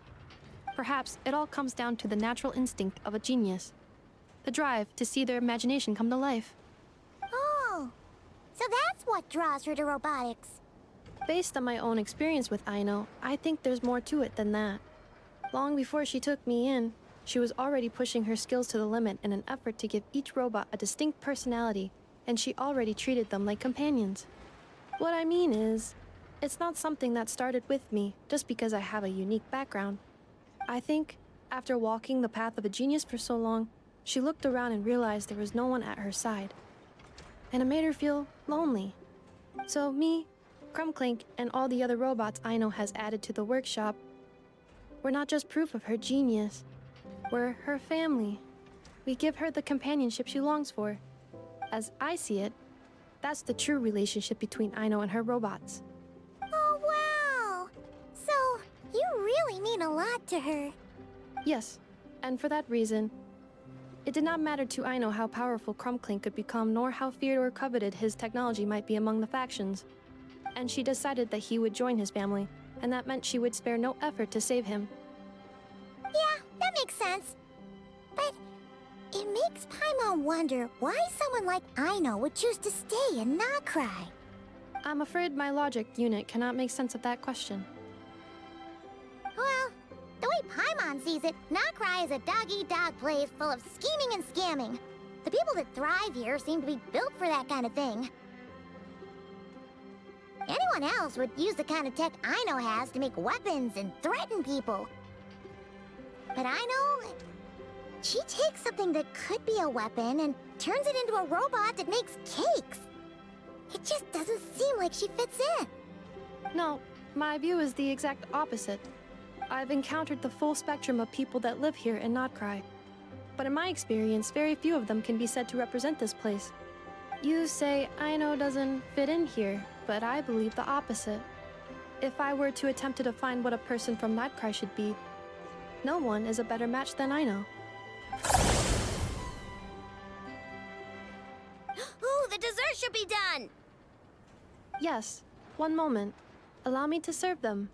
I want the one with the most frosting! All right, everyone. Dig in.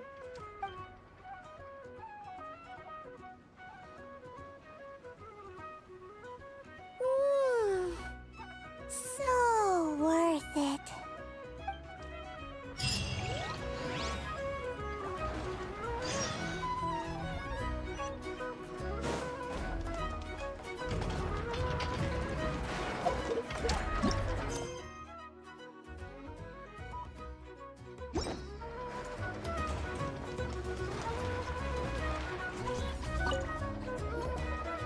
Weird. I know I only installed an average Nogcry machine core. Aino and Eppa, we're here!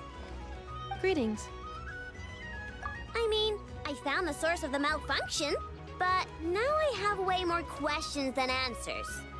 What? Why? The bot has the wrong core. It is not the one Aino installed originally, but the core of a clockwork mecha from Fontaine. It has the wrong core? Oh, so now we have to hunt down the original one? It's no big deal. The original core was just something I salvaged from a pile of junk. Believe me, it's nothing special. The problem is, this new core is really advanced. I don't even understand half of its functions. Really? Is that why it can talk like an Eppa? No idea. What I can tell is that this core went through a massive explosion at some point. Almost all the modules are damaged, but I can't fix any of them. Wow! If even Aino's stumped, it must be really complicated. The core originates from Fontaine, but little is known about this technology. Without relevant knowledge, a breakthrough will take time. Yeah, but it's not all bad news. I managed to extract a useful bit of information from the data I could salvage. One word. Charred. Charred? Is that its name? I doubt it, but I'm sure it's important. It was stored in the deepest part of the core. That's the best protected part, which is why I was able to salvage something from there. The best protected part? In the event that my core sustained damage, that's where I would move all Ino-related data to keep it intact. Ah! Knock on wood, knock on wood! Your core is gonna be just fine, Inefa. Don't jinx yourself like that. I was engaging in a hypothetical discussion. Doesn't matter, you still gotta say it. Say knock on wood. Knock on wood. Like that? Yeah! Whew, that was a close one. Huh? Anyway, I bet there's other data preserved deep in the core too. Otherwise, this thing wouldn't be able to talk. And I'm gonna extract it all. Here, data, come to Ino. Man, this core is so mysterious. But if it's so high-tech, how did it end up inside a random prospector bot? Bingo! That's the question, isn't it? Who replaced the original core with this one and why? I mean, even though it's damaged, the research value is off the charts. Bingo! That has to be the answer. You know what happened the day before it started malfunctioning? The Fatui chased a group of treasure hoarders straight into my workshop. I'm thinking the treasure hoarders stole the core from the Fatui and needed a place to hide it. So, they stuffed it in my prospector bot and handed the original core over to the Fatui to smooth things over. Makes sense, don't you think? I'm pretty clever, right, Inefa? Of course. In fact, intel from the Curatorium appears to corroborate this hypothesis. Several of Marinette's subordinates were robbed on their way back to Snezhnaya. Although it is unclear what was stolen, the culprits were identified as a group of 3 treasure hoarders. Their leader is a silver-haired woman wearing a hood. As for the remaining 2 members, there is a man with pink hair and a man with purple hair. Wow! So Paimon was right. The local treasure hoarders around here aren't bold. Actually, this group has only been active recently. The Curatorium suspects them to be outsiders not local to this area. Who cares? Yehoda said they're just a bunch of small fry anyway. Yeah. If those treasure hoarders really did mean to hide the core in this bot, they're probably gonna come back for it. Let them come. If they're nice, I'll even share my crunkakes with them. And if they're mean, Inefa will give them a good old knuckle sandwich. And if they try to take back the core? I already thought of that. I'm just gonna hide it. Inefa, can you get Little Chard and the others to come over here?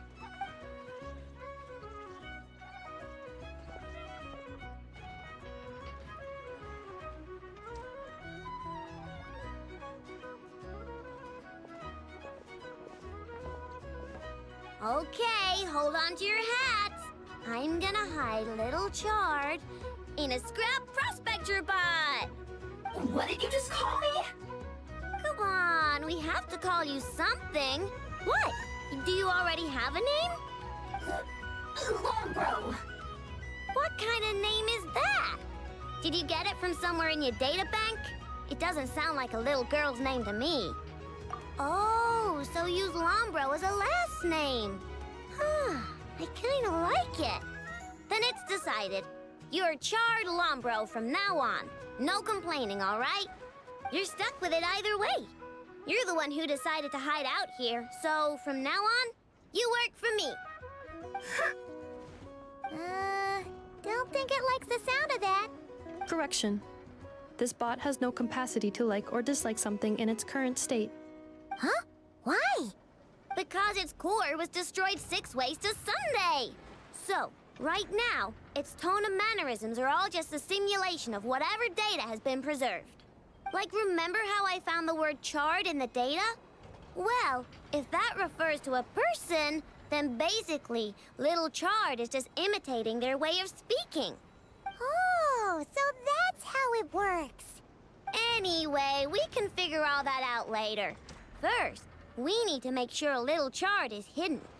Why don't you take the reins, Traveler? It's super cool. You'll see.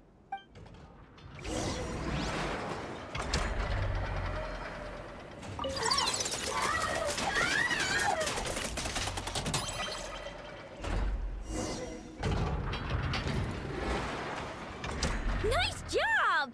You've got some engineering chops, that's for sure. And thanks to you, I'm now the proud owner of the most advanced prospector bot in town. I expect good work out of you, little Chard. But don't worry, you'll be compensated. Like I care! We gotta do something about that temper of yours. Maybe a little flour on your head will soften you up a bit.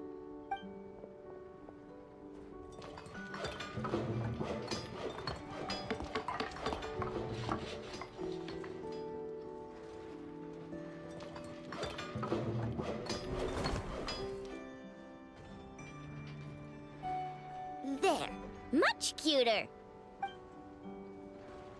Oh, that reminds me. Traveler, Paimon, if you ever pick up stuff you have no use for, like screws and nuts and things, just bring them to me. I can make them into flowers or use them to upgrade my console. Oh, and I don't expect you to hand them over for free. I pay good prices for... You're gonna want to stop by every day. Deal? Awesome! Turns out Ineffa was right all along. Everything is gonna be all right. Good luck out there on your travels. I hope everything goes all right for you, too.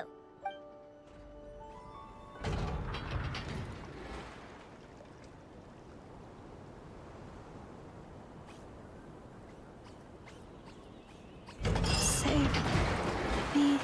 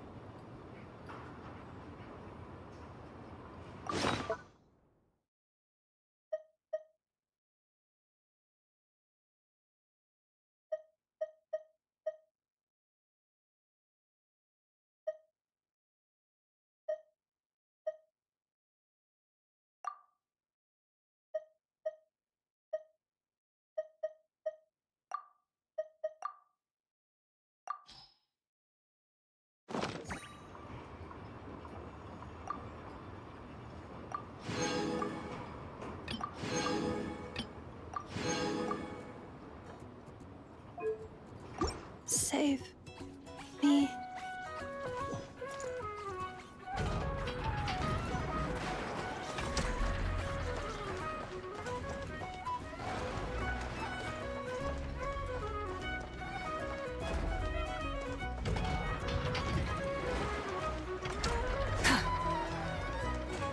Now this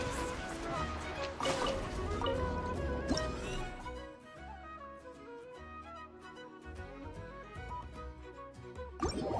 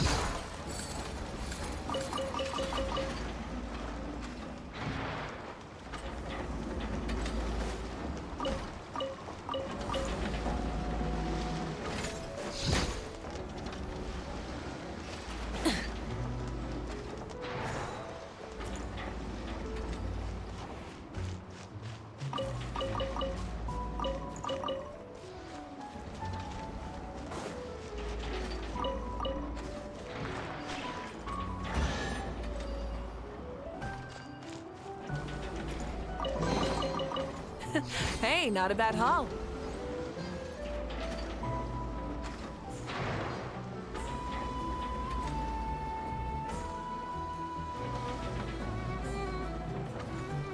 Many insects have a compulsion to follow the light, and humans are the same. Except we call that light hope.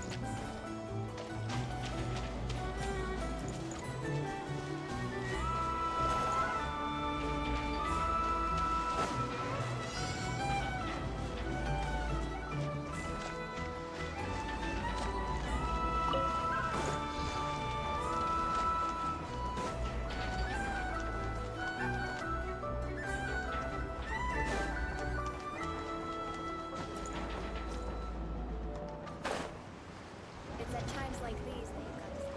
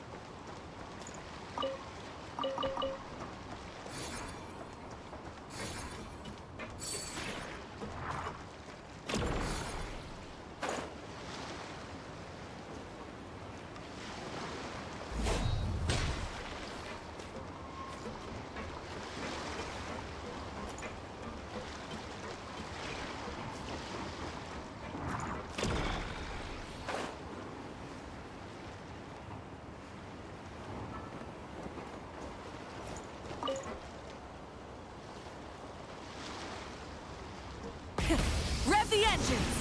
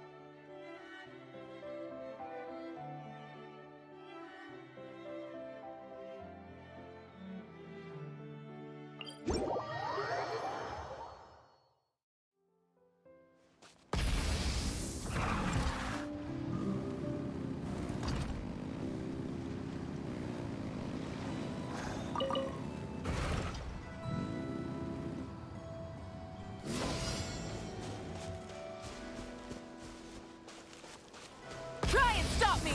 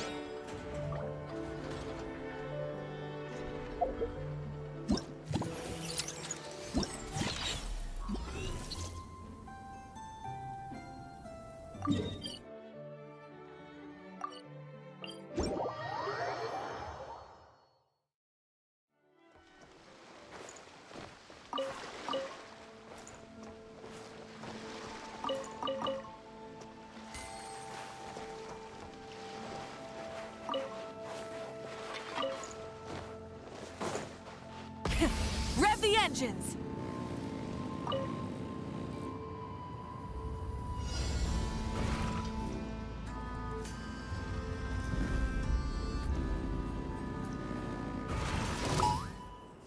Time for the big... Burn it down! Defensive mode engaged. Propagate!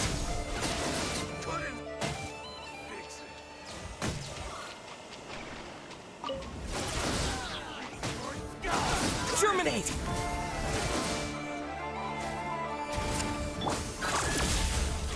Annihilation mode.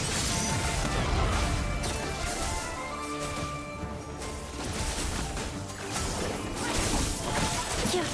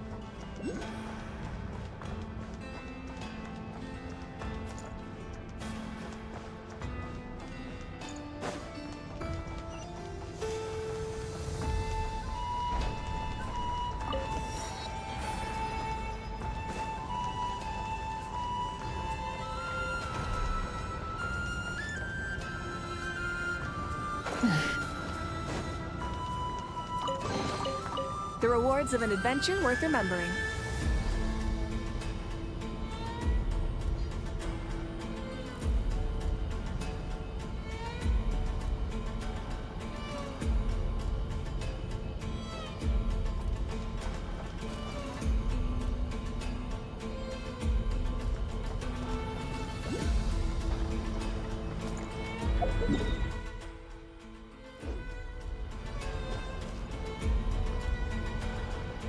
Try and stop me!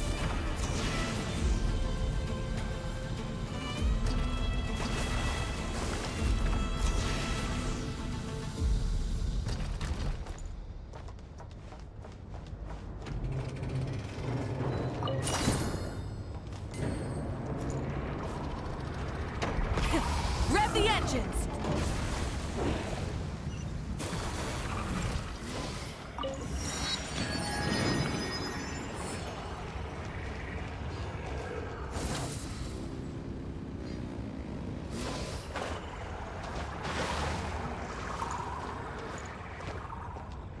Full throttle!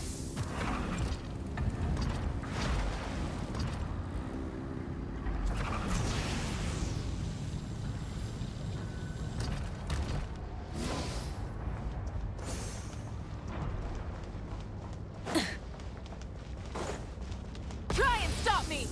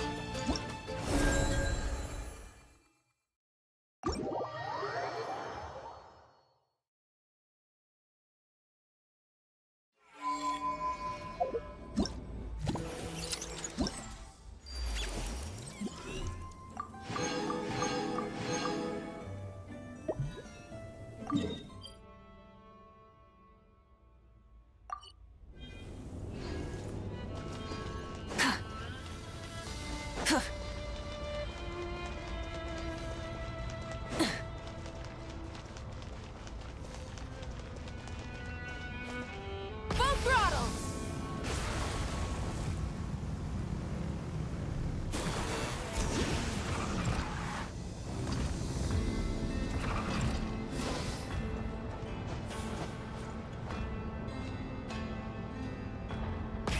Rev the engines!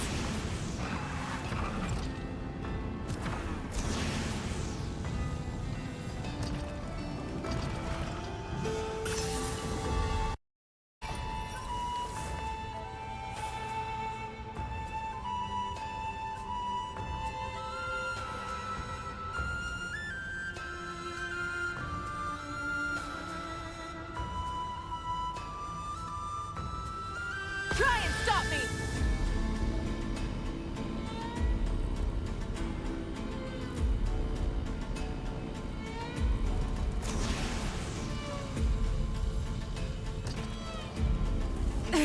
The end of our legacy.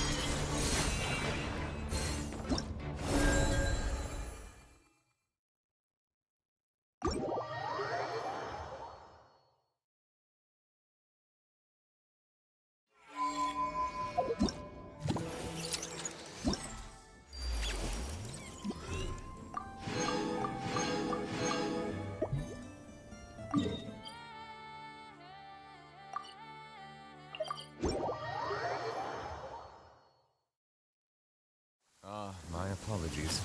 This heavy rain must be quite an inconvenience for you.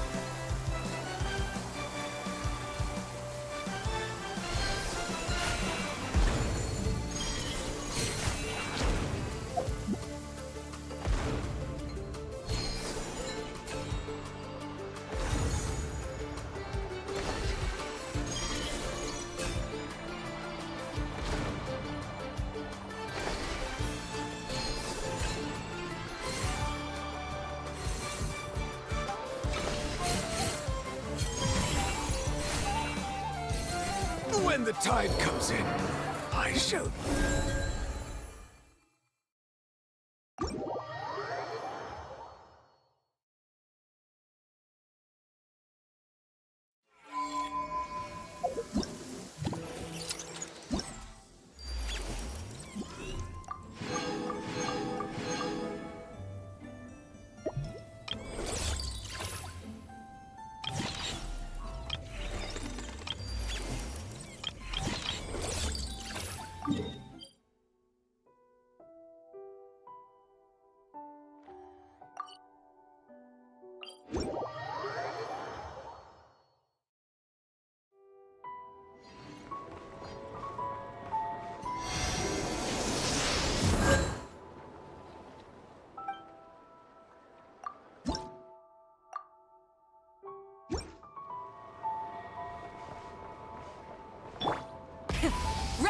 engines!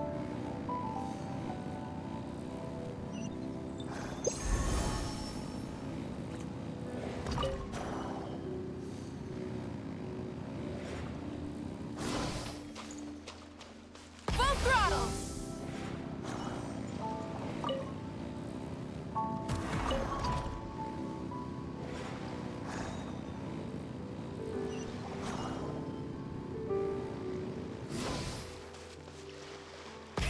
Rev the engines!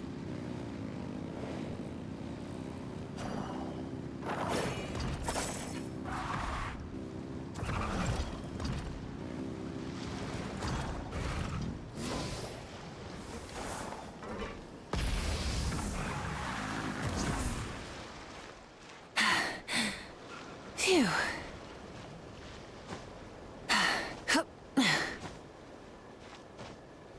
Hip.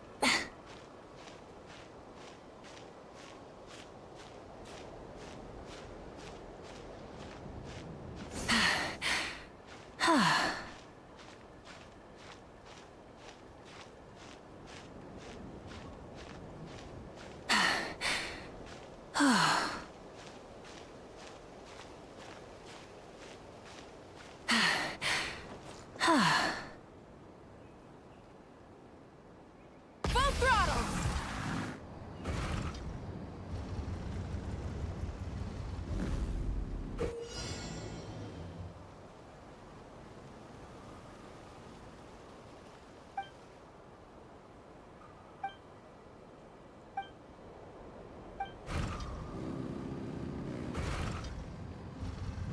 Use the force authorized. Insulation chamber deployed. Resist, settle down. Save yourself.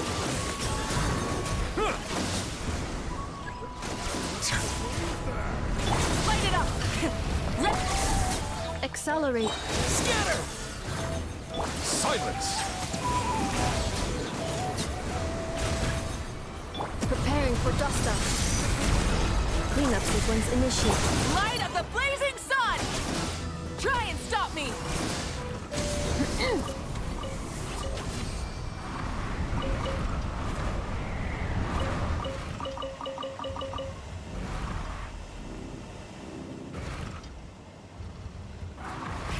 Rev the engines!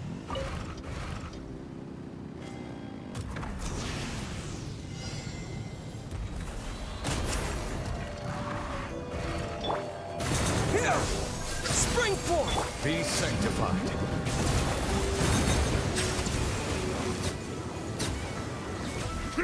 Insulation chamber deployed. Rise with the sun! Here comes another one.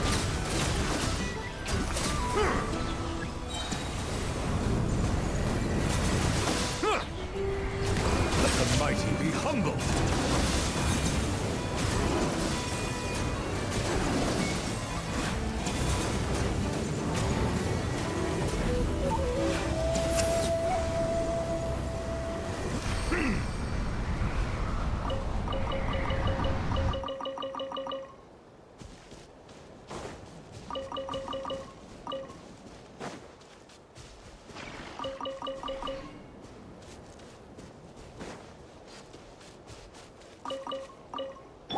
Try and stop me!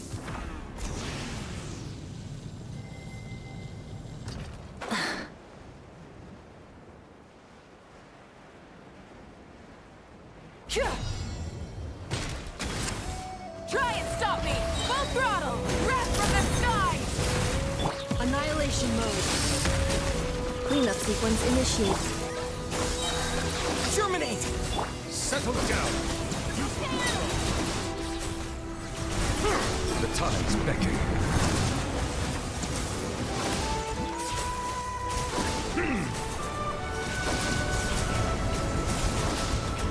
Bow your head.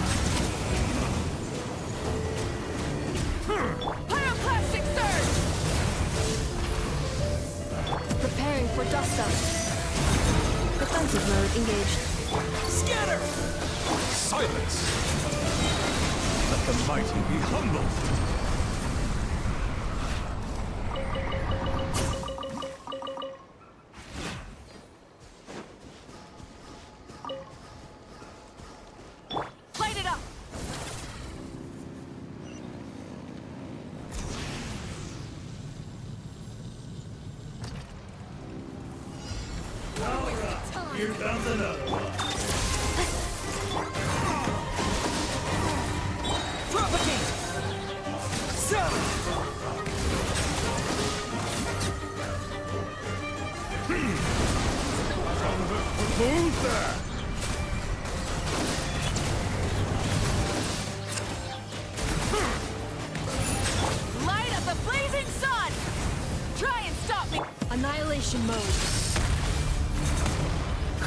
sequence initiated. The tides beckon.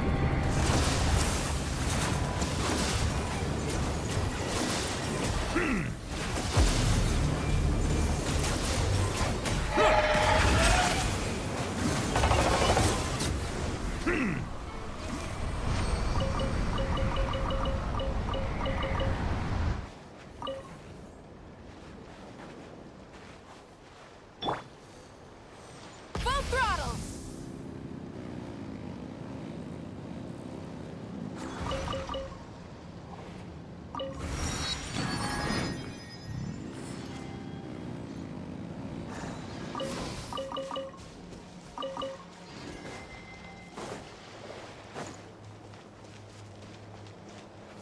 Pyroclastic surge!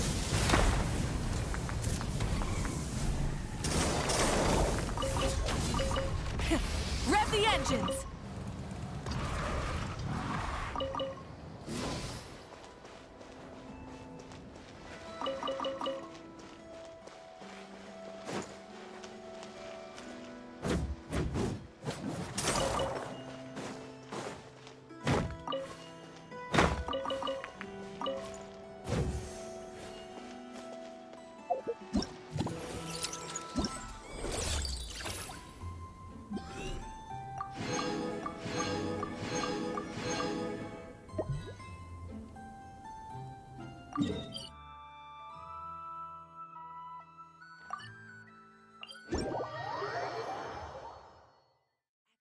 Exploration and trials.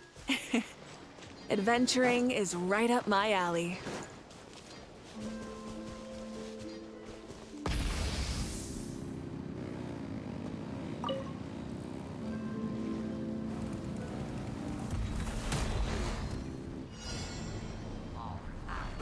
Defensive mode engaged. Bow your head. Let the mighty be humbled.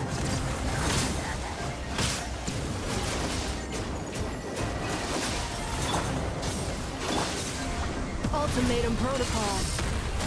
Cleanup sequence initiated. Spring forth!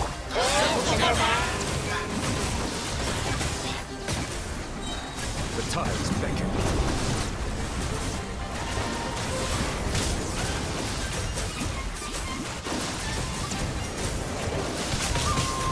Bow your head.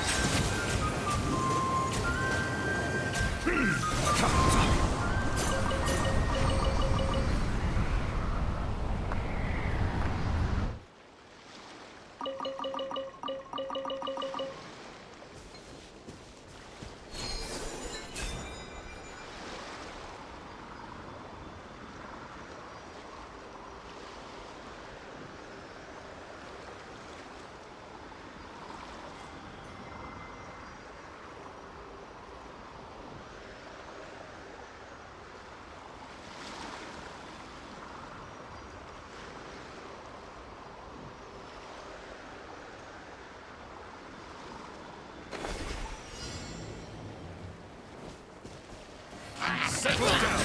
Let the mighty be humbled! Wrath from the sky! Full throttle! Annihilation mode.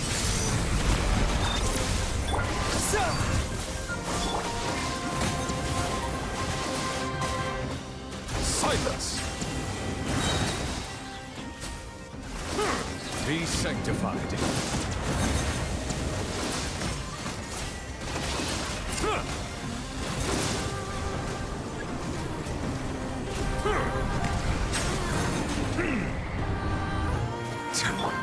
Light of the blazing sun! Defensive mode engaged.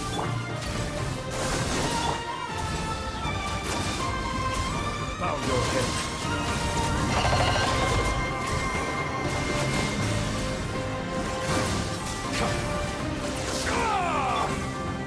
Pyroclastic surge! Settle down!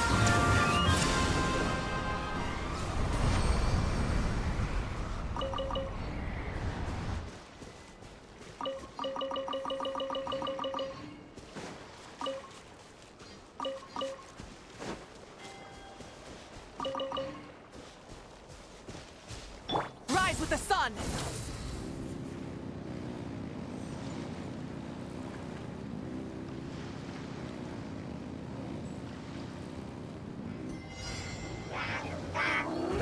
Preparing for dust. Insulation chamber deployed. Light it up! Let the mighty be humble. Germinate!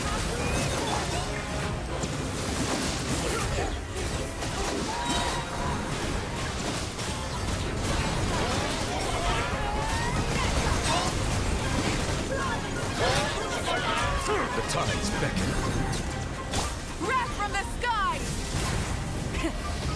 Ultimatum protocol. Cleanup sequence initiated.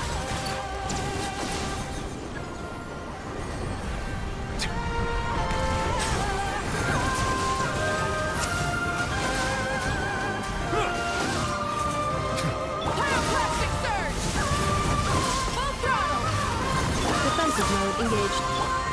Scatter! Bow your head.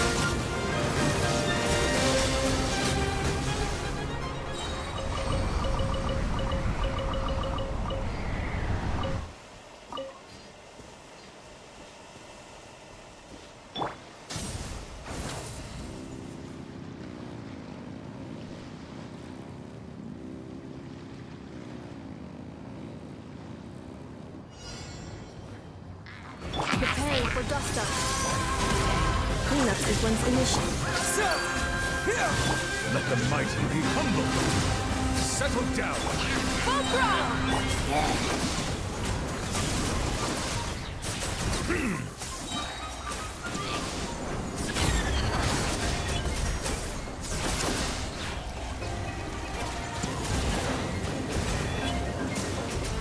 Be sanctified. Light of the blazing sun! Annihilation mode. Insulation chamber. Silence.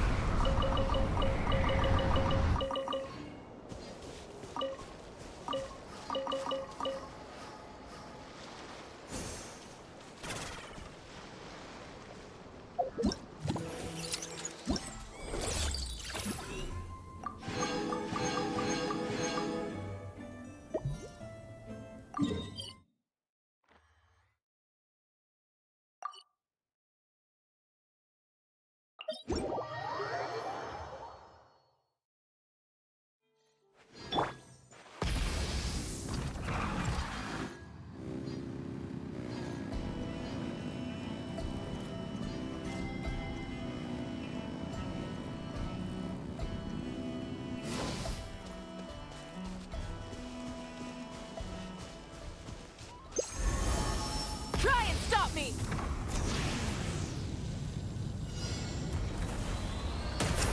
Cleanup sequence in.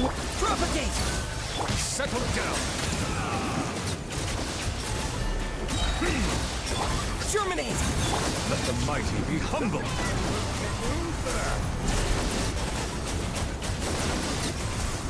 What are we? Ultimatum protocol. Insulation chamber deployed. Wrath from the sky! Full throttle! Silence.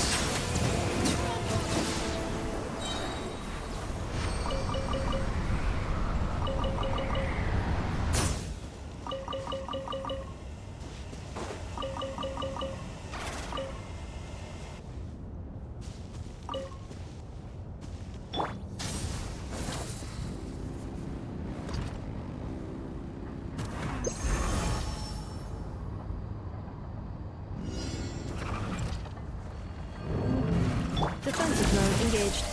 Propagate! Burn it down! Bow your head. The tides beckon. Annihilation mode. Spring forth!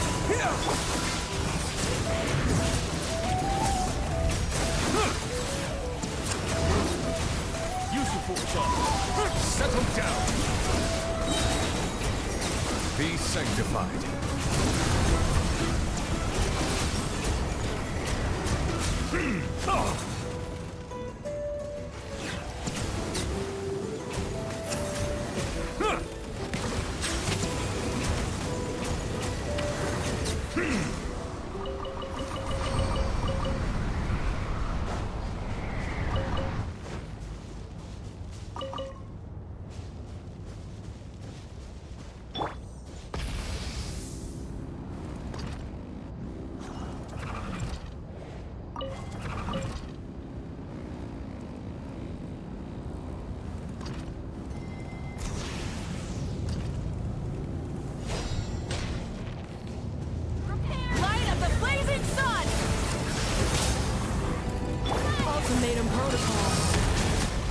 isolation chamber to propagate! Germinate! Bow your head. Let the mighty be humble. Use one of time.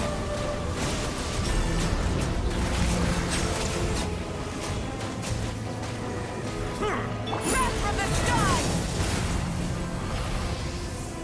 annihilation mode.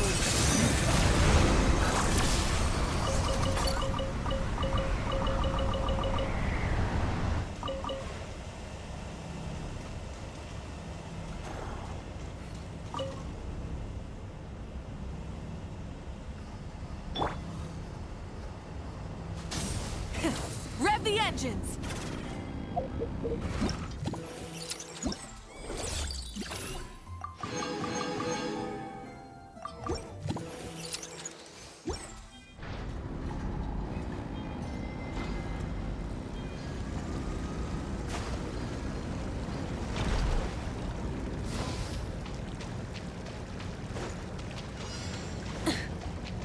All right. Light it up! Here comes another. Scatter! Silence! Be sanctified.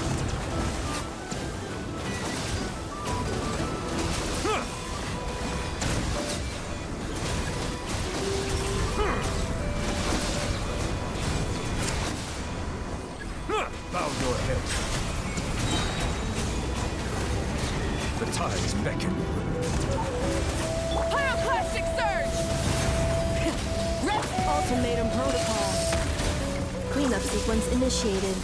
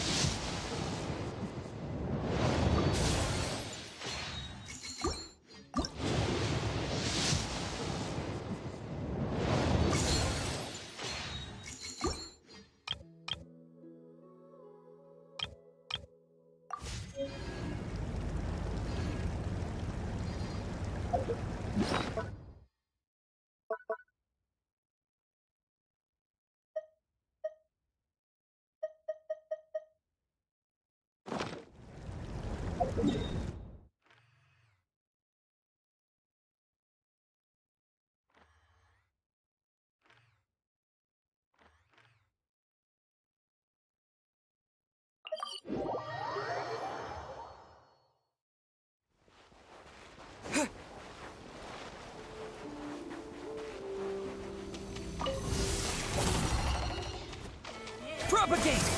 Rise with the sun! Insulation chamber deployed. Settle down! Light of the blazing sun! Annihilation mode. Bow your head. Be sanctified.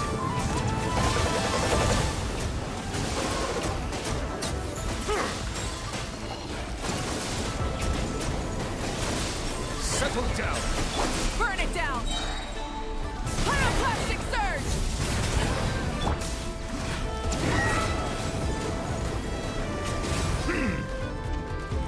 Silence!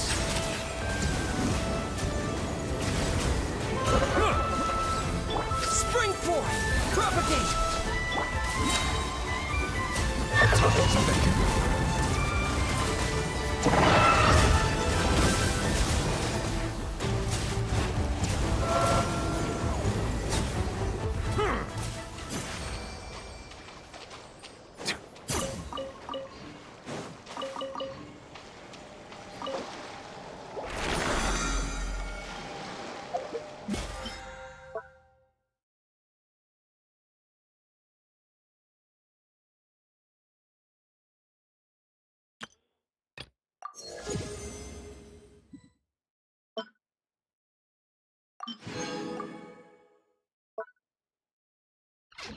I see the value in my own work, but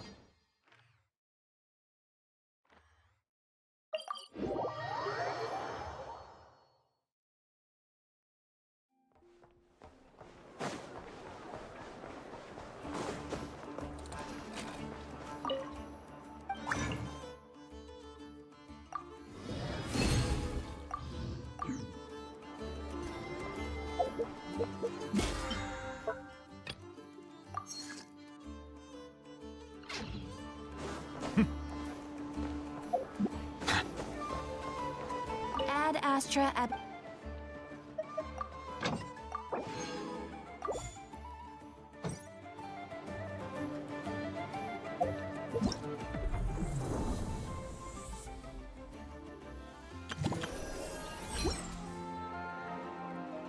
Well, I don't know if anyone's there, but that took me considerably longer than I expected, so have a good night if so.